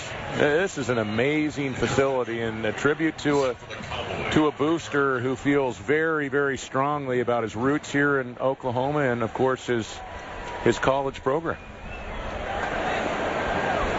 Getting ready for the kickoff, and because of the windy conditions here, again, it's a sunny day. Temperature in the mid-upper 70s, but the wind howling from south to north at about 40 in gusts and pretty steady at 20 to 25 miles an hour. And now getting ready to kick off here. This will be Corey Smith kicking off from left to right. And this is returnable. This will be Gilbert at the 5-yard line. Right to left 10. At the 20. Big burst of speed to the 30. Can the kicker chase him down? No. To the 40. To the 30. Down the near sideline. And all the way for a touchdown. 95 yards. What an incredible return. Justin Gilbert. And there was a huge hole right up the middle, and then once he got near midfield, the kicker couldn't get him, and then he just outraced the last defender down the near sideline. He showed great patience. I mean, he waited, he bided his time, and then he just, like he was shot out of a canyon, exploded up the center of the field, and it wasn't a huge chasm. They beat a couple arm tackles low on him, and then he had one man to beat. That was the kicker, got all the way to the left corner, his 5th career touchdown on a kickoff return. He had one called back last week at Kansas State. And the extra point by Quinn Sharp is good. So all the momentum gained by West Virginia on the last drive to cut the gap to 7 evaporates on the kickoff return for a touchdown. And with 53 seconds to go now in the first quarter of play, it is Oklahoma State 21 and West Virginia 7. So the kickoff return for a score 95 yards, and it took 13 seconds to run it back. Well, this is the Big 12. Make no mistake about it. And the computers, when we're talking BCS system, the computers have this conference rated high. In fact, this conference scores the highest marks coming into this afternoon when it comes to the computers. Kansas State, of course, one of the 4 teams in the conversation, undefeateds that are trying to get into that national title game, and Alabama struggling right now at home against the Aggies of Texas A&M. Well, K-State can play a little defense. I think that's Big 12. You don't have to worry about scoring points. A lot of people can score points in this conference. Here's the kickoff, and that's going to go through the end zone, and the ball will come out to the 25-yard line. It's who can stop somebody, which is the problem. So this will be for West Virginia their 5th possession of this first quarter. They ran 3 plays, then 6, then 3, and then they finally had the touchdown drive. And then we'll see what they can do here, trailing by a score of 1-7. Dustin Garrison will be the running back for Geno Smith, who is back in. He just had the helmet knocked off, had to leave the game for one play. Play action fake. Smith is going to roll far side left. Now cocks the arm. Now throws a high arcing pass down that far sideline and incomplete. Sails out of bounds. And the pass intended for Stedman Bailey. It'll be 2nd down and 10 for the Mountaineers. My ex-offensive coordinator back at UCLA, the legendary Homer Smith, used to say, the sideline's been there for 122 years, and it's not going anywhere. And if you can't keep the football inbounds on a deep throw, you're never going to have success. Play action fake to Garrison. They swing it out on the far sideline up to the 29-yard line. Broderick Brown makes the tackle. Pass intended. Arlia makes the catch. And now it's 3rd down for West Virginia. And the ball at the 29-yard line. They have to get to the 35. We're down to the last 20 seconds of this first quarter. Pistol formation, and Geno Smith will put it up over the middle. It goes, and it's Tavon Austin on the fly. Makes the catch, cutting across the middle from right to left. First down up to the 39-yard line, a gain of 10. Yeah, in the first quarter, it's been close to interminable. West Virginia may still get another playoff before the clock expires. 6 seconds, 5, time remaining. Now the officials say, okay, we're ready to go. As a couple of substitutions were made. And that'll bring us to the end of the quarter. Today's game built by the Home Depot. More saving, more doing. That's the power of the Home Depot. By Napa Know-How. And by Nissan. Nissan is giving their official Heisman vote to the fans. Go to NissanHeismanHouse.com. Vote and get to know the Heismans. At the end of the first quarter, our score: Oklahoma State 21, West Virginia 7. This is college football on ESPN Radio and ESPNRadio.com. When the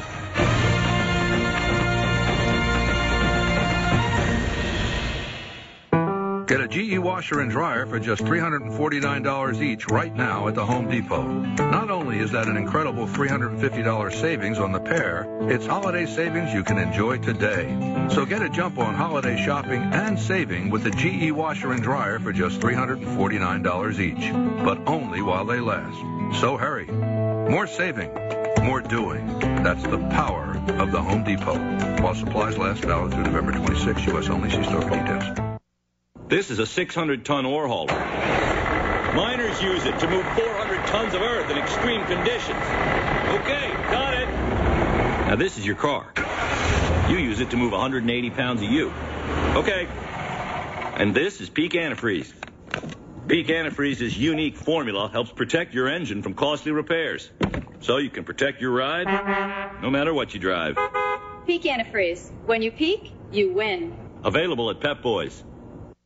Do you have unfiled tax returns or owe the IRS or state more than $10,000? If you don't take action now, your tax problem is going to get worse, much worse. Seizure of property, bank levies, wage garnishments, and potential criminal prosecution. And if you owe the IRS back payroll taxes, chances are you will be visited at your home or business by an IRS agent. Don't become paralyzed by fear. Take action now. Call the experts at U.S. Tax Shield for help. Our team of experienced tax attorneys can get you protected, stop collections, and negotiate a permanent settlement with the IRS and state, potentially saving you thousands of dollars. At U.S. Tax Shield, our tax advisors will review your case for free, inform you of your rights, and give you a guaranteed quote. No games and no tricky upsells. That's why we have an A+ rating with the Better Business Bureau and thousands of satisfied clients. Put an end to your torment. Get protected. Get the Shield. Call U.S. Tax Shield now at 800-226-8184. That's 800-226-8184. 800-226-8184.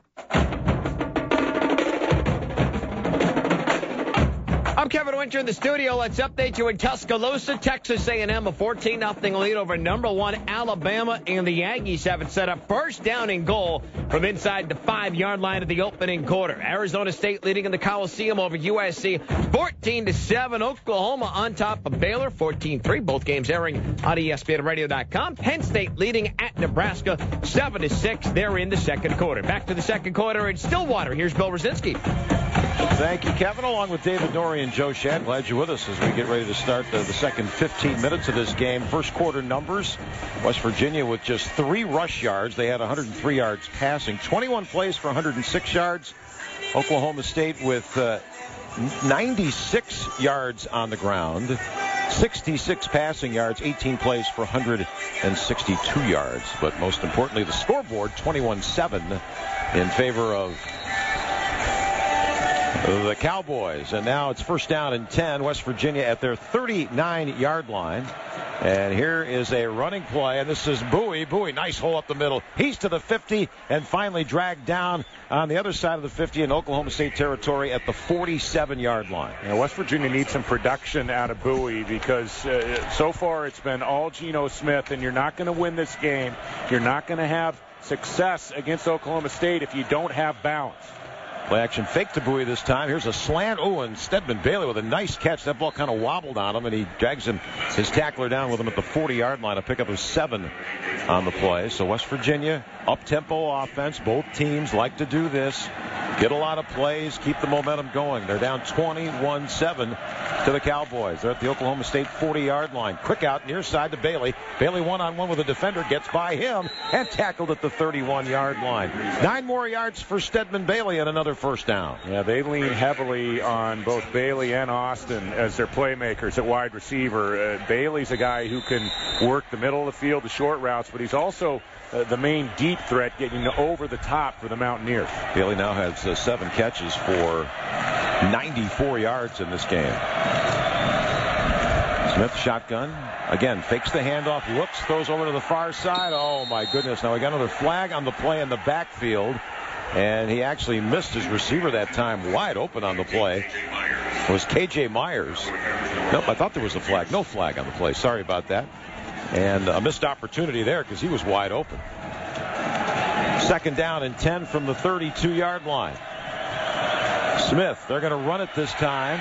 Garrison running hard inside the 25, and then he carries a couple of tacklers to the 23-yard line. Nice run by the sophomore from Pearland, Texas. Lindell Johnson made the tackle. Now 3rd and short. I like the play call. They stick with the run, and a nice job by Garrison coming in the game, cutting it back to the center of the field and finishing the run. They have to get to the 22. The ball is on the 23. Mountaineers moving right to left, trailing by 14 early in the 2nd quarter. Geno Smith changing his call at the line. Still plenty on the play clock here, down to 10 seconds. Smith, handoff Garrison, running right, cuts it back to the left. I don't know if he got that first down or not. Where they're coming in for the spot, he's about maybe a half a yard shy. Alex Elkins made the tackle. It's 4th and 1. Yeah, and I think they're going to go for it here. Their field goal kicker last week, only 1 for 5, Bittenkurt. And this is an obvious 4th down situation where you're going to go. Geno Smith under center. Alston is the fullback. They're going to give it to Tavon Austin, trying to turn it outside right, and he does get the first down to the 20-yard line. Caleb Levy brought him down. So the interesting call, you got the big running back, but instead Austin in motion from left to right gets the first. Yeah, they brought him on the fly sweep, and a nice job by the Cowboys defense of stretching the play out. Austin did a good job of knifing it upfield to pick up the first down. So now at the 20-yard line, 1st down and 10, West Virginia. Running back remains number 20, Shane Alston. 2 receivers left, Tavon Austin and Stedman Bailey. Now Austin in motion right, but they're going to flags fly, play is blown dead. Early movement by the Mountaineers. Ball start. Offense number 67. 5-yard penalty. First down. Ball goes back to the 25-yard line. You can hear that wind as the referee opens up his microphone. It's like talking to somebody on a cell phone when they're 60 miles an hour in a convertible. And I hate when you do that every week to me, David. I just do it to check in occasionally. Those California girls out there, the convertible top is down. First down 15 for West Virginia. Moving right to left at the Oklahoma State 25. Smith back to throw, far side toss, and a diving catch. Did he have his feet in bounds? I guess he did. Arlia, number 83, makes the catch. Well, he was sliding towards the sideline. The question is, did he lead with his feet to the sidelines? He made the catch. And wow, I don't know if that's in bounds. Yeah, he had a knee and a hip down, but was one of his feet, one of his cleats already sliding out of bounds as the ball arrived. I think they're going to take a couple more looks. The previous play is under further review. And I think, of course, all the plays are under review, but the official says, look, we really need to take a look at this one here, so let's kind of pause, slow things down, make sure we get this right. And we'll find out when we come back if this is a catch or not. Timeout on the field, 12:01 to go. 2nd quarter here in Stillwater. Oklahoma State 21, West Virginia 7.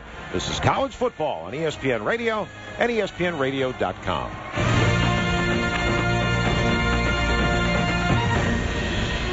Ba, black sheep, have you any wool? No, sir, no, sir. Some nincompoop with pantyhose pulled over his face stole all my wool sweaters and gaming system. Luckily, the Geico Insurance Agency recently helped me with renter's insurance. Everything stolen was replaced, and the little boy who lives down the lane was caught trying to sell it online. Call Geico and see how easy it is to switch and save on renter's insurance. I got it made. I got it made fresh at Subway. Breakfast made the way I say. More and more people are opening their eyes every morning to a Subway breakfast. Goodbye, pre-made. Hello, custom-made. Exactly the way I say. Like a tasty steak, egg white, and cheese on toasty flatbread. Ooh, with extra jalapenos, please. No, I wouldn't mind with red onions. Done and done. Whatever you want. You so got it made. Subway. Eat fresh. Subway. At participating restaurants.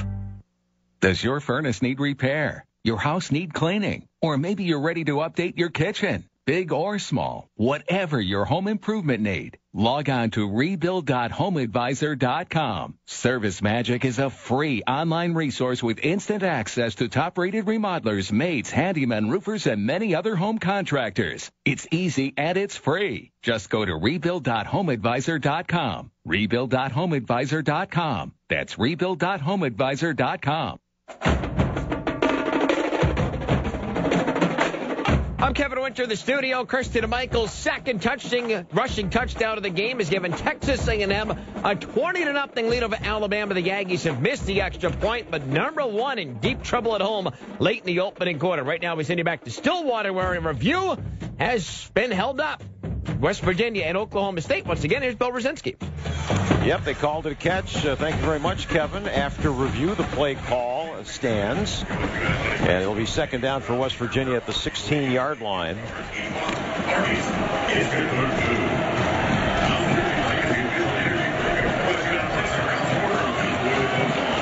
21-7, Oklahoma State on top of West Virginia, but the Mountaineers on the marks just outside of 12 minutes to go in the first half here in Stillwater.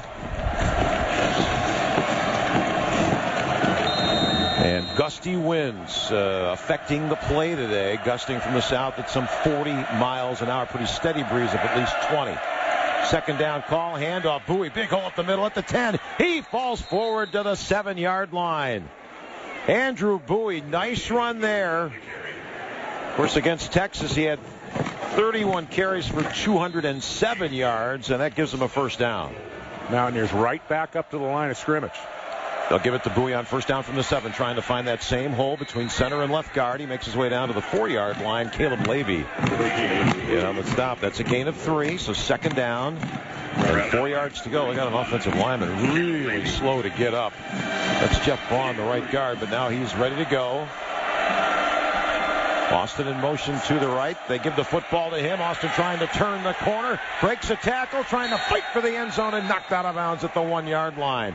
Tavon Austin knocked out of bounds by Daquan Lowe. 3rd and goal. Actually, they're going to mark him at the 2-yard line. Yeah, they've been utilizing Austin and his speed on some of these perimeter runs, and he got all the way outside on the right perimeter, tried to turn the corner to the pylon, but great pursuit by Oklahoma State. He let a couple defenders fly by on him, tried to turn it back inside, and was denied. 3rd down and goal from the 2-yard line for West Virginia. Geno Smith with the ball in his hands. Play action fake. He's going to toss it in the end zone for Stedman Bailey. Way too high. And now big decision coming up for Dana Holgerson. Will they go for it here? 4th and goal from the 2-yard line. That was a missed opportunity because Bailey had run a quick slant. He had created separation from the corner, and Geno Smith just let that football sail on him. Threw the ball over the head of Bailey where he really should have had 6 points. And I'm not sure I agree on this call right here from the 2-yard line. Still early in the game. I think you bring your field goal kicker on and you cut the lead to 21-10. 4th and goal, West Virginia from the 2-yard line. They're moving right to left, and here's the handoff to Alston, trying to barrel towards the end zone. No, stopped at the 1-yard line. Jamil Gary made the play.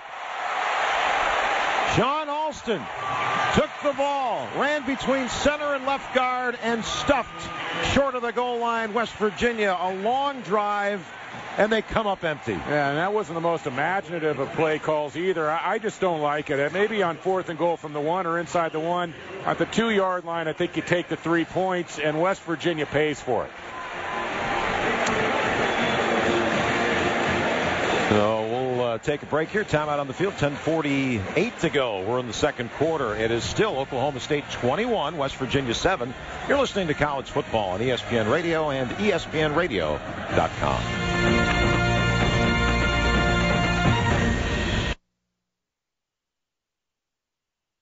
This Veterans Day at Lowe's, get the Maytag Centennial washer and dryer for $798. That's a savings of $430. And a Bosch 18-volt lithium drill for $99. That's a savings of $70. Choose 18-month special financing on purchases of $599 or more when you use your Lowe's consumer credit card. Lowe's, never stop improving. Offer is valid from November 7th through the 12th while supplies last. Credit offer valid from November 8th through the 12th. Special financing cannot be combined with 5% off everyday credit offer. Some exclusions apply. See store for details, including Maytag offer. It's time to get winter ready. Dick's Sporting Goods has more of the best brands to keep you warm as the weather gets colder. The North Face, Columbia, Spyder, Burton, Copen, Marmot, Mountain Hardwear, and more. Dick's has the widest selection in styles and colors in men's, women's, and youth jackets and accessories. And don't forget to grab a new snowboard. Dick's carries the snow equipment you need. Before hitting the slopes, stop into Dick's Sporting Goods today. Every season starts at Dick's. The obstacles military families face aren't limited to the battlefield. When it comes to financial challenges, USAA can help. Whether it's managing debt, saving for a child's education, or investing for the future. For free advice, call a USAA investment advisor at 800-235-1898. Financial planning services and financial advice provided by USAA Financial Planning Services Insurance Agency, Inc., a registered investment advisor and insurance agency, and its wholly owned subsidiary, USAA Financial Advisors, Inc., a registered broker-dealer. This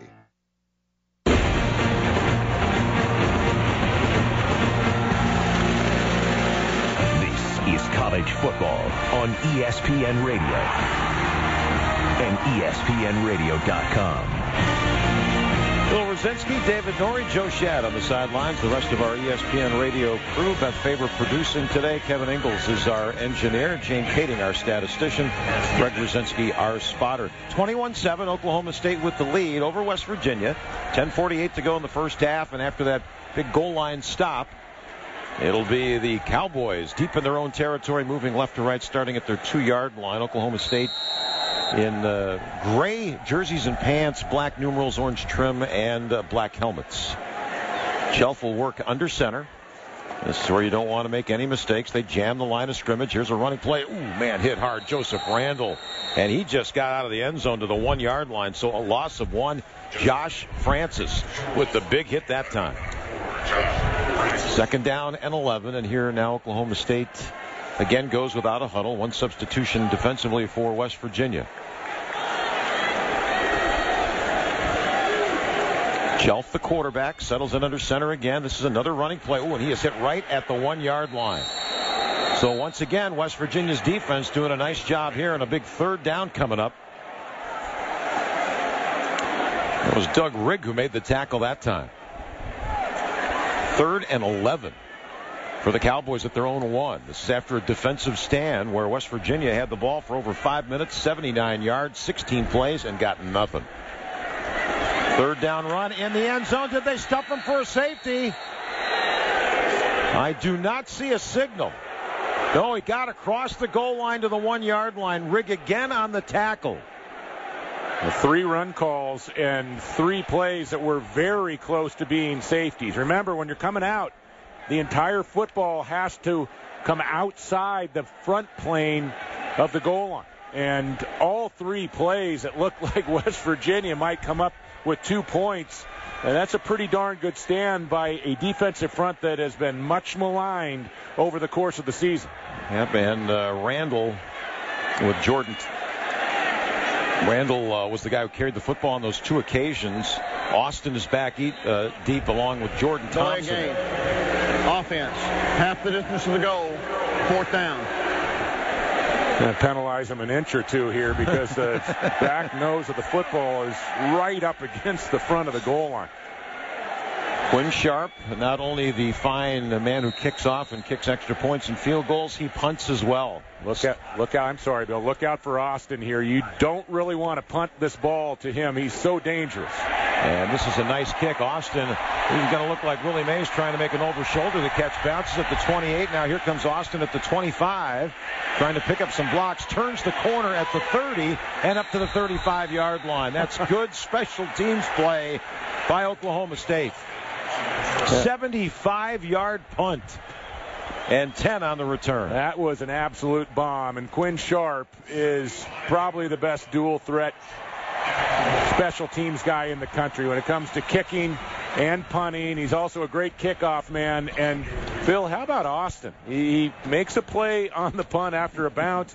He stood there for a good 3 or 4 counts. It looked like they had blown the play dead before he decided to get the ball upfield. He looked like me in one of my workouts at the Y. He was just kind of standing there. Or out on the golf course. At the 36, first down and 10, and they're going to hand the football up to Dustin Garrison. Garrison makes his way right up the gut to the 39-yard line, pick up a 3. And it'll be second down 7 for West Virginia, trailing 21-7, 8:46 clock moving. Time remaining in the second quarter here in Stillwater. Bowie checks in at running back. Now Tavon Austin is going to come. He was out to the far side right, comes near side left. And is a slot on the near left side. Backs in the eye. Austin faked the reverse to him. Back to throw Geno Smith. He's got Austin out in the right flat. Throws it there. There's the catch. Up to the 40. Stiff arms the tackler. Nice run after the catch by Tavon Austin. Out of bounds at the 45-yard line. And that was Kevin Peterson holding on for dear life. And a flag on the play as well. Yeah, this is probably going to be a face mask at the end of the play. Maybe a blocking infraction, but I think they might have gotten a big piece of his face mask, and initially Austin was part of the fake. Face mask. Defense, number 1.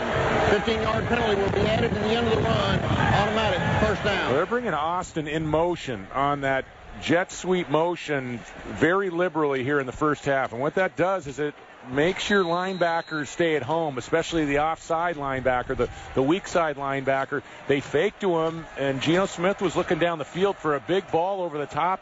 He ended up just taking Bailey outside with a little swing pass as a secondary choice. Out of the pistol, first down call, play action fake again. He avoids the sack, but unfortunately 2 more Cowboys are there, and the helmet comes flying off again. Ryan Robinson will get the sack, and Smith is going to have to come out of the ball game. He better do a better job of keeping that chin strap buckled up because he has to leave the game. Well, and I think it was Robinson the first time when Geno Smith had to come off the field for a play. Remember last time Millard hit that 4th and long ball for a touchdown, and Millard was right on the field after the helmet came off. He was ready to go here.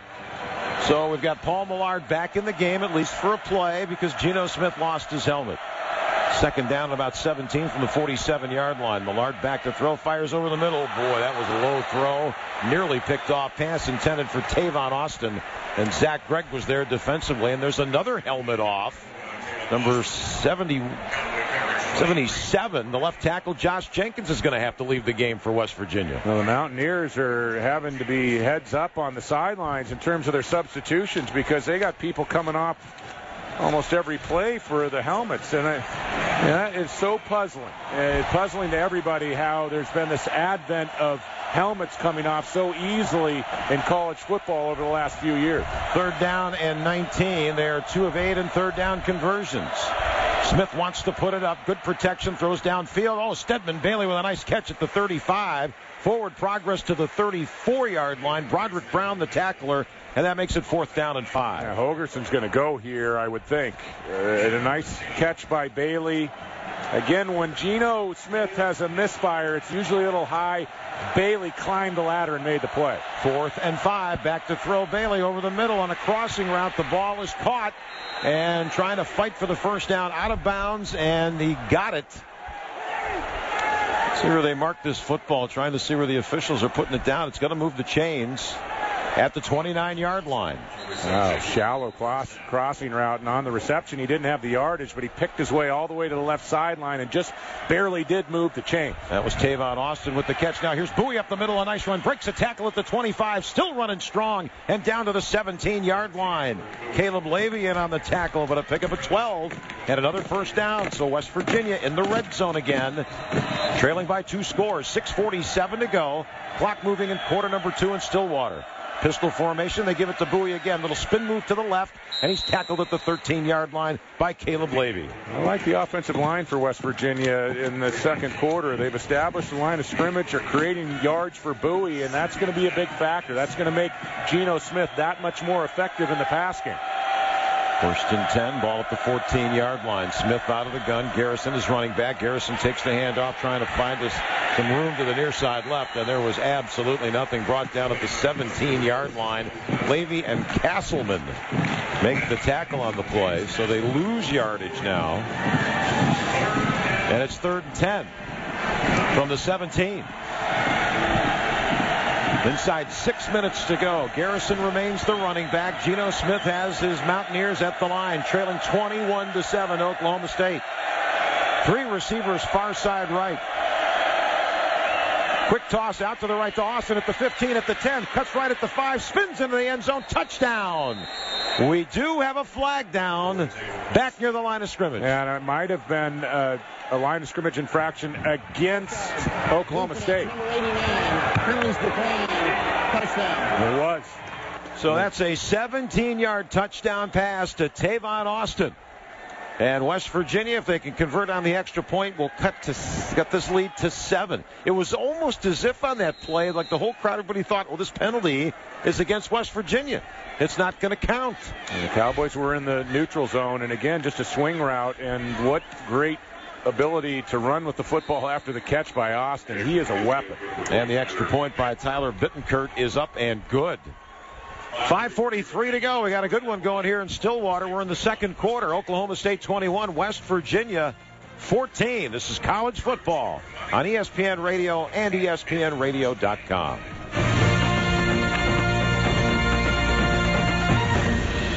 When you're running a facility, safety is key. That's why Grainger offers over 80,000 diverse safety products, all to help you reduce injuries and downtime and keep up with regulations. You might say safety's our middle name. Yep. Grainger, safety, Grainger. You get the idea. Now through November 30th, save off the Grainger catalog price with 25% off select DuPont protective clothing and 30% off Ansel products. Just call quickgrainger.com or stop by a branch today. Grainger, for the ones who get it done. Get in the zone. If you're heading out for the holidays, make sure your battery will get you home safely. Come into AutoZone for a free battery test today. And only AutoZone carries proven tough Duralast batteries if you're due for a new one. They're built with patented technology, so you get reliable starts in any weather. Don't take a chance on getting stranded this holiday. Make it to your destination worry-free with battery help from AutoZone. Parts are just part of what we do. Get in the zone. AutoZone. The obstacles military families face aren't limited to the battlefield. When it comes to financial challenges, USAA can help. Whether it's managing debt, saving for a child's education, or investing for the future.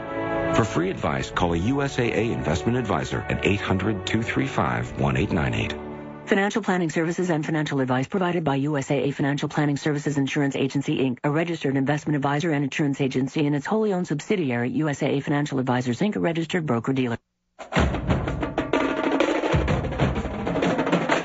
I'm Kevin Winter in the studio. Alabama with a much-needed touchdown. The Crimson Tide are finally on the board. T.J. Yeldon, a 1-yard TD run.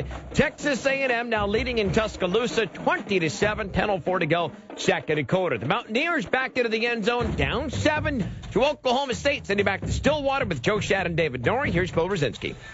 Thank you very much, Kevin. 17-yard touchdown pass from Geno Smith to Tavon Austin completes a 64-yard 10-play drive for the Mountaineers. They used 3 minutes and 17 seconds on the clock. Extra point good. And Geno Smith on that drive, 4 of 4 for 41 yards. That included a fourth down conversion as well. We talked about Dana Holgerson's system, a system that he implemented here in Stillwater a couple years back, a system that's been so successful in Morgantown and here at Oklahoma State, and it's a lot about counting. And when you have to put numbers inside to defense the run, there's going to be openings in the pass game. Corey Smith kicks off, and this is a very short kick and returnable up near the 40 to the 41-yard line. Upman took it there. Well, I don't know what was going on that kickoff, but now Oklahoma State will have good field position to start this drive. Ball's at the 41-yard line. So 5:38 to go, first half. And the Cowboys' lead is 7. And remember, West Virginia got stopped on the previous drive before the touchdown. They were down at the goal line and could not stick it in the end zone. Turned it over on down. We've seen a lot of kickoffs this year, and that might have been the poorest kickoff we've seen. That was not an onside kick. First down, and they're going to run it to Randall. Randall trying to find some running room between left guard and tackle. Got a couple to the 43-yard line. Well, he needed 66 yards to get 1,000 for this season, and Randall's 10th carry of the game has netted him 1 yard, and Shaq Rao is shaken up on the play, defensive nose tackle. They run a 3-4 defense, and he is shaken up for West Virginia, so the training staff out to take a peek at him.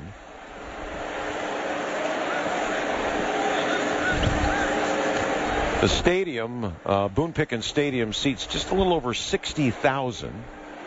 Not quite the sellout today, although there's a lot of orange in the seats below us. This has been refurbished a number of times, and it's just a beautiful facility. Well, like a lot of the facilities that are top-notch facilities across the country, everything here, including in the coaching offices and the weight room and academic areas, it's all designed for recruiting. I mean, obviously, it's to the benefit of the players that are here in the program, but every part of it shows off what this school is all about and the facility quality to potential recruits. A lot of it has to do also by highlighting all the former Cowboy players that are now in the NFL, and there are quite a few of them. Shaq Rao just off to the sideline under his own power, but walking gingerly to the far sideline. Play action fake by Chelf, has time down the field. That ball caught by Josh Stewart at the 40-yard line of West Virginia. Dragged down from behind by Pat Miller at the 48. That's the first down. What a great story, Chelf. A guy that was buried in the depth chart. They even asked him if he wanted to leave, if he wanted to transfer, and he said, no, I'm going to stick with it. And we'll talk some more about Chelf and his journey here as this game goes on. It's the 38-yard line of West Virginia, first down and 10. Chelf looks at the defense, out of the shotgun, running play to Joseph Randall. Randall running hard inside the 35 to the 33, and a late flag on the play as well. That's a pickup of 5. Let's see what the penalty is for. It didn't look like a late hit. Looked like it was a clean play on the tackle, but maybe they didn't call it that way. Personal foul. Crackback block. Number 84 offense. 15-yard penalty at the spot of the foul. First down. Catch Austin Hayes, the true freshman who got into the legs of a tackler when the tackler was already engaged with another blocker for the Cowboys. And that is a big penalty because it's not of the 10-yard variety. It's a 15-yarder. Well, back to the 48-yard line. First down, 25. Chelf down the middle of the field, wide open. He hits the receiver there at the 10, at the 5. Blake Jackson, touchdown, Oklahoma State. Wide open, right down the seam. Beautiful toss. 48-yard touchdown pass. That's too easy. Jackson lines up on the right side, inside, and he just runs a straight seam route, and nobody accounts for him. And Chelf gets back. He's got a nice economy of motion when he throws the football. The ball came out on time, but Jackson was just running free down the center of the field, and that shouldn't happen when you have a second and long situation. West Virginia's had to work so hard to cut the gap to 7 a couple of times, and now the gap is 14 as the extra point is up and good. So it's now 28-14, Oklahoma State on top, and we're in the late moments of the second quarter. 4 minutes and 33 seconds to go here in this first half. Let's go down on the sidelines, check in with Joe. Yeah, Bill, I wanted to talk to what our David Norrie was talking about there just a minute ago with Chelf. You know, it's pretty interesting. A lot of folks talk about, hey, watch what you post on your Facebook because your bosses might see it, right? Well, the coach has actually talked to Clint Chelf about a picture he had on there where he was wearing one of those court jester hats.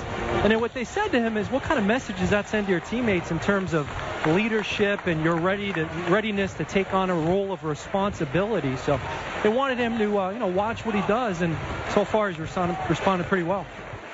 And interestingly, he took note of what was said, worked hard in the offseason.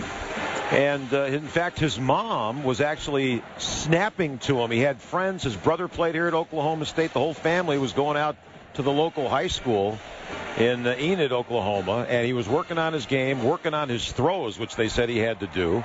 And Mom was even snapping the ball to him. So everybody got on the field to help Clint Chelf And all of a sudden, David, he's taking advantage of a golden opportunity. Yeah, the whole family out there, and mom and dad, and of course brother, who last year was a slot receiver and had a big game in the Fiesta Bowl win against Stanford. In fact, he caught that ball in overtime that went down. They initially ruled it a touchdown, but they eventually, after a couple of looks, ruled that the ball was down inside the one, and Oklahoma State marched their field goal kicker out and won the game on the next play.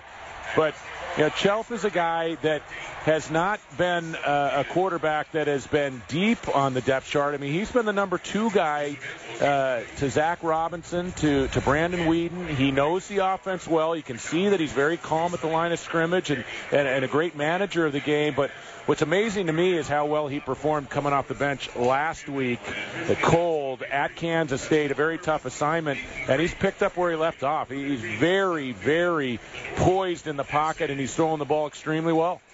And he capped that drive. It was all of 4 plays and 59 yards. The 48-yard touchdown pass to Jackson. And the drive took 1 minute, 10 seconds.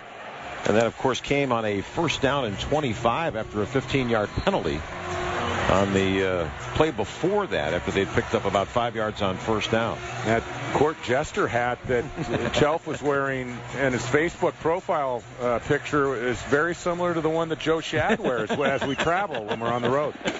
Here's a low bouncing kick. And goes over one player's head. Oh, it's loose, and it's recovered by Oklahoma State. The ball pulled still on the ground. They're still going after the football. About 5 players had a shot at this. This was not an onside kick. It was just a low bouncer, and a couple of West Virginia players just plain out could not come up with it. And in the end, it is Cowboy football at the 14-yard line of West Virginia. Looked like the return man had trouble handling it. It ricocheted up off of his hands as he tried to make the reception, and then I think it hit one of the up backs in the helmet, and that's what created the problem. Tavon Austin was coming up to make a play on a bounding football, and one of his up backs was trailing the play, and it hit him in the helmet. The ball got away. A couple opportunities for the Cowboys to cover the football. They finally did. Randall takes the handoff on first down, dodges one tackler, trying to get back to the line of scrimmage. That does not happen. He stopped at the 18-yard line, so he loses 4 yards on first down. Terrence Garvin finally brought him down. So it's going to be second down and 14 yards to go for an Oklahoma State first down, but they're in the red zone after the botched return by West Virginia. Oklahoma State leading by 2 touchdowns and looking for more. The ball's on the left hash. They're moving left to right. Chelf works out of the gun. 3 receivers near side right, 1 to the left. West Virginia's showing they might come with some heat. Long count by Chelf. Now with the ball in his hands, they do come up with a blitz pass over the middle, and he jams it into his receiver at the 12-yard line, and he was able to hold on and make the catch. Austin Hayes, number 84. Ball down to the maybe the 12-yard line, pickup of 6. It is now third down. Of course, they lost 4 on first down. Third down and 8 at the West Virginia 13-yard line. Chelf with the ball, quick out over on the far sideline at the 10, and this is going to be tackled. Josh Stewart at the 9. Pat Miller holding on there. So this is a nice stand right now. It's going to be fourth down. Let's see if the field goal unit comes on, and that is what Mike Gundy will do. Field goal try coming up for the Cowboys. Yeah, tried to get the ball outside, and quickly with Hayes, the true freshman wide receiver, blocking out front, and just a little trouble handling that pass, or might have been a bigger game, maybe even a touchdown. So Quinn Sharp will try a field goal. This is about 27 yards, kicking from left to right. The wind is a factor. Kick is on the way, and this is up, and it is good. He's hit his last 8, make it his last 9, and a 27-yarder has given Oklahoma State a 31-14 lead here in Stillwater with 2 minutes and 38 seconds to go in the second quarter of play. David, I think that's actually a win for West Virginia because they'd already given up a touchdown on some bad coverage in the secondary, and Oklahoma State ripe to break this game open late in the second quarter, but the West Virginia defense able to come up with something. Well, they badly needed a stop there because you go down 21 points with a couple minutes left here before both teams head in the locker room, and it's not a pretty picture. This Oklahoma State offense can move the ball in so many different ways. They're capable of grinding some clock with Randall at tailback, and you feel like the last 4 to 5 weeks that West Virginia has been up against the ropes, and it's mainly been because of their defense. This is a defense that's given up 251 points in their last 5 games. Even when they won their first 5 games of the season, games 4 and 5, they gave up 108 points in those 2 games, and that really was the signal that things were going to get rocky in the second half of the season. 4 plays, 5 yards to get the field goal. Low line drive kick, and this will be fielded by Austin. Fakes a pitch to Stedman Bailey. Austin trying to turn it outside right. Picks up a block over on the far sideline at the 30. Ooh, man, a late tackle at the 31. And yes, there will be a penalty on the play for a late hit. There's also a flag down on the near sideline at the 35-yard line. I think that's just the line judge seeing that play from that far away and also agreeing with the call. That was a late hit, 2-3 yards out of bounds. The line judge may have seen something in a blocking infraction, but I wouldn't be surprised if he wasn't calling the 15-yarder as well. So Mike DeFee is our referee, talking things over with his crew. Dana Horgelson has his offense on the field. He says, look over the sidelines right now. Let's wait to see what this penalty is. There are 2 dead ball fouls on the kicking team. Personal foul, defense number 6, late hit out of bounds. Also personal foul, defense, kicking team number 27. Both 15-yard penalties will be enforced. Wow. First down. So add 30 yards to that return, which got them to the 31-yard line. And West Virginia now, with 2.5 minutes to go in the half, will start at the 39-yard line of Oklahoma State. Well, you talk about severe penalties, a 30-yarder, and that flips field position. Austin once again taking his sweet time before he decides to return the football. I don't necessarily agree with him not hitting it quicker, but West Virginia gets the 2 15-yard post-play fouls, and they're right back in business. One of our pagers went off. All right, one of the pagers went off, so somebody upstairs wants a communication with our referee.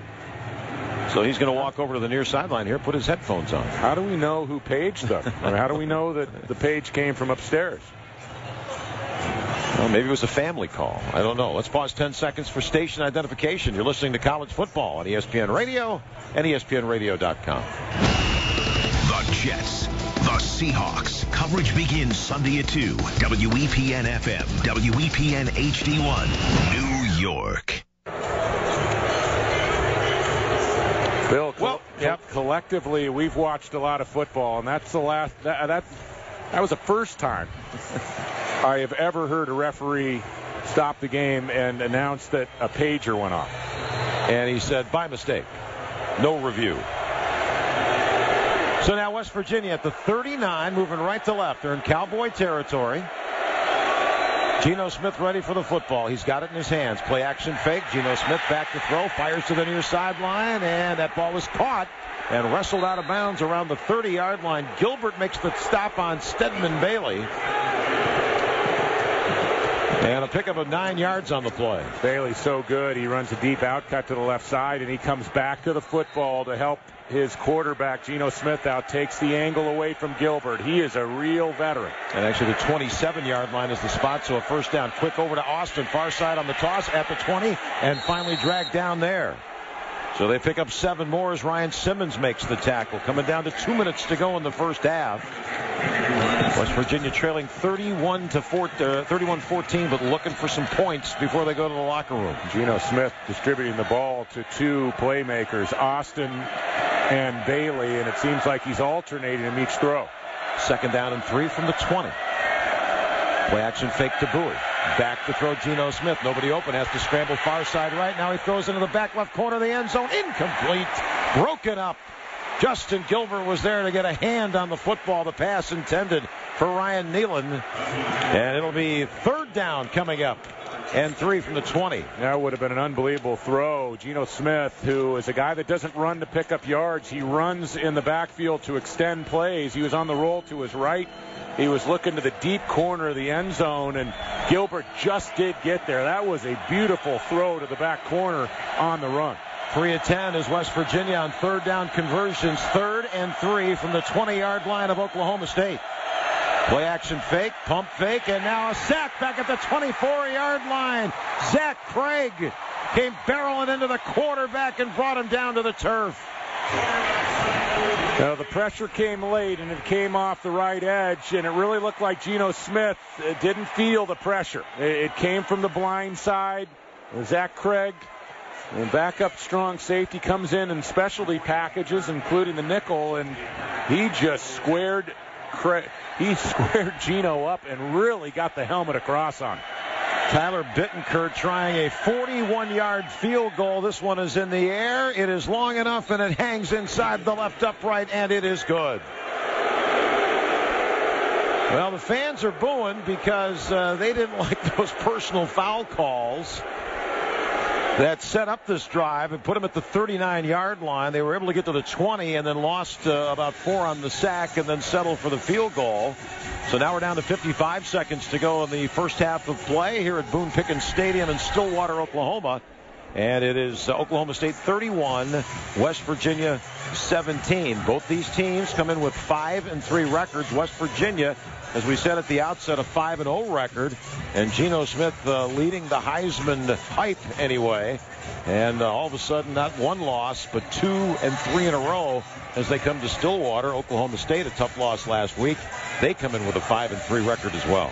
Well, there's no doubt that Smith is one of the most talented quarterbacks when it comes to making all the throws. He's polished with his accuracy, but offenses get affected by how their defenses play. And this West Virginia team was 3-0 when they played at home against Baylor. That, to me, was the game that signaled that the Mountaineers were going to really have trouble. They gave up 63 points at home in a win against Baylor. Here's the kickoff from right to left, and this is returnable. This will be Smith at the 7, coming back upfield, left to right to the 20. Blockers in front, still going across the 25, and finally down to the turf near the 30-yard line. 23 on the return. That drive by West Virginia, 5 plays, 15 yards in 1 minute and 43 seconds, and they get the 41-yard field goal from Bettencourt. So let's see, plenty of time here when you're this type of offense. It was interesting last week against K-State. Oklahoma State ran 71 plays in the game. Both teams ran 71 plays. They used 22 minutes to run those 71. K-State 37 minutes. Randall will be the running back for Chelf. Ball's in his hands, back to throw. Now he's going to have to scramble and chase down from behind. Actually gets rid of the football. We'll see if they call this a forward pass or not, or whether Will Clark will get credit for a sack back at the 21-yard line. Well, I can't believe that they didn't at least call grounding on that play. He did not get the ball back to the line of scrimmage.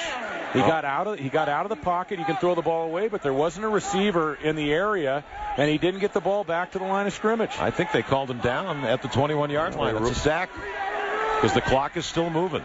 Well, they must have ruled that he was down, but it looked like he kept the play alive. And now, let's see, is Holgerson calling a timeout? He does. So 15 seconds to go. That was their second timeout. And Holgerson is yelling to the officials. I think he believed the same thing. I think Holgerson wanted an incomplete pass and a grounding call. He lost some precious ticks on the clock there because he's thinking getting the ball back and maybe score some more points. And he's hoping that the guy upstairs is going to take a look at it. But so far, we have not had, and they do look at the plays. Right now, the official call on the field was a sack, even though the quarterback, Chelf, got rid of the football. I wouldn't, that could be even intentional grounding, couldn't it? There was not a receiver near, and he was between the tackles, wasn't he? Yeah, and he got outside the pocket, which you can throw the ball away, and you don't have to have a receiver in the vicinity, but you've got to get the ball back to the line of scrimmage, which Chelf did not. And now they're going to take the old kneel down here. after Holgerson called the timeout, and I think that should do it. We're inside 8, 7, 6, and the clock is going to tick down. Dana Holgerson's on the field. He's not a happy camper right now. He's talking with one of the officials, and that'll do it. The first 30 minutes in the books here in Stillwater, Oklahoma, and kind of what we thought. It's some offensive fireworks, kick return for a score. And Oklahoma State is on top of West Virginia, 31-17. Let's go downstairs to Joe. All right, Coach Holgerson, a 14-point deficit. How steep do you consider that deficit? Well, it's not ideal, I'd say that, but we just got to get in there. We got to make some adjustments, come back out. We can't worry about what the score is. We got to come out. We got to make some adjustments and play better on all three sides. Give me just one specific adjustment, either side of the ball. Well, I mean, it's the same thing that we've been telling them. Tempos varies, all right? So we got to handle tempo. We can't let them handle tempo. It means defensively, we got to line up faster. Offensively, we got to get in rhythm. Thanks, Coach. All right. Very good, Joe. Today's game brought to you by Microsoft. Windows 8 changes the game. Check out Windows 8 at windows.com. And by Allstate. Allstate is a proud sponsor of the Allstate Sugar Bowl on January 2nd. Are you in good hands? At the end of the first half, our score, Oklahoma State 31, West Virginia 17.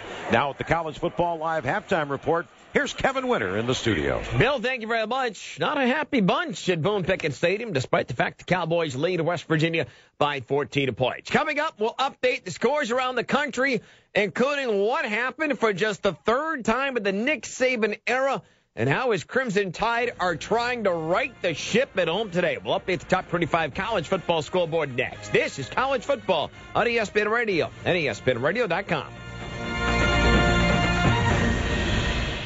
Right now, I'm standing in a hole, a 300-foot deep hole to be exact. But even though I'm down here, I'm still connected to the entire job site because I have the new Sprint Direct Connect with apps like Workforce Locator that lets me know my foreman, Mike, is... Yeah, I'm here. And I have 3 times the coverage, so I know that my most important delivery... just arrived. And as part of the fastest push-to-talk, I can assemble my team the moment I need them. Guys? On our way. So now I can focus on turning this hole into a hotel.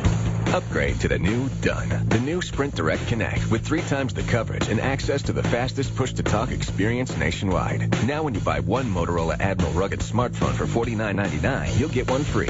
To upgrade, call 800-SPRINT-1 or visit a Sprint store near you.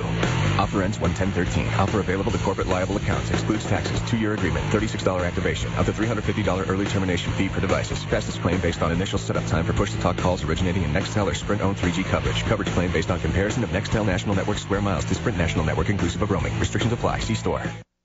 Leslie French was hunkered down for a fight. I was just at the dealership looking for a car. Lured in by the enemy. No, it was pretty cordial, but I did need a car loan fast. There was no time. I called Navy Federal Credit Union. A really nice guy approved me for a loan on the spot. Great rate, too. Victory was hers. Well, convertible was mine. 4 million members, 4 million stories. From every military branch, DOD, and their families. NavyFederal.org. Federally insured by NCUA.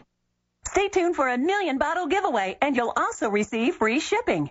Do you have troubled skin, acne? Well, we have great news. With Proactive, your acne can heal, and you can prevent new breakouts from happening. We're going to let 1 million people try Proactive risk-free, get 2 free gifts, and free shipping when you call right now. You heard it. This offer won't last long. Visit getproactive.com or call 1-800-620-4646. That's 1-800-620-4646.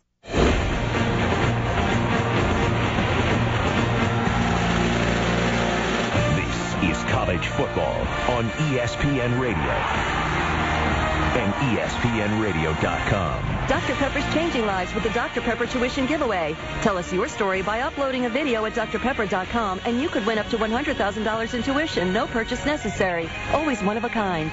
I'm Kevin Winter in the studio. West Virginia has more yards. They've got 5 minutes more in a time of possession battle. But they also have one more turnover. The Mountaineers also stopped 4th down and goal at the Okie State 2. A kickoff return for a score for the Oklahoma State Cowboys. And at the break, Oklahoma State leading by 14. Highlights still to come. First, let's get everyone updated on the top 25 schedule this Saturday afternoon. News, news, notes, and scores. This is College Football Live. Kickoff.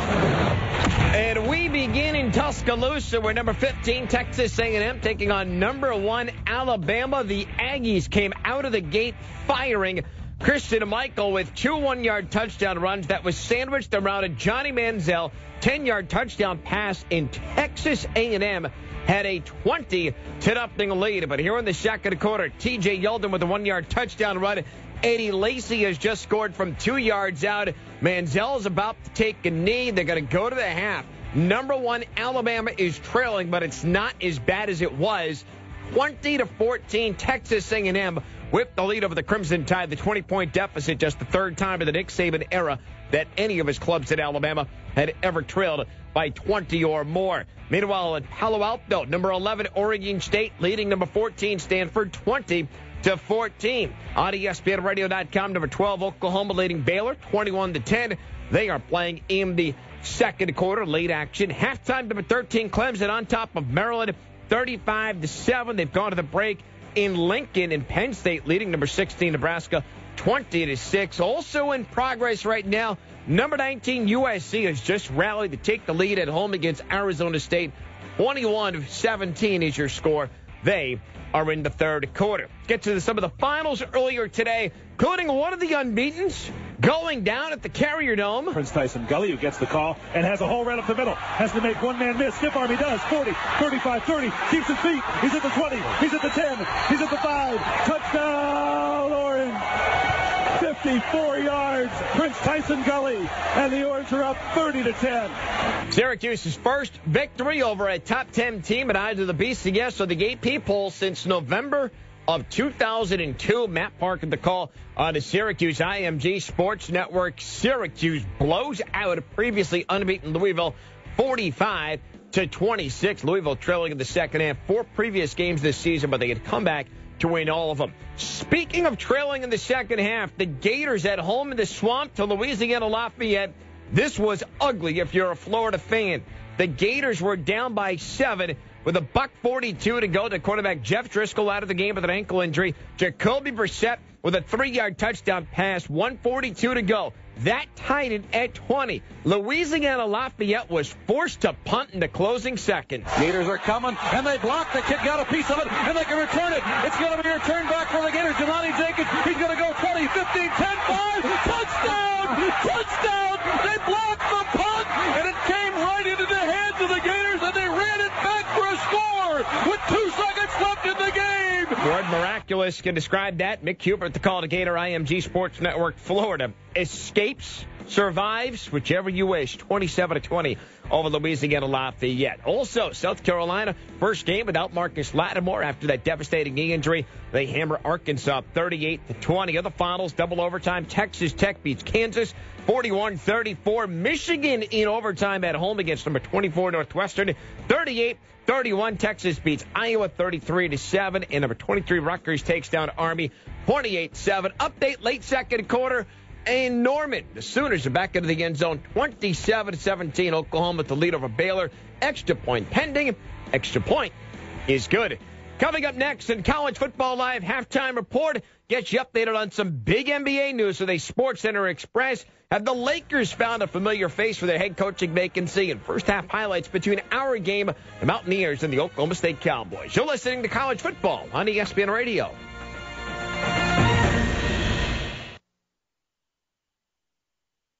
This Veterans Day at Lowe's, get the Maytag Centennial Washer and Dryer for $798. That's a savings of $430. And a Bosch 18-volt lithium drill for $99. That's a savings of $70. Choose 18-month special financing on purchases of $599 or more when you use your Lowe's consumer credit card. Lowe's, never stop improving. Offer is valid from November 7th through the 12th while supplies last. Credit offer valid from November 8th through the 12th. Special financing cannot be combined with 5% off everyday credit offer. Some exclusions apply. See store for details, including Maytag offer.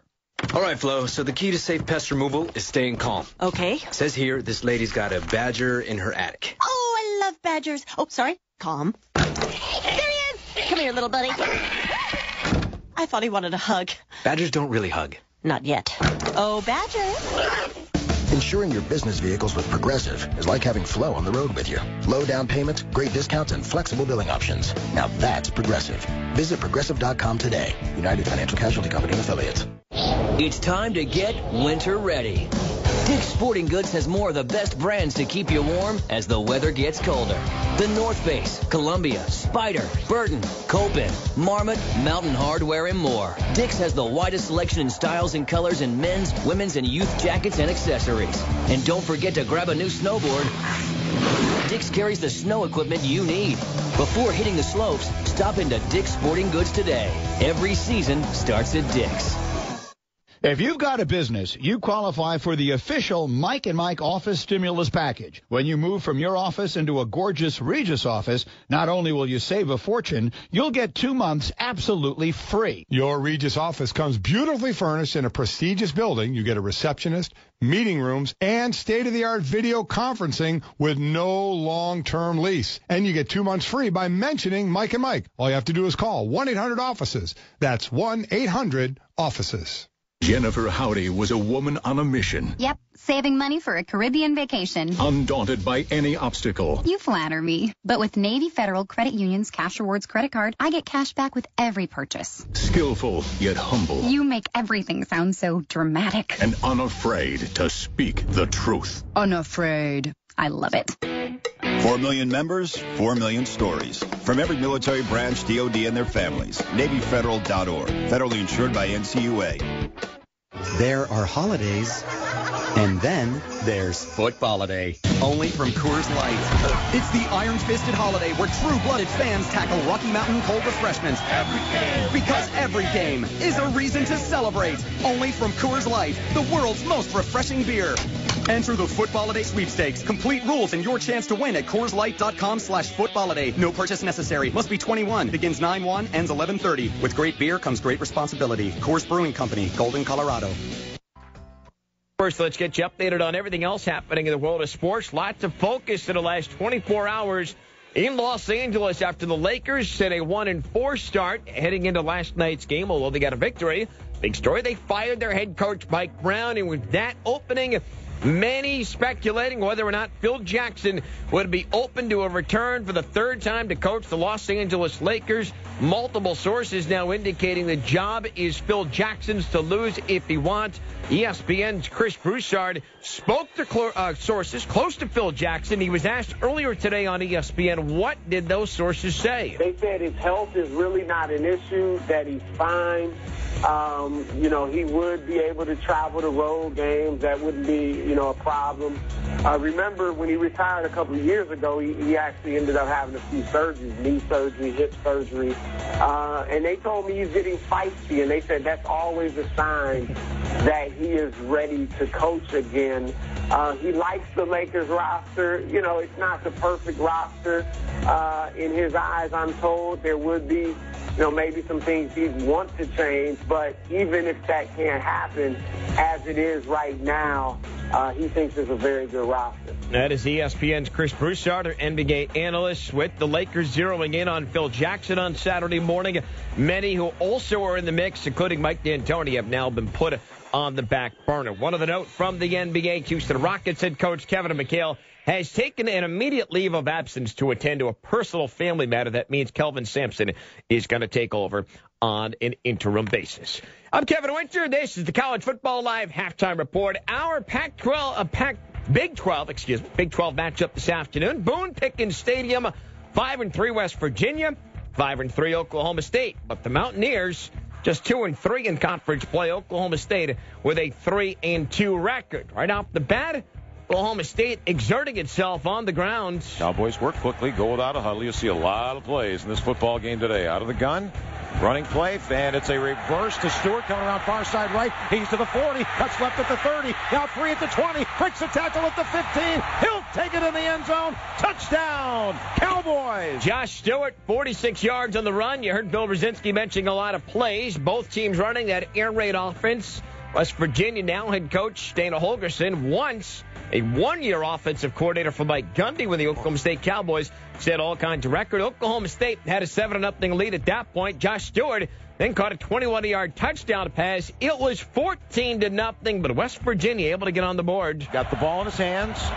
Plenty of time. Looks, now throws down the middle of the field. Got a receiver there. It's caught! It's a touchdown! Stedman Bailey! How about that? Hauls it in from 37 yards out. The how about that is because the throw came from backup quarterback Paul Millard. Geno Smith on third down had his helmet knocked off. The college rules this year, when that happens, you have to go to the sidelines. Smith on the sidelines. Holgorsen goes on 4th and 13, and Millard finds Stedman Bailey from 37 yards out. But the ensuing kickoff. One word in sports. You say ensuing, it's usually not a good thing for one team. And this is returnable. This will be Gilbert at the 5-yard line. Right to left 10. At the 20. Big burst of speed to the 30. Can the kicker chase him down? No. To the 40. To the 30. Down the near sideline. And all the way for a touchdown. 95 yards. Justin Gilbert busting loose. 5th time he's taken one to the house. He had one called back last week. Oklahoma State regaining their lead. They would also go up bigger late in the half. Shelf down the middle of the field. Wide open. He hits the receiver there at the 10. At the 5. Blake Jackson. Touchdown. Oklahoma State. Wide open. Right down the seam. Beautiful toss. 48-yard touchdown pass. To Blake Jackson from Clint Shelf. Shelf, the third quarterback this year. Different one getting a start for Oklahoma State. Shelf going 9 of 11 for 142 yards. 2 touchdowns at the break. Geno Smith for the Mountaineers, 17 of 24. He has 1 touchdown, but at the half, Oklahoma State leading 31-17. Your second half action from Boone Pickens Stadium is coming up next. The Mountaineers trail the Cowboys by 14. This is ESPN College Football on ESPN Radio and ESPNRadio.com. The obstacles military families face aren't limited to the battlefield. When it comes to financial challenges, USAA can help. Whether it's managing debt, saving for a child's education, or investing for the future. For free advice, call a USAA investment advisor at 800-235-1898. Financial planning services and financial advice provided by USAA Financial Planning Services Insurance Agency, Inc., a registered investment advisor and insurance agency, and its wholly owned subsidiary, USAA Financial Advisors, Inc., a registered broker-dealer. Dr. Pepper's changing lives again with a one-of-a-kind opportunity, the Dr. Pepper tuition giveaway. So go to drpepper.com and tell us why you could use some of that tuition. Like Yvonne Padilla Rodriguez. A year ago, she was struggling to pay her tuition. Now she's got $100,000 from Dr. Pepper to help her realize her dreams. What do you want to change in the world? Go to drpepper.com and upload your video. No purchase necessary. You could win up to $100,000 in tuition. So if you want to make a difference, grab an ice-cold Dr. Pepper and head to drpepper.com. Dr. Pepper, always one of a kind. I'm Tim McGraw, and when I was a teenager, we'd park our trucks out in the middle of a turn row in a cotton field, open up the doors, turn the radio on as loud as we could get it. That's how we listen to music. So music has always been associated with cars for me. At Pennzoil, we love cars just as much as you do. That's why we so tirelessly pursue the latest advances in oil technology. Long love cars. Not just oil, Pennzoil. Get a great deal on Pennzoil synthetics and help our paralyzed veterans. Learn how at Pennzoil.com. So you need to find a plumber to replace your water heater. The question is, where are you going to look? Phone book? That got tossed in the recycling bin as soon as it hits your doorstep. Web search? Not unless you feel like sorting through an endless list of search results. And you're certainly not going to pay a subscription fee to get access to some list. What you need is someone to refer a local pro you can trust. What you need is fast.homeadvisor.com. Fast.homeadvisor.com gives you free access to a network of over 85,000 background check service professionals who have the expertise to help you with all your home repair and remodeling needs. It's the fast, free, and easy way to find top-rated local pros who've been rated and reviewed by homeowners like you. That's why over 25 million homeowners have trusted Home Advisor to find the quality home improvement professionals they're looking for. It's why you can, too. Visit fast.homeadvisor.com to find the service pros who can bring your home improvement dreams to reality. That's fast.homeadvisor.com. Do you have unfiled tax returns or owe the IRS or state more than $10,000? If you don't take action now, your tax problem is only going to get worse. Seizure of property, back levies, wage garnishments, and potential criminal prosecution. Call the experts at U.S. Tax Shield for help at 1-800-226-8184. Our tax advisors will review your case for free, inform you of your rights, and give you a guaranteed quote. And we have an A-plus rating with the BBB. So get protected. Call U.S. Tax Shield now at 1-800-226-8184. This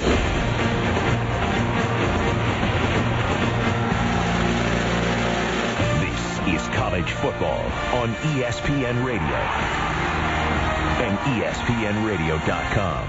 I'm Kevin Winter in the studio. Coming up, the kick of the second half. Reminder, we will be in studio. Keep you updated all second half long on number 1 Alabama. Again, they trail at home to Texas A&M 20-14. Stedman Bailey's having a heck of a first half for the Mountaineers. 9 catches, 127 yards. Remember, he once went over 300 in a game this year. Mountaineers trail by 14. Send you back to Boone Pickens Stadium with Joe Schad and David Norrie. Here's Bill Rosinski.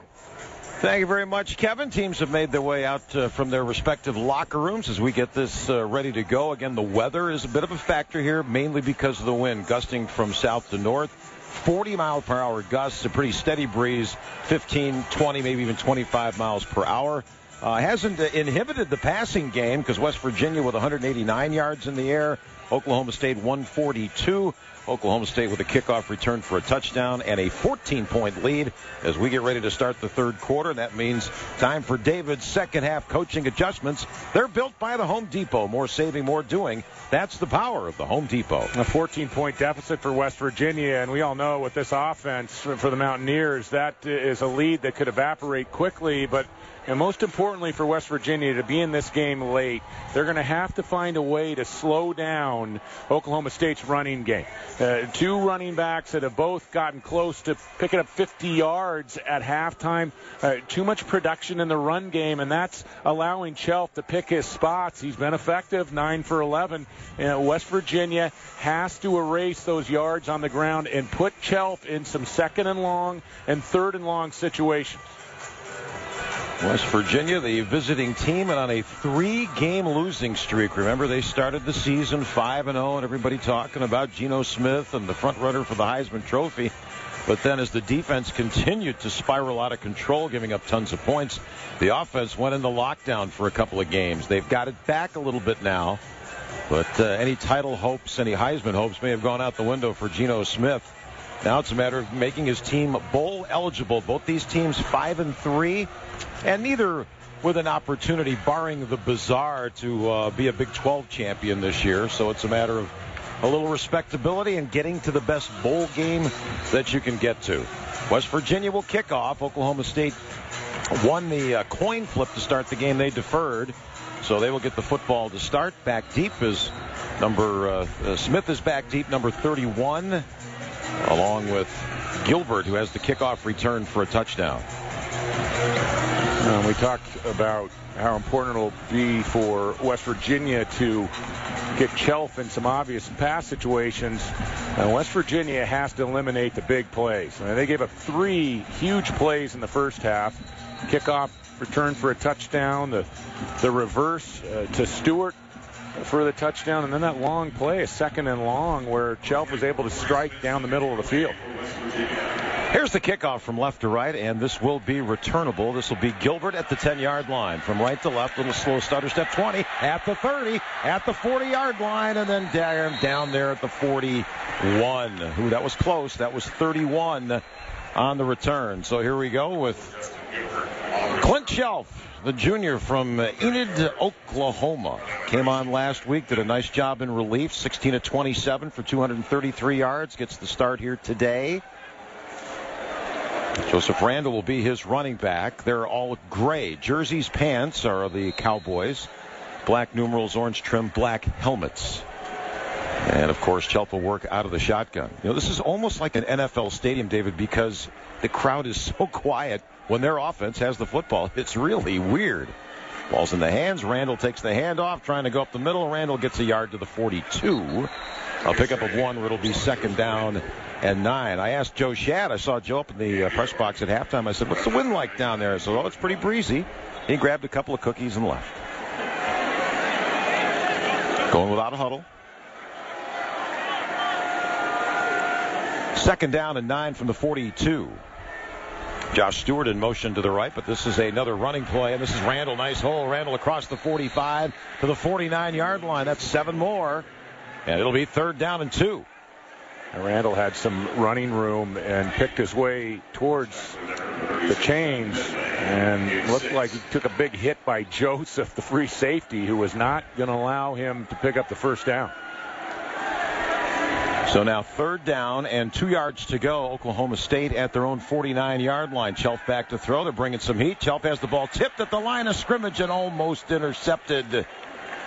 Making a dive for the football was Josh Francis, the linebacker, and the punting unit is coming out on the field for the Cowboys. And that's going to be the recipe for the Mountaineers. Put Chelf in situations where he has to pass the football to pick up 1st downs and keep drives alive. And if you can make this offense somewhat one-dimensional, I think you put the game on Chelf's shoulders. Quinn Sharp will punt from right to left. Not much of a rush. Austin is back deep. He calls for a fair catch and makes it at the 13-yard line. Well, West Virginia's defense doing what they needed to do, get a 3 and out. And that was after the nice kickoff return. So Dana Holgerson has to be happy with that. That was the 38-yard punt. And now here comes Geno Smith and company with 13:47 to go in the 3rd quarter, trailing by 2 touchdowns, 31-17. And they will start at their own 12-yard line. And West Virginia today, white jerseys, navy blue pants, little gold trim on the side, navy blue numerals, and helmets. Moving left to right, play action fake. Geno Smith with time to throw, deep down the middle of the field. He's got Bailey on the fly. He's down the field at the 40, near sideline 30, tries to stiff arm a tackler, stays in bounds, keeps going, inside the 15. Stedman Bailey down to the 13-yard line. Finally caught down by Daytwan Lowe. We talked about Bailey being the deep threat for West Virginia, and what a play by Geno Smith. The pass protection did not hold up. He had a pass rusher right in his face on the delivery, and he lays a post ball out perfectly, catches Bailey on the stride, and Bailey trying to beat 3 defensive backs that had arrived late on the play, and he almost split the last 2 for a touchdown. So a gain of 75 yards on that pass play. 1st down and 10 for West Virginia at the 13-yard line. Bowie, the running back, takes the handoff. Right up the middle he goes for the 10. Down that right hash, still no whistle, and now they stop him at the 9-yard line. That's 4 yards on 1st down. So a really good football game for Stedman Bailey. Last week just had a couple of catches for 30 yards. Tonight, or this afternoon, 10 for 195 yards. And you don't just put pressure on Chelf, the quarterback for Oklahoma State, by putting him in 3rd and long, 2nd and long situations, but you also close the score. Don't allow the spread to be 2-3 touchdowns.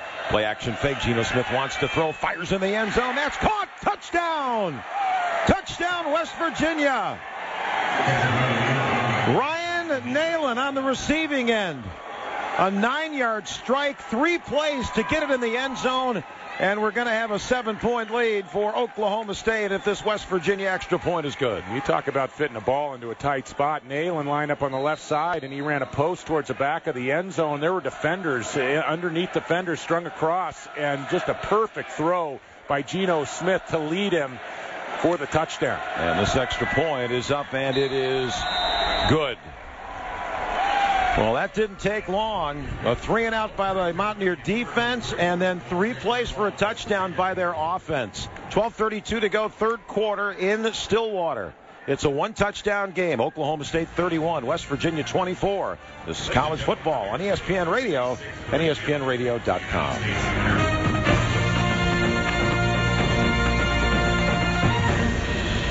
What are you going to do with your old car? You can try selling it, you could junk it, or you can donate it to Heritage for the Blind. Your car will be towed away for free, and your donation is tax deductible. Just call 1-800-814-2162. Heritage for the Blind accepts cars, vans, trucks, and boats. It doesn't matter if your vehicle runs or not. It will be towed away for free, and you'll be supporting those that need help. Heritage for the Blind is a nonprofit organization that helps the visually impaired live fuller lives. Call right now to donate donate your car. And as a special thank you, you'll receive a free 3-day vacation voucher to over 50 locations. Call Heritage for the Blind right now. Call 1-800-814-2162. Donating is easy and your vehicle is towed away for free. Plus, you'll get a free vacation voucher for donating. Call now, 1-800-814-2162. That's 1-800-814-2162.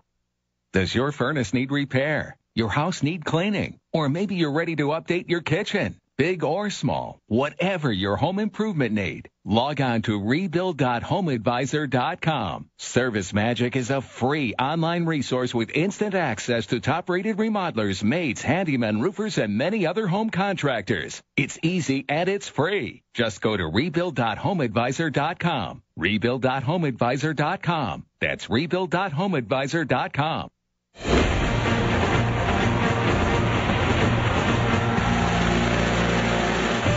Is college football on ESPN Radio and ESPNradio.com.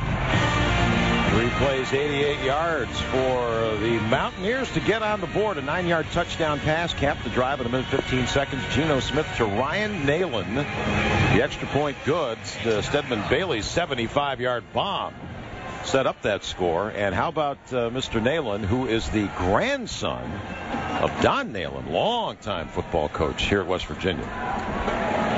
Getting old.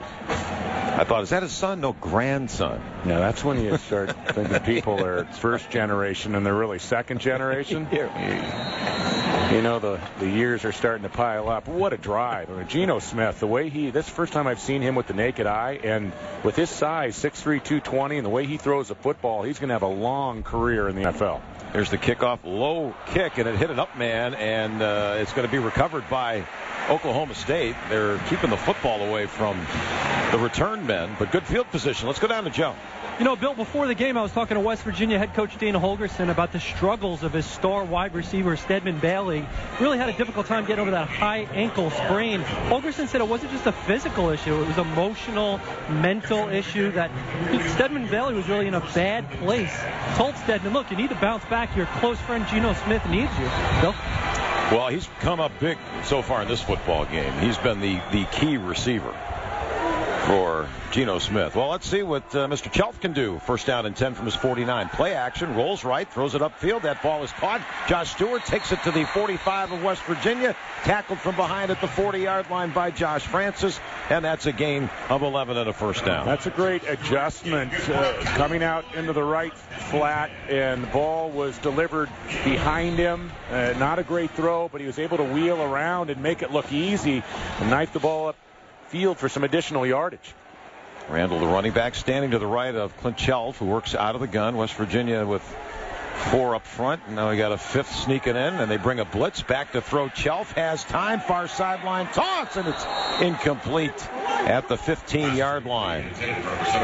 Charlie Moore, the intended receiver that time. It'll be second down and 10 to go for the Cowboys. Winner of this game will become bowl eligible.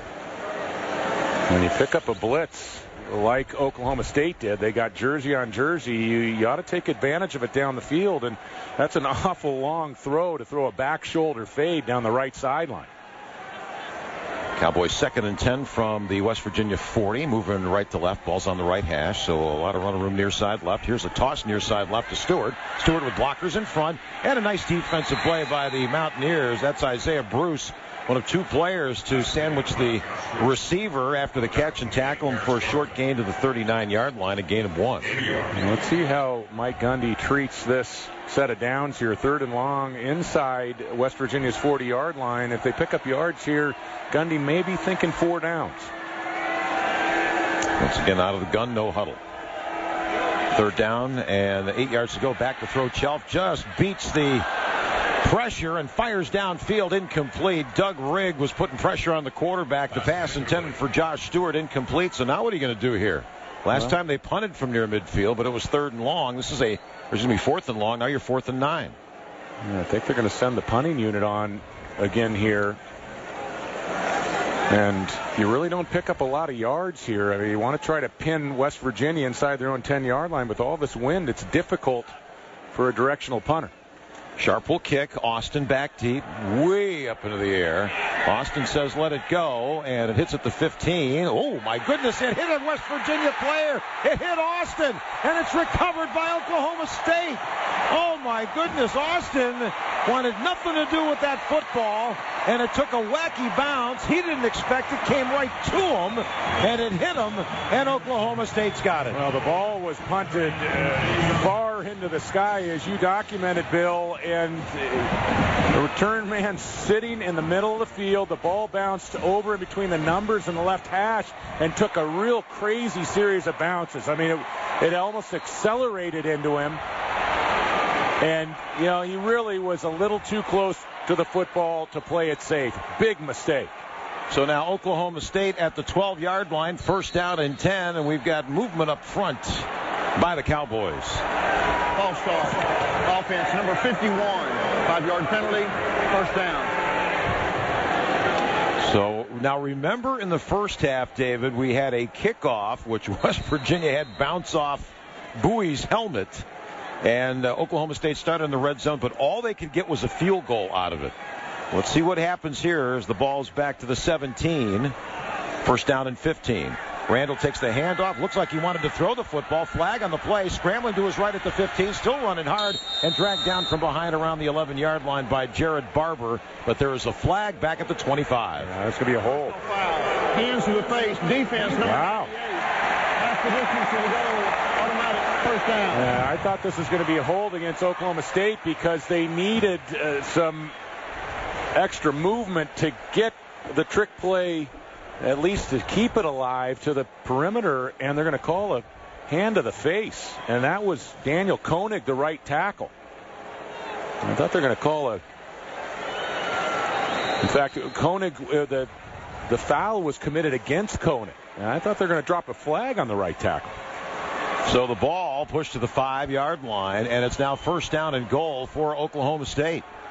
And now Chelf, the quarterback, goes in motion. They're going to direct snap it to Joseph Randall, and he got nothing. Good defense by West Virginia. Nowhere to go. George Wright in on the stop. Yeah, they ran a little wrinkle there with Randall in the backfield next to Chelf. Chelf exited the backfield, and Randall just took a couple steps over to the right, but West Virginia was waiting. So now second and goal, moving right to left at the 5-yard line for the Cowboys. Ball's in the hands of Chelf. It's the fade. Back right corner of the end zone. Caught! Touchdown, Oklahoma State! What a beautiful throw. Back shoulder fade to Charlie Moore. And the defender was right there. In fact, I thought it was going to be picked off. Instead, a 5-yard touchdown pass. Well, Charlie Moore has some size to him, 6'2", about 205 pounds, and this was a jump ball. I mean, this was a ball that either athlete could have come down, made the catch in the end zone. Not a great fade ball from Chelf, but a tremendous play by Moore to go up, almost a simultaneous catch, and control the football. Cowboys can extend the lead to 2 touchdowns once again. And now the extra point for Quinn Sharp. And the extra point on its way, and it's good. Oh, what a turnaround here, because Oklahoma State is stopped by the West Virginia defense, but a muffed punt again. And all of a sudden, Oklahoma State on the board. Timeout on the field, 10:19 to go. Third quarter in Stillwater. It's the Cowboys 38 and West Virginia 24. You're listening to College Football on ESPN Radio and ESPNradio.com.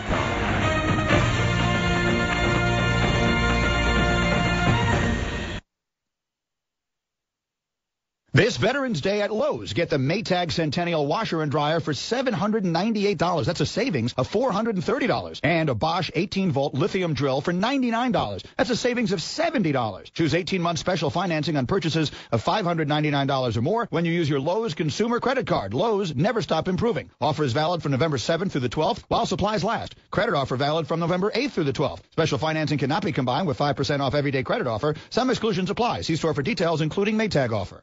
The obstacles military families face aren't limited to the battlefield. When it comes to financial challenges, USAA can help. Whether it's managing debt, saving for a child's education, or investing for the future. For free advice, call a USAA investment advisor at 800-235-1898. Financial planning services and financial advice provided by USAA Financial Planning Services Insurance Agency, Inc., a registered investment advisor and insurance agency, and its wholly owned subsidiary, USAA Financial Advisors, Inc., a registered broker-dealer. Clipping coupons. Standing in line at 4 a.m. Buying 5 to get 1 free. Maybe it's me, but I don't think it should be that hard to save money, which is why we made Geico.com so easy. Just a few clicks and you could be saving hundreds of dollars on your car insurance. And when you switch to Geico, you can do practically everything online. Report a claim, update your policy, even pay your bill. Click Bam Boom. Visit Geico.com today. Click Bam Boom. I'm rather fond of that one.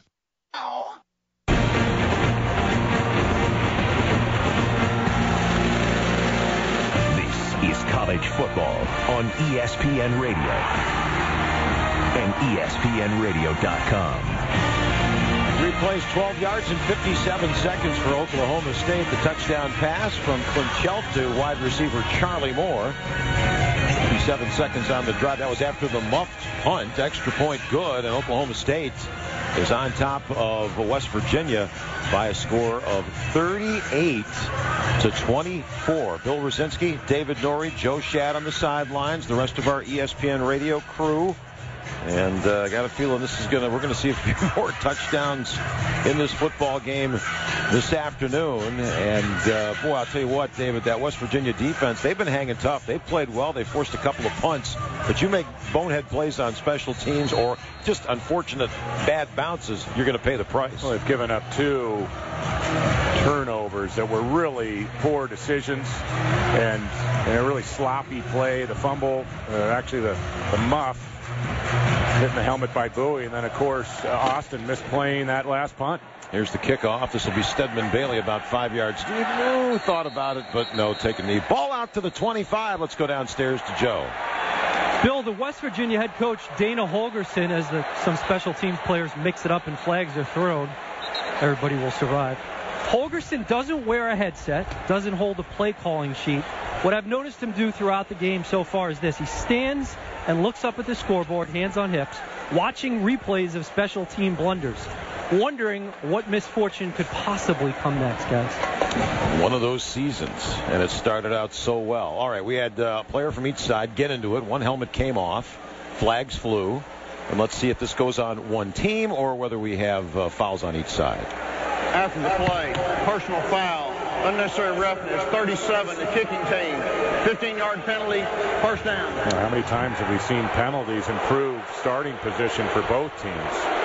And you look at the special teams blunders, as Joe Shad called them, on West Virginia. They've given up a long kickoff return for a touchdown, 2 muffs on punts, inadvertent muffs. And Oklahoma State, even though they had major breakdowns last week against Kansas State in special teams, Oklahoma State, the last 4 or 5 years, has been rock solid in special teams, and they're enjoying it today.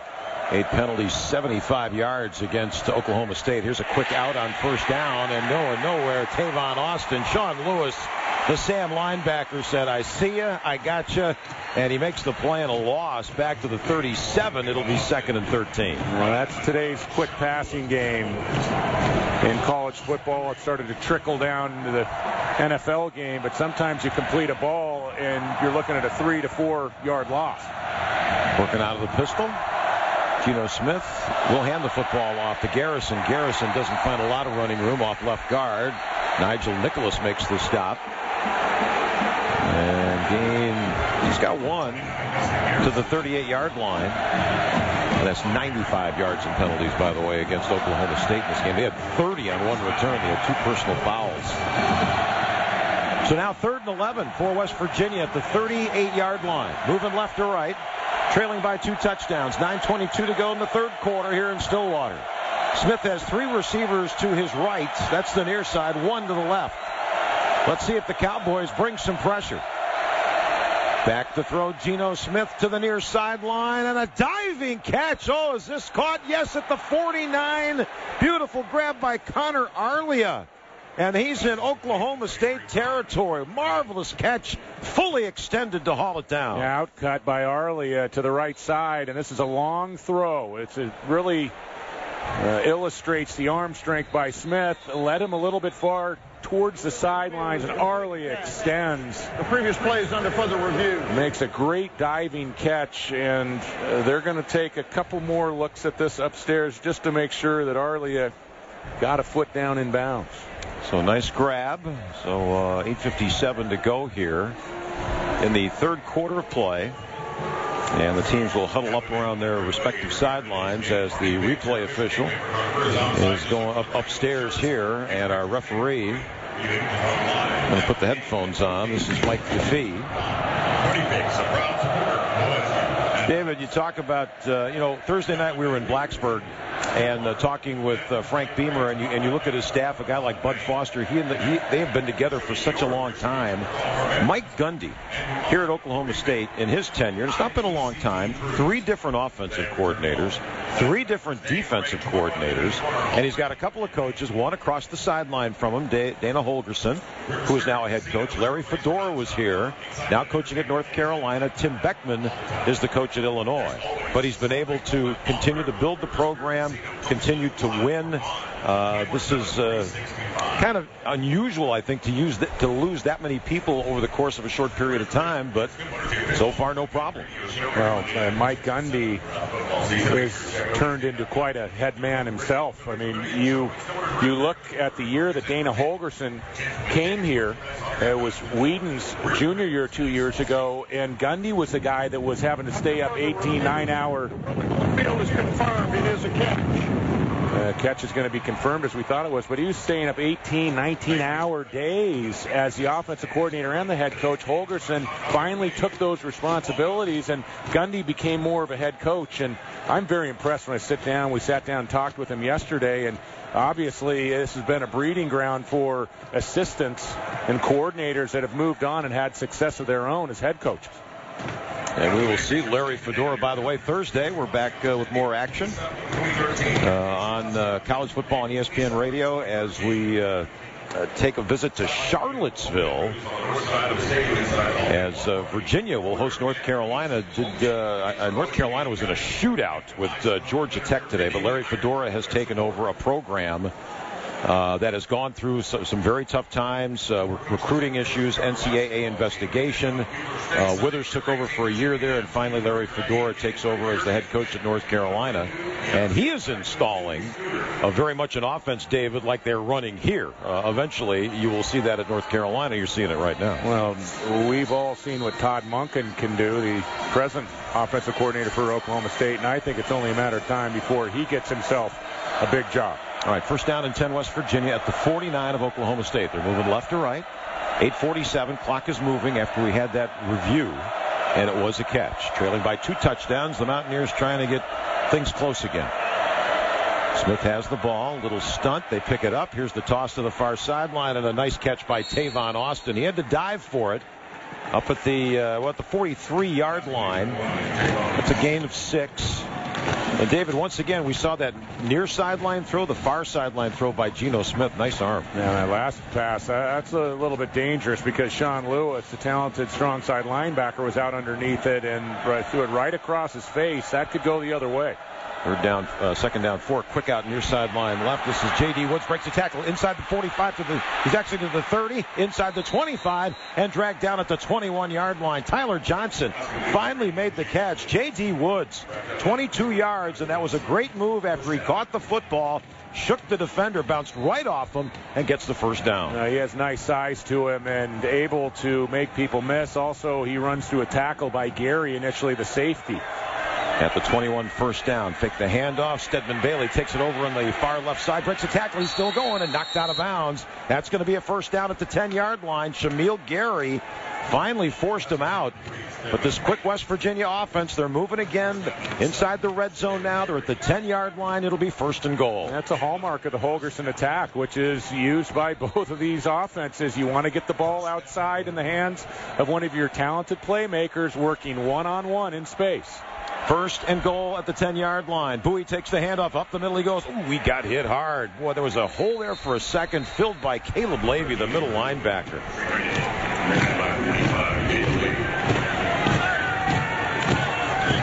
So So second down and goal at the 7-yard line after a gain of 3 on the play.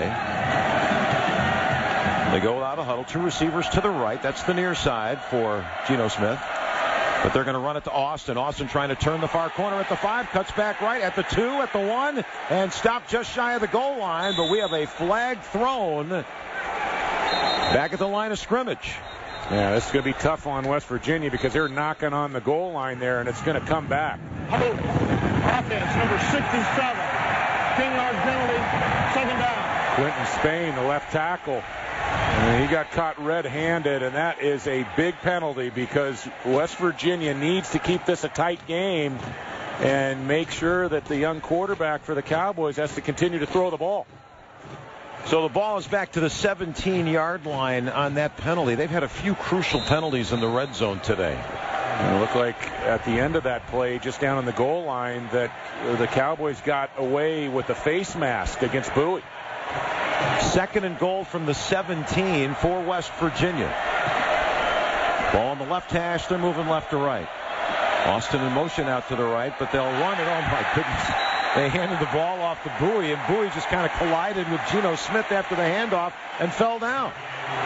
And they lose more yards on the play. Back to the 19-yard line, a loss of 2. Yeah, well, and it's a gutsy call to even be running the ball in that situation, especially with how well Geno Smith has been passing the football. And then you screw up the mesh and the handoff. You take a tackle without a defender even being nearby, anywhere in the neighborhood. Third down and goal, West Virginia at the 19-yard line. 3 receivers near side right, 1 to the left. Pistol formation. They bring some heat. Smith throws downfield, incomplete. Stedman Bailey wasn't even looking for the football as he made a beeline for the end zone. Did not turn around. Ball goes to the turf, and I believe the field goal unit for Dana Holgerson will be coming on. And Holgerson is livid with Bailey. And Bailey's had a big game, but Holgerson is all the way out in the field, and he is yelling at Bailey, and he's upset that Bailey either didn't run the right route or didn't get his head back because the ball was delivered and Bailey had his eyes through the back of the end zone. Bittenkurt will try a 37-yard field goal, kicking left to right. Ball's just inside the left hash. Snap, placement, kick on the way. It is up, man. It is good inside the right upright. The kickers have been very good in this football game. Despite very windy conditions, gusts up to some 40 miles an hour from the south.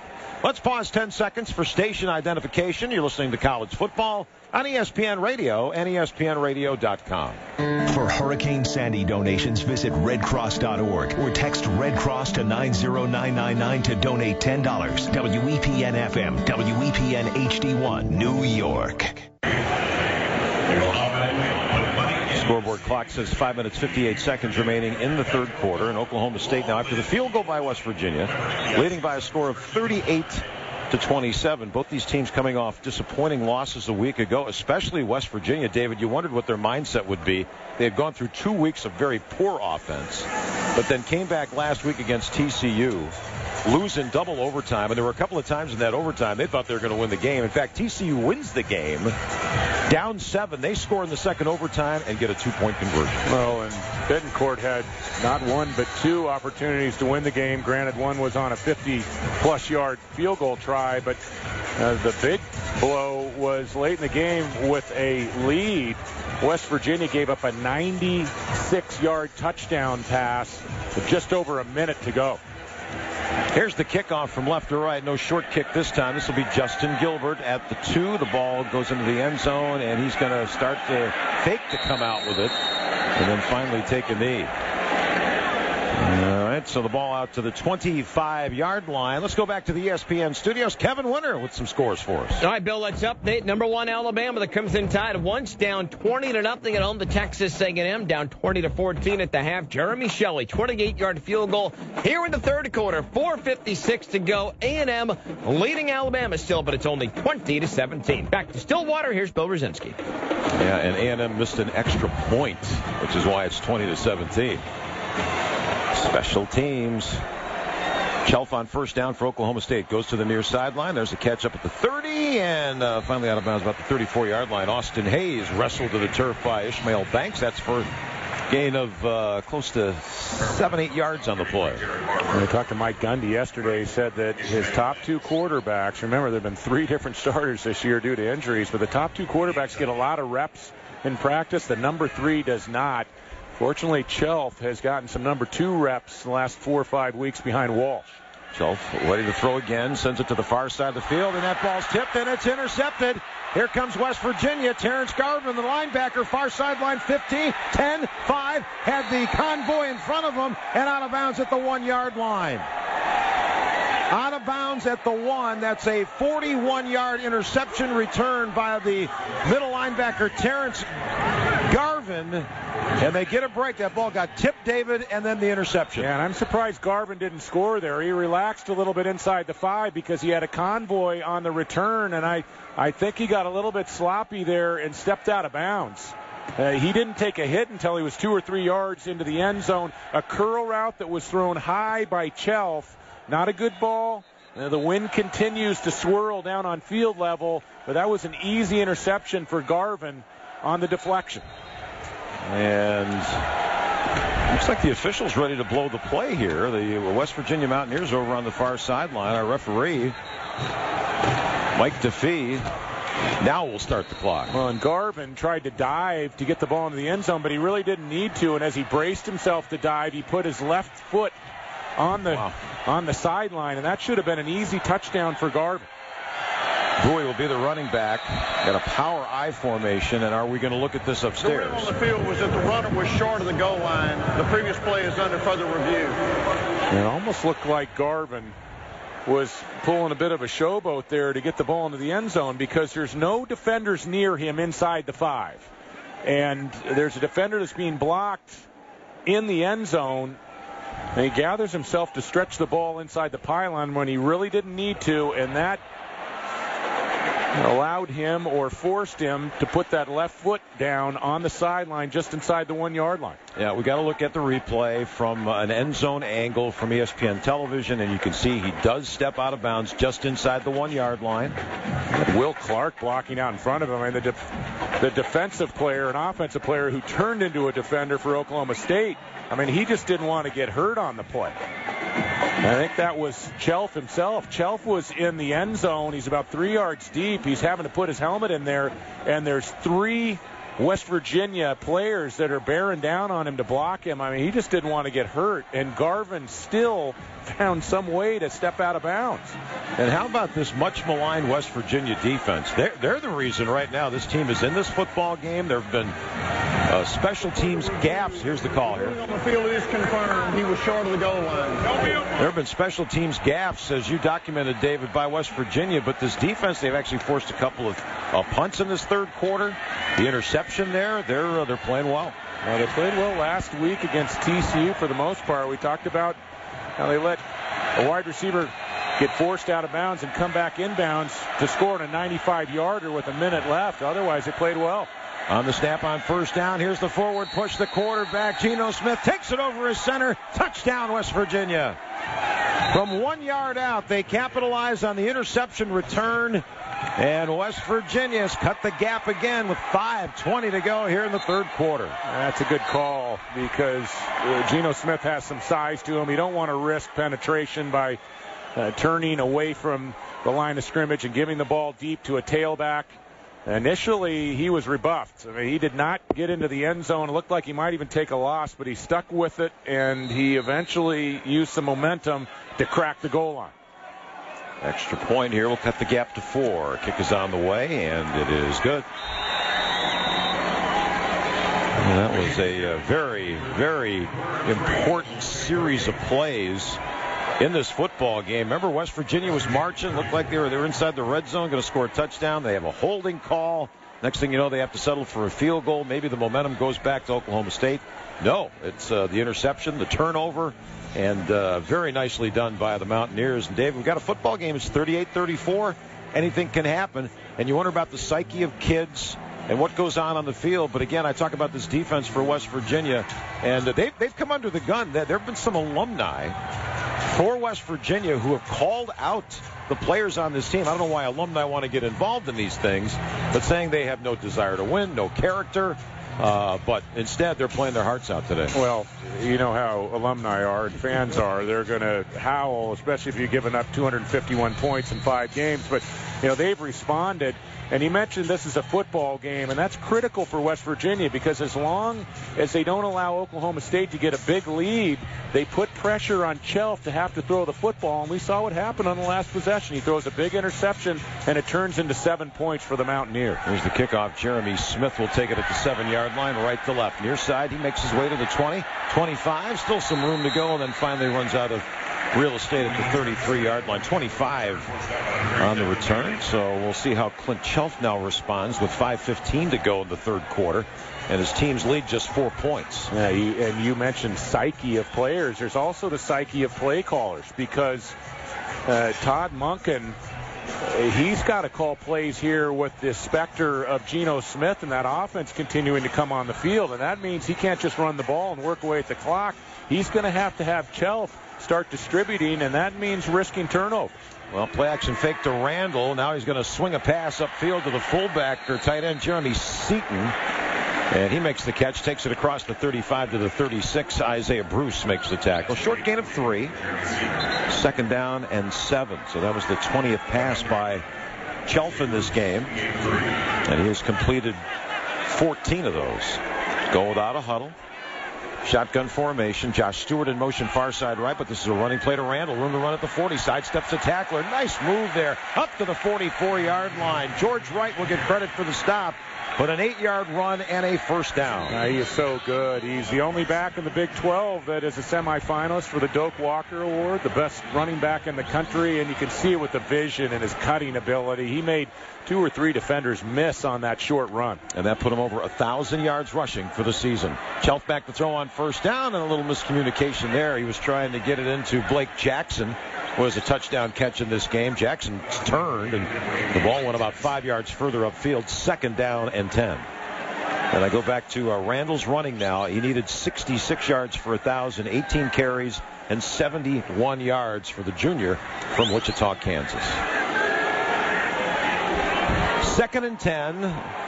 Cowboys leading by 4, 4:25 to go in quarter number 3. Chelf looks right now, goes downfield. It's caught by Josh Stewart at the 30-yard line of West Virginia. He was open down the left hash. That's 25 and another first down.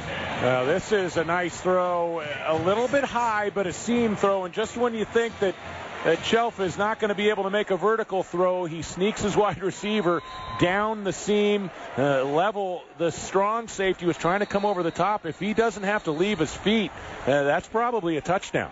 And now we got a timeout called by West Virginia.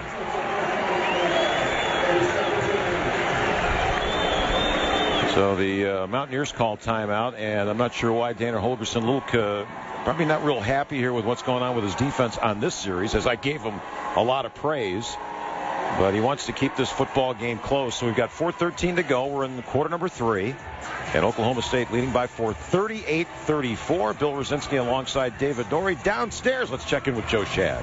Bill, let's kind of reset the Oklahoma State quarterback situation. Freshman Wes Lunt, a rising star, knocked out Kansas State last week. He is available in emergency today. J.W. Walsh had been declared out for the season, but the coaches think he might be able to come back next week. And then you have this kid who's going today, Clint Chelf, the third stringer. He's got no lack of confidence. Told his coaches at one point, I give this team the best chance to win, guys. Well, other than that interception, it's been he's been very methodical running this football team.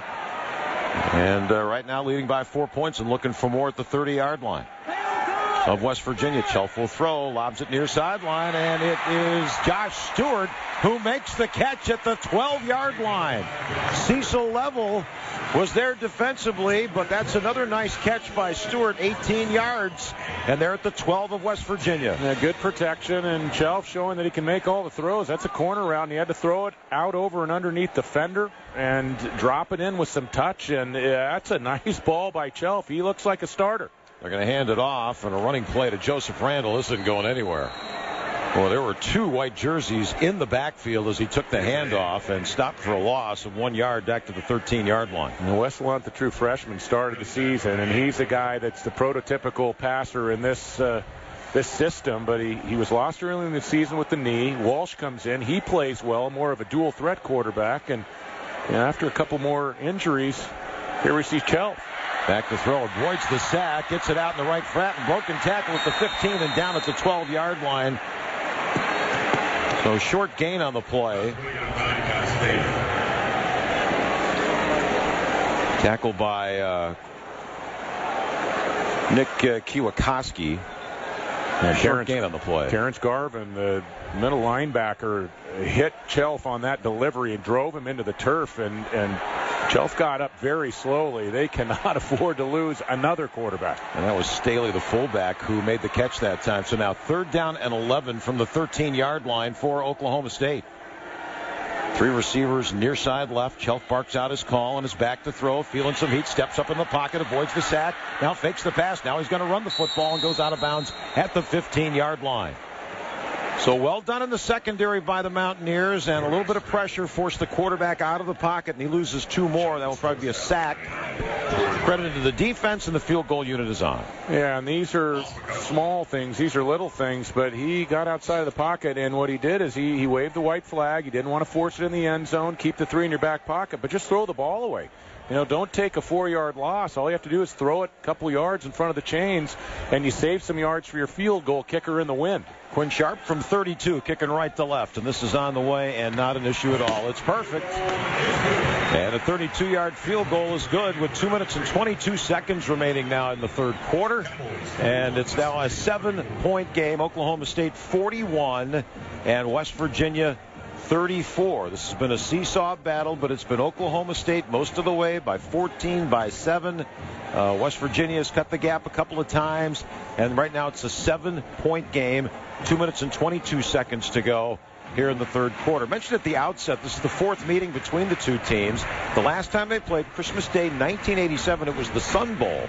And people forget that the head coach of Oklahoma State, Mike Gundy, pretty good quarterback. He quarterbacked the Cowboys that day to a win over West Virginia, 35-33. But David, when you look at who he's handing the ball off to that day, Thurman Thomas and Barry Sanders. Thomas had a huge day. Sanders only had a few carries in that football game. Nice backfield. Yeah, maybe 2 of the best 5, maybe 7 backs in NFL history.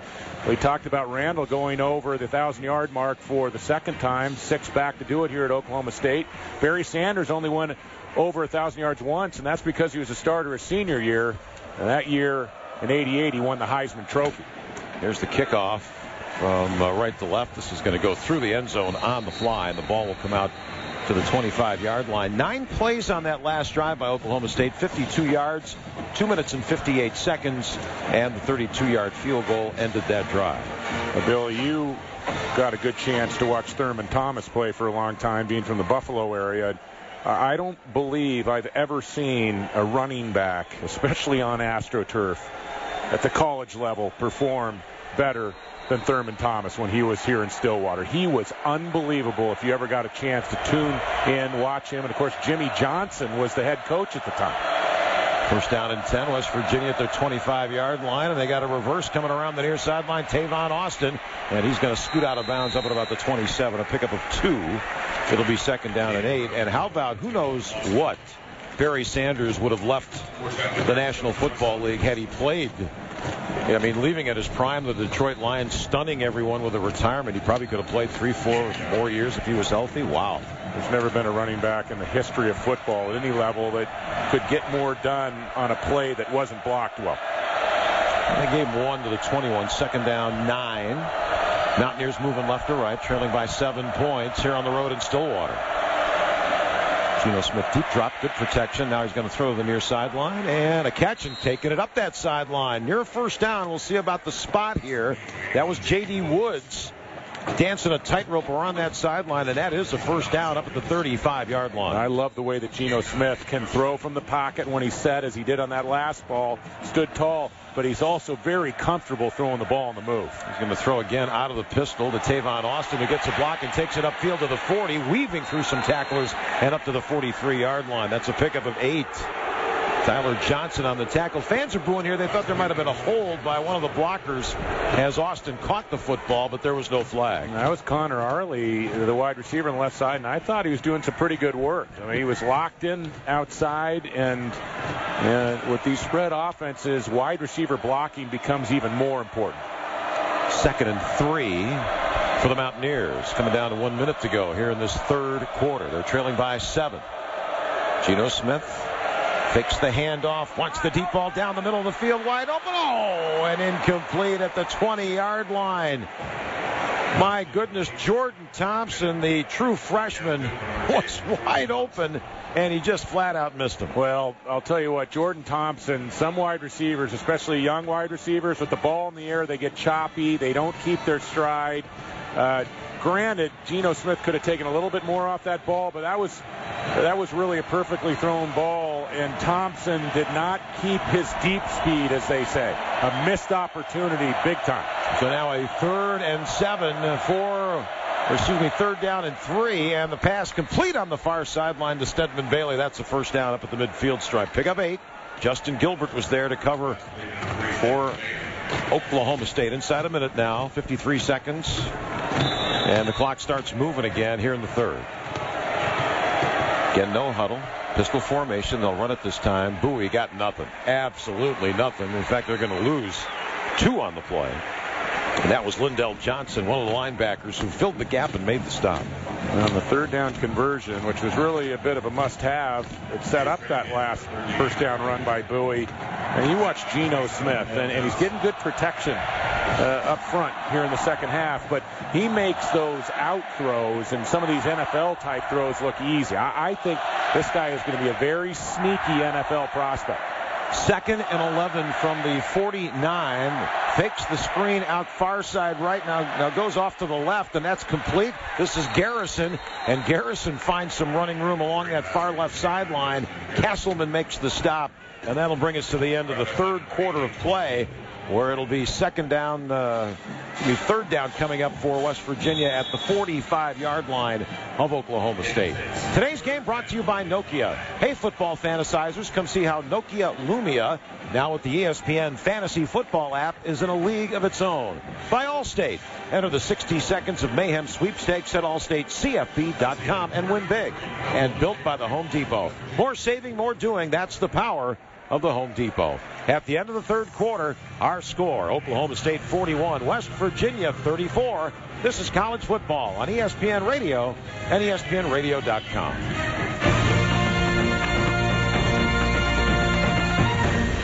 This Veterans Day at Lowe's, get the Maytag Centennial washer and dryer for $798. That's a savings of $430. And a Bosch 18-volt lithium drill for $99. That's a savings of $70. Choose 18-month special financing on purchases of $599 or more when you use your Lowe's consumer credit card. Lowe's, never stop improving. Offer is valid from November 7th through the 12th while supplies last. Credit offer valid from November 8th through the 12th. Special financing cannot be combined with 5% off everyday credit offer. Some exclusions apply. See store for details, including Maytag offer.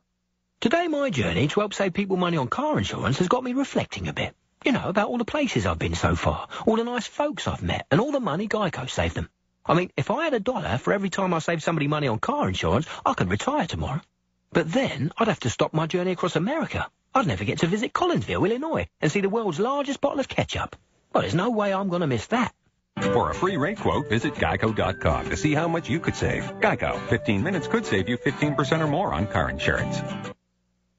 What are you going to do with your old car? You can try selling it, you could junk it, or you can donate it to Heritage for the Blind. Your car will be towed away for free, and your donation is tax deductible. Just call 1-800-814-2162. Heritage for the Blind accepts cars, vans, trucks, and boats. It doesn't matter if your vehicle runs or not. It will be towed away for free, and you'll be supporting those that need help. Heritage for the Blind is a nonprofit organization that helps the visually impaired live fuller lives. Call right now to donate your car, and as a special thank you, you'll receive a free 3-day vacation voucher to over 50 locations. Call Heritage for the Blind right now. Call 1-800-814-2162. Donating is easy and your vehicle is towed away for free. Plus, you'll get a free vacation voucher for donating. Call now, 1-800-814-2162. That's 1-800-814-2162.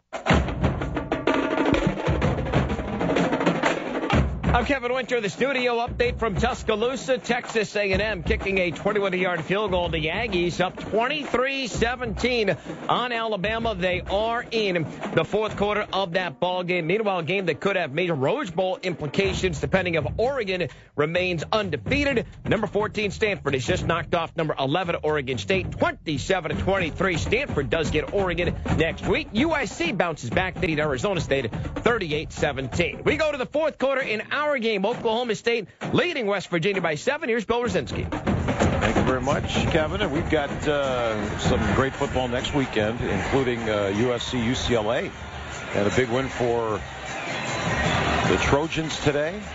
Stanford wins. Stanford win against Oregon State really makes that Stanford-Oregon game big next week in the North Division of the Pac-12. And then the next week, if UCLA and USC perform well today, which looks like they will, that could be for the South Division.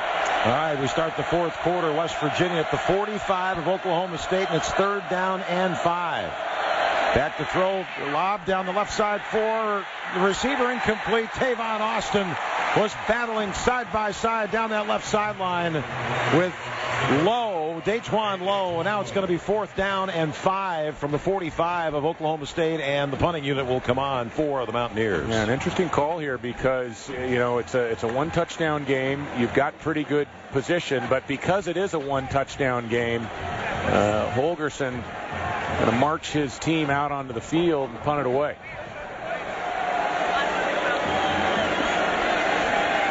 And we've got Glidden back deep along with Charlie Moore. Could this be a fake here? There's the snap. No fake. Here's the kick. It's at the 10. Oh, are they going to cover this? Ball's at the 2. Oh, and they let it go in the end zone. I tried to be too fine. There were 5 guys down there. They could have downed it inside the 5-yard line easily. They wanted to down it at the 1-inch line, and it went in the end zone. Just another special teams blunder by West Virginia. Yeah, trying to be too fine because the ball took a nice hop. It was up in the air. They could have actually easily caught the ball to 2, but they wanted to let it bounce again and see if they could down it inside the 1, as you said, Bill. And that's just not a smart decision. And these are things that are practiced every day and out on the practice field in special teams. All right, 1st down and 10 for the Cowboys, leading by 7. They're now moving left to right at their 20-yard line. Play action fake. Shelf up to the near side. Toss to Stewart. Stewart room to run to the 30. Stewart puts his head down and takes it across the 30. Jared Barber makes the tackle and a 1st down at the 33. And I'll tell you what, Shelf on play action, especially on the bootlegs, he comes out naked, but he snaps that head around as he rolls to his right to get his eyes trained on his target. He's fundamentally sound. I mean, he's very economic in his movements. He gets the ball out quick. Doesn't have that big, long delivery. Here's the snap, and he's going to throw again. Blitz is coming, but it's a toss out to the near side to Josh Stewart that bounces onto the turf, incomplete. It'll be 2nd down and 10. So throwing the football, Clint Shelf has been very solid today. 18 of 26, 226 yards. He has 3 touchdown passes and 1 interception. Yeah, you talk him up a bit, and then he throws a little bounce pass on a swing route to the right side. One of the easiest throws he's had all afternoon. 3 receivers out far side left. Now, one of those in motion near side right back to throw Chelf. This is a screen. They get it out. This is Randall. Randall has some room to go at the 40, up the left hash, near a 1st down at the 43-yard line. Pat Miller makes the stop. Let's see where they put this football. It's going to be very close to a 1st down. No, they say the 42, so it's a gain of 9, making it 3rd down, 1 yard to go for a 1st. That was a double screen. They faked the screen to the right side, came back to the left, and Randall showing his seasoning. There was a lot of traffic out there, and he picked his way close to the 1st down. 2 of 8 and 3rd down conversions are the Cowboys. This is a 3rd and 1 from their 42. Working out of the gun. Randall takes the handoff, trying to squeeze through for the 1st down right over his center, and he's got it up to the 44-yard line. George Wright We'll get credit for a tackle there, but that's first down up at the 44-yard line. Clock moves. We're in the final quarter. 13.5 minutes to go in it. And right now the Cowboys with a 7-point lead, 41-34. That's an area where the spread offense isn't quite as effective because you have to hand off to a running back moving sideways in short yardage. You don't get that same thrust that you get out of an I formation. Chelf looks at the defense. Takes the snap, fakes the handoff, wants the deep ball far left sideline. Caught at the 25-yard line. And out of bounds is Austin Hayes. Beautiful throw. Great over-the-shoulder catch all the way down to the 20-yard line. 36-yard pass play. Well, this is a beautiful ball, and there are not many quarterbacks that start out the season as number 3 that can make that throw, especially in a stiff wind. Pat Miller, the cornerback for West Virginia, tight coverage, and he gets victimized. First down and 10, and back to throw is Chelf again from the 20. Zings it. It's incomplete. In the hands of Isaiah Anderson. It'll be second down and 10. That was probably should have been caught. It was a little high, but that had some mustard on it. Well, and that's the point there, Bill. When you have a wide open receiver, you throw it with timing, and you don't have to put that much velocity on it. It's dry out. There's some wind down on the field level. Put a handle on the football for your short zone receiver. Second down and 10 at the 20. They're in West Virginia territory. Cowboys on the march. Shelf, little dump off, little bubble screen over the middle, and buried is Josh Stewart at the 20-yard line. I think forward progress, they'll give him 1 to the 19. But Terrence Garvin, who has an interception in this game for the West Virginia defense, heads-up play there. Yeah, Garvin stayed at home, and he was really the last line of defense because they were trying the inside screen. If Garvin isn't there, the pass catcher is going to come all the way across the field and have a chance to get it into the painted area. So now third down, ball's still on the 20. So it's third down and 10 for the Cowboys at the West Virginia 20-yard line. Shelf has the ball, looks, fires far sideline. That's caught at the 5. Stretching for the pylon is Josh Stewart. Did he get in the end zone? Nothing yet. And the officials give us no call. They're conferring. Well, he dove for the pylon. He tried to get it up the left sideline, and they're still talking it over. We have no. I guess the mark's going to be, what, the 2-yard line? I don't even think they have a mark in mind. And dangerous play, but I think that's a touchdown. He didn't step on the sideline, and it looked like he stretched the ball inside the pylon. What an athletic move by Josh Stewart. Now, this guy has... Now they just called a touchdown. Unbelievable. Well, they got it right, though. And I think, if you need to talk it over, that was such a spectacular athletic play by Josh Stewart. If I were an official, I would have been confused. And Holgerson's going to come out. He's going to plead his case. If Holgerson had a monitor right now in front of him, I don't think he'd be walking out on the field. That was a beautiful play, set up by a great throw. Another great throw by Chelf. That might have been the most impressive drive of the afternoon for Chelf. Well, and remember, as Joe said, Dana Holgerson does not wear a headset. There's a monitor in the coach's booth. And I don't know if he is calling a timeout, hoping to get a review. West Virginia. That's the second timeout of the half. I think West Virginia called a timeout there, perhaps to give some people upstairs some more looks, and I don't mind. I mean, this was one of the few times that I actually encourage a review because I want to see that play a couple more times. And that was a great play. It was an out cut to Stewart down about the 6-7 yard line. He turns the corner. Chelf again, delivery right on time, and a pass play that Oklahoma State needed to maintain their buffer over West Virginia here in the second half. And he turns the corner and stretches with his right hand in midair and gets it inside the pylon. The bizarre part about the whole thing is there were 2 officials on that far side of the field. They both talked to each other. We never got a spot. Well, I didn't know where the ball was going to be. I don't think he had a spot in mind. I don't think he really ever saw Stewart step out of bounds. And Stewart, the way he plays in space, how shifty he is, his route running, the way he catches the ball, he has great hands. I think he's going to be a great slot receiver in the NFL. So if Holgerson was hoping for another look by the replay official and a change of the call, he didn't get it. Here's the extra point try, and it is good. That's a big touchdown there. 12:05 to go, fourth quarter in Stillwater. Oklahoma State 48, West Virginia 34. This is college football on ESPN Radio and ESPNRadio.com.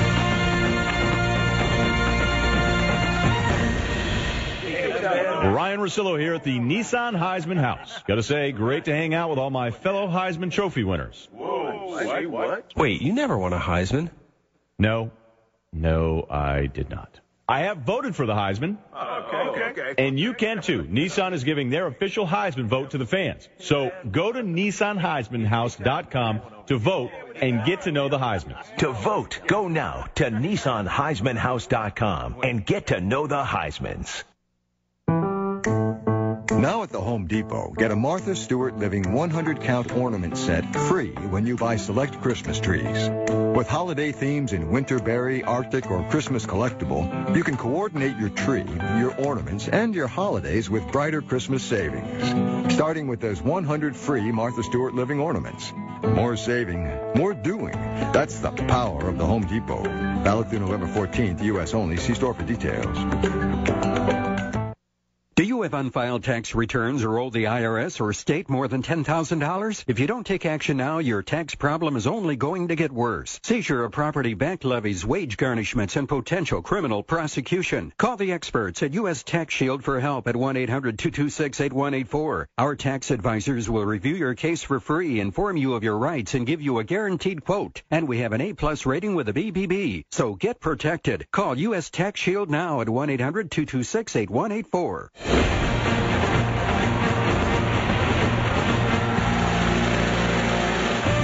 is college football on ESPN Radio and ESPNRadio.com. 12:05 to go. We're in the final quarter in Stillwater. Bill Rosinski, David Norrie, Joe Shad on the sidelines. The rest of our ESPN Radio crew.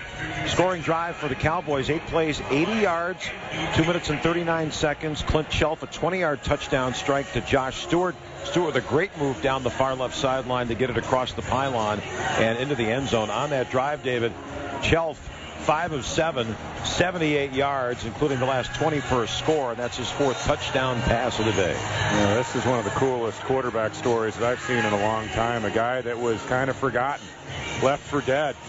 A career-long backup, second and third stringer. And last week on the road against Kansas State.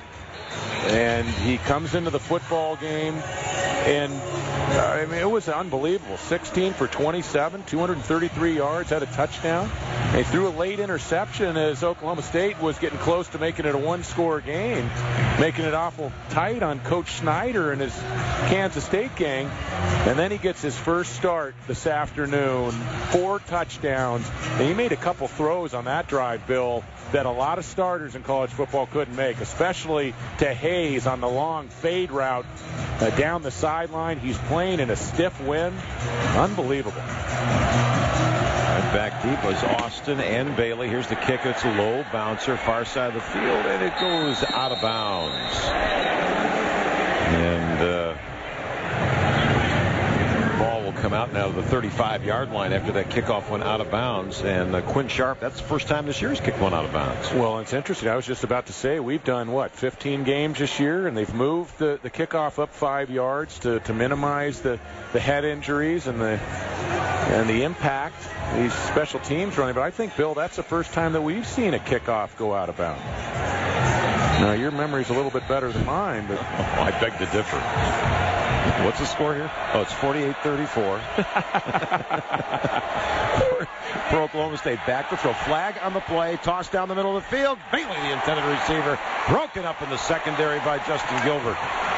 But we do have a flag, and this is back where the quarterback was getting ready to throw. Number 76.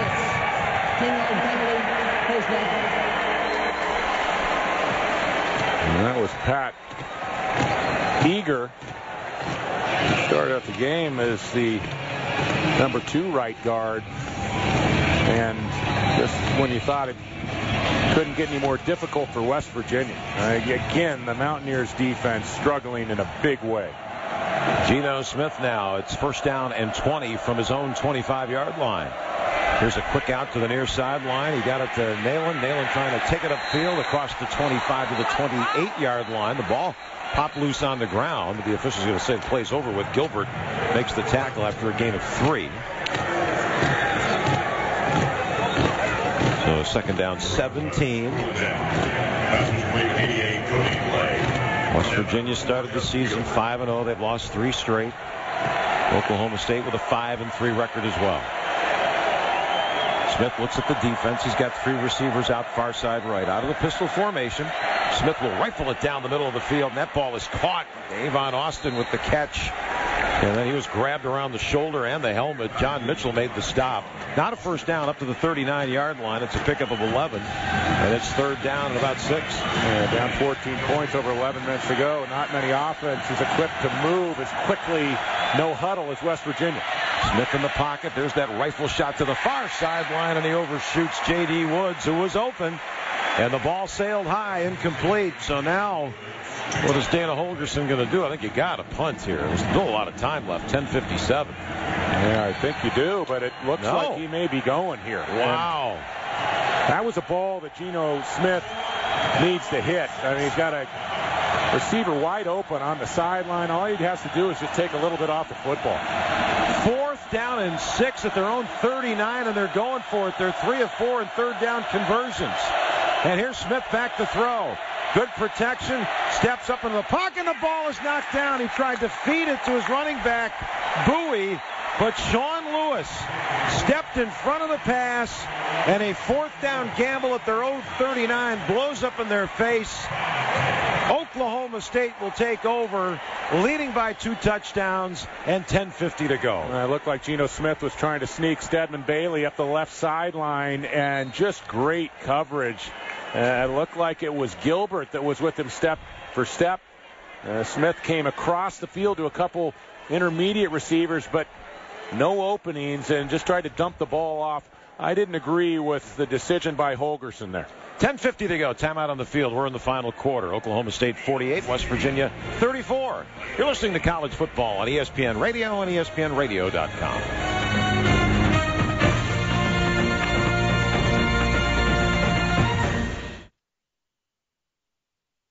This Veterans Day at Lowe's, get the Maytag Centennial Washer and Dryer for $798. That's a savings of $430. And a Bosch 18-volt lithium drill for $99. That's a savings of $70. Choose 18-month special financing on purchases of $599 or more when you use your Lowe's consumer credit card. Lowe's, never stop improving. Offer is valid from November 7th through the 12th while supplies last. Credit offer valid from November 8th through the 12th. Special financing cannot be combined with 5% off everyday credit offer. Some exclusions apply. See store for details, including Maytag offer.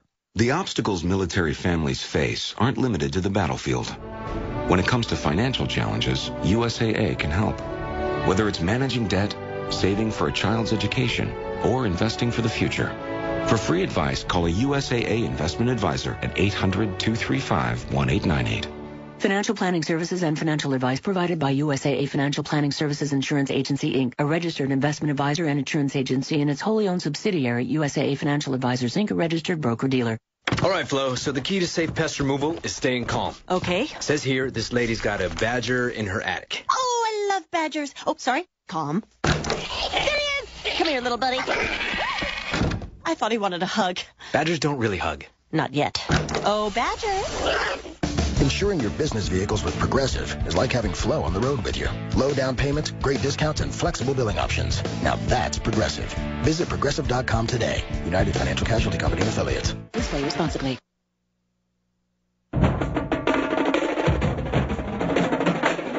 I'm Kevin Winter in the studio. Let's update a couple of scores. Number 1, Alabama trailing Texas A&M 23-17 in the fourth.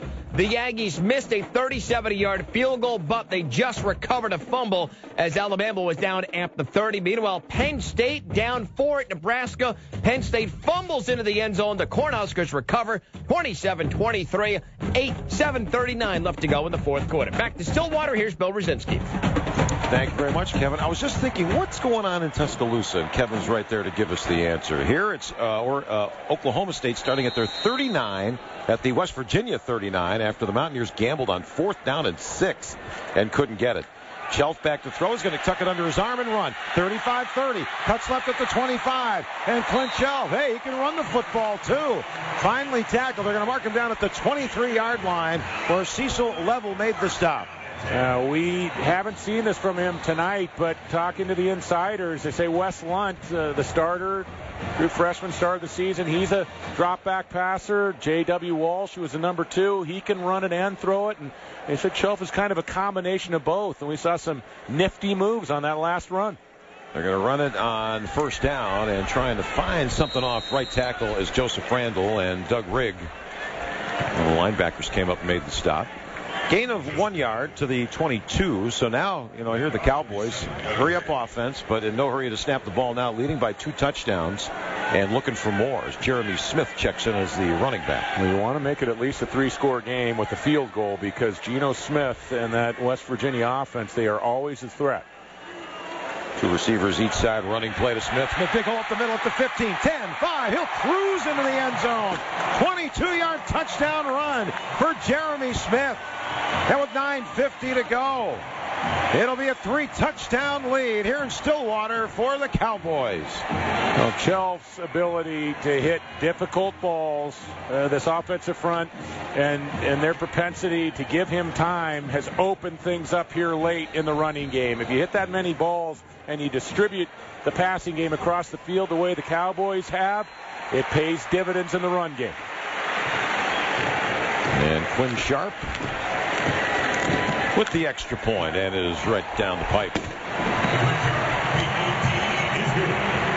So the gamble by Dana Holgerson on 4th down does not work out.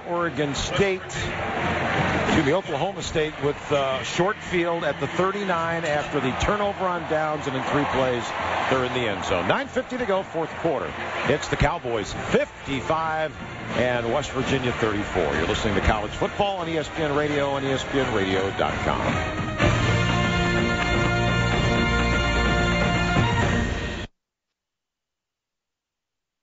If you've got a business, you qualify for the official Mike and Mike office stimulus package. When you move from your office into a gorgeous Regis office, not only will you save a fortune, you'll get 2 months absolutely free. Your Regis office comes beautifully furnished in a prestigious building. You get a receptionist, meeting rooms, and state-of-the-art video conferencing with no long-term lease. And you get 2 months free by mentioning Mike and Mike. All you have to do is call 1-800-OFFICES. That's 1-800-OFFICES.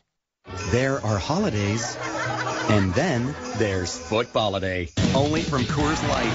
It's the iron-fisted holiday where true-blooded fans tackle Rocky Mountain cold refreshments every game. Because every game is a reason to celebrate. Only from Coors Light, the world's most refreshing beer.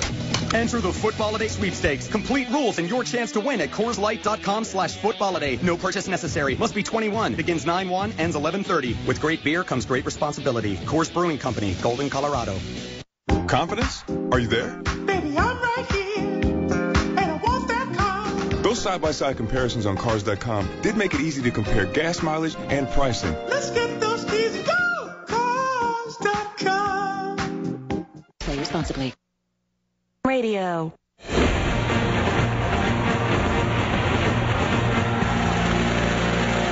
This is college football on ESPN Radio and ESPNRadio.com.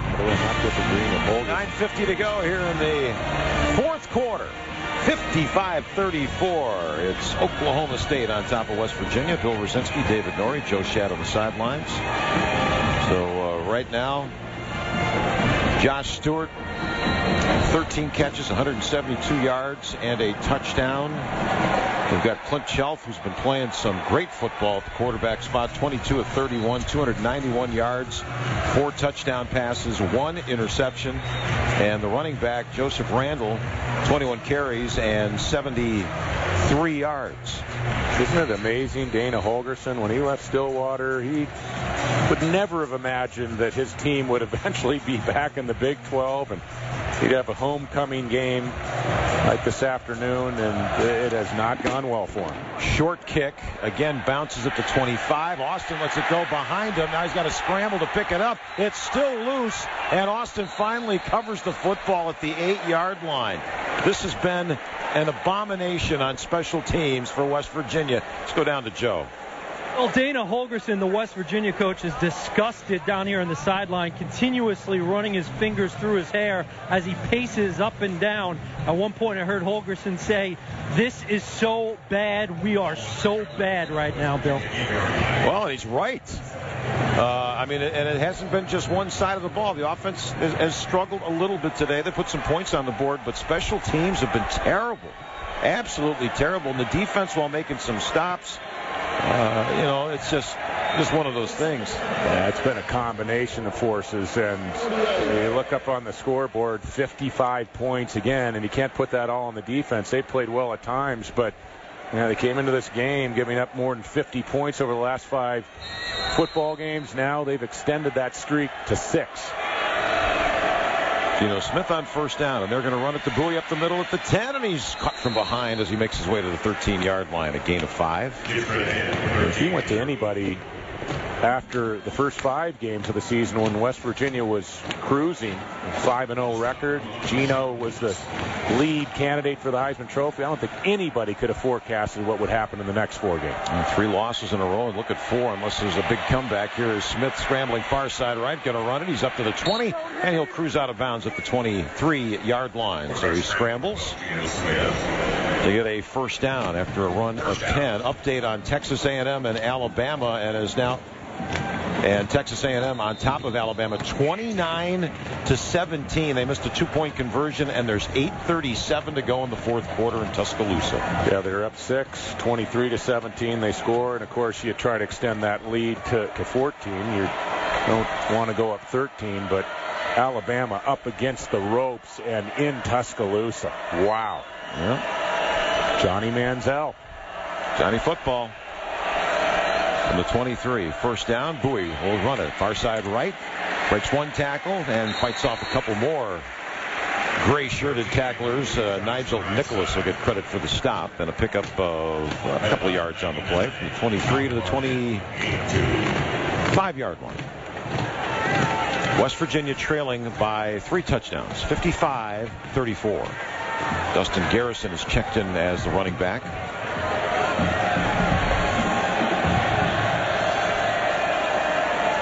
And back to throw. Geno Smith. Good protection. Nobody open, though. Still with the football in his hands. Patting the ball, running around, still in the backfield between the hashes. Now stops. Now throws upfield. Incomplete. First Edmund Bailey.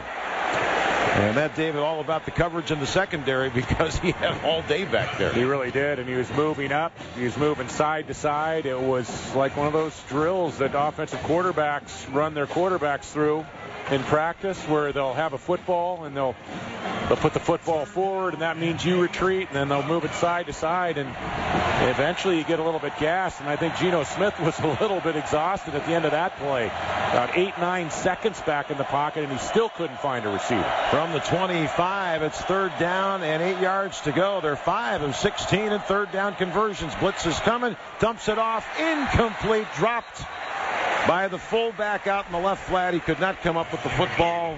That's Cody Clay. And 4th down now. What's Dana Holgerson going to do here? It's 4th down. They got to punt. You got to punt it, and you have to punt it because you don't want this game getting ugly. You don't want to lose a team. You don't want to lose your fans.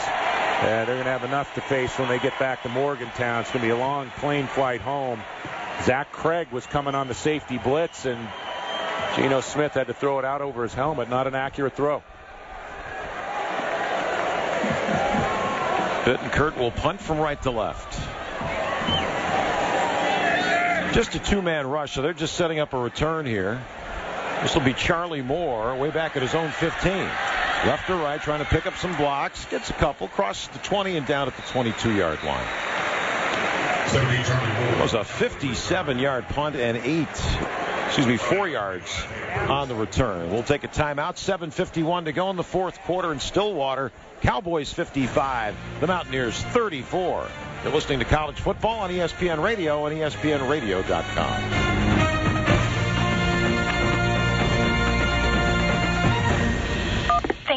Discover card. Listen, your 5% cash back program is to die for. What's the new category? You will love it. Right now, you can get 5% cash back everywhere you shop online through December, only from Discover. Shut the door. 5% cash back? I shop online all the time. No joke. Everywhere online. Best category ever. Only Discover gives you 5% cash back everywhere you shop online through December. Sign up for 5% at discover.com or call 1-800-DISCOVER. 5% cash back on up to $1,500 in purchases online and at department stores. Hi, football fans. I think you'll agree that you've got to have great seats. And now it's even easier to pick the seats you want wherever you are thanks to StubHub's new mobile seat maps. They're the only interactive seat maps that let you search for NFL tickets by section and actually see the view from your seat, all from your mobile phone. How cool is that? So whether you're searching StubHub on your computer or your phone, it's easy to find the seats you want. Yet another reason thousands of fans use StubHub for their NFL tickets every Sunday. StubHub!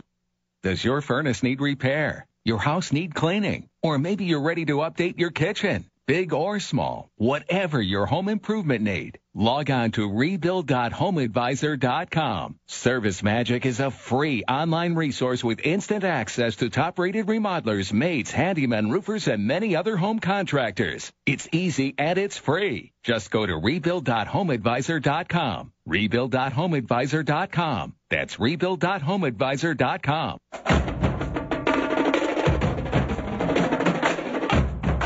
I'm Kevin Winter with you in the studio. The updating Tuscaloosa. Johnny Manziel, 24 yards out to Malcolm Kennedy. A&M misses the two-point conversion, but the Aggies now with a 29-17 lead over Alabama. Crimson Tide half the football near midfield, 2nd and 2. 7:10 to go in the fourth quarter. Send you back to Stillwater, Oklahoma. Cowboys in control of it over West Virginia once again with Joe Schad and David Norrie. Here's Bill Rosinski. You know it's going to happen, Bill. If Alabama ends up losing that game, you're going to hear about should an SEC one-loss team go over an undefeated team. There you go. Back where we were last year. Running play, Jeremy Smith on first down, takes the handoff for Oklahoma State and picks up a couple of yards from the 23 to the 25. It'll be 2nd down and 8. Now, normally Oklahoma State, they don't huddle much. They just get up to the line and run. But now with a 3-touchdown lead, 7.5 minutes to go in the fourth quarter, they're just milking the clock. Yeah, you gear it down here and you take care of the football. This is a big game. Oklahoma State has a lot of different options and possibilities in terms of bowl games, including the Cotton Bowl perhaps. But they got to run the table if they want one of the juicier prizes. 2nd down, they will run it again. Same play to Jeremy Smith, and Smith takes it to the 28. 3 more. They'll set up a 3rd down and 5 and take us inside 7 minutes to go. So as far as the schedule goes here for West Virginia, they've got Oklahoma next week at home. Then they travel to Iowa State and then finish their season against Kansas. Oklahoma State, they've got Texas Tech at Oklahoma at Baylor. And look out for the people keeping score in those games. 3rd down. 6.5 minutes to go. Bring some extra pencils. Running play again. Taken across the 30 to the 31. Jeremy Smith took a lick from Corey Harris. And he's shy of the 1st down by a couple of yards. So they'll just, again, work on this clock. We're coming down to 6:15, 6:14 to go, and I think the punting unit will be coming out here shortly for Oklahoma State. Again, I am amazed that there were a few stadiums. David, I did a lot of NFL, and I remember going into the Metrodome in Minneapolis, and this is when Warren Moon was playing quarterback years ago, and I couldn't believe how quiet the dome was. Peyton Manning got the same respect by the Colts fans in Indianapolis at home. You could hear a pin drop. That's what these fans are like here. Normally in a college atmosphere, I've never noticed when the home team has the ball, it being dead quiet, but it is here in this stadium. Well, it's showing reverence for communication at the line of scrimmage. And if there's ever been a guy who communicates at the line of scrimmage, sheer volume, it's Peyton Manning. The defense has an opportunity to match up. It's a delayed game, 5 yards, 4th down. Well, they said that Oklahoma State was going too quickly on the punt there and didn't give the defense time to match up and get substitutions on the field. Rare that you'd see that on a special teams play. Ooh, and they got the punt away and almost a roughing the kicker, but Quinn Sharp folds up. This ball bounces for Oklahoma State as Tavon Austin trying to stay as far away from that ball as he could. after he waved off the catch, and it finally comes to a rest at the 16-yard line. That's a 59-yard punt. Well, Quinn Sharp's going to be in the National Football League, I think. Yeah, you know, this is a rarity, David. Both these kickers tonight, for the most part, are the guys that do it all. They kick the field goals, they kick the extra points, they punt, they kick off. And this Sharp is. We had a flag on the play and a penalty. Well, you mentioned Quinn Sharp. Let's talk about him a little bit. He leads the country in scoring for place kickers. He's the career active leader in touchbacks in the NCAA. He's led the country in touchbacks now for a 4th straight year. You talk to head coaches about how important it is for your kickoff man to not give people opportunity to return kicks. And as a punter, he is the career active leader in punt average in the NCAA. That's a triple threat. He's punting here, just got it away. In fact, somebody may have gotten a piece of that, but it rolls upfield, hits the 50-yard line, and just kind of rolling now to the near sideline. It'll be down there just shy of the 50. That was a 20-yard punt that time, so the penalty really hurt the Cowboys. So less than half the field now for Geno Smith with 5:12 to go, and West Virginia trailing by 21. Back to the studio and Kevin. All right, Bill, 6:09 to go. 4th quarter in Tuscaloosa. It is not over. 3rd and 6. A.J. McCarron, 54 yards to Amari Cooper. Extra point pending. Right now, 29-23. 6:09 to go. A&M with the lead over Alabama. Extra point up and good. 29-24. Aggies lead by 5. Bill, back to you. Look out. Here we go. You never count out Alabama. That big win on the last drive against LSU last week. Meanwhile, on first down, Bowie takes the handoff. He takes it down to the 45-yard line for a gain of 4. So 2nd down, 6 yards to go. West Virginia, they're in a hurry because they're down by 21 points, and we're inside 5 minutes remaining in the football game. Geno Smith slings it to the near sideline to Bailey. Bailey trying to make something happen. There were too many jerseys there of the opposite team. And Lindell Johnson led that charge. And they lost 2. Back to the 47-yard line. A.J. McCarron last week, 5 plays, 71 yards at LSU. Unbelievable drive and so well executed. Can you imagine if he leads his team back and wins tonight? And a comeback, a last drive comeback. I mean, you have to consider him right up there with the Heisman favorites. 3rd down, 8 yards to go. West Virginia at the Cowboy 47-yard line. Smith wants to throw, steps up into the pocket, avoids the sack, slings it upfield. That ball caught by Bailey. Bailey spins away from his tackler and down at the 34-yard line. And that'll be a first down, a pickup of 13 yards. Broderick Brown will get credit for the stop. Stedman Bailey, we've talked about some of the players this afternoon that have some prospects to move on after their playing days are over in college. I love the way that Bailey breaks off his routes, the way he catches the ball, creates separation from the defensive backs, and he's always coming back to the football to help his quarterback out, take the angle away from the cornerback. He's got 224 yards receiving yards tonight. Wow. Geno Smith back to throw, near sideline toss, and is that a catch along that sideline? And Bailey says, yes, it is. Did the officials say it's a catch? No, they're saying incomplete. Incomplete. It'll be 2nd down. Yeah, the ball was thrown out of bounds, and Bailey did everything he could to create a circus catch, and just no opportunity there. Now 14 catches, 224 yards for Stedman Bailey. Garrison in at running back. I don't think we're going to see many runs here. 2nd and 10 from the Oklahoma State 34-yard line. West Virginia on the march, but trailing by 21 late 4th quarter. Quick toss to the near side. Diving catcher on the 26-yard line. And it was hauled in by Nayland. Broderick Brown makes the stop. Really nice catch by Nayland. Of course, he made the big touchdown catch on the short post ball. Well, they will run it to Garrison on this first down call. And he actually a 3rd down call. It was 3rd and a couple And he did not get the first down. They stopped him at the 25-yard line. So it's going to be 4th down for West Virginia. Time's a-wasting. They're down 21, and we're down to 3 minutes and 10 seconds remaining, and the clock moving in the 4th quarter. Yeah, I didn't like that play call at all. If you figured you might have a chance, a couple onside kicks, I mean, you never really figure that you're out of the game. I know the odds are long, but I don't like the run call there. 4th down, and Smith will throw. Over the middle it goes. Diving catch at the 18-yard line. Tavon Austin converts on 4th down. Shamil Gary with the stop, and they're in the red zone. Gary was draped all over him, and that was a 4th down conversion. A terrific diving catch by Austin. Austin and Bailey have been heroic. Without a huddle. Smith out of the gun. Bowie behind him, but Smith's going to throw to the near sideline, and it's caught by Austin. And he tries to make a move away from the defender and gets out of bounds at the 13-yard line. That was Gary, the defender, and a pickup of 5 on the play. 2.5 minutes remaining in the football game. West Virginia trailing 55-34 here in Stillwater. They're trying to come up with something here on this late drive. I like the guts, and I like the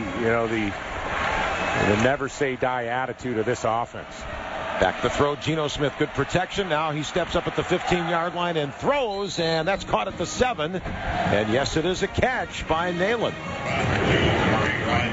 Geno Smith has such great confidence in his throwing arm that even when he breaks the pocket and he's got a good 5-10 yards ahead of him to run the football, he'd still rather dump the ball off to one of his wideouts. That's a 1st down at the 7-yard line. 1st down and goal for West Virginia. Bowie takes the handoff. He's trying to go up the middle. Big forward push, and then stuffed back at the 5-yard line. Even Collins makes the stop there. Pickup of a couple, but now we're inside 2 minutes, 1:47 to go in the football game. Mountaineers huddling up now, come to the line of scrimmage. Bowie, the tailback, standing behind quarterback Geno Smith. From the 5, 2nd and goal. Smith wants to throw, fade back right corner of the end zone, and no chance for J.D. Woods to catch that. We'll pause 10 seconds for station identification. You're listening to college football on ESPN Radio and ESPNRadio.com. The Jets, the Seahawks. Coverage begins Sunday at 2. WEPN FM, WEPN HD1, New York. 3rd down and goal. West Virginia from the 5-yard line. Back to throw. Geno Smith fires towards the end zone in the middle, and that's broken up. J.D. Woods, the intended receiver, and Justin Gilbert broke it up. Got a hand on the football, and it's going to be 4th down and goal. 1:25 remaining in the game, and West Virginia down by 3 touchdowns. And of course, Gilbert electrified this crowd in the first half with a long kickoff return for a touchdown. 4th down, goal, West Virginia at the 5. 13th play of this drive. Pistol formation, 3 receivers, far side right for Geno Smith. There's the snap. Looking left, blitz is coming. Smith throws, and it's incomplete. Nobody there. And Sean Lewis was bringing the heat on the quarterback as he let the football go. That's a turnover on downs, and Oklahoma State will take over with 1:21 remaining in the game. They lead 55-34.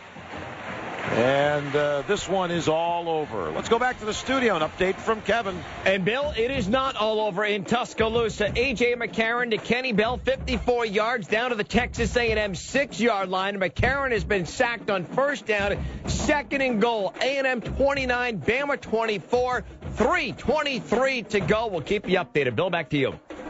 Oh, my. Wow, and we're going to have a flag on a kneel-down play. On 1st down from the 5, and I don't know if somebody maybe on the defensive side took a shot at somebody there as the ball was getting ready to be snapped. If Alabama completes this comeback, they may canonize A.J. McCarron tonight. 60, combination high-low block. After this, you should be going. 1st down. Chop block against Oklahoma State, but how about A.J. McCarron? Leading his team back against all odds last week against LSU. And if he can complete the comeback tonight against A&M, of course, he won the MVP in the national title game a year ago. Oh, now we got things getting out of hand here a little bit. One of the defensive players took a shot We had the chop block, so maybe the guy who got chopped wanted to get his own licks in here. And now we got little John on both sides of the football here. That's going to be a penalty, I think, against West Virginia. And, David, while they're sorting things out, we have to pick a player of the game. And who might that be? That has to be Clint Chelf. Here's the call. Defense on the nose guard. 5-yard penalty. First down. Now, Clint Chelf, 22 for 31 for 292 yards and 4 touchdowns in his first start. I mean, what a story. A guy that has been buried in the depth chart, started the year as a third stringer, and he has emerged as a big-time Big 12 quarterback. I've been impressed. Clint Chelf, today's player of the game, brought to you by Napa Know-How. Well, Oklahoma State decided to call a timeout. It's going to be first down again after we've had penalties on each side on this final series of the game. 1:18 remaining in this football game. Let's go back to Kevin. Bill, 1:36 to go. 4th down and 2 for Alabama at the 2-yard line. A.J. McCarron drops back to pass, intercepted at the goal line. The Aggies have the ball, leading by 5, 1:36 to go in Tuscaloosa. Bill, back to you. Wow. My goodness. I would not want to be a Crimson Tide fan right about now. Can you imagine the celebration in Tuscaloosa if they would have pulled that off? And how about Kevin Sumlin down at A&M? Johnny Manziel? Wow. Clint Chelf decides to take a knee on first down, and the clock will continue to move. 1:11, 1:10, 1:09 remaining in the football game. One more thing, Dave. We were talking about the Quinn Sharp, the great kicker for Oklahoma State. What NFL GM wouldn't drool over a guy who can punt, kick field goals, kick off, with roster spots so valuable? There are teams in the NFL that actually have a guy just to kick off, let alone do field goals and punts. And it's a very rare commodity, and a lot of NFL people feel that no matter how good a kicker, combination kicker, punter is, that you can't have them handling both duties. But be interesting, you save an extra roster spot, which is always important, and clock going to expire and go to zeros here. Big win for the Cowboys. Yeah, 25 ticks on the clock still remaining, but Oklahoma State will not have to run another play, and this game was close for a while. West Virginia hung in there, but then the Cowboys break it open and win by a score of 55-34. The win makes Oklahoma State, Mike Gundy's team, bowl eligible with their 6th victory. Down on the field to Joe Shad. All right, here with Oklahoma State quarterback Clint Chelf, 292 yards, 4 touchdowns. First career start. Tell me what this game was like for you, man. It was big. I mean, we had to come out and get a win after last week, and especially at home, it's first start, so it's exciting, and I'm glad we got the win. Clint, what part of the offensive game plan worked best tonight? We just played as a team on offense. I mean, our game plan was great. We went out and executed. We ran the ball. We threw the ball well. Special teams was a big key for us, and our special teams won, so that was huge. Clint, you started the season as the 3rd stringer. This is your 4th year here, first start. All these guys that started ahead of you, Zach Robinson, Brandon Whedon, was even on the sideline, Wes Lunt. Why did you stay? I like it here, and I know I could play. I have confidence in myself and in these guys. I came in with them, and one thing I told them was I wanted to finish it with them, so that's what I tried to do. Player of the game, Clint Chelf, congratulations. Thank you, Joe. Good stuff. Thank you very much, Joe. And no Mad Hatter Joker hat for Clint Chelf tonight, David. It was a very businesslike victory, and I think if there was any doubts about this guy leading a football team, it's him. And he came back with a great attitude, bided his time. Sometimes you have to wait a long time to get that opportunity. It was finally his, and it paid off big time tonight. Thanksgiving coming up, he's going to get to sit at the big people's table because he has earned his stripes. He came in last week against Kansas State, lit it up in the second half, and then in his first start, 4 touchdowns. Some of the throws he made tonight. This is one of the nicer stories I've seen in college football this year. And for West Virginia, David, I think we look at this team and we see the issues they have defensively, but even with the issues they have defensively, the special teams, so many times they give up a long kickoff return for a touchdown. They botch a couple of kicks muff some returns that give the other team short fields. Dana Holgerson's got a lot of work on his hands here on all three facets of the game. Well, we talked to Mike Gundy, the Oklahoma State head coach, and he felt like his team had a great shot to go in and beat undefeated Kansas State last weekend, and they really kind of stunk it up, and special teams gave up a bunch of big plays, a bunch of short fields, and the tables turned tonight. West Virginia really didn't give their team a chance to win with all the miscues in the special teams department. All right, as I said, 6th win of the season for the Cowboys. They become bowl eligible. West Virginia, after starting the season with 5 wins, now 5-4. Today and tonight's game brought to you by Napa. Napa Know-How, and by Barbasol Shaving Cream, America's leader for a close, comfortable shave. Better by Barbasol. Once again, our final score, Oklahoma State 55, West Virginia 34. Our thanks to the folks who helped put our broadcast on the air today. Our producer, Beth Faber. Kevin Engels has been our engineer. Jane Kading, our statistician. Greg Rosinski has been our spotter. For David Norrie and Joe Shad, I'm Bill Rosinski saying so long from Stillwater, Oklahoma. Now with the latest news, scores, and highlights, here's Kevin Winter in the studio with College Football Live.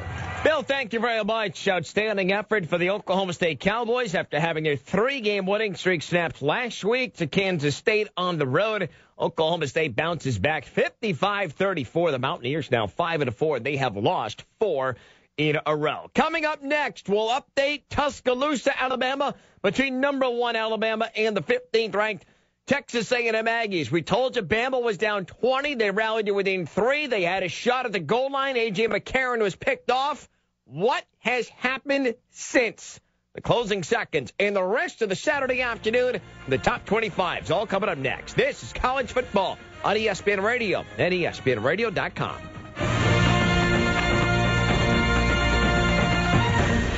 The obstacles military families face aren't limited to the battlefield. When it comes to financial challenges, USAA can help. Whether it's managing debt, saving for a child's education, or investing for the future. For free advice, call a USAA investment advisor at 800-235-1898. Financial planning services and financial advice provided by USAA Financial Planning Services Insurance Agency, Inc., a registered investment advisor and insurance agency, and its wholly owned subsidiary, USAA Financial Advisors, Inc., a registered broker-dealer. Fans, there's nothing better than going to a game with friends, right? The only problem? Figuring out who wants to go, where they want to sit, not to mention getting paid back when you buy the tickets. Hey, don't you still owe me for that? Anyway, StubHub just made all of that a ton easier with Go Together. It lets you invite your friends, track who's in, and split the cost of tickets so you don't end up with any deadbeat co-hosts. All right. So next time you want to get your friends together for a game, head to StubHub, choose your game, and then hit the Go with Friends button. It's another reason to do what millions of fans do every month. Head to StubHub. StubHub! Hi, Todd. Oh, hey, Samantha. Do you want to be my boyfriend? Oh, sure. Wow, I'd love to. Great. Now give me your Subway steak melt. My melt? Yeah, I'm your girlfriend now. I don't think this is working out. Get your own Subway steak melt, like the tender, juicy steak and bacon melt, or the succulent, smoky chipotle steak and cheese. Get yours today. Subway. Eat fresh.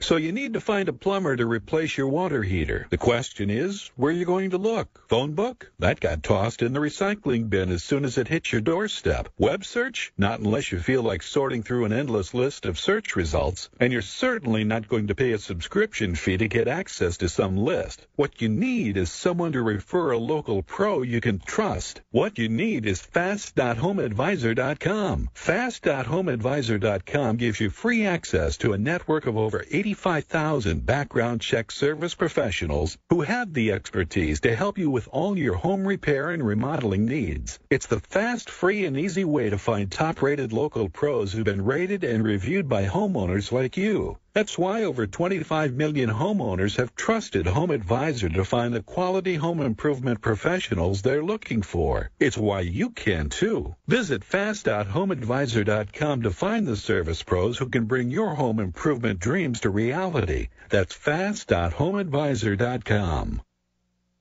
What are you going to do with your old car? You can try selling it, you could junk it, or you can donate it to Heritage for the Blind. Your car will be towed away for free, and your donation is tax deductible. Just call 1-800-814-2162. Heritage for the Blind accepts cars, vans, trucks, and boats. It doesn't matter if your vehicle runs or not. It will be towed away for free, and you'll be supporting those that need help. Heritage for the Blind is a nonprofit organization that helps the visually impaired live fuller lives. Call right now to donate your car, and as a special thank you, you'll receive a free 3-day vacation voucher to over 50 locations. Call Heritage for the Blind right now. Call 1-800-814-2162. Donating is easy, and your vehicle is towed away for free. Plus, you'll get a free vacation voucher for donating. Call now, 1-800-814-2162. That's 1-800-814-2162.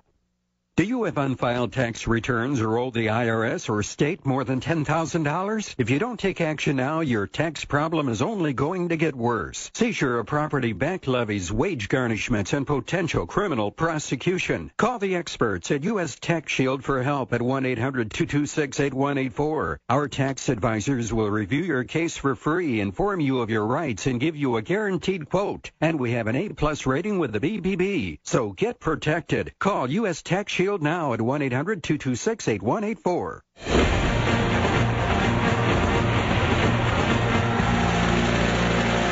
This is college football on ESPN Radio and ESPNradio.com. I'm Kevin Winter. The Oklahoma State Cowboys with a convincing 55-34 victory at home against the West Virginia Mountaineers. West Virginia has now lost 4 straight games, 5-4 on the year. Oklahoma State with a win, bowl eligible now at 6-3. They'll give you the highlights coming up. First, the day in the top 25, and what a day it was.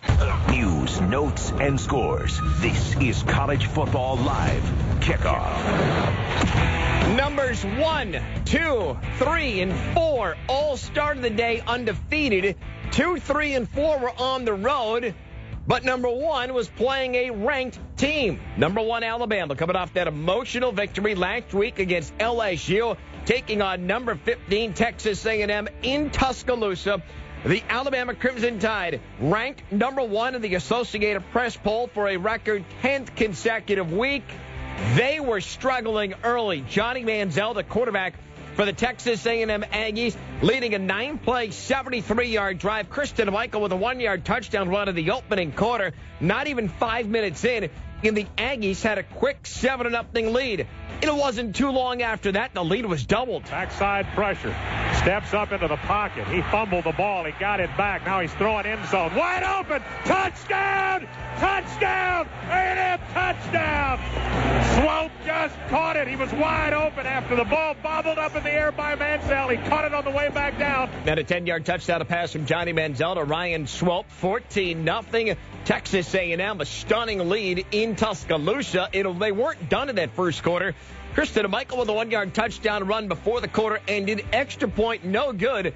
But A&M up 20-0 on the Alabama Crimson Tide. Alabama would come back in the second. T.J. Yeldon, a 2-yard run. A Lacey, 2-yard touchdown run as well. 20-14. Third quarter, Jeremy Shelley, 28-yard field goal. The Aggies lead down to 3 at 20-17. Fast forward to the fourth quarter. Johnny Manziel to Malcolm Kennedy, a spectacular 24-yard touchdown passing catch. 29-17. The Aggies had the lead, but A.J. McCarron, the hero from a week ago, was not done. Wide outs, 3 to the right, 1 to the left. A.J. looks. Tries to go far side. Cooper behind the D. Amari's got it. Amari's gone. Left sideline. He is in. Touchdown. 54 yards. There are no flags on the field. Eli Gold to the call on a Crimson Tiger Sports Network from Learfield Sports. That touchdown made it 29-24. Texas A&M would get the football back, but they had to punt. A.J. McCarron hitting deep down the middle of the field to Kenny Bell at the 6. First and second and third goal. Nothing happened for Alabama.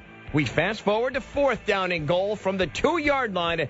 setting up tonight's play of the game. There's the snap. He's rolling. He's throwing. It's intercepted. A&M Aggies just intercepted the ball and returned it out to the 5-yard line. 5-yard line. Everett got cheated the last time. He got that one. He just got it. Time 1:36. The call from Dave South on the Aggie Sports Network from IMG. The interception by McCarron thrown at the goal line. Tonight's play of the game brought to you by Buffalo Wild Wings. Wings Beer Sports. Number 1 goes down. Texas A&M pulls off the upset, shakes up the national championship picture. 29-24 is your final. The Aggies have the victory on the road at number 1 Alabama. So that does leave number 2 Kansas State at TCU, number 3 Oregon at Cal, number 4 Notre Dame at Boston College. They are your 3 remaining teams that are unbeaten here in the BCS standings. Kansas State right now, they are on the road visiting TCU. Colin Klein did get the start tonight. He had been battling ever since last week, and he was taken out of the game with an apparent head injury. However, Kansas State has struck first, 7-0 to score in Fort Worth tonight. 8:14 to go in the opening quarter. So Kansas State trying to go to 10-0. Alabama has lost in that game tonight. Oregon will be at Cal later on this evening. And number 4 Notre Dame visits Boston College coming up top of the hour. That game airing on ABC HD. Mentioned undefeated teams going down. Louisville started the day 9-0. But they were on the road at Syracuse. Prince Tyson Gully, who gets the call and has a hole right up the middle. Has to make one man miss. Stiff arm, he does. 40, 35, 30. Keeps his feet. He's at the 20. He's at the 10. He's at the 5. Touchdown, Orange. 54 yards. Prince Tyson Gully. And the Orange are up 30-10. Matt Parker, the call to Syracuse. IMG Sports Network. Syracuse crushing previously 9th-ranked Louisville. 45-26, the Orange get the victory. Did you know for Syracuse, it's their first win against a top 10 team in either the BCS standings or the AP poll since November 9th, 2002, when they knocked off Virginia Tech. Did you know? Brought to you by Napa. Napa know-how. So now there are three unbeaten teams remaining in college football. I'm Kevin Winter. It's College Football Live. Our game tonight, Oklahoma State has polished off West Virginia 55-34. Give you the highlights coming up. Let's update the other games that are in progress right now. Number 5, Georgia, which with a win tonight will clinch the SEC East. They're on the road to visiting Auburn. The Bulldogs have an early 7-0 lead. If Georgia does get the victory, they are still likely to face Alabama in that SEC championship game. Alabama has one SEC game remaining. This is their first conference loss. Everyone else in the SEC West has 2. Alabama will host Auburn to close out the regular season. Auburn has yet to win an SEC game this year. 6:32 to go in the opening quarter at Jordan-Hare Stadium. Georgia has the 7-0 lead. LSU trailing at home to Mississippi State 6-0. That game airing right now on ESPN2 HD. 6.5 to play in the opening quarter. Texas State leading at home against number 20 Louisiana Tech 7-0. Games that have gone to final from earlier today. Number 6 Florida was having an awful time in the swamp against Louisiana Lafayette, but the Gators got a game-tying touchdown with 1:42 to go. Jacoby Brissett with a 3-yard touchdown pass.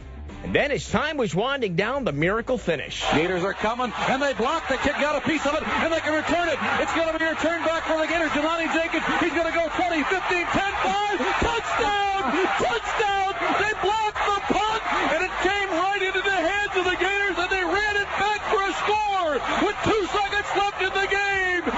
Jelani Jenkins, 36-yard punt return on the block punt. McHubert the call to Gator. IMG Sports Network. Number 6 Florida now 9-1 to beat Louisiana Lafayette 27-20. Big victory for Stanford against Oregon State in the Pac-12 in the race for the Rose Bowl. Stanford a 27-23 win over Oregon State, especially with Alabama losing.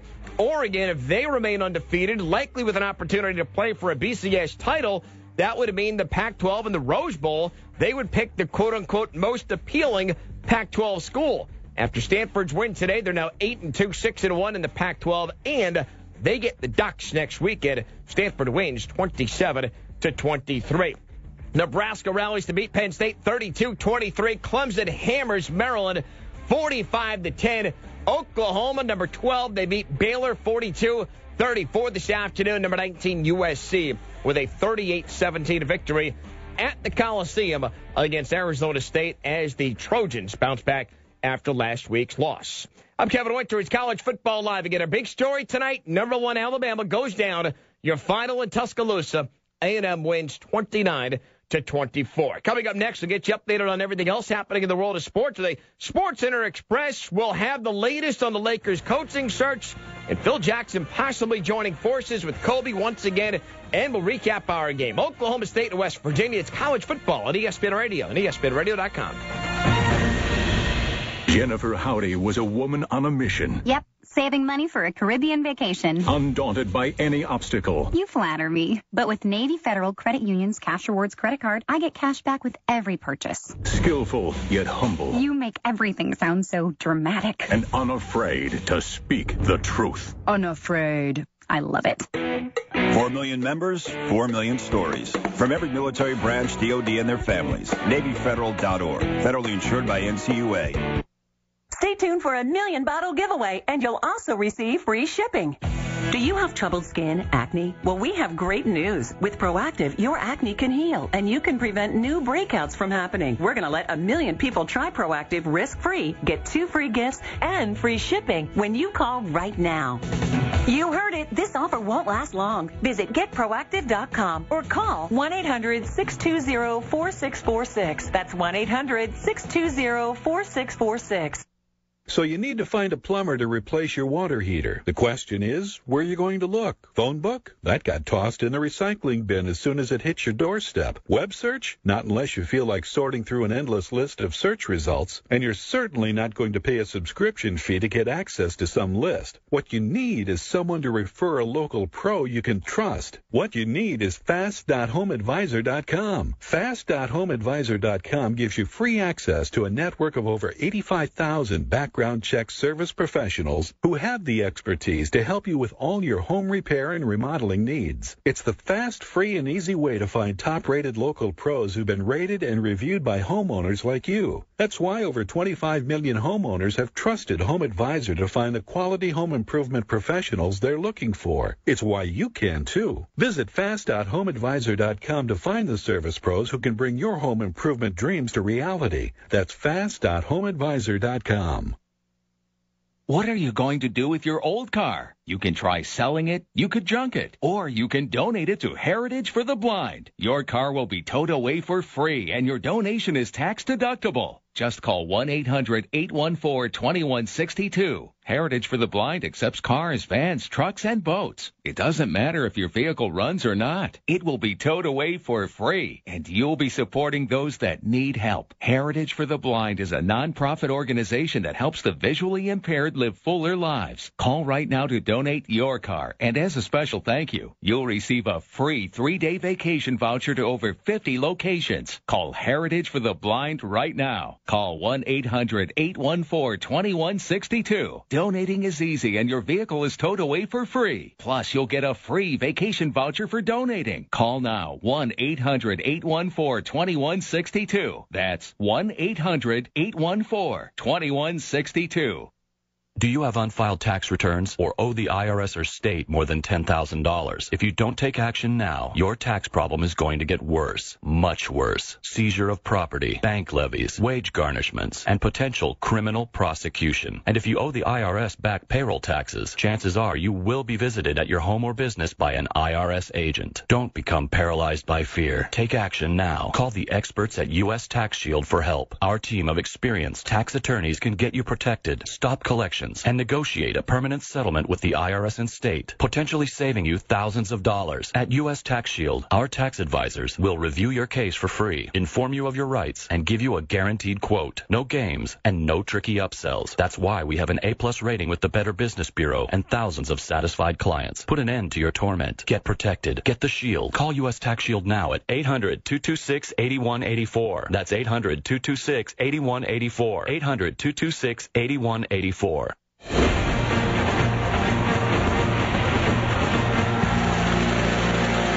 This is college football on ESPN Radio. and ESPNradio.com. I'm Kevin Winter in the studio. Oklahoma State and West Virginia. Could the Mountaineers snap their 3-game losing streak? Will Oklahoma State bounce back from their first loss in 4 games? Give you the recap coming up in 2 minutes. First, let's update everything else happening in the world of sports, including big story, of course, we've been following in the NBA since Friday with the Lakers fired head coach Mike Brown after a 1-4 start. They got a victory over Golden State last night with Bernie Bickerstaff serving as the interim once Brown was fired. A lot of attention and talk on former Laker coach Phil Jackson and whether or not he would be returning to the sidelines. Jackson did meet with Laker brass earlier in the day. And sources close to ESPN's Chris Broussard spoke with those who know Phil Jackson the best. And the question was to Broussard on SportsCenter, what do they ask for? They said his health is really not an issue, that he's fine. He would be able to travel to road games. That wouldn't be, a problem. Remember when he retired a couple of years ago, he actually ended up having a few surgeries, knee surgery, hip surgery. And they told me he's getting feisty, and they said that's always a sign that he is ready to coach again. He likes the Lakers roster. It's not the perfect roster. In his eyes, I'm told there would be, maybe some things he'd want to change. But even if that can't happen, as it is right now, he thinks it's a very good roster. The source also telling ESPN LosAngeles.com's Dave McMenamin no time frame has been set. As of yet, the meeting did take place between Lakers general manager Mitch Kupchak and also Laker executive vice president Jim Buss. Again, no time frame, but one source did say it's Phil's job to lose if he wants it. Also coming out of the NBA, Houston Rockets head coach Kevin McHale taking an immediate medical leave of absence. Wants to attend to a personal family matter. Assistant coach Kelvin Sampson will handle the coaching duties during McHale's time away. I'm Kevin Winter. It's College Football Live. Once again, recapping our top story in college football. Happened about 20 minutes ago in Tuscaloosa. Number 1 has gone down. The upset as Texas A&M takes down number 1 Alabama. Your final, 29-24. Kevin Sumlin, the head coach for the Texas A&M Aggies, his teams dating back to last season with Houston have won 12 in a row on the road. The Aggies 6-0 this year away from home. ESPN college football analyst Rod Gilmore on how Texas A&M was able to pull off the upset. This was a really well-done job by the coaching staff and the players. But begin with the coaching staff. We talked about the first half and the hurry-up pace and the quick passes, 3-step, and that Alabama adjusted. And we said that the thing they needed to do was get the ball down the field because Alabama would not let them throw the ball short. And they did that in the second half. Johnny Manziel threw it deep several times. They got big plays against the Alabama defense. That kept them going. And then on the other side, the great thing to see from A&M was the fact that their defense, really taking ridicule all season long, was so physical in the second half, particularly the fourth quarter. They were beating Alabama to the punch. They were knocking receivers down, knocking running backs out, forcing them to fumble, and they destroyed that vaunted offensive line that Alabama has. They controlled them, they outquicked them, and they took control of the game. So, yes, upset, but when you watch the second half, physical play by A&M, they earned this win. ESPN college football analyst Rod Gilmore. Alabama, that one loss, they still control their own destiny to get to the SEC title game. However, what would happen for a national championship shot, that remains up in the air. Kansas State, Oregon, and Notre Dame are now your 3 remaining teams that are undefeated in college football. K-State leading right now at TCU. Oregon and Cal still to come. Top of the hour on ABC HD. It will be Boston College hosting those Notre Dame Fighting Irish. Our game recap tonight brought to you by Ferguson. Contractors score points online with Ferguson. Visit Ferguson.com/Pro Plus. Well, both West Virginia and Oklahoma State were coming off losses. The Cowboys last week at Manhattan, Kansas, to the K-State Wildcats. For West Virginia, meanwhile, home to TCU.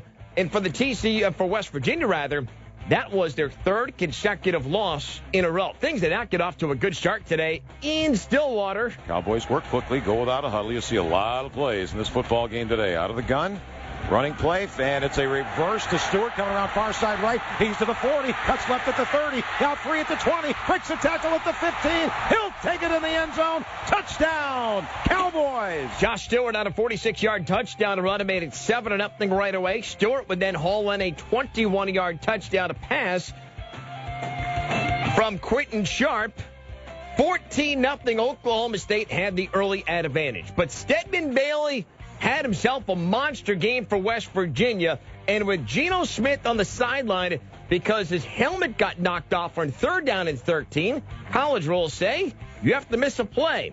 Dana Holgerson on 4th and 13 decided what the heck, we'll go for it, even with our backup quarterback, Paul Millard. Got the ball in his hands. Plenty of time. Looks, now throws down the middle of the field. Got a receiver there. It's caught! It's a touchdown! Stedman Bailey! How about that? 37-yard touchdown reception for Stedman Bailey. He had a monster game for West Virginia. 14 catches, 225 yards. That lone touchdown. West Virginia was down 14-7. However, tonight's turning point of the game, the West Virginia special teams. And this is returnable. This will be Gilbert at the 5-yard line. Right to left 10. At the 20. Big burst of speed to the 30. Can the kicker chase him down? No. To the 40. To the 30. Down the near sideline. And all the way for a touchdown.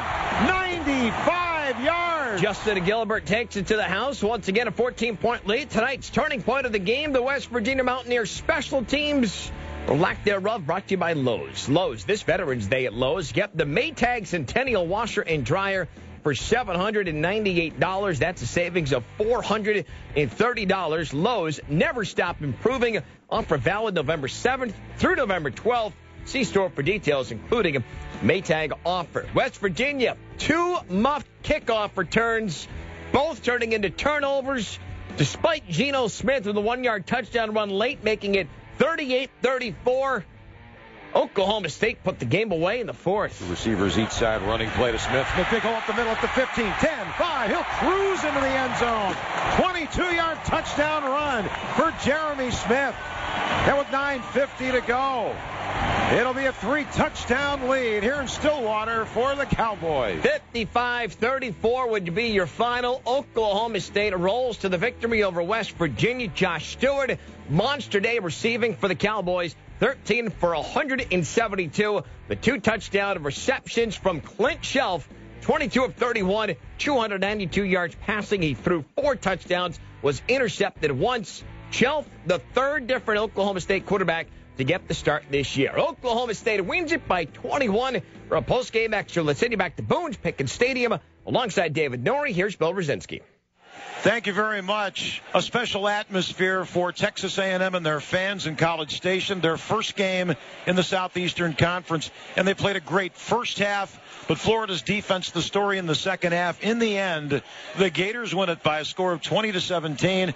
David, we talk about halftime adjustments. There was none better than what Florida pulled off, slowing down the A&M offense in the second half. Yeah, well, Dan Quinn and Will Muschamp, they really got their heads together at halftime, and they were able to communicate to the Gator defense that Johnny Manziel is a quarterback that we cannot let hurt us with his feet. They did manage to keep him hemmed in. They had controlled pass rush. They didn't allow him to see downfield in 2nd and long and 3rd and long situations, and they really kind of cut the head off of the A&M offense. Manziel had a great first half, had 50 yards rushing. He was 16 for 20 in the short passing game, but Florida, with those adjustments and the intensity. I'm Kevin Winter, the College Football Live postgame studios. Once again, big top story in college football this afternoon. Texas A&M with the victory over Alabama 29-24. The Aggies get the win for Alabama, their first loss of the year. And again, that does mean there are 3 undefeated teams remaining in college football. Kansas State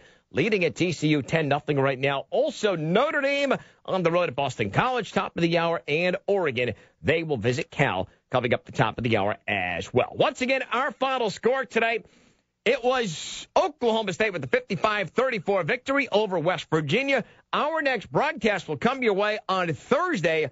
ACC college football here on ESPN Radio. North Carolina visiting Virginia. Our coverage begins at 6:30 p.m. Eastern Time. For producer Mike Susie, technical director Deirdre Sinyanki, and production assistants from Ken Pruitt, I'm Kevin Winter. We thank you for listening to College Football on ESPN Radio and ESPNRadio.com.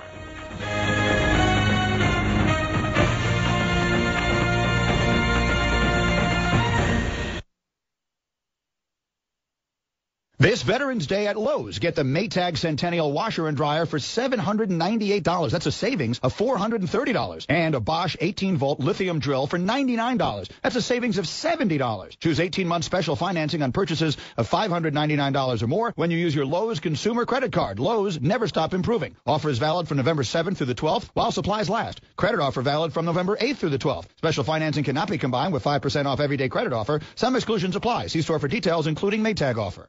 The obstacles military families face aren't limited to the battlefield. When it comes to financial challenges, USAA can help. Whether it's managing debt, saving for a child's education, or investing for the future. For free advice, call a USAA investment advisor at 800-235-1898. Financial planning services and financial advice provided by USAA Financial Planning Services Insurance Agency, Inc., a registered investment advisor and insurance agency, and its wholly owned subsidiary, USAA Financial Advisors, Inc., a registered broker-dealer. Clipping coupons. Standing in line at 4 a.m. Buying 5 to get 1 free. Maybe it's me, but I don't think it should be that hard to save money, which is why we made Geico.com so easy. Just a few clicks and you could be saving hundreds of dollars on your car insurance. And when you switch to Geico, you can do practically everything online. Report a claim, update your policy, even pay your bill. Click Bam Boom. Visit Geico.com today. Click Bam Boom. I'm rather fond of that one. It's time to get winter ready. Dick's Sporting Goods has more of the best brands to keep you warm as the weather gets colder. The North Face, Columbia, Spyder, Burton, Copen, Marmot, Mountain Hardwear, and more. Dick's has the widest selection in styles and colors in men's, women's, and youth jackets and accessories. And don't forget to grab a new snowboard. Dick's carries the snow equipment you need. Before hitting the slopes, stop into Dick's Sporting Goods today. Every season starts at Dick's. If you've got a business, you qualify for the official Mike and Mike office stimulus package. When you move from your office into a gorgeous Regis office, not only will you save a fortune, you'll get 2 months absolutely free. Your Regis office comes beautifully furnished in a prestigious building. You get a receptionist, meeting rooms, and state-of-the-art video conferencing with no long-term lease. And you get 2 months free by mentioning Mike and Mike. All you have to do is call 1-800-OFFICES. That's 1-800-OFFICES. Confidence? Are you there? Baby, I'm right here, and I want that car. Those side-by-side comparisons on Cars.com did make it easy to compare gas mileage and pricing. Let's get those keys and go! Cars.com. I'm Dan Kelly, owner of Go Time Fitness. I'm always trying to stay top of mind with my customers, and Constant Contact has the tools to help me do that. They make it so easy. So when my daughters started a business of their own, Constant Contact was the best advice I could give them. Dad, we're 9. It's a lemonade stand. Never too early to start. From deals to events, social to email, Constant Contact can help you grow your business. Find the solution that's right for you at ConstantContact.com. I have some exciting news for you sports fans out there. I've discovered a new site called ScoreBig.com where you can save up to 60% on tickets to the NFL, baseball, basketball, and more. Always below box office price, guaranteed. ScoreBig.com grabs unsold sports and event tickets and sells them at huge discounts. Go to ScoreBig.com right now and type in the promo code ESPN, and you'll get an extra $15 off your first purchase. That's ScoreBig.com, promo code ESPN. I want to tell you about the game of football. It has its ups and downs and highs and lows. And you know what I'm talking about. Wins and losses, injuries, and great performances. Teams have no guarantees on whether or not they will make it to the playoffs. So that big bonus at the end of the season, it may not come. Now, I've got a little tip for all my professional player friends who may not end up with that big payday. You might want to think about switching to Geico. Geico has been saving millions of other people money, or like me money, on their car insurance for the last 75 years. I've been with Geico 33 years since I got my license. In fact, Geico is the #1 car insurer in the tri-state area for the last 2 years running. The truth is, Geico finds every way possible to save drivers money, from low rates to good driver and multi-driver discounts. In fact, you can save hundreds on your car insurance just by switching to Geico. I know I did. So give Geico a call. And I never switched. I started with Geico. So give Geico a call or go to Geico.com. It only takes 15 minutes, and you could save 15% or more on car insurance. Just something to think about, my friends. At the best matchups in the land. This offense continues to develop. How can you pick against LSU? Not so fast, my friend. ESPN College Game Day, built by the Home Depot. Saturdays at 9 a.m. Eastern on ESPNU and 10 a.m. on ESPN. Also live on Watch ESPN. SBP and Rosillo. They know the NFL. This may strike some people the wrong way, and I don't care. It's my opinion. Vic impresses me with how he handles himself. He screwed up. We understand all that. After you screw up, what do you do going forward? He could throw his arms up and go, what do you want from me, man? I'm pretty mobile, and I have no shot. But he doesn't throw people under the bus, and he takes the high road at every turn. Listen in weekdays and get the real and inside look at the NFL. Andy Reid is not going to coach in Philadelphia next year. Any shot that this guy is... No, there's no way you can bring him back. And I don't like the, let's examine the reaction afterwards. But, Andy, can you fake it? Can you fake it on the sideline for a minute? Can you pretend you're mad? Can you pretend you have a pulse and not say the same stuff after every loss where the team looks absolutely helpless? They know the NFL. SBP and Rosillo, 1 to 4 Eastern on ESPN Radio and ESPNradio.com. This is SEC football. You don't cheer for your team. You live for your team. Passion is worn like a badge of honor. So everyone knows what side you're on. But also because it looks good. The SEC on ESPN collection. Proud to be SEC. Apparel and hats available at Dick's Sporting Goods or online at dicksportinggoods.com. Every season starts at Dick's.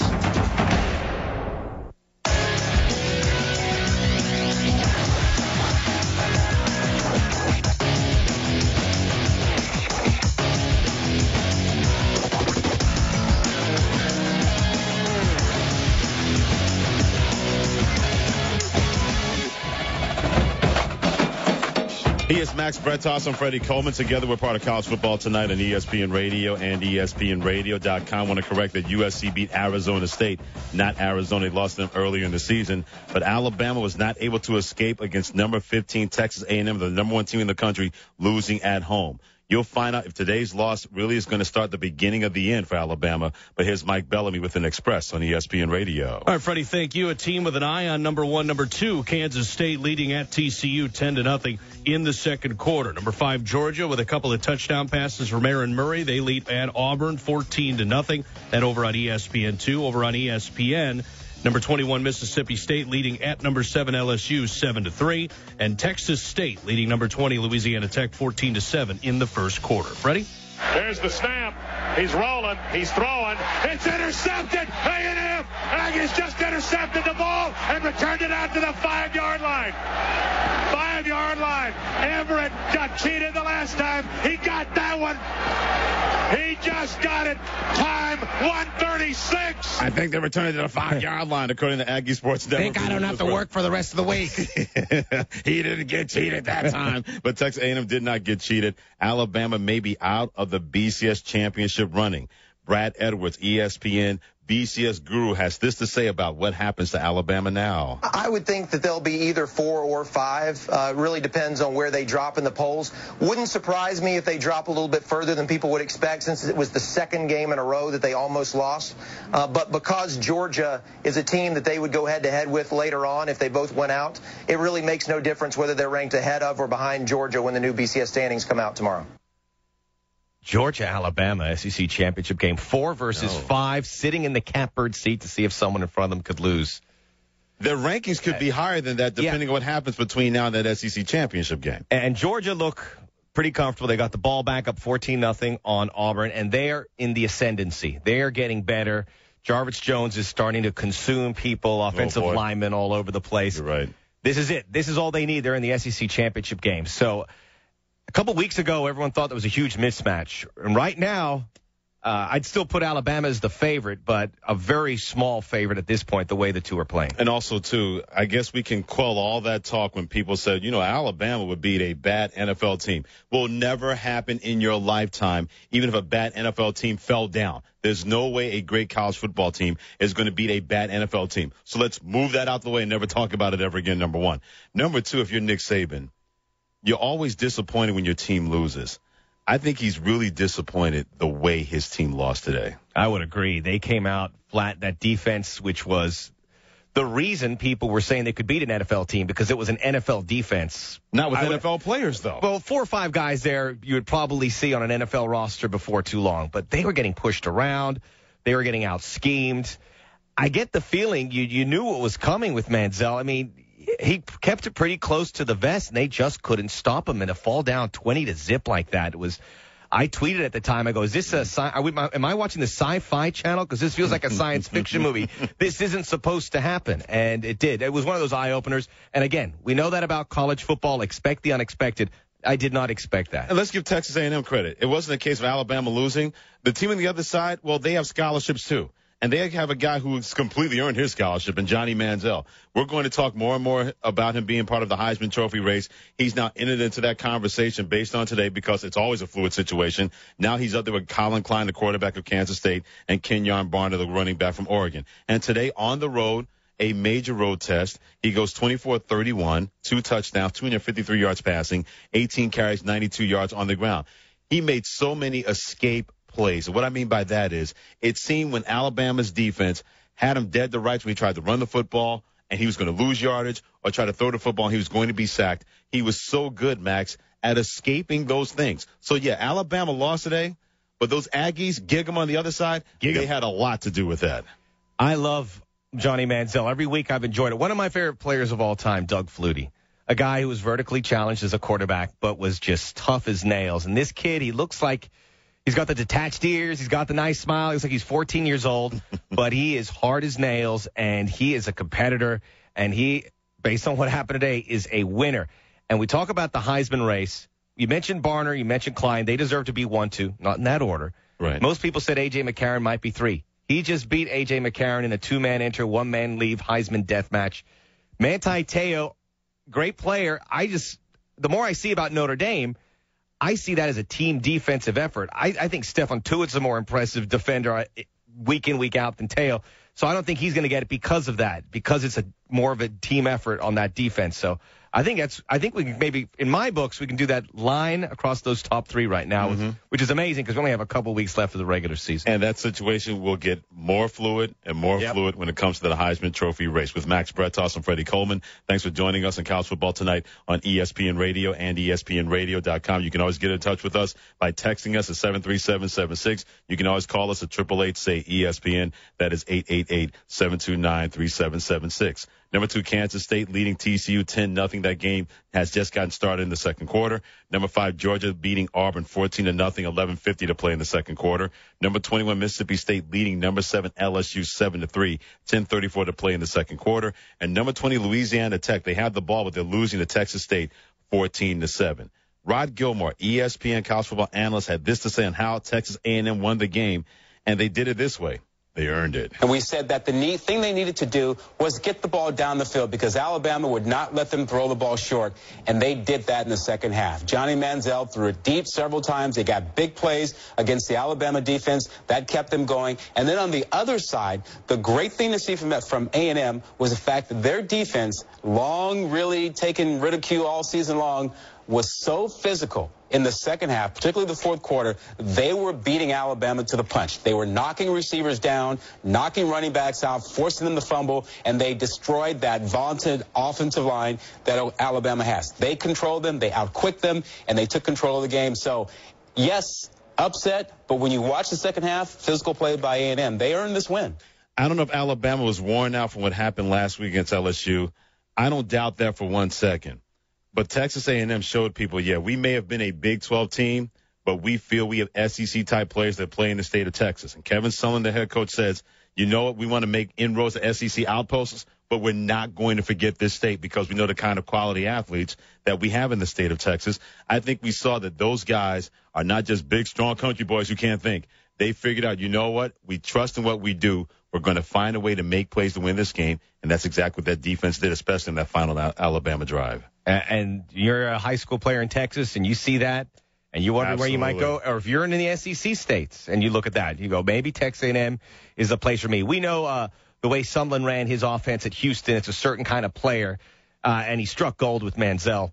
By the way, we haven't mentioned Ryan Swope, who made 11 catches, 111 yards. Yep. Catches, and he's the veteran guy that can help you lead it. Just listen to Rod Gilmore there.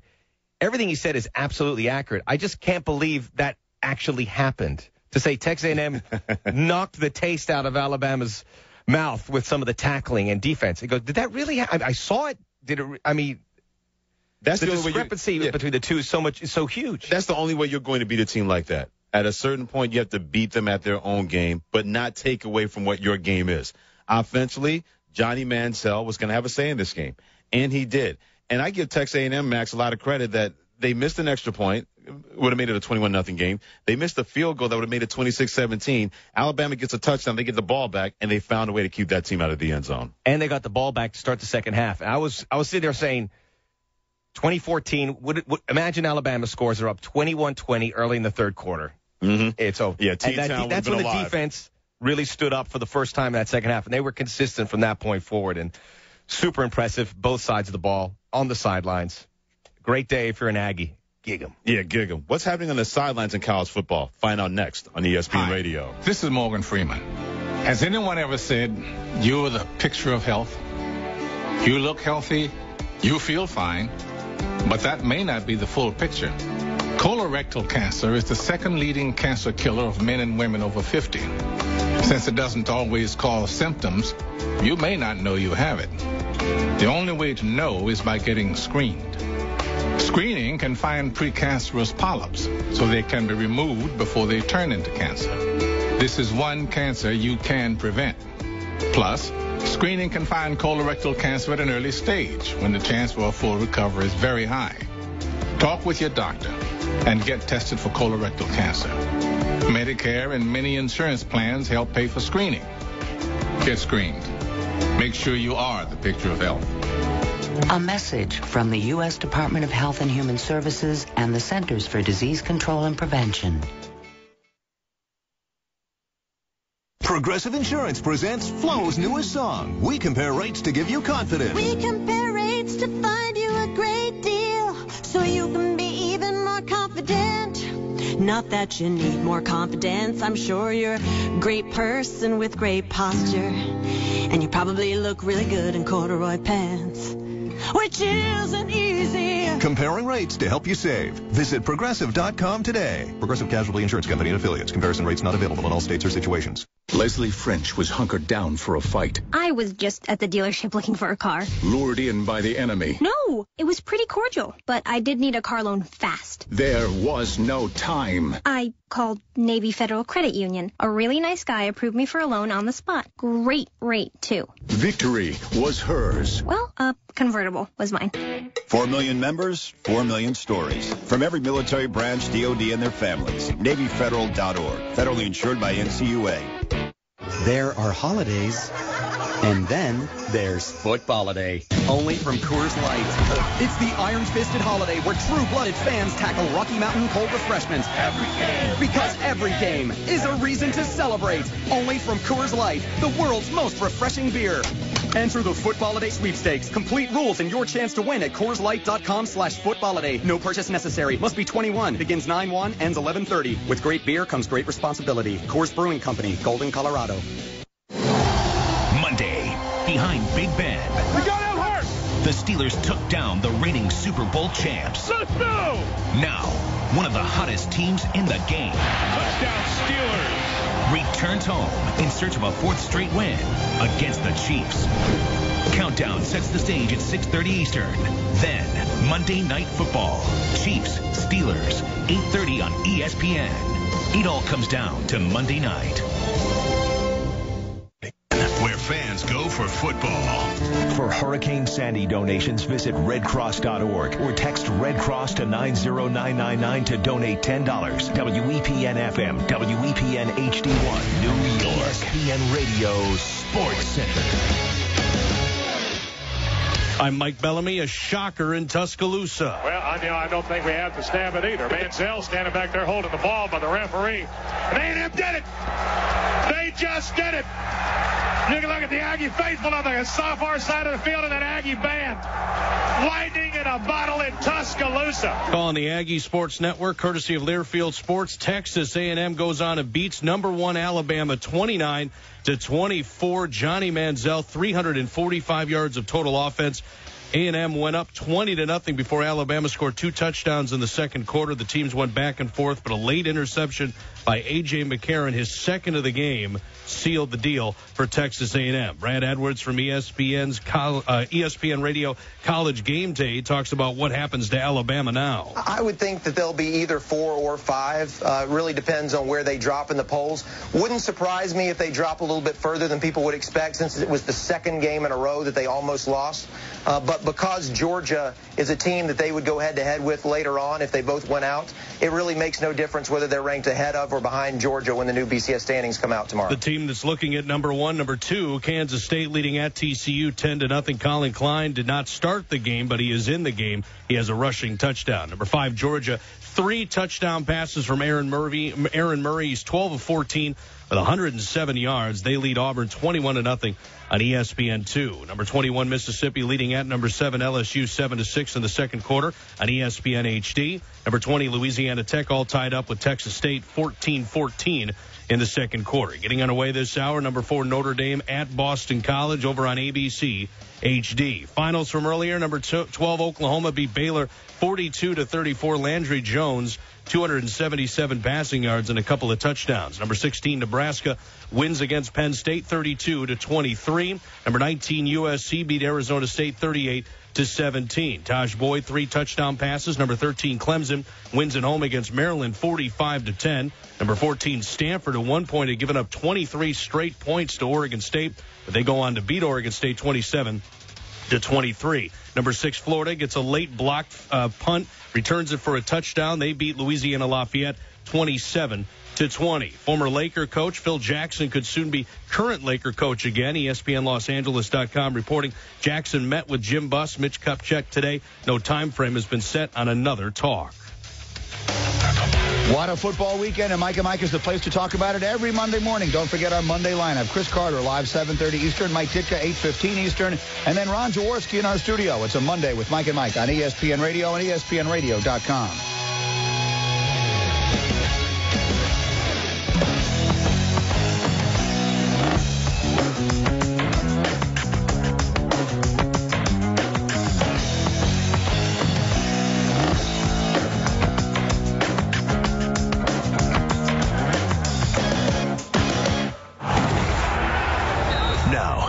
Football tonight on ESPN Radio and ESPNRadio.com.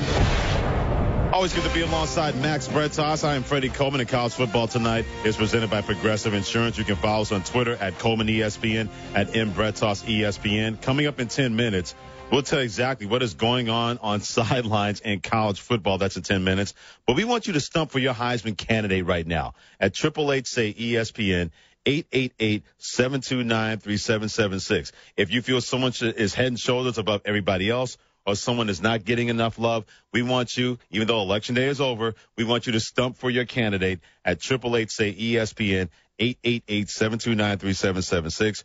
You're not a big fan, based on what you said 10 minutes ago, about Manti Te'o, the Notre Dame linebacker, being that high up on the Heisman Trophy ladder race. And I was earlier in the season. And then I really started to focus in on that Notre Dame defense in the last 3 weeks. And I saw so many different players making plays. Mm-hmm. And I think Manti Te'o's that linchpin, that leader of that defense. There's no doubt about it. He is the figurehead. He brings it all together. But when it comes to making plays, Stephon Tuitt, Lewis Nix, Prince Shembo, they're there with him and they make the plays. And I see that more of a unit. When I see a guy like Jarvis Jones defensively, he is a beast. He's a guy that sticks out to me that makes some crazy plays. And that's why, if there's going to be a defender, I would lean that direction. That's why I don't think there's going to be a defender. And I bring up the Heisman discussion, but I'm not a huge Heisman guy. I mean, I think if there's a sport where either way you're only playing half of the game, it's kind of tough to reward somebody by being the best player in the nation. It's not like, say, a basketball where you're like Kobe Bryant. You dictate the whole game. You're out there the whole time. In football, you don't do it. And I don't want to get the traditionalists all up in a frenzy here, but But you're going to. I'm going to. I still get excited about the Heisman and who should get it, but that's where I stand on that. So we'll take your phone calls about stumping for your Heisman candidate. That comes up in about 5 minutes of college football tonight with Max Bertos and Freddie Coleman on ESPN Radio. A guy who was a stud today was Zach Ertz, tight end of Stanford, 9 catches, 75 yards, and a touchdown. More importantly, the 14th-ranked Cardinal beat number 11 Oregon State 27-23. Zach joins us courtesy of the Subway Fresh Take Hotline. Zach, I'm watching this game on TV. It was tough. It was physical. It was nasty. What does it mean to you and your team to win a game like this against Oregon State? It's a great feeling. I mean, it was senior night, and we wanted to send the seniors out with a perfect home record this year. And we did that, and we control our own destiny, and that's something that we pride ourselves on. How difficult, Zach, has it been going through the Pac-12? It was obviously a conference that had the big names with Stanford and Oregon at the top last year. Obviously, USC was on probation. How tough is this conference week in, week out?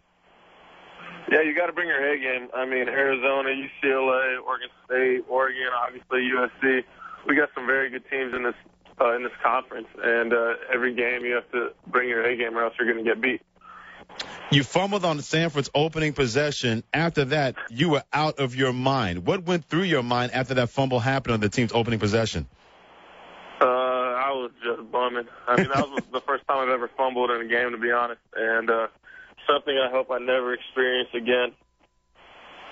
The freshman quarterback, Kevin Hogan, came in, obviously, against a mighty opponent like Oregon State, which is right there in the top 10 of the BCS. How would you rate his performance, and how was your communication with him today against the Beavers? Yeah, Kevin's a stud. I mean, he's a gamer. The past 2 games, he's been playing his heart out for us. And I think the biggest thing that he brings is his running ability. I mean, some of those third down calls, they're bringing some pressure, and they have nobody to account for him. And he's a great athlete, and he's a great quarterback. He replaced Josh Nunez, who was the starter at the beginning of the season. Was it a difficult transition, not so much on the field, Zach, but maybe in the locker room, knowing that he's taking the place of a guy that many people thought was going to replace quarterback Andrew Luck all season long? No, I don't think so. I think the coaches did a great job just communicating with us what was going to happen. And I think that's kind of set the tone. We have a lot of seniors on the offensive staff, or on the offensive side and the defensive side. And we don't ask Kevin to do too much, but I think he stepped up in a big way over the past couple of weeks. Zach, Kobe Fleener is now with your former quarterback Andrew Luck in the NFL. You're a tight end there. Toilolo's another one. Why do tight ends work so well in this offense, and why are tight ends, as talented as you are, a guy who could possibly be playing on Sundays, why are you going to Stanford?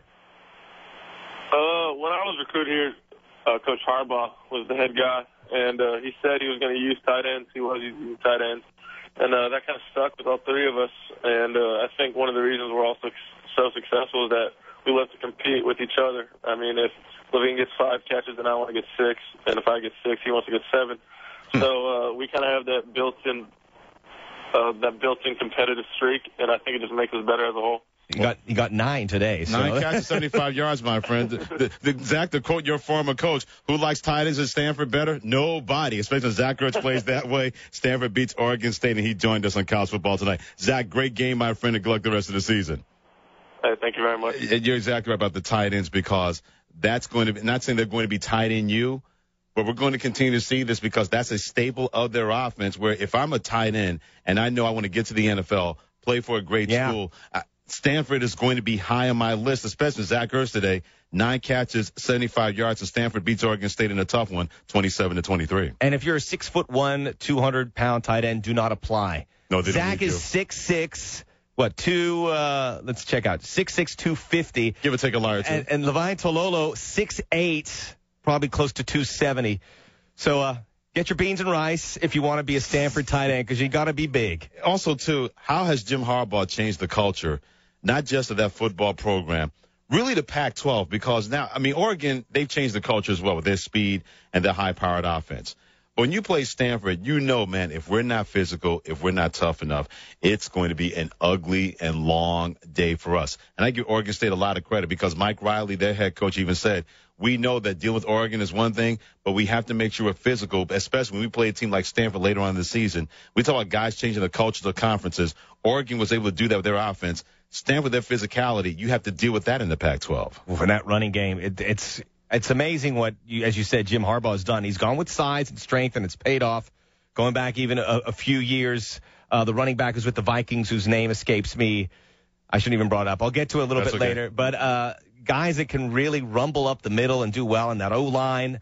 Two guys that win the first 2 rounds of the season. Toby Gerhart. You're a champion. Mike, thank you. Mike Anthony, our producer. To the rescue. Those Fordham people, I tell you. And let's not forget, this is Stanford. We talk about Notre Dame. Hey, we can't compete because of the academic of our school. They don't make excuses. This is Stanford. This is the toughest school in the country outside the Ivy League to attend. And they're winning football program. It's amazing. They're not going away anytime soon. David Shaw's done a great job replacing Jim Harbaugh. Who has it better than Stanford right now? Nobody, based on the victory they had today over Oregon State. Number 2, Kansas State leading TCU 10-0. 5:10 to play in the second quarter. Toadies hanging around. Hanging around still. Hanging around, still trailing. Hanging around works for them. Okay. Number 5, Georgia beating the fool out of Auburn 21-0 in the oldest rivalry in the South. 6:40 to play in the second quarter. Number 7, LSU leading number 21 Mississippi State 13-7, 3:33 to play in the second quarter. And Texas State leading number 20 Louisiana Tech 21-14, 13:51 to play in the second quarter. Okay. State your case. Stump for your Heisman candidate. We're going to play judge and jury to let you know if you are correct or if you're completely out of your tree. Max Bretos and Freddie Coleman take your phone calls at 888-SAY-ESPN, 888-729-3776. We'll give you our candidates. We want to hear from you. All that is coming up next on ESPN Radio. What a football weekend, and Mike and Mike is the place to talk about it every Monday morning. Don't forget our Monday lineup. Chris Carter, live 7:30 Eastern, Mike Ditka, 8:15 Eastern, and then Ron Jaworski in our studio. It's a Monday with Mike and Mike on ESPN Radio and ESPNRadio.com. They're going to jump out of trees. You can't stop them. They'll go down the slide head first. They'll make parachutes out of sheets. They'll balance on things that are impossible to balance on, like the back of a couch or a windowsill or a scooter seat. They'll run with sharp objects. They'll run into walls. They'll climb things that won't hold their weight. They'll put their fingers in places where they could get smashed.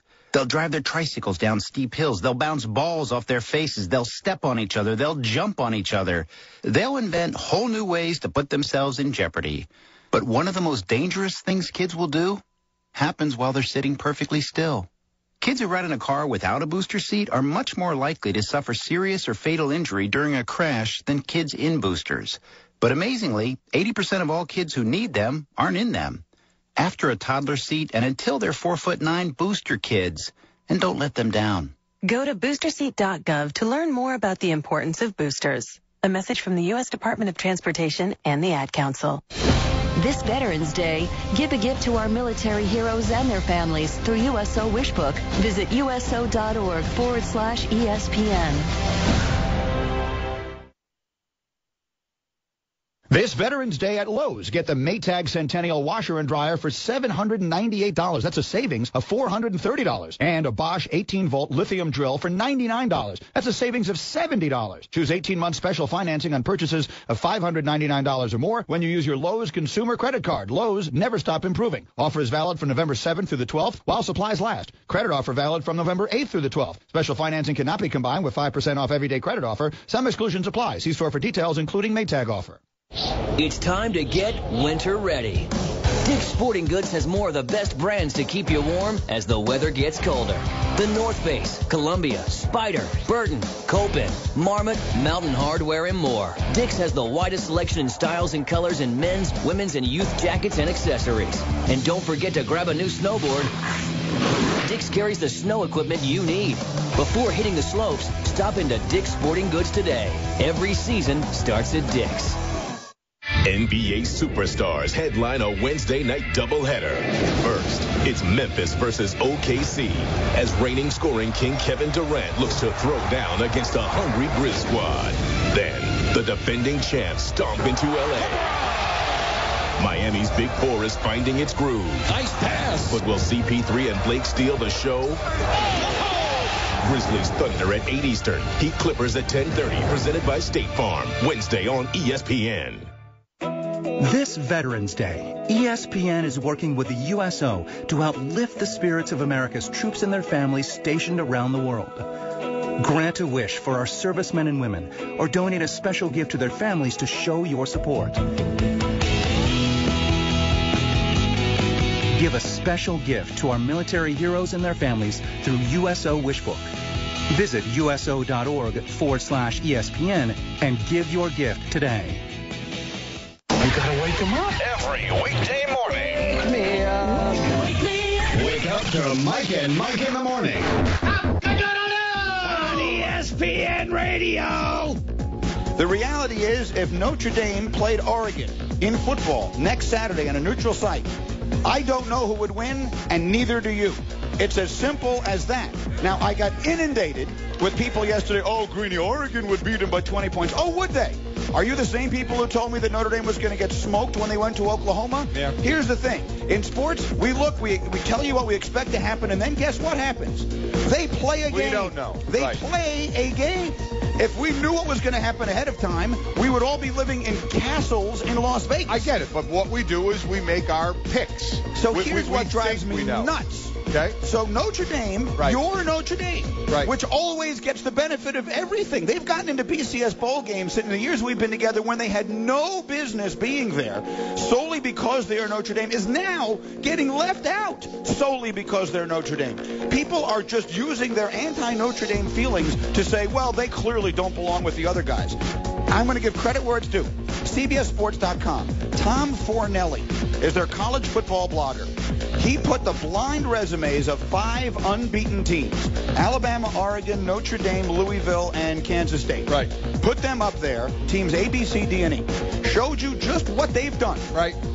And then you get a chance, you go on and you pick of those 5, which 2 should play each other in the national championship. Go ahead and do it.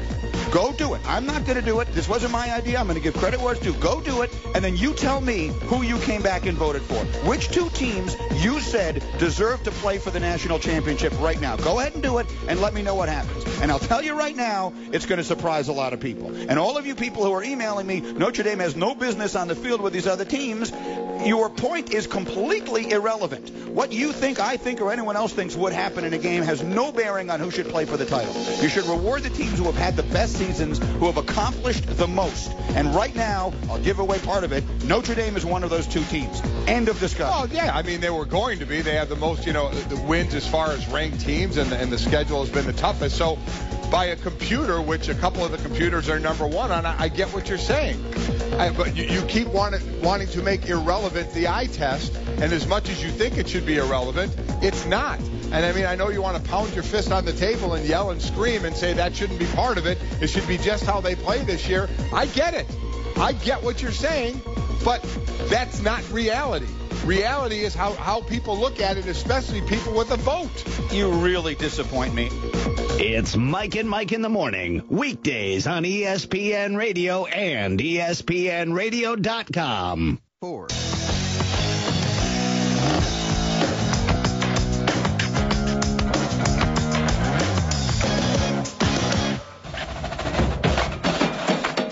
Thanks for being a part of our Saturday and allowing us to be a part of yours with Max Bretos. I'm Freddie Coleman. It is College Football Tonight on ESPN Radio and ESPNRadio.com.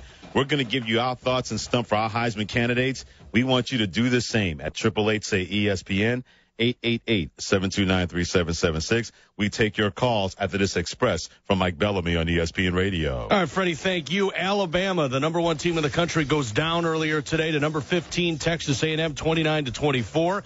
So the other undefeateds up top, the BCS, served a warning. Number 2, Kansas State. They lead at TCU 10-0 in the second quarter. TCU just muffed a punt return, and Kansas State has a 1st and goal at the 5-yard line. Notre Dame just underway at Boston College over on ABC HD. Number 5, Georgia, routing Auburn 28-0 in the second quarter on ESPN2. Number 7, LSU leading at home against Mississippi State 13-7 on ESPN. And number 20, Louisiana Tech trailing against Texas Tech 21-14 in the second quarter. Freddie? Thank you very much, Mike. All right, Max, it's time for you to stump for your Heisman candidate, your Heisman Trophy winner. If you had a vote in this whole fight, who has your lead right now? Before I say that, I know a few days ago I sent you a tweet. I was really impressed with your call with Coach Azell of Kent State. And yeah, he was a good dude. I'm a huge Mac guy. And Kent State won today at Miami of Ohio. They improved to 9-1. As an outsider, he's not going to win the Heisman, but Dree Archer, remember that name? Wow. He had 11 carries for about 13 yards a carry. He's playing really well. He's close to 1,000 yards rushing, and he's got 300 yards receiving. He's having a great season.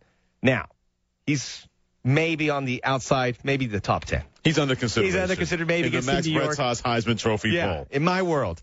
It's going to come down to Kenyon Barner, and we got, of course, Colin Klein. And I look at both of them. Both are winners. Both are on undefeated teams. Statistically, I was going with Klein the whole time, but when I look at Barner with 1,300 yards rushing, plus the added threat as a kick returner, it's hard not to give him the award. He's putting up crazy numbers. Obviously, it's that kind of offense that does ridiculous things week in, week out. But when I put their stats and all the intangibles together, I got Kenyon Barner on top. Okay, I have Colin Klein on top for two reasons. Number one, he's the best leader in college football right now, putting that team on his shoulders and carrying them maybe to the finish line and getting to a BCS championship game. And number two, I don't think I can recall in more than a minute a guy who is very limited athletically. Not saying he's not a good athlete, but when you look at a quarterback, you say, okay, how's this guy doing this? Yet he makes big play after big play after big play with his arms, with his legs, with his head. And by his ability, with his mentality to raise the level of this team, I think Kenyon Barner suffers by the Oregon offense. It's so fantastic that everybody gets some burn. And when everybody gets their shine on, it's kind of hard to say he's above everybody else. We know who the best player on the Kansas State football team is, and that guy's Colin Klein. And that's kind of what I said with that Notre Dame defense, so I kind of put myself in the same situation with Barner. But that's my pick. I think it'll come down if one of those teams lose and one doesn't, and one's playing for a national championship. That may be the difference of lifting the Heisman Trophy. It could be a fluid situation. It already is a fluid situation. 888-SAY-ESPN, 888-729-3776. Stump for your Heisman Trophy candidate. Alex in California, do some stumping. I think Johnny Manziel really needs to get some consideration after his game today, but I got to go with Peo simply because, unfortunately, I disagree with you. Peo has to be the leader in the country, and he's taken a team that people thought were going to maybe be lucky to get 6 wins against the type of schedule they had, and he's possibly put them just one more loss between either Kansas State or Oregon into the national title game. You know, I hear what you're saying on that, Manti Te'o, but at the same time, I think he gets too much credit because he plays for Notre Dame. I think if he played for a different school that was not on national television all the time, there's no way that kind of light would be shining on him. I'm not dismissing him or disrespecting him. I think he's fantastic. He's a future first-round draft pick. He's the kind of guy you want on your football team. For sure. But if he played at Kansas State, he would not be getting the same kind of spotlight that he gets because he plays for Notre Dame. And I'll give the caller some credit. That's a young defense. And based on the fact that he's a senior, he has brought that all together to making them the most uncompromising defense perhaps in all of college football. But he just doesn't jump off the page. And as a middle linebacker, he does all those hard things that most people won't really notice, and that will sway Heisman voters. The wow factor. He doesn't have it. He has a wow factor with me, and I think it's because he plays for Notre Dame. Not saying he's the greatest defensive player in the country, but he's going to stand out more because that spotlight is going to be on that program. And as you alluded to, if I was an NFL team picking in the top 5 and I heard his name called up, I'm doing backflips. That's the kind of guy like a Zach Thomas, a Teddy Bruschi that will do all the dirty work for you, and just he's a football player through and through. And he'll play injured, he'll play beaten down, he'll play on 10 minutes sleep. He'll get it done. Chris in Alabama, thanks for joining College Football Tonight on ESPN Radio. Chris, stump for your Heisman candidate. Hey, thanks for taking my call. I'm in Tuscaloosa, man. Disappointing loss, man. But, hey, if I had to vote, it'd be Johnny Manziel. Played a heck of a game. You saw it firsthand. Yes, you did. I mean, it's just downs and tough loss. But if I had to vote, it'd be him, man.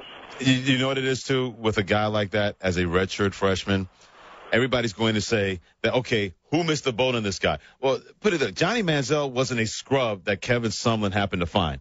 He was a highly regarded, highly recruited quarterback. But nobody thought he would be this good this quickly.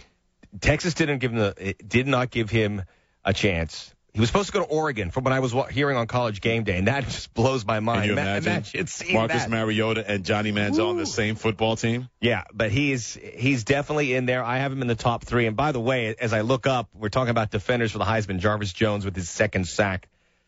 albeit against Auburn, but that guy obviously has to be considered as well. He may be the best defensive player that's not playing at Notre Dame, but he's had such a great season at the University of Georgia. Tom in Phoenix, thanks for calling College Football Tonight on ESPN Radio. Tom, stump for your Heisman candidate. Freddie, I agree real quick 100% with what you said about Teo. I'm stumping for Braxton Miller. Probably the biggest reason why that team is undefeated. I also do think he's getting slighted a little bit because they're not bowl eligible. I think you'd be looking at a top 5-6 team in the BCS if they're bowl eligible. And I think that would help his cause a lot, being undefeated. Being in the mix for a national title appearance, I think that would help him out a lot. But that guy has got, I think he's got some of the most wow factor in the country. I agree with him from the standpoint of he's getting punished by the fact that Ohio State can't play for the Big Ten championship. They can't play for the national championship. But if everybody loses and they win out, they might win the AP national championship, and they'll stick that on their wall. I think it's a testament to, Max, that Urban Meyer has made a complete difference with Braxton Miller, because this guy, we knew he had talent last year, but apparently he wasn't getting the proper coaching, because we've seen what he's been able to do, getting that kind of coaching from the urban legend that continues to be Urban Meyer at Ohio State. He's got a huge cross to bear, Braxton Miller, with everything that's happening in Columbus with that team. I'd like to put him on the burner for next season and see what they can do with a fresher start without having all that weight on their shoulders from NCAA sanctions. But it's a great pick. He's certainly deserving, but I think certainly on the outside looking in for being in the top 5 and being in New York right now. Number 2, Kansas State leading TCU 13-0. Second quarter almost over. Number 5, Georgia leading Auburn 28-0. 2 minutes to play in the second quarter. Number 20, Louisiana Tech tied with Texas State at 21. 11:04 to play in the second quarter. A terrific hard-hitting ball game happening down in the Bayou. Number 7, LSU hosting number 21, Mississippi State. Scott Harrison has an update from Baton Rouge. That's right, Freddie. Zach Mettenberger for the Tigers has just thrown his second touchdown pass of the evening. LSU now a 10-point lead over Mississippi State. And this drive went 71 yards, took only 35 seconds. Still 13 seconds remain until the half. Mettenberger so far has thrown for 174 yards on the night. And the latest touchdown pass, 20 yards to Spencer Ware. Meanwhile, Jarvis Landry also has a touchdown reception for the Tigers and over 100 yards in receptions. We have 8 seconds remain until the half, and right now LSU leads Mississippi State 20-10. Thank you very much, Scott. You can follow us on Twitter at Coleman ESPN. That's my handle. At MBretos ESPN. That is Max's handle. Nick Saban, Alabama head coach, usually doesn't look happy when his team wins. Oh, boy. So you can imagine what he looks like tonight after his number 1 team lost to Texas A&M. You'll hear what he had to say about tonight's loss next on ESPN Radio. You take your 6-year-old to the playground. You watch her go down the slide, then run over to the swings. Another mother strikes up a conversation. You take your eye off your daughter for just a few seconds. You look back at the swings. And she's gone. Your heart drops into your stomach. You jump up, your eyes searching. You cry out her name. Lily? Lily? From the top of the slide, you hear a voice. Mommy, watch me. Every parent knows that feeling. Imagine if she were actually abducted.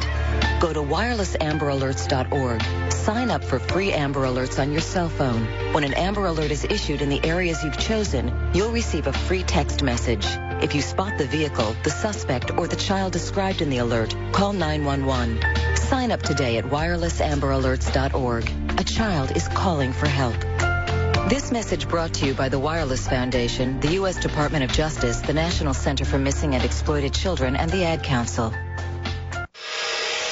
Looking to rebound after the bye week, the Jets travel west to face the Seattle Seahawks. We've earned that 3-5 record. That's clearly not where we want to be at. Your season may be at a crossroads. Which way will they go? We have work to do. I'm excited to get the guys back. I look forward to the second half of the season. Jets, Seahawks. Coverage gets underway Sunday at 2 on ESPN New York, 98.7 FM. Was anybody else surprised to hear Greeny gush about Denver? To me, the team to watch when it's all said and done is Denver. I really think Denver, they had the toughest schedule in the world coming out. Look at their losses. They lost at Atlanta. They lost a very tough game to Houston. Both games that they could have won. I think their defense is going to come together. I think Peyton is going to get better and better. I think that Denver could easily wind up being the 2 seed in the AFC, and they're going to be a very tough out. It's Mike and Mike in the morning on ESPN Radio and ESPNRadio.com. The obstacles military families face aren't limited to the battlefield. When it comes to financial challenges, USAA can help. Whether it's managing debt, saving for a child's education, or investing for the future. For free advice, call a USAA investment advisor at 800-235-1898. Financial planning services and financial advice provided by USAA Financial Planning Services Insurance Agency, Inc., a registered investment advisor and insurance agency, and its wholly owned subsidiary, USAA Financial Advisors, Inc., a registered broker-dealer.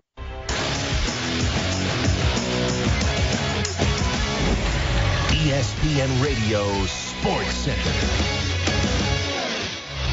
I'm Mike Bellamy. A team on its way to a BCS National Championship looks back at some close wins. Last week, Alabama got out of Death Valley with a win against LSU, hosting Texas A&M today. Alabama found themselves down 20-0 with Texas A&M scoring on their first 3 possessions, but then Alabama's offense got into high gear, scoring twice in the second quarter, trailing 20-14 at halftime. The two teams traded field goals, and late in the game, Alabama trailing 24-29 to Texas A&M had a chance to take the lead. There's the snap. He's rolling. He's throwing. It's intercepted. A&M. Aggies just intercepted the ball and returned it out to the 5-yard line. 5-yard line. Everett got cheated the last time. He got that one. He just got it. Time 1:36. Calling the Aggie Sports Network, courtesy of Learfield Sports. Texas A&M hangs on and gets the upset over Alabama, 29-24. Nick Saban, as head coach of Alabama, has never won a game when trailing at 1 point, 20-0. Their offense is a very difficult offense to stop. We didn't start out very well defensively, giving up 20 points the first 3 times they had the ball, and we probably dug a ditch that we couldn't quite dig out of. Teams that are in position to take over the number 1 spot in action right now. Number 2, Kansas State, leading at TCU 13-0 at halftime. Number 4, Notre Dame and Boston College are also in action this evening. Just got underway in the first quarter. Scoreless.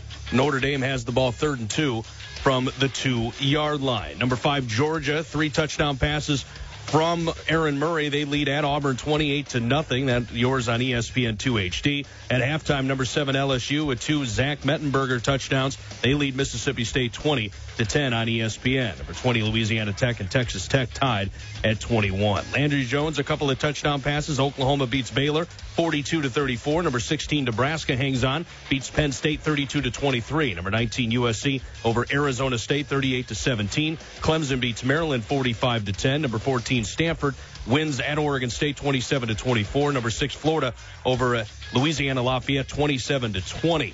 Former Laker head coach Phil Jackson could soon be the current coach. ESPNLosAngeles.com reporting Jackson met with Jim Buss and Mitt Kupchak today. They may meet again in the next couple of days.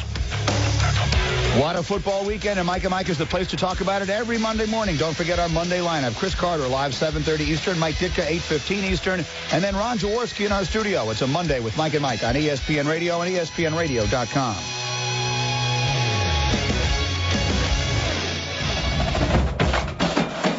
Along with Max Bretos and Freddie Coleman, together we're part of College Football Tonight on ESPN Radio and ESPNRadio.com. In a couple of minutes, we'll give you our thoughts on the biggest upset of the year. Number 1 Alabama losing to number 15 Texas A&M by a count of 29-24. So Notre Dame knows what is at stake, and they can't afford to slip up on the road against Boston College. Let's go to Chestnut Hill and get an update from Mike Petraglia.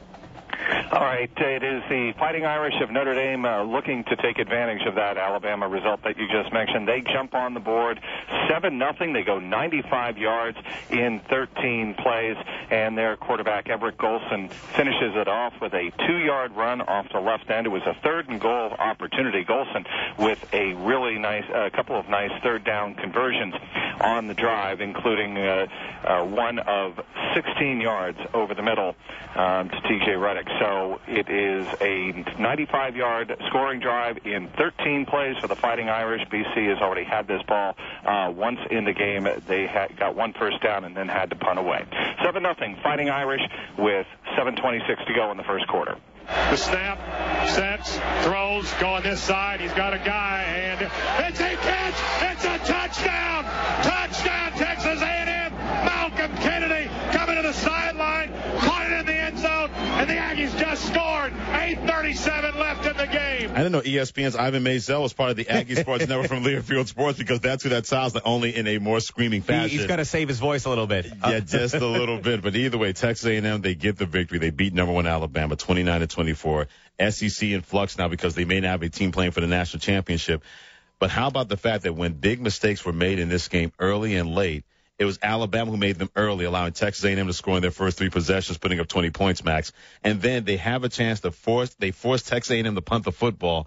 They get into the neutral zone, a neutral zone infraction. They have no more timeouts left. The 5-yard penalty gives Texas A&M the first down and the ball game and the upset.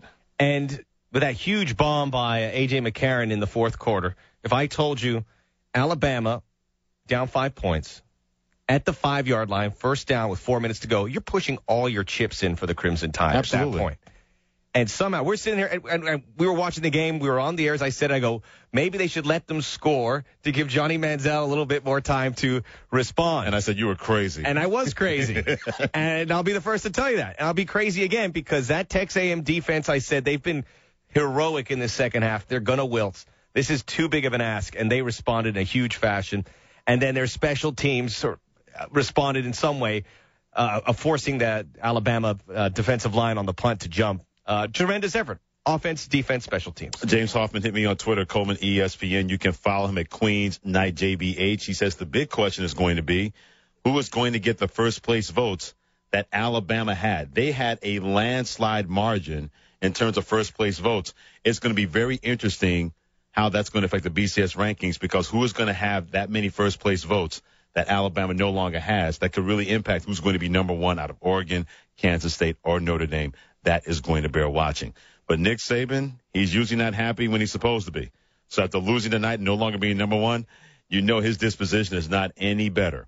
This is what the Alabama head coach had to say after his number 1 Crimson Tide were upset 29-24 by number 15, Texas A&M. First of all, you got to really congratulate, Texas A&M's team. They played a tremendous game and certainly outplayed us in the game today. Their offense is a very difficult offense to stop. We didn't start out very well defensively, giving up 20 points the first 3 times they had the ball, and we probably dug a ditch that we couldn't quite dig out of. But you got to give them a lot of credit. We didn't play our best game today. We didn't execute the way that we need to execute, and that starts with me. I take full responsibility for not having our team more ready to do the things that they needed to do to have a chance to be successful in this game.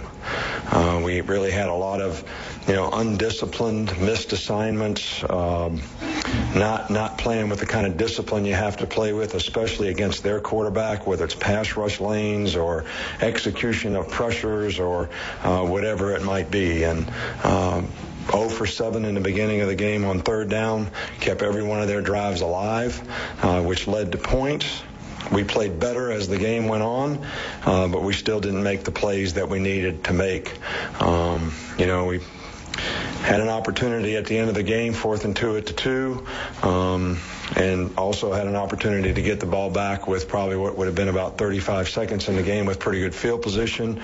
And again, jumped off sides on a hard count, which is, something that you most certainly expect in a situation like that. And the players were, told, make sure you stay on sides. They're going to try to get you to jump off sides with a shift or a motion or something. Players are disappointed, but, I think there's a lot of lessons to be learned here relative to what we can do, what we didn't do. Are we making the kind of progress that we need to make? And, this team can still accomplish a lot. We have 2 games left. Everybody needs to recommit themselves to playing a little better and being a little more consistent and being somebody everybody that they can trust us, that we're going to put them in a good situation, and we can trust them that they're going to go do that and execute it the way you need to have a chance to be successful as a team. The words of Alabama head coach Nick Saban after his team lost to Texas A&M 29-24. He can't stand losing. His teeth grit more than usual when those things happen. But his teeth are really gritting tonight because of the way his Crimson Tide team lost this game by making mental mistakes that he prides himself on making sure his team does not commit. We never see them make those mistakes. And when you see them, you take a breath. You look back, your eyes get like saucers. The jump on the offside at the end. Unbelievable, because you know he has those teams prepared to not make mistakes. And for him, his team to take away an opportunity for them to win it, not even get the ball back in their hands, you know that's going to be very tough for him to overcome. That said, they're going to be the best one-loss team in the country, if not the second highest-ranked one-loss team. Might be them or Georgia, as Brad Edwards pointed out. The teams ahead of them, they certainly have some weaknesses that could facilitate a defeat. So if they can finish strong here, I would not bet against this team. And really quick, I've been to Cullowhee, North Carolina. Cullowhee, North Carolina is where the campus of Western Carolina University is. You're going to break out to Catamount Logic and Catamount Lore right now? The next opponent for Alabama. I hope you guys are sleeping good down there. But you're going to be paying for your past sins, I think, on Saturday. Good luck. I think Alabama's going to pay for their sins this week at practice because he's going to have the straw hat. He's going to be running around and making sure that you-know-what gets into gear to make sure something like this does not happen again. How weird would it be that Alabama may have a one-loss team again, and if things break right, could play for a BCS championship? I would not be surprised. As I look up, Boston College, which is just an awful team. They're moving the ball on Notre Dame. Kansas State up 13-0 on TCU, caught all the breaks in the first half. It should be a bigger margin. And TCU's playing with their backup quarterback, from what I understand. We'll see what Oregon has for us, but they have a tough schedule. Stranger things have happened in college football. And, again, a one-loss Alabama team ahead of an undefeated team. I wouldn't think it would be justice based on the way the season played out, but I wouldn't be surprised if it happened. I think the one thing that could help the SEC and Alabama is the fact that all the other conferences have had down years other than the Pac-12. The Big 12, they're sort of in a down mode outside of Kansas State. The Big Ten, it looks like Wisconsin is going to play Nebraska for the Big Ten championship, and that's a game people may say, oh, okay, big deal. You know, the Big East, they are who they thought we were, and that's not any good. So all of a sudden, you didn't mention the ACC. There's no reason for me to. I know you're a Florida State alum. I know you stumped for the Atlantic Coast Conference, but come on. They had everybody else have to fall down for your Florida State team to play for the BCS There's still championship. A chance, and Vegas listed at odds at 32-1 for them to play in the BCS title game. Although that said, I looked at the rankings of the conferences. I think it was one of the Sagarin rankings.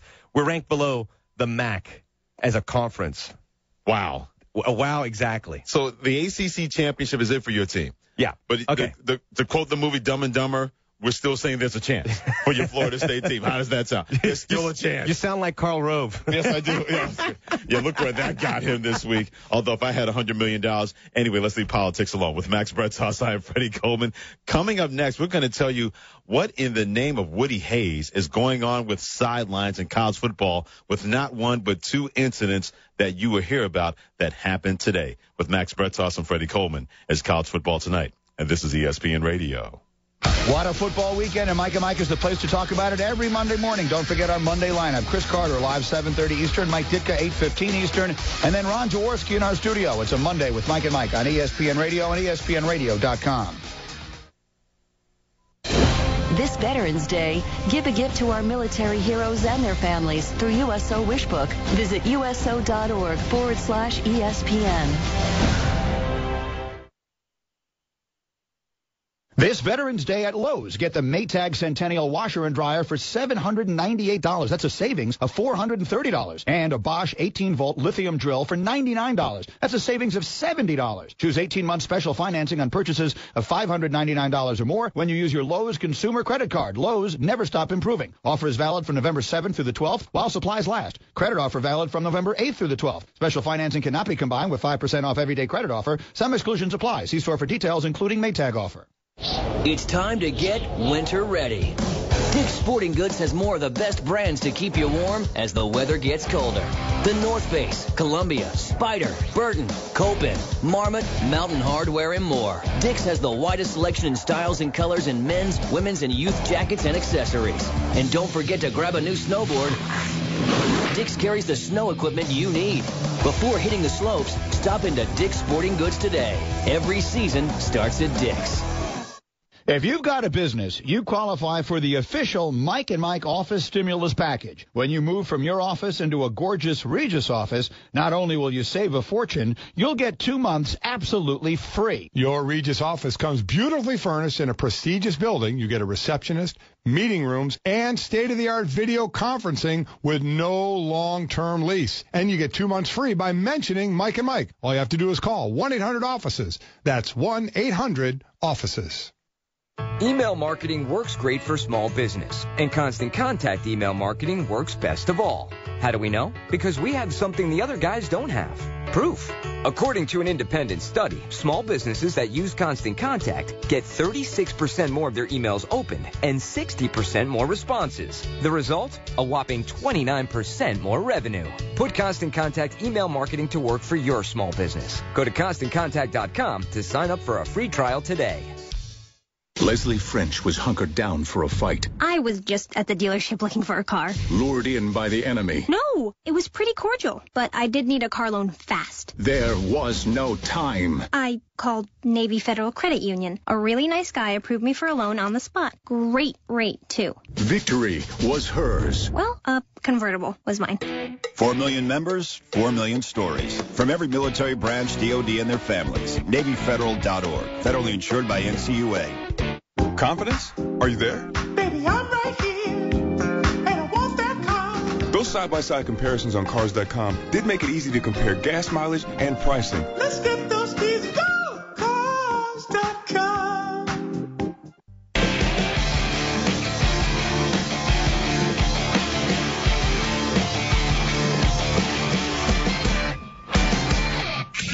What you missed. What's happening now? And what you need to know.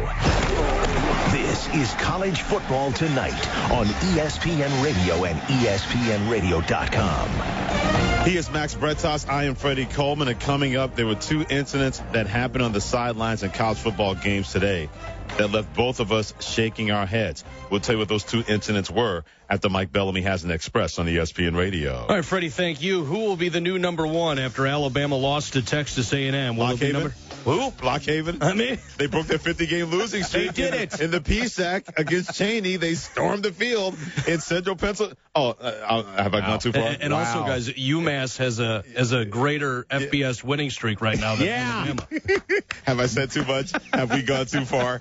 Well, let's just say it might be Kansas State. It might be Kansas State. They lead TCU in the third quarter 13-0. Number 4, Notre Dame gets a touchdown run from Everett Golson. They lead Boston College 7-0 over on ABC HD. Number 5, Georgia routing Auburn 28-0 at half on ESPN2. LSU leading Mississippi State 20-10 at half on ESPN. And they're just in the second quarter. Louisiana Tech leading Texas State 28-21. Ready? Thank you very much, Mike Bellamy. It's College Football Tonight with Max Bretos and Freddie Coleman on ESPN Radio. It's presented by Progressive Insurance. Watching the game today, Texas Tech, and it's never easy to be a college football coach. I'm going to say that, number 1. I'm not going to try to sugarcoat what I saw. I'm just going to put it out there that it's never easy. They were involved in a battle against Kansas. Number 22, Texas Tech wins it 41-34 in overtime. When you see the highlights later on tonight, whether it's SportsCenter, on ESPN, ESPN News, or College Football Final, you're going to see Texas Tech coach Tommy Tuberville, and he did a battle. He and the assistant are getting into it. And he takes his hand and not only hits the assistant, but knocks the headset off of the assistant. Now, I don't know what led up to it, so I'm not going to speculate. But as far as I'm concerned, Max, those kind of things should not be explained away as heat of the battle incidents. No. I don't care who you are. When I first saw it, and maybe this is not the right thing to think, but my first instinct was, if he did that to his assistant coach, is he capable of doing it to one of his players? And that is obviously something that this would be front page, regardless of what happened with Texas A&M and Alabama. That'd be front page. I'm not saying that Tuberville would be capable of that, but that kind of reaction, it was so stunning. And as you said, he knocked off the headset, he knocked off the hat. And again, we don't know what was said, but it's something that he's going to have to account for. And I hope he doesn't brush it under the rug. And I know his assistant will say all the right things, but I hope he comes up and he's man and he addresses it the way he has to. So do I. And we wonder if that's going to happen, because how many times have we seen that assistants will fall on the sword for the head coaches? Those guys help them to stay employed. The last thing you want to do is get on the last nerve of a guy that's going to have your employment, your future at that program in his hands. So he's probably not going to say anything unless this is something that has happened before, and he says to himself, I've had enough of this foolishness. Like we both have said, we don't know exactly what led up to that. But as far as I'm concerned, Tommy Tuberville is the face of Texas Tech. Those things can't happen. I don't care how much of a heat of the battle was going on between you and your assistant coach. And he should know the cameras are going to catch everything. This is big-time college football. I wonder if we'll hear what was the interaction. It seemed like, from what you were saying, that maybe he made a call or he overruled something that Tommy Tuberville said. And it almost seemed like he put the ball in the assistant's coach to make some sort of judgment, and it wasn't the right one. And that was the reaction. So it was really shocking video. And, again, something that Tommy Tuberville is going to have to explain, and hopefully he doesn't beat around the bush or push it away and say this is an internal issue, because we all saw it and we want to get some answers. Max Bertos and Freddie Coleman is College Football Tonight on ESPN Radio. It's presented by Progressive Insurance. Now you can test drive Snapshot to see how much you can save before switching to Progressive. Visit progressive.com/snapshot. Number 2, Kansas State leading TCU 13-0, 12:55 to play in the third quarter. Still at halftime, number 5 Georgia over Auburn 20-0. That game's over. Number 21 Mississippi State at number 7 LSU. LSU with a 20-10 lead, 13:55 to play in the third quarter. Number 20 Louisiana Tech in a defensive struggle, leading Texas State 28-27, 5:01 to play in the second quarter. Big game for Louisiana Tech. Still with some BCS hopes. They needed Nebraska to lose. It didn't happen. But it didn't. But they still have a shot, whether it's the Big East, if Louisville loses again, or one of those Big Ten teams, preferably Nebraska. Yeah. Louisiana Tech wins out, and they have Utah State still to play as a good team. They win out, they're going to a BCS bowl. Everything is upside down. Let's go Carmelo. When the WAC conference, the home of Carmelo, Louisiana Tech. In their farewell season, I believe, yes, the WAC. They want to leave, and the WAC's like, go, good riddance, be WAC. gone. So we'll see if BCS and WAC in the same sentence. What is going on in college football? And number 4, Notre Dame leading Boston College 7-0. But Boston College has the ball inside the Notre Dame 8-yard line. First quarter already said and done. You spoke of Nebraska. They got a big win today. They're still in line to play in the Big Ten championship game against Wisconsin. They know if they lose one more, Michigan will leapfrog them. They'll play for the Big Ten championship. Bo Pelini has never been accused of hiding his emotions. He's never been accused of, well, that guy needs to dial it back. He puts it out there for everybody to see and for everybody to hear. And he had an incident on the sidelines today with one of his players. And unlike the Texas Tech situation, like we said, we don't know what led up to Tommy Tuberville, where he takes his hand and knocks off the headset of his assistant coach. The player got back into the face of Bo Pelini. And let's say if you can read lips, if you see that, we're sorry, because it was not church language that went on between these two. Yet, the difference was, compared to what happened to Texas Tech, Max, was they kept drawing back and forth, and it seemed like it was all forgotten within 10 seconds. Unbelievable. I'm a big fan of coaches when things go awry. And, I'm a Florida State guy, and Jimbo Fisher, I see he does that. He really addresses it on the field. I'm not a big fan. You've already worked everything out. It's all about execution. If the players don't execute, you work about that in practice after the game. And when coaches do that and the emotions get the best of them on the field, it really puts a bad taste in my mouth. And coaches have to be held accountable for this. Coaches, ADs have to come down and talk to them about it, because it's a big issue not only for them, it's a big issue for the university and a black eye. Because we see it, we react to it, we don't like it. Right. Taylor Timmons to me on Twitter. You can follow him at Taylor Timmons about the Texas Tech incident with Tommy Tuberville and his assistant. Camera angle was bad. He swiped at the wire from headset and pulled the headset off. Did not hit him. Please correct yourself. I'm not going to correct myself because you can't do that. I don't care if he was swiping at a wire. You're the head coach of a program. You have to hold yourself more accountable and handle yourself better. Don't give me the whole camera angle was bad foolishness. You can't do that if you're a head coach of a major university, bad camera angle or not. I'm not buying that regarding that excuse for Tommy Tuberville. And the wire is connected to the headset. So you hit the wire, the headset's going to come collapsing down. So and don't hit either one. He also is a graduate assistant also. So Even worse. So you're hitting somebody that is basically going for his master's. Working for free to get his master's at the university. If that's the best you can do for Tommy Tuberville, you need to stop right now. You need to just shut up and mark it down and leave it alone. You're not making the case, a good case for Tommy Tuberville by saying, well, the camera angle was bad and it was a graduate assistant. Oh, so excuse me. So if it was a regular assistant, it's not okay. But it's a graduate assistant. Yeah. Well, that's okay. They take that sort of thing. Come on. Graduate assistants do take that kind of sort of thing. They're the ones who take the verbal bashings. Yeah. And in this case, the physical bashings. No account for physicality that should be on an assistant coach or graduate assistant coach. If that's the best you can do to state the case with Tommy Tuberville, then your case gets weaker and weaker the more you try to put it out there. That should never happen as far as I'm concerned with the head coach. And for Tommy Tuberville, maybe I didn't make the point clear enough. Come clean about it. Address it. Don't push it under the rug. Sweep it under the rug. Let's be adults about it and explain what happened. And let's be honest with everyone. And it'll go away a lot quicker. I hope that's something we all learn from, and other coaches as well. Not the way to behave on the sideline. Don't put your hands on somebody. It always looks bad camera angle or not. When you're on TV tonight, by the way. We'll be coming up on the 2 a.m. Sports Center, I believe, after the Oregon game? Oregon, California? Yeah, 10:30. Maybe Jeff Tedford watch. Yeah, that's been the constant. The end of the road.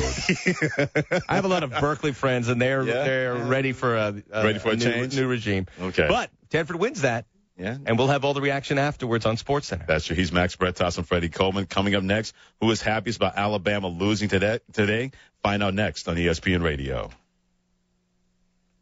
When I have an asthma attack, I feel scared. It's like tiny nails in the air poke my lungs. I start to cough. Sometimes my parents have to take me to the hospital. Today, 1 out of 13 children suffer from some form of asthma, accounting for nearly 1/3 of all emergency room visits. I feel like I'm choking. It's kind of like an elephant is on my chest. A little whistle sound comes out when I breathe.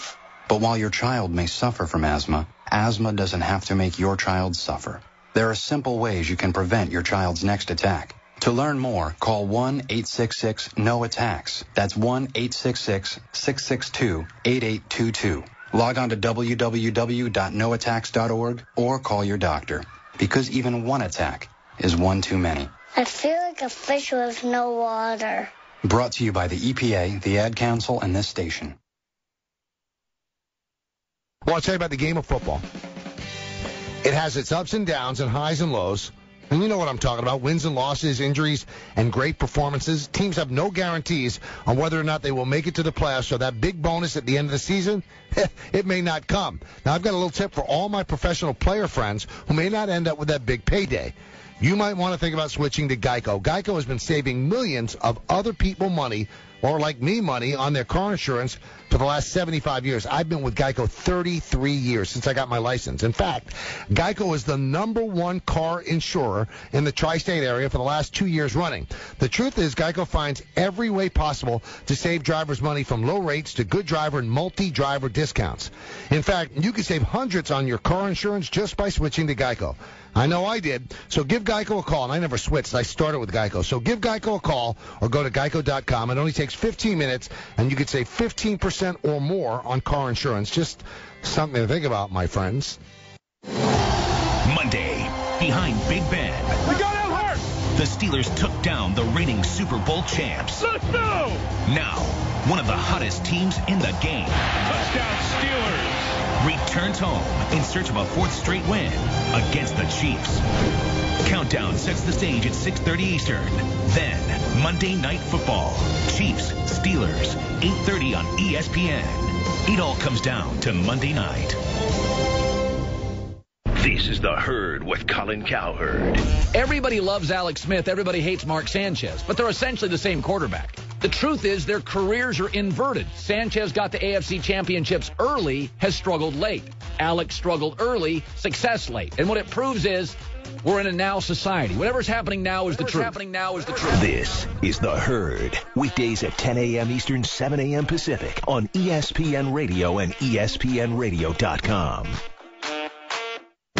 Mike and Mike talk about KG's snub of Ray Allen during their first meeting in Miami. Ray Allen, now on the Heat, goes over, sort of shakes hands and pats guys on the back on that Celtic bench. And Kevin Garnett notably snubbed him. I loved it. Loved it. And to me, that's what sports is supposed to be about. As a fan, I am emotionally invested in this stuff. I've said it before and I'll say it again.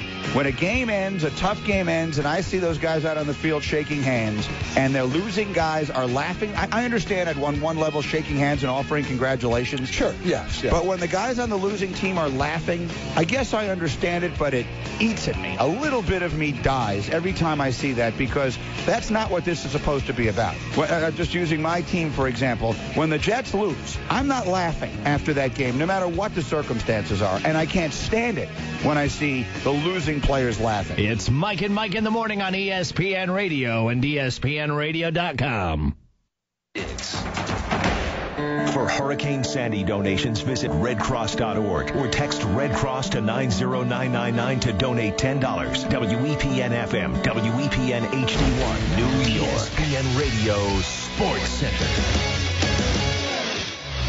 I'm Mike Bellamy, number 1 Alabama, familiar with going down early in a football game. Saw that happen tonight in Tuscaloosa. Backside pressure. Steps up into the pocket. He fumbled the ball. He got it back. Now he's throwing end zone. Wide open. Touchdown! Touchdown! A&M touchdown! Slope just caught it. He was wide open after the ball bobbled up in the air by Mansell. He caught it on the way back down. Calling the Aggie Sports Network, Learfield Sports, a 10-yard touchdown pass to Ryan Swope. Texas A&M would score on their first 3 possessions of the game. But Alabama was able to score on 2 short touchdown runs in the second quarter and trailed 20-14, feeling pretty good. Teams traded field goals. And then in the fourth quarter, Alabama held the Aggies to a 3-and-out and started moving the ball before T.J. Yeldon fumbled the ball at midfield. Johnny Manziel took 2 passes to make it 29-17, but A.J. McCarron got it to within 5 with a 54-yard touchdown pass to Amari Cooper. After another 3-and-out for A&M, A.J. McCarron, who threw his first pick in 289 attempts early in the game, made a fatal mistake late. Bama needing the points. A.J. near side throws, interception in the end zone by the Aggies. Intercepted by DeShazer Everett at the goal line. And though that dream did not die on the field in Baton Rouge, it might now have done so on the field in Tuscaloosa. On the Crimson Tide Sports Network, yes, indeed, Texas A&M beats Alabama 29-24. Alabama with 3 turnovers in the football game. Number 2, Kansas State leading at TCU 13-0. Colin Klein in the game, just about to run for another touchdown, making it 19-0 over TCU in the third quarter. Number 4, Notre Dame gets a 2-yard touchdown run from Everett Golson. They lead at Boston College 7-3 in the second quarter on ABC HD. Number 5, Georgia is leading Auburn 28-0 in the third on ESPN2. Over on ESPN, LSU leads Mississippi State 20-17 in the third. And in the second quarter, number 20, Louisiana Tech leading at Texas State 34-27. Oklahoma knocks off Baylor earlier today 42-34. They're 21-1 all time against Baylor. Number 19, USC gets over 100 yards receiving for Marcus Lee. And Matt Barkley with 3 touchdown passes and 3 interceptions. They beat Arizona State 38-17. Nebraska hangs on, beat Penn State 32-23. Stanford over Oregon State 27-24. Clemson beats Maryland 45-10. What a football weekend, and Mike and Mike is the place to talk about it every Monday morning. Don't forget our Monday lineup. Chris Carter, live 7:30 Eastern. Mike Ditka, 8:15 Eastern. And then Ron Jaworski in our studio. It's a Monday with Mike and Mike on ESPN Radio and ESPNRadio.com.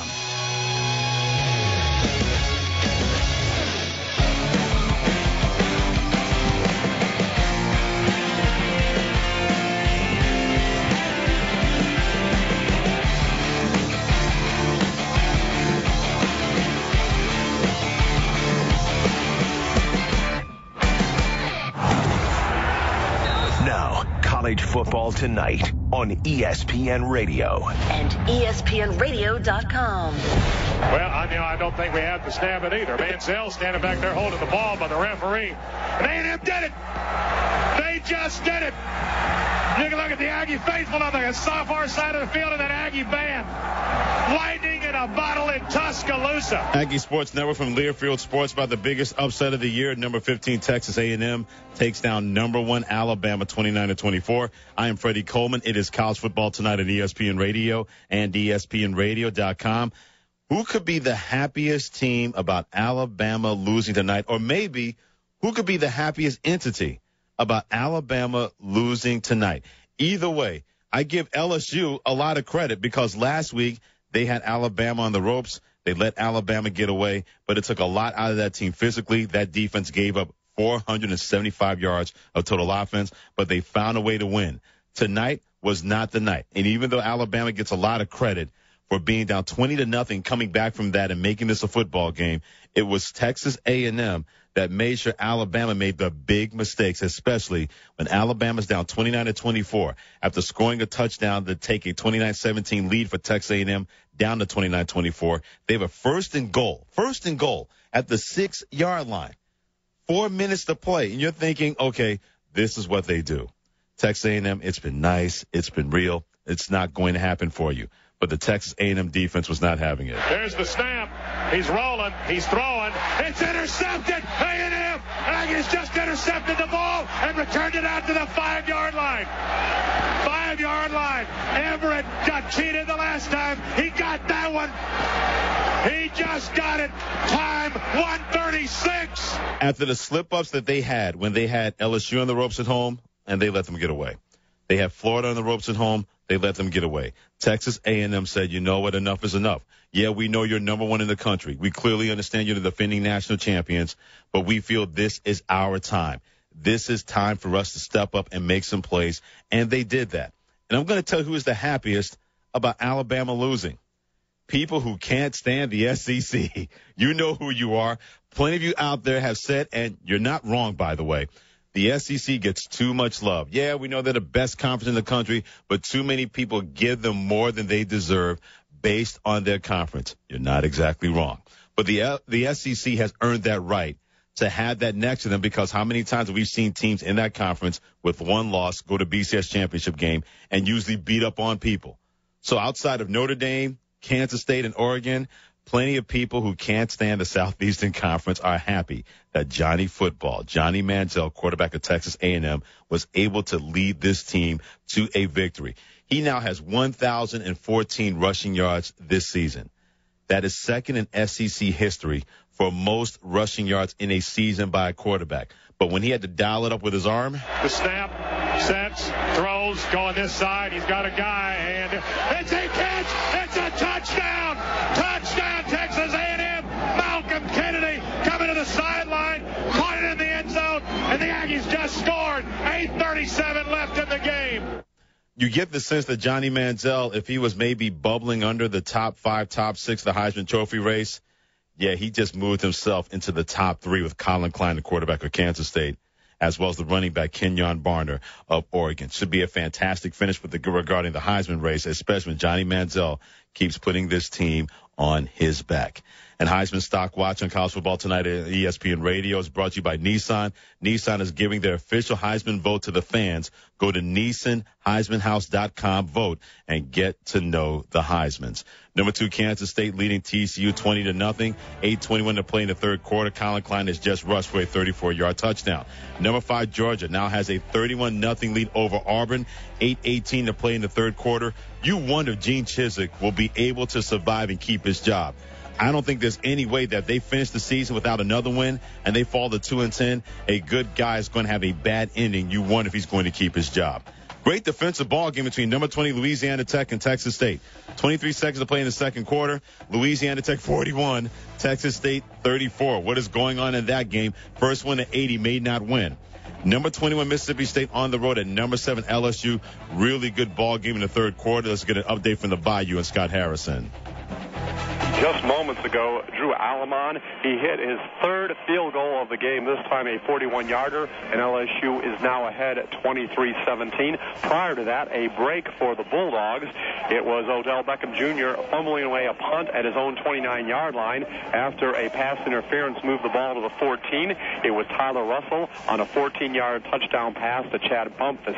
Again, we do have 8:29 remaining here in the third quarter. LSU on top of Mississippi State by 6, 23-17. Thank you very much, Scott. And earlier today, you heard about the Alabama loss to Texas A&M. The mistakes this team made had to be very, very unsettling to their head coach, Nick Saban, who had a chance to talk about that once this game was over and the media was awaiting and giving him their full attention. First of all, you got to really congratulate, Texas A&M's team. They played a tremendous game and certainly outplayed us in the game today. Their offense is a very difficult offense to stop.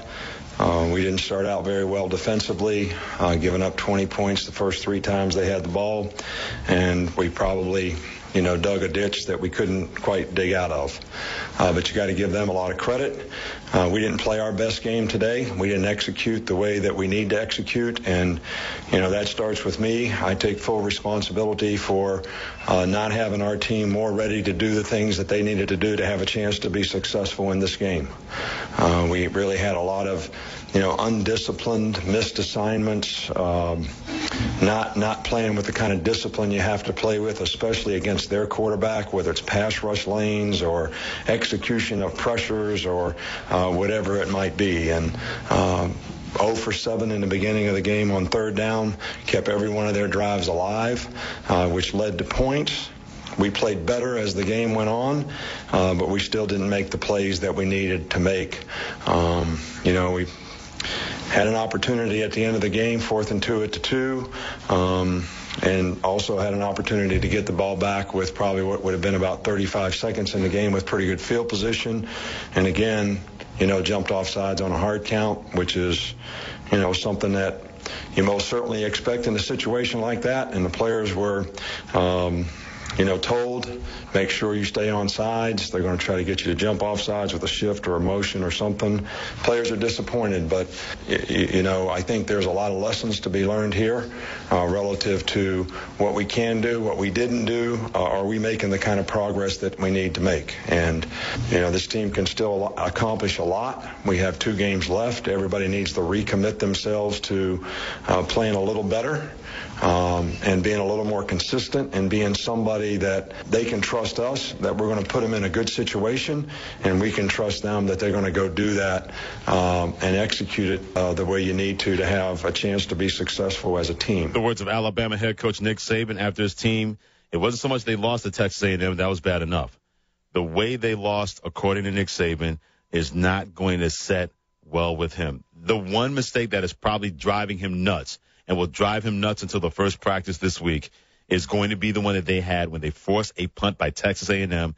They're going to get the football back, maybe on a short field, depending on how the punt was going to go, and they jumped offside and allowed Texas A&M to run out the clock. That's exactly what he meant by those kind of mistakes where we have to trust guys again. He didn't think for 1 second he would have to say those things, but his team did not leave him any choice, and Texas A&M had a hand in that. But that mistake at the end of the game that had cost Alabama a chance to maybe even have a chance to win this game was huge for Alabama not staying undefeated and at number 1. Your thoughts always welcome. You can always text me at 73776 and hit me on Twitter at ColemanESPN, #FreddieFollow. Coming up in college football tonight, another team that had national championship dreams saw those dreams go up in smoke. But I'm going to tell you that this team had no chance of playing for the BCS championship. That's next on ESPN Radio.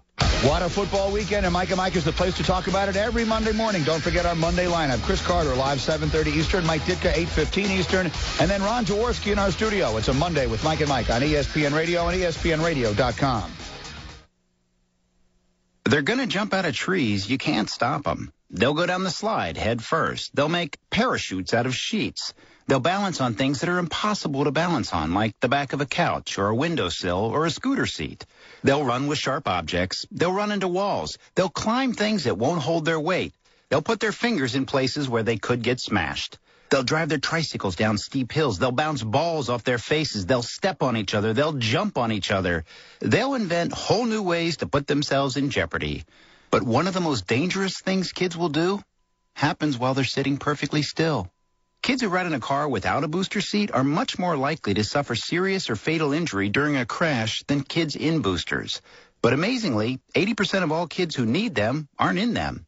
After a toddler seat and until they're 4'9" booster kids, and don't let them down. Go to boosterseat.gov to learn more about the importance of boosters. A message from the U.S. Department of Transportation and the Ad Council. Looking to rebound after the bye week, the Jets travel west to face the Seattle Seahawks. We've earned that 3-5 record. That's clearly not where we want to be at. This season may be at a crossroads. Which way will they go? We have work to do. I'm excited to get the guys back. I look forward to the second half of the season. Jets, Seahawks. Coverage gets underway Sunday at 2 on ESPN New York, 98.7 FM. This Veterans Day at Lowe's, get the Maytag Centennial Washer and Dryer for $798. That's a savings of $430. And a Bosch 18-volt lithium drill for $99. That's a savings of $70. Choose 18-month special financing on purchases of $599 or more when you use your Lowe's consumer credit card. Lowe's, never stop improving. Offer is valid from November 7th through the 12th while supplies last. Credit offer valid from November 8th through the 12th. Special financing cannot be combined with 5% off everyday credit offer. Some exclusions apply. See store for details, including Maytag offer.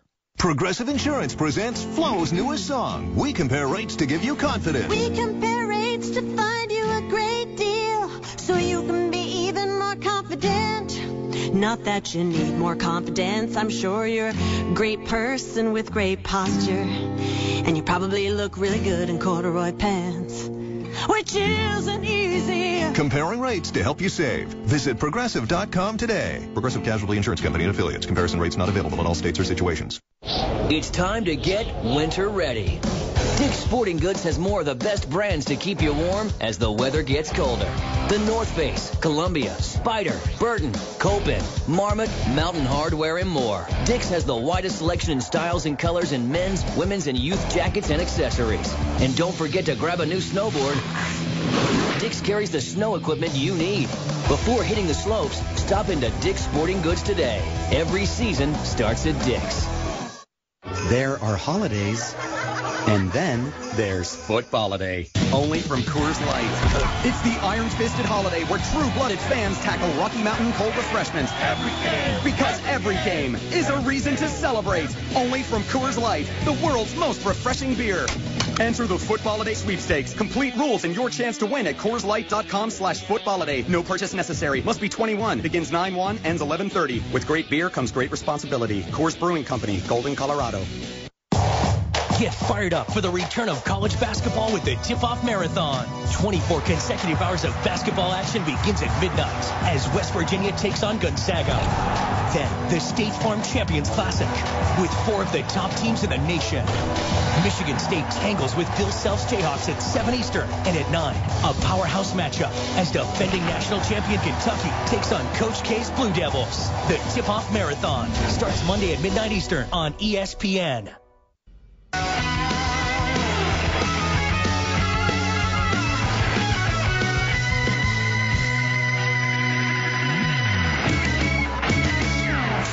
What you missed. What's happening now? And what you need to know.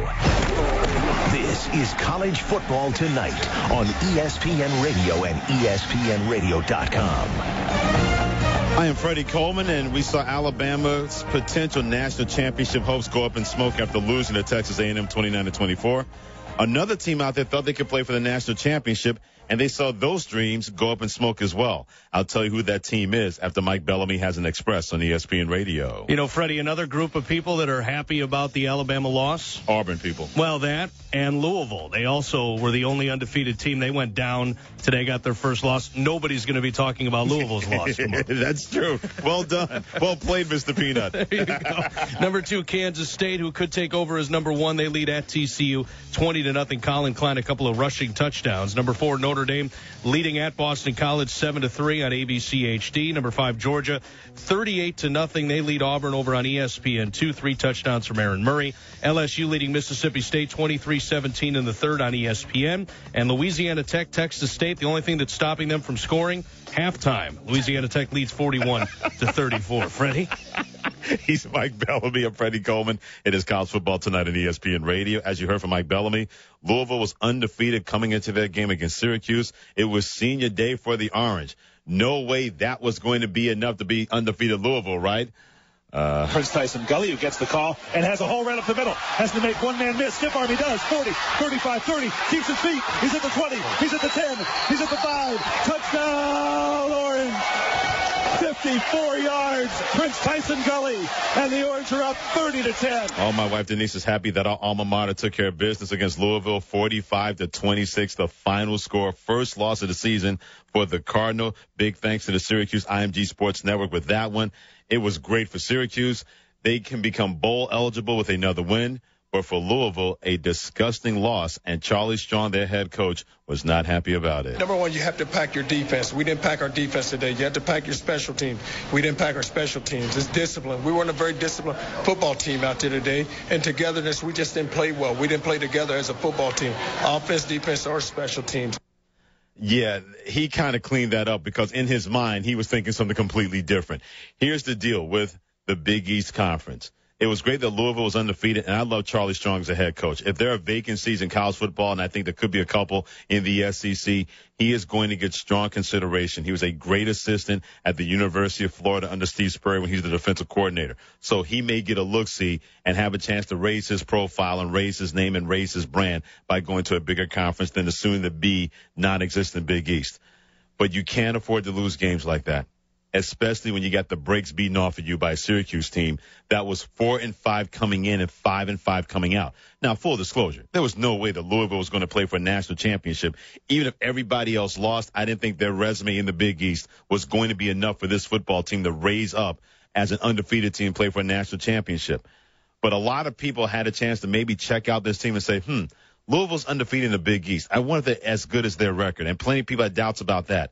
Today did not help Charlie Strong and the Cardinals of Louisville, and he knows there are a lot of issues with this team, even though they only have one loss, specifically on defense. Oh, it was tackling issues, and guys not staying in the gap, and it's all about gap control and guys fitting blocks and getting off blocks. And then when you get to third down, we had them in third down, and it was completion after completion, and they were able to convert on third down. 3rd and 4 for the Orange. Bassett takes, steps into the pocket, pass the ball, throws, Lemon open again, 15 at the 10, on his feet, 5, and into the end zone. Senior to senior, one more time, and it's 23-10. As if on cue, and I'm watching this game today, and I said to myself, Louisville's defense is usually better than this, at least from what I've seen playing against competition that they were clearly better than.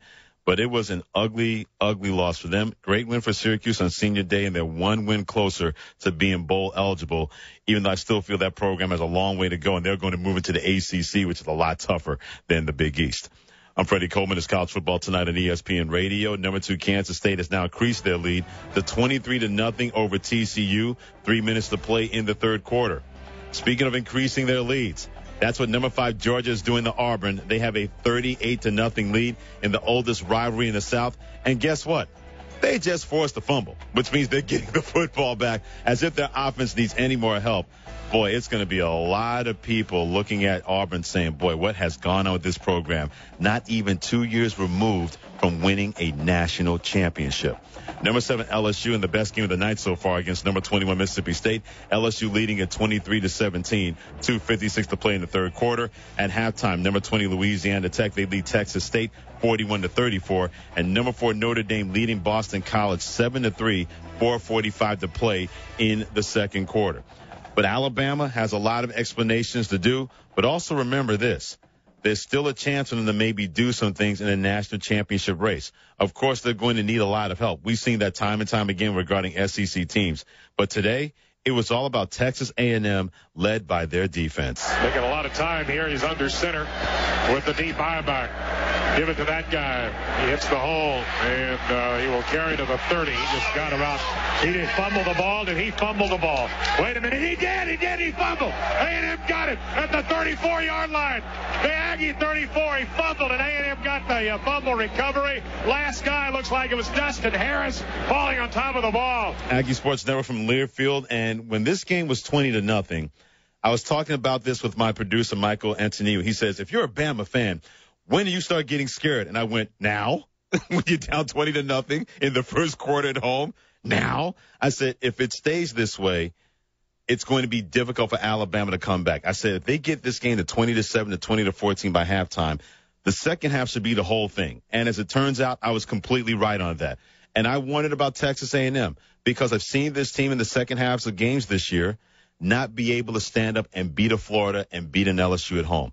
I give them a lot of credit. When they were teetering, they missed a field goal to make it 26-17. It's 23-17. They're up 29-17. Alabama completes a long touchdown pass. They make it 29-24. Alabama completes another long pass, first and goal to 6. And they found a way to keep the Crimson Tide out of the end zone.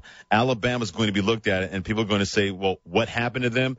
Well, Texas A&M happened. And playing in that conference, when you play in any conference, if you play back-to-back tough games, it's going to take a toll. And you have to hope that you're able to survive and advance to play Western Carolina next week and breathe a game like Alabama wanted to happen. But losing last week to LSU, we don't know how much of a toll it took on this football team, not just physically, but mentally. Texas A&M, they seem to be more mentally ready to deal with anything that Alabama threw at them. And I think having a week off after playing Mississippi State and then playing Alabama was a big, big reason. And also, you learn through experience how to deal with tough situations. When I talked with Kevin Sumlin, the Texas A&M head coach on SportsCenter Tonight earlier this week, he basically said, I don't know what we've learned for those games, but we've also learned that we can't play scared, that we have to continue to play our game. That's what Texas A&M was able to do today. And I thought a play that was completely symbolic of this game was at the end. Texas A&M about to punt on 4th and 2. Alabama has no timeouts left. They're probably going to get the ball in decent field position, about 35 seconds left. You'll take your chances. Alabama jumped off sides and lost their composure. A young Texas A&M team did not. They stayed straight. They stayed ready. And the offsides happening against Alabama, they wind up getting the ball back and running out the clock. Alabama made those mistakes we did not expect to happen, but Texas A&M avoided those mistakes, and when they made them, Alabama was not able to capitalize like they wanted to. But I'm going to tell you the bright side. If you're a Crimson Tide fan for your Alabama team, even though you're number one and you lost to Texas A&M ranked number 15th in the country, and your coach is going to help me out with that next on College Football Tonight on ESPN Radio. You take your 6-year-old to the playground. You watch her go down the slide, then run over to the swings. Another mother strikes up a conversation. You take your eye off your daughter for just a few seconds. You look back at the swings, and she's gone. Your heart drops into your stomach. You jump up, your eyes searching. You cry out her name. Lily? Lily? From the top of the slide, you hear a voice. Mommy, watch me. Every parent knows that feeling. Imagine if she were actually abducted. Go to wirelessamberAlerts.org. Sign up for free Amber Alerts on your cell phone. When an Amber Alert is issued in the areas you've chosen, you'll receive a free text message. If you spot the vehicle, the suspect, or the child described in the alert, call 911. Sign up today at wirelessamberAlerts.org. A child is calling for help. This message brought to you by the Wireless Foundation, the U.S. Department of Justice, the National Center for Missing and Exploited Children, and the Ad Council. This Veterans Day, give a gift to our military heroes and their families through USO Wishbook. Visit uso.org/ESPN. The obstacles military families face aren't limited to the battlefield. When it comes to financial challenges, USAA can help. Whether it's managing debt, saving for a child's education, or investing for the future. For free advice, call a USAA investment advisor at 800-235-1898. Financial planning services and financial advice provided by USAA Financial Planning Services Insurance Agency, Inc., a registered investment advisor and insurance agency, and its wholly owned subsidiary, USAA Financial Advisors, Inc., a registered broker-dealer. Clipping coupons. Standing in line at 4 a.m. buying 5 to get 1 free. Maybe it's me, but I don't think it should be that hard to save money, which is why we made Geico.com so easy. Just a few clicks and you could be saving hundreds of dollars on your car insurance. And when you switch to Geico, you can do practically everything online. Report a claim, update your policy, even pay your bill. Click, bam, boom. Visit Geico.com today. Click, bam, boom. I'm rather fond of that one. This is The Herd with Colin Cowherd. I think Sham Newton, bust. It's happening. Not there yet. I'm calling it. Not going to work. I'm not buying it, man, and I don't know what it is. If you're a quarterback, you are the eyes and the voice and the head, the CEO of your football team. The only thing I control, sweetheart, is myself. Superman poses down by 28. Just how bad is your judgment? Colin Cowherd. Weekdays at 10 a.m. Eastern, 7 a.m. Pacific on ESPN Radio. Was anybody else surprised to hear Greeny gush about Denver? To me, the team to watch when it's all said and done is Denver. I really think Denver, they had the toughest schedule in the world coming out. Look at their losses. They lost at Atlanta. They lost a very tough game to Houston. Both games that they could have won. I think their defense is going to come together. I think Peyton is going to get better and better. I think that Denver could easily wind up being the 2 seed in the AFC, and they're going to be a very tough out. It's Mike and Mike in the morning on ESPN Radio and ESPNRadio.com. This is SEC football. You don't cheer for your team. You live for your team. Passion is worn like a badge of honor, so everyone knows what side you're on, but also because it looks good. The SEC on ESPN collection. Proud to be SEC. Apparel and hats available at Dick's Sporting Goods or online at dicksportinggoods.com. Every season starts at Dick's. This Veterans Day, ESPN is working with the USO to help lift the spirits of America's troops and their families stationed around the world. Grant a wish for our servicemen and women, or donate a special gift to their families to show your support. Give a special gift to our military heroes and their families through USO Wishbook. Visit uso.org/ESPN and give your gift today.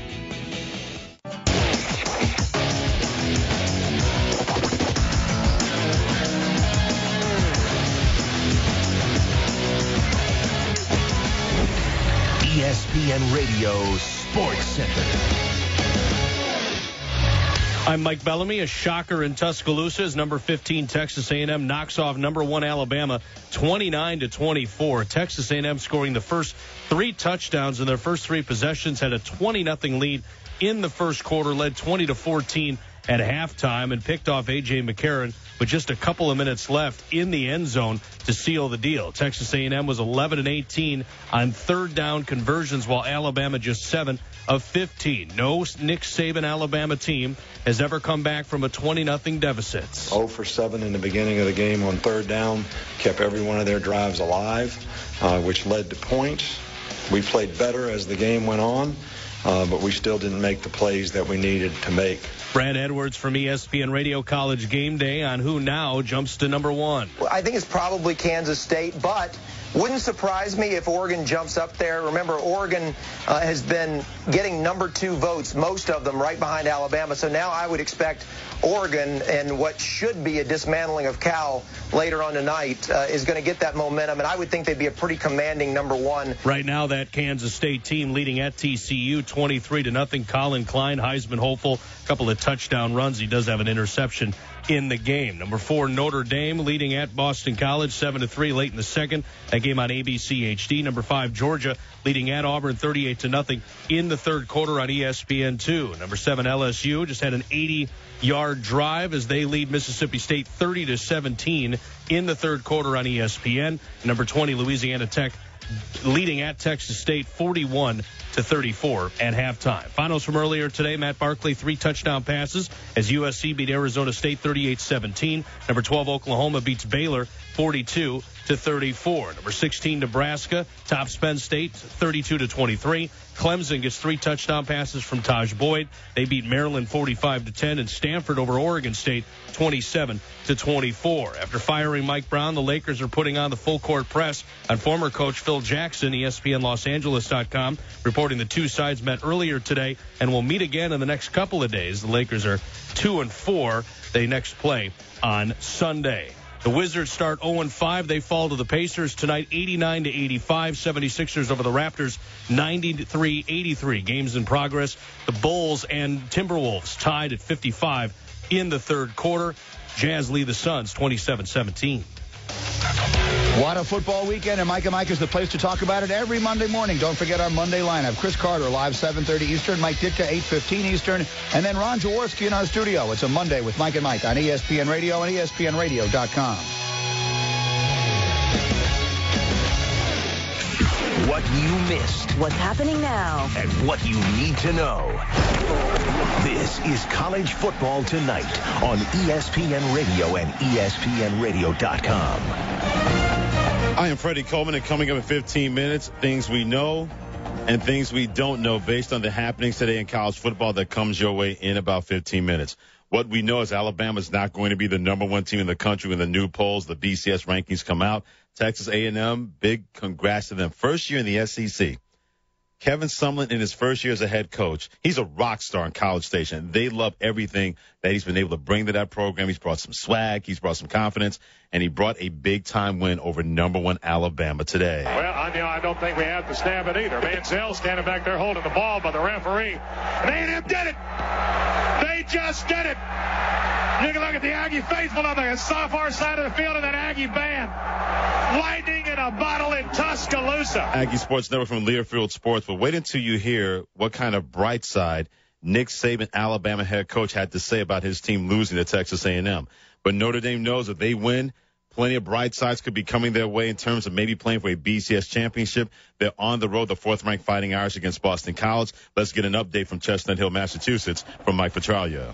All right, Freddie, the best way to describe Notre Dame's efforts so far tonight is businesslike. They have had a pair of very long scoring drives. They opened the game, 13 plays, 95 yards in the first quarter, marching down the field in 5 minutes and 39 seconds, capped off with an Everett Golson 2-yard quarterback keeper over the left side. That made it 7-0. BC has shown some fight in this game, Freddie. Nate Freese with a 36-yard field goal made it 7-3, and then the Boston College Eagles got a George Atkinson fumble, recovered it. Steele DeVito took care of recovering the ball, but could not do anything with it. Notre Dame closes out the first half, 87 yards in 16 plays, and Everett Golson finds Troy Nicholas for a 7-yard touchdown in the back of the end zone. Notre Dame tonight, the key stat, they are 8 for 8 on third down. Wow. We have gone to halftime here at the Heights. It is Notre Dame 14 and Boston College 3. That is outstanding stuff by Notre Dame. Thank you very much, Mike Petraglia, on College Football Tonight on ESPN Radio. About the Alabama loss to Texas A&M, this text message at 73776 from the state of North Carolina. It's absurd not scoring inside the 5 at the end of the game. That is why Alabama lost. They had a 1st and goal inside the 6-yard line of Texas A&M, and they throw a pick, and Texas A&M is able to win it. But afterwards, Nick Saban, Alabama head coach, had this to say about that his team is still not out of it when it comes to a BCS national championship. 2 of the 3 national championship teams that I coached, both lost a game. 2 of those teams lost a game. This team still has an opportunity to win the West, go to the SEC championship game and have a chance to win a championship game. So there's still a lot for this team to play for and a lot for them to set their mind to and recommit themselves to. And that's what a great coach does. He lets his team know, guys, today stunk. And you're the reason today stunk. You should have played better. You had a chance to do those things. We didn't play well early. We still had a chance to win this game, and you stunk it up by making mistakes that we're not used to at Alabama. But if we run the table and 2 out of the 3 undefeated teams out of Boston College, out of Notre Dame, Kansas State, and Oregon lose, and we win the SEC championship game, guess what? We're going to be in the thick of things for a national championship. He wanted his team and everybody to know that, hey, we've seen this before. They hit the rewind button last year. Alabama one loss, didn't win their division, and at the end of it, they had the Sears BCS trophy, raising that above their heads by winning a national championship. Yeah, it was completely absurd, that text message I got from North Carolina about not scoring on a 1st and goal inside the 6-yard line. That's what championship teams are supposed to do. put teams away when they have a chance when they've been led back in the ball game. It happened last week to Alabama. They did not get away with it this week. But still, he also knows they still have something to play for if they run the table and they have a chance to win the SEC championship game, probably over Georgia, and then everything else breaks in their way. He wanted to make sure everybody, including his team, understood that.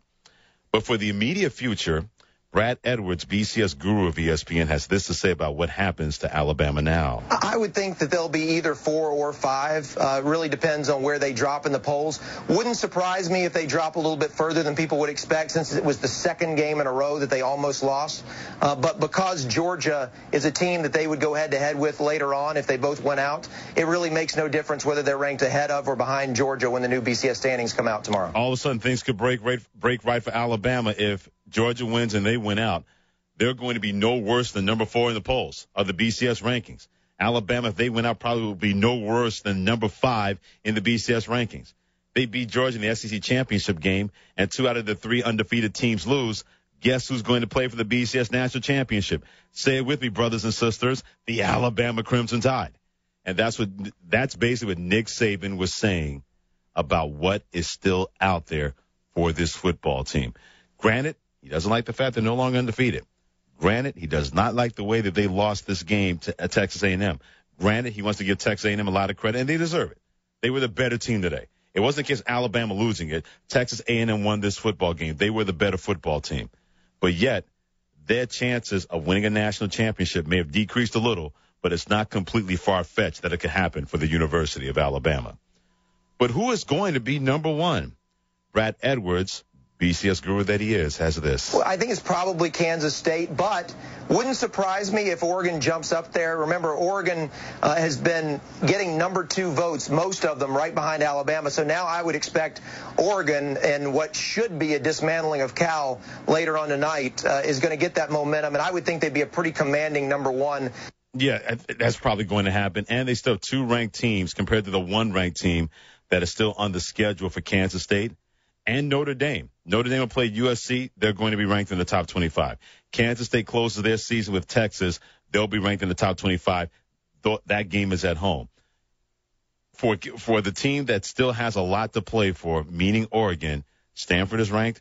Oregon State is going to be ranked. They're fantastic on offense, but those games are not going to be easy. And don't think for one second that Oregon does not know that. Speaking of number 2, Kansas State, they have a 23-0 lead over TCU, 11:30 to play in the fourth quarter. Number 5, Georgia leading Auburn 38-0, 11:51 to play in the fourth quarter. Number 7, LSU, starting to put some distance between them and number 21, Mississippi State. They lead that game 30-17. Number 20, Louisiana Tech leading Texas State 41-34. Third quarter's just gotten started. And at halftime, number 4, Notre Dame leading Boston College 14-3. Number 3, Oregon takes on California, 10:30 Eastern time on ESPN. And number 18, UCLA at Washington State, 10:30 Eastern time on ESPN2. What is going on with that program? They keep losing player after player under Mike Leach. Maybe he wants his kind of guys, because the guys that are there now are not the kind of guys he feels he can win with this football program. You can always get in touch with the show, Graham. Hit me on Twitter at Coleman ESPN. You can text me at 73776. You can always give me a call at 888-SAY-ESPN, 888-729-3776. You'll find out what we all know and what we don't know based on what has happened in college football today, including a guy that has firmly put himself in the national consciousness. That's next on College Football Tonight. And this is ESPN Radio. What a football weekend, and Mike and Mike is the place to talk about it every Monday morning. Don't forget our Monday lineup. Chris Carter, live 7:30 Eastern, Mike Ditka, 8:15 Eastern, and then Ron Jaworski in our studio. It's a Monday with Mike and Mike on ESPN Radio and ESPNRadio.com. This Veterans Day, ESPN is working with the USO to help lift the spirits of America's troops and their families. Give a gift to our military heroes and their families through USO Wish Book. Visit USO.org/ESPN to grant a wish today. This Veterans Day at Lowe's, get the Maytag Centennial washer and dryer for $798. That's a savings of $430. And a Bosch 18-volt lithium drill for $99. That's a savings of $70. Choose 18-month special financing on purchases of $599 or more when you use your Lowe's consumer credit card. Lowe's, never stop improving. Offer is valid from November 7th through the 12th while supplies last. Credit offer valid from November 8th through the 12th. Special financing cannot be combined with 5% off everyday credit offer. Some exclusions apply. See store for details, including Maytag offer. It's time to get winter ready. Dick's Sporting Goods has more of the best brands to keep you warm as the weather gets colder. The North Face, Columbia, Spyder, Burton, Copen, Marmot, Mountain Hardwear, and more. Dick's has the widest selection in styles and colors in men's, women's, and youth jackets and accessories. And don't forget to grab a new snowboard. Dick's carries the snow equipment you need. Before hitting the slopes, stop into Dick's Sporting Goods today. Every season starts at Dick's. If you've got a business, you qualify for the official Mike and Mike office stimulus package. When you move from your office into a gorgeous Regis office, not only will you save a fortune, you'll get 2 months absolutely free. Your Regis office comes beautifully furnished in a prestigious building. You get a receptionist, meeting rooms, and state-of-the-art video conferencing with no long-term lease. And you get 2 months free by mentioning Mike and Mike. All you have to do is call 1-800-OFFICES. That's 1-800-OFFICES. Jennifer Howdy was a woman on a mission. Yep, saving money for a Caribbean vacation. Undaunted by any obstacle. You flatter me. But with Navy Federal Credit Union's Cash Rewards credit card, I get cash back with every purchase. Skillful, yet humble. You make everything sound so dramatic. And unafraid to speak the truth. Unafraid. I love it. 4 million members, 4 million stories. From every military branch, DOD, and their families. NavyFederal.org. Federally insured by NCUA. Email marketing works great for small business, and Constant Contact email marketing works best of all. How do we know? Because we have something the other guys don't have. Proof. According to an independent study, small businesses that use Constant Contact get 36% more of their emails opened and 60% more responses. The result? A whopping 29% more revenue. Put Constant Contact email marketing to work for your small business. Go to ConstantContact.com to sign up for a free trial today. Confidence? Are you there? Baby, I'm right here, and I want that car. Those side-by-side comparisons on Cars.com did make it easy to compare gas mileage and pricing. Let's get those keys and go. Cars.com. FM.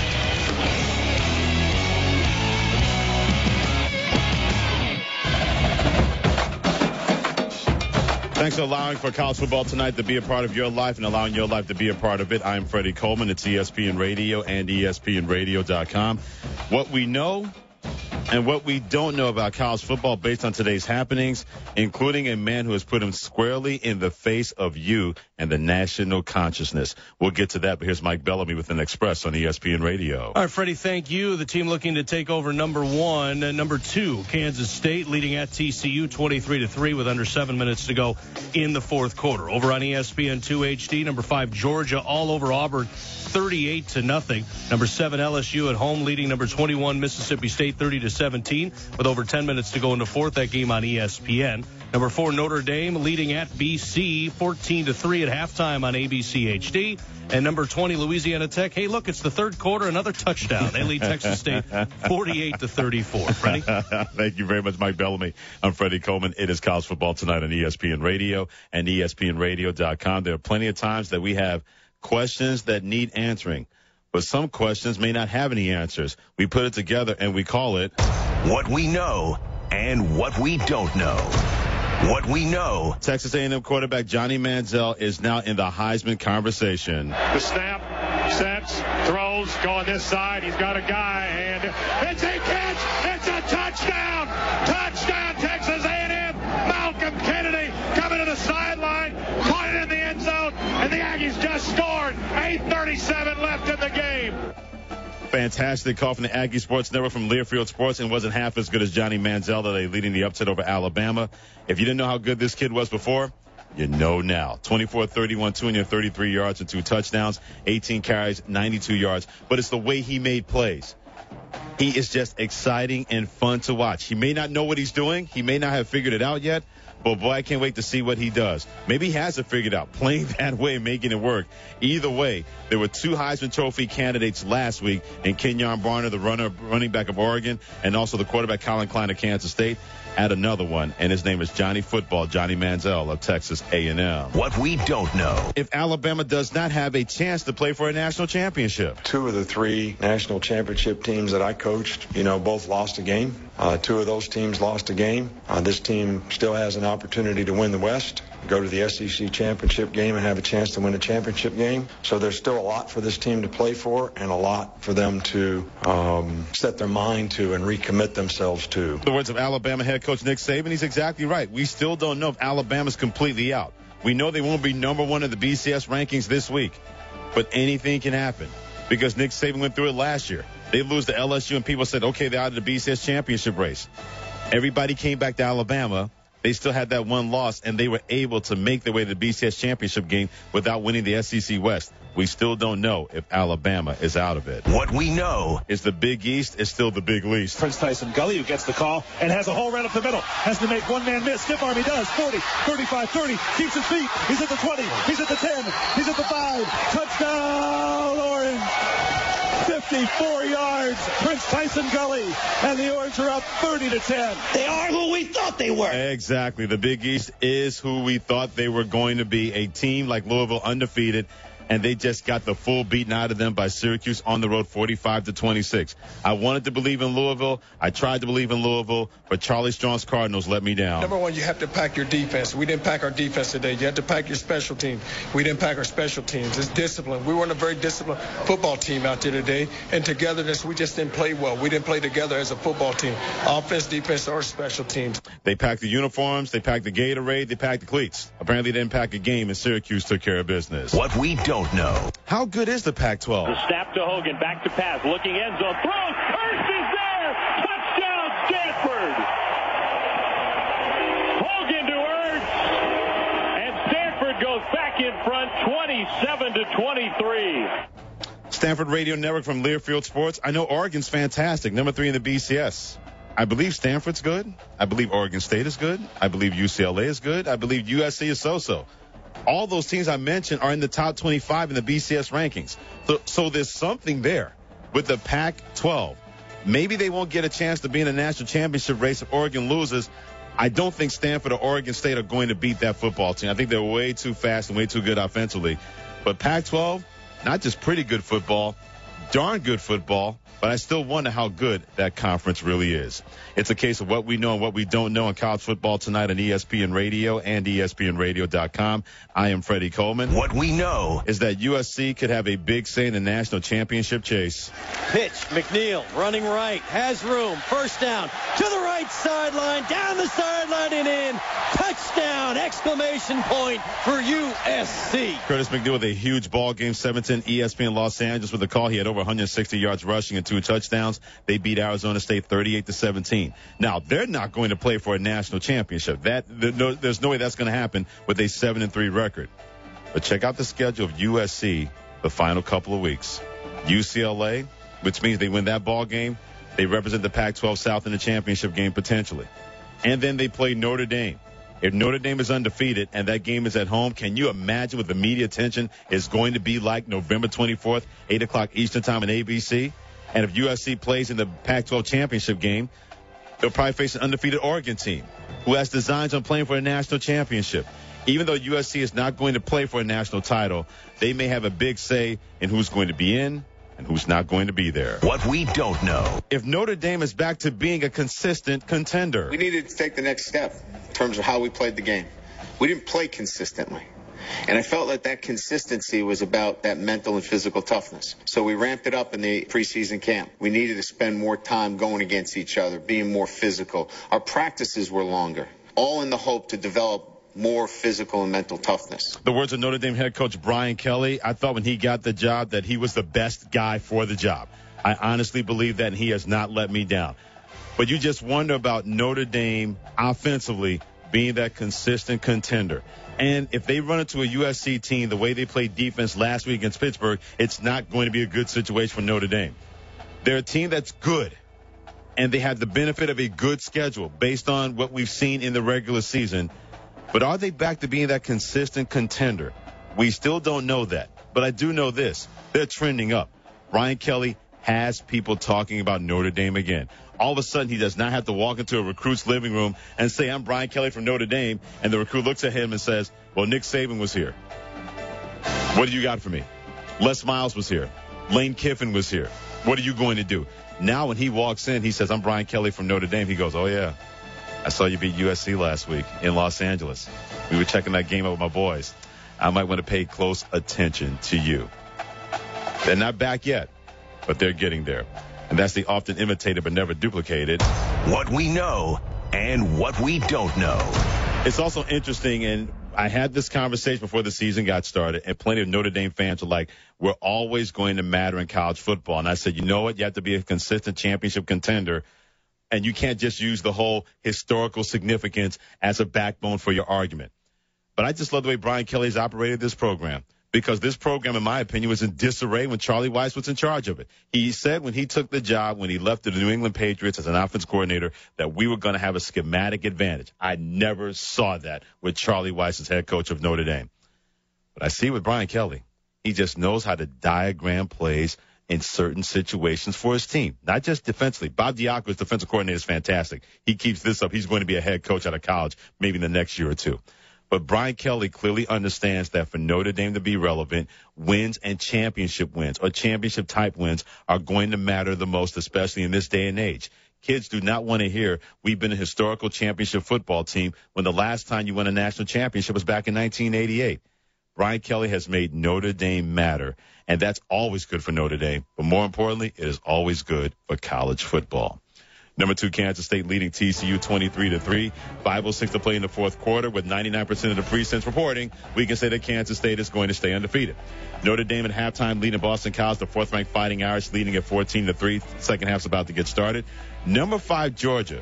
Talk about a team that can have a chance to really impact the national championship race.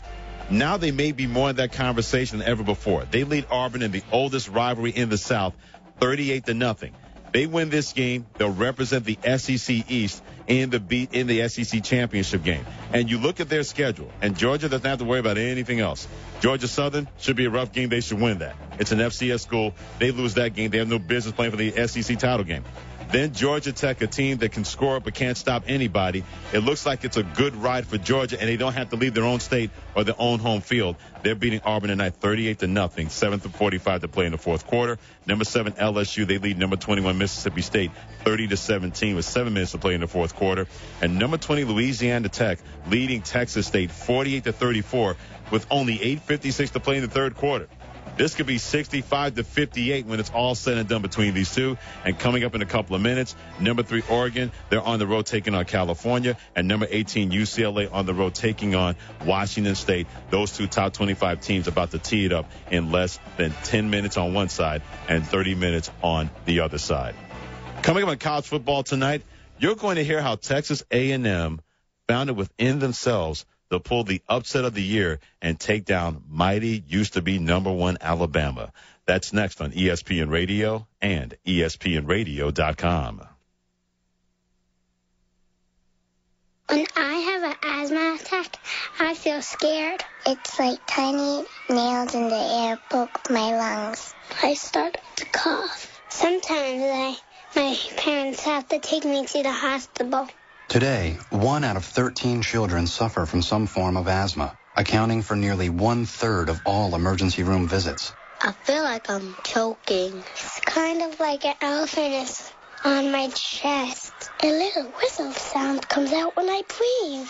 But while your child may suffer from asthma, asthma doesn't have to make your child suffer. There are simple ways you can prevent your child's next attack. To learn more, call 1-866-NO-ATTACKS. That's 1-866-662-8822. Log on to www.noattacks.org or call your doctor, because even one attack is one too many. I feel like a fish with no water. Brought to you by the EPA, the Ad Council, and this station. Looking to rebound after the bye week. The Jets travel west to face the Seattle Seahawks. We've earned that 3-5 record. That's clearly not where we want to be at. This season may be at a crossroads. Which way will they go? We have work to do. I'm excited to get the guys back. I look forward to the second half of the season. Jets, Seahawks. Coverage gets underway Sunday at 2 on ESPN New York, 98.7 FM. Well, I'll tell you about the game of football. It has its ups and downs and highs and lows.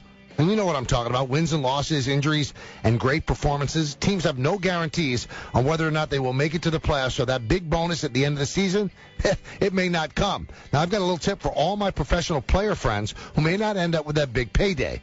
You might want to think about switching to Geico. Geico has been saving millions of other people money, or like me money, on their car insurance for the last 75 years. I've been with Geico 33 years since I got my license. In fact, Geico is the #1 car insurer in the tri-state area for the last 2 years running. The truth is, Geico finds every way possible to save drivers money, from low rates to good driver and multi-driver discounts. In fact, you can save hundreds on your car insurance just by switching to Geico. I know I did. So give Geico a call. And I never switched. I started with Geico. So give Geico a call or go to geico.com. It only takes 15 minutes, and you could save 15% or more on car insurance. Just something to think about, my friends. Monday, behind Big Ben. We got out hard. The Steelers took down the reigning Super Bowl champs. Let's go. Now, one of the hottest teams in the game. Touchdown Steelers. Returns home in search of a 4th straight win against the Chiefs. Countdown sets the stage at 6:30 Eastern. Then, Monday Night Football. Chiefs, Steelers, 8:30 on ESPN. It all comes down to Monday night. You gotta wake them up. Every weekday morning. Wake up to Mike and Mike in the morning. On ESPN Radio. The reality is, if Notre Dame played Oregon in football next Saturday on a neutral site, I don't know who would win, and neither do you. It's as simple as that. Now, I got inundated with people yesterday. Oh, Greeny, Oregon would beat them by 20 points. Oh, would they? Are you the same people who told me that Notre Dame was going to get smoked when they went to Oklahoma? Yeah. Here's the thing. In sports, we tell you what we expect to happen, and then guess what happens? They play a game. We don't know. They play a game. If we knew what was going to happen ahead of time, we would all be living in castles in Las Vegas. I get it, but what we do is we make our picks. So here's what drives me nuts. Okay. So Notre Dame, your Notre Dame, which always gets the benefit of everything. They've gotten into BCS bowl games in the years we've been together when they had no business being there, solely because they are Notre Dame, is now getting left out solely because they're Notre Dame. People are just using their anti-Notre Dame feelings to say, well, they clearly don't belong with the other guys. I'm going to give credit where it's due. CBSSports.com. Tom Fornelli is their college football blogger. He put the blind resumes of 5 unbeaten teams: Alabama, Oregon, Notre Dame, Louisville, and Kansas State. Right. Put them up there, teams A, B, C, D, and E. Showed you just what they've done. Right. And then you get a chance, you go on, you pick of those 5, which 2 should play each other in the national championship. Go ahead and do it. Go do it. I'm not going to do it. This wasn't my idea. I'm going to give credit where it's due. Go do it, and then you tell me who you came back and voted for. Which 2 teams you said deserve to play for the national championship right now. Go ahead and do it, and let me know what happens. And I'll tell you right now, it's going to surprise a lot of people. And all of you people who are emailing me, Notre Dame has no business on the field with these other teams, your point is completely irrelevant. What you think, I think, or anyone else thinks would happen in a game has no bearing on who should play for the title. You should reward the teams who have had the best seasons, who have accomplished the most. And right now, I'll give away part of it, Notre Dame is one of those 2 teams. End of discussion. Oh, yeah. I mean, they were going to be. They have the most, the wins as far as ranked teams, and the schedule has been the toughest. So by a computer, which a couple of the computers are number 1 on, I get what you're saying. But you keep wanting to make irrelevant the eye test, and as much as you think it should be irrelevant, it's not. And I mean, I know you want to pound your fist on the table and yell and scream and say that shouldn't be part of it. It should be just how they play this year. I get it. I get what you're saying, but that's not reality. reality is how people look at it, especially people with a vote. You really disappoint me. It's Mike and Mike in the morning, weekdays on ESPN Radio and ESPNRadio.com. Down to Monday night. For Hurricane Sandy donations, visit redcross.org or text Red Cross to 90999 to donate $10. WEPN FM, WEPN HD1, New York. ESPN Radio Sports Center. I'm Mike Bellamy. Number 1 goes down. Bama needing the points. AJ, near side, throws, interception in the end zone by the Aggies. Intercepted by DeShazer Everett at the goal line. And though that dream did not die on the field in Baton Rouge, it might now have done so on the field in Tuscaloosa. Calling the Crimson Tide Sports Network is number 15 Texas A&M, who jumped out to a 20-0 lead, goes on to beat number 1 Alabama 29-24 in Tuscaloosa. A.J. McCarron did something he hadn't done in 12 previous games. Threw an interception, then he threw that last interception there before the game was over. Texas A&M 11 of 18 on third down conversions. Number 1 Alabama falls at home. As for number 2, Kansas State, they lead at TCU 23-3. That's in the fourth quarter. First meeting since 1986 between those two schools. Colin Klein, a couple of touchdown runs. Number 4 Notre Dame leading at Boston College 14-3 in the third quarter. Number 3, Oregon will be in action coming up at the bottom of the hour at Cal. Number 5, Georgia gets 3 touchdown passes from Aaron Murray. They lead at Auburn 38-0 in the fourth quarter on ESPN2 HD. Georgia wins the SEC East with that win tonight. Number 7, LSU leading number 21 Mississippi State 30-17 in the fourth. That game over on ESPN HD. Les Miles 18-1 following a loss. They lost at home against Alabama last week. Number 20 Louisiana Tech leading at Texas State 48-34. That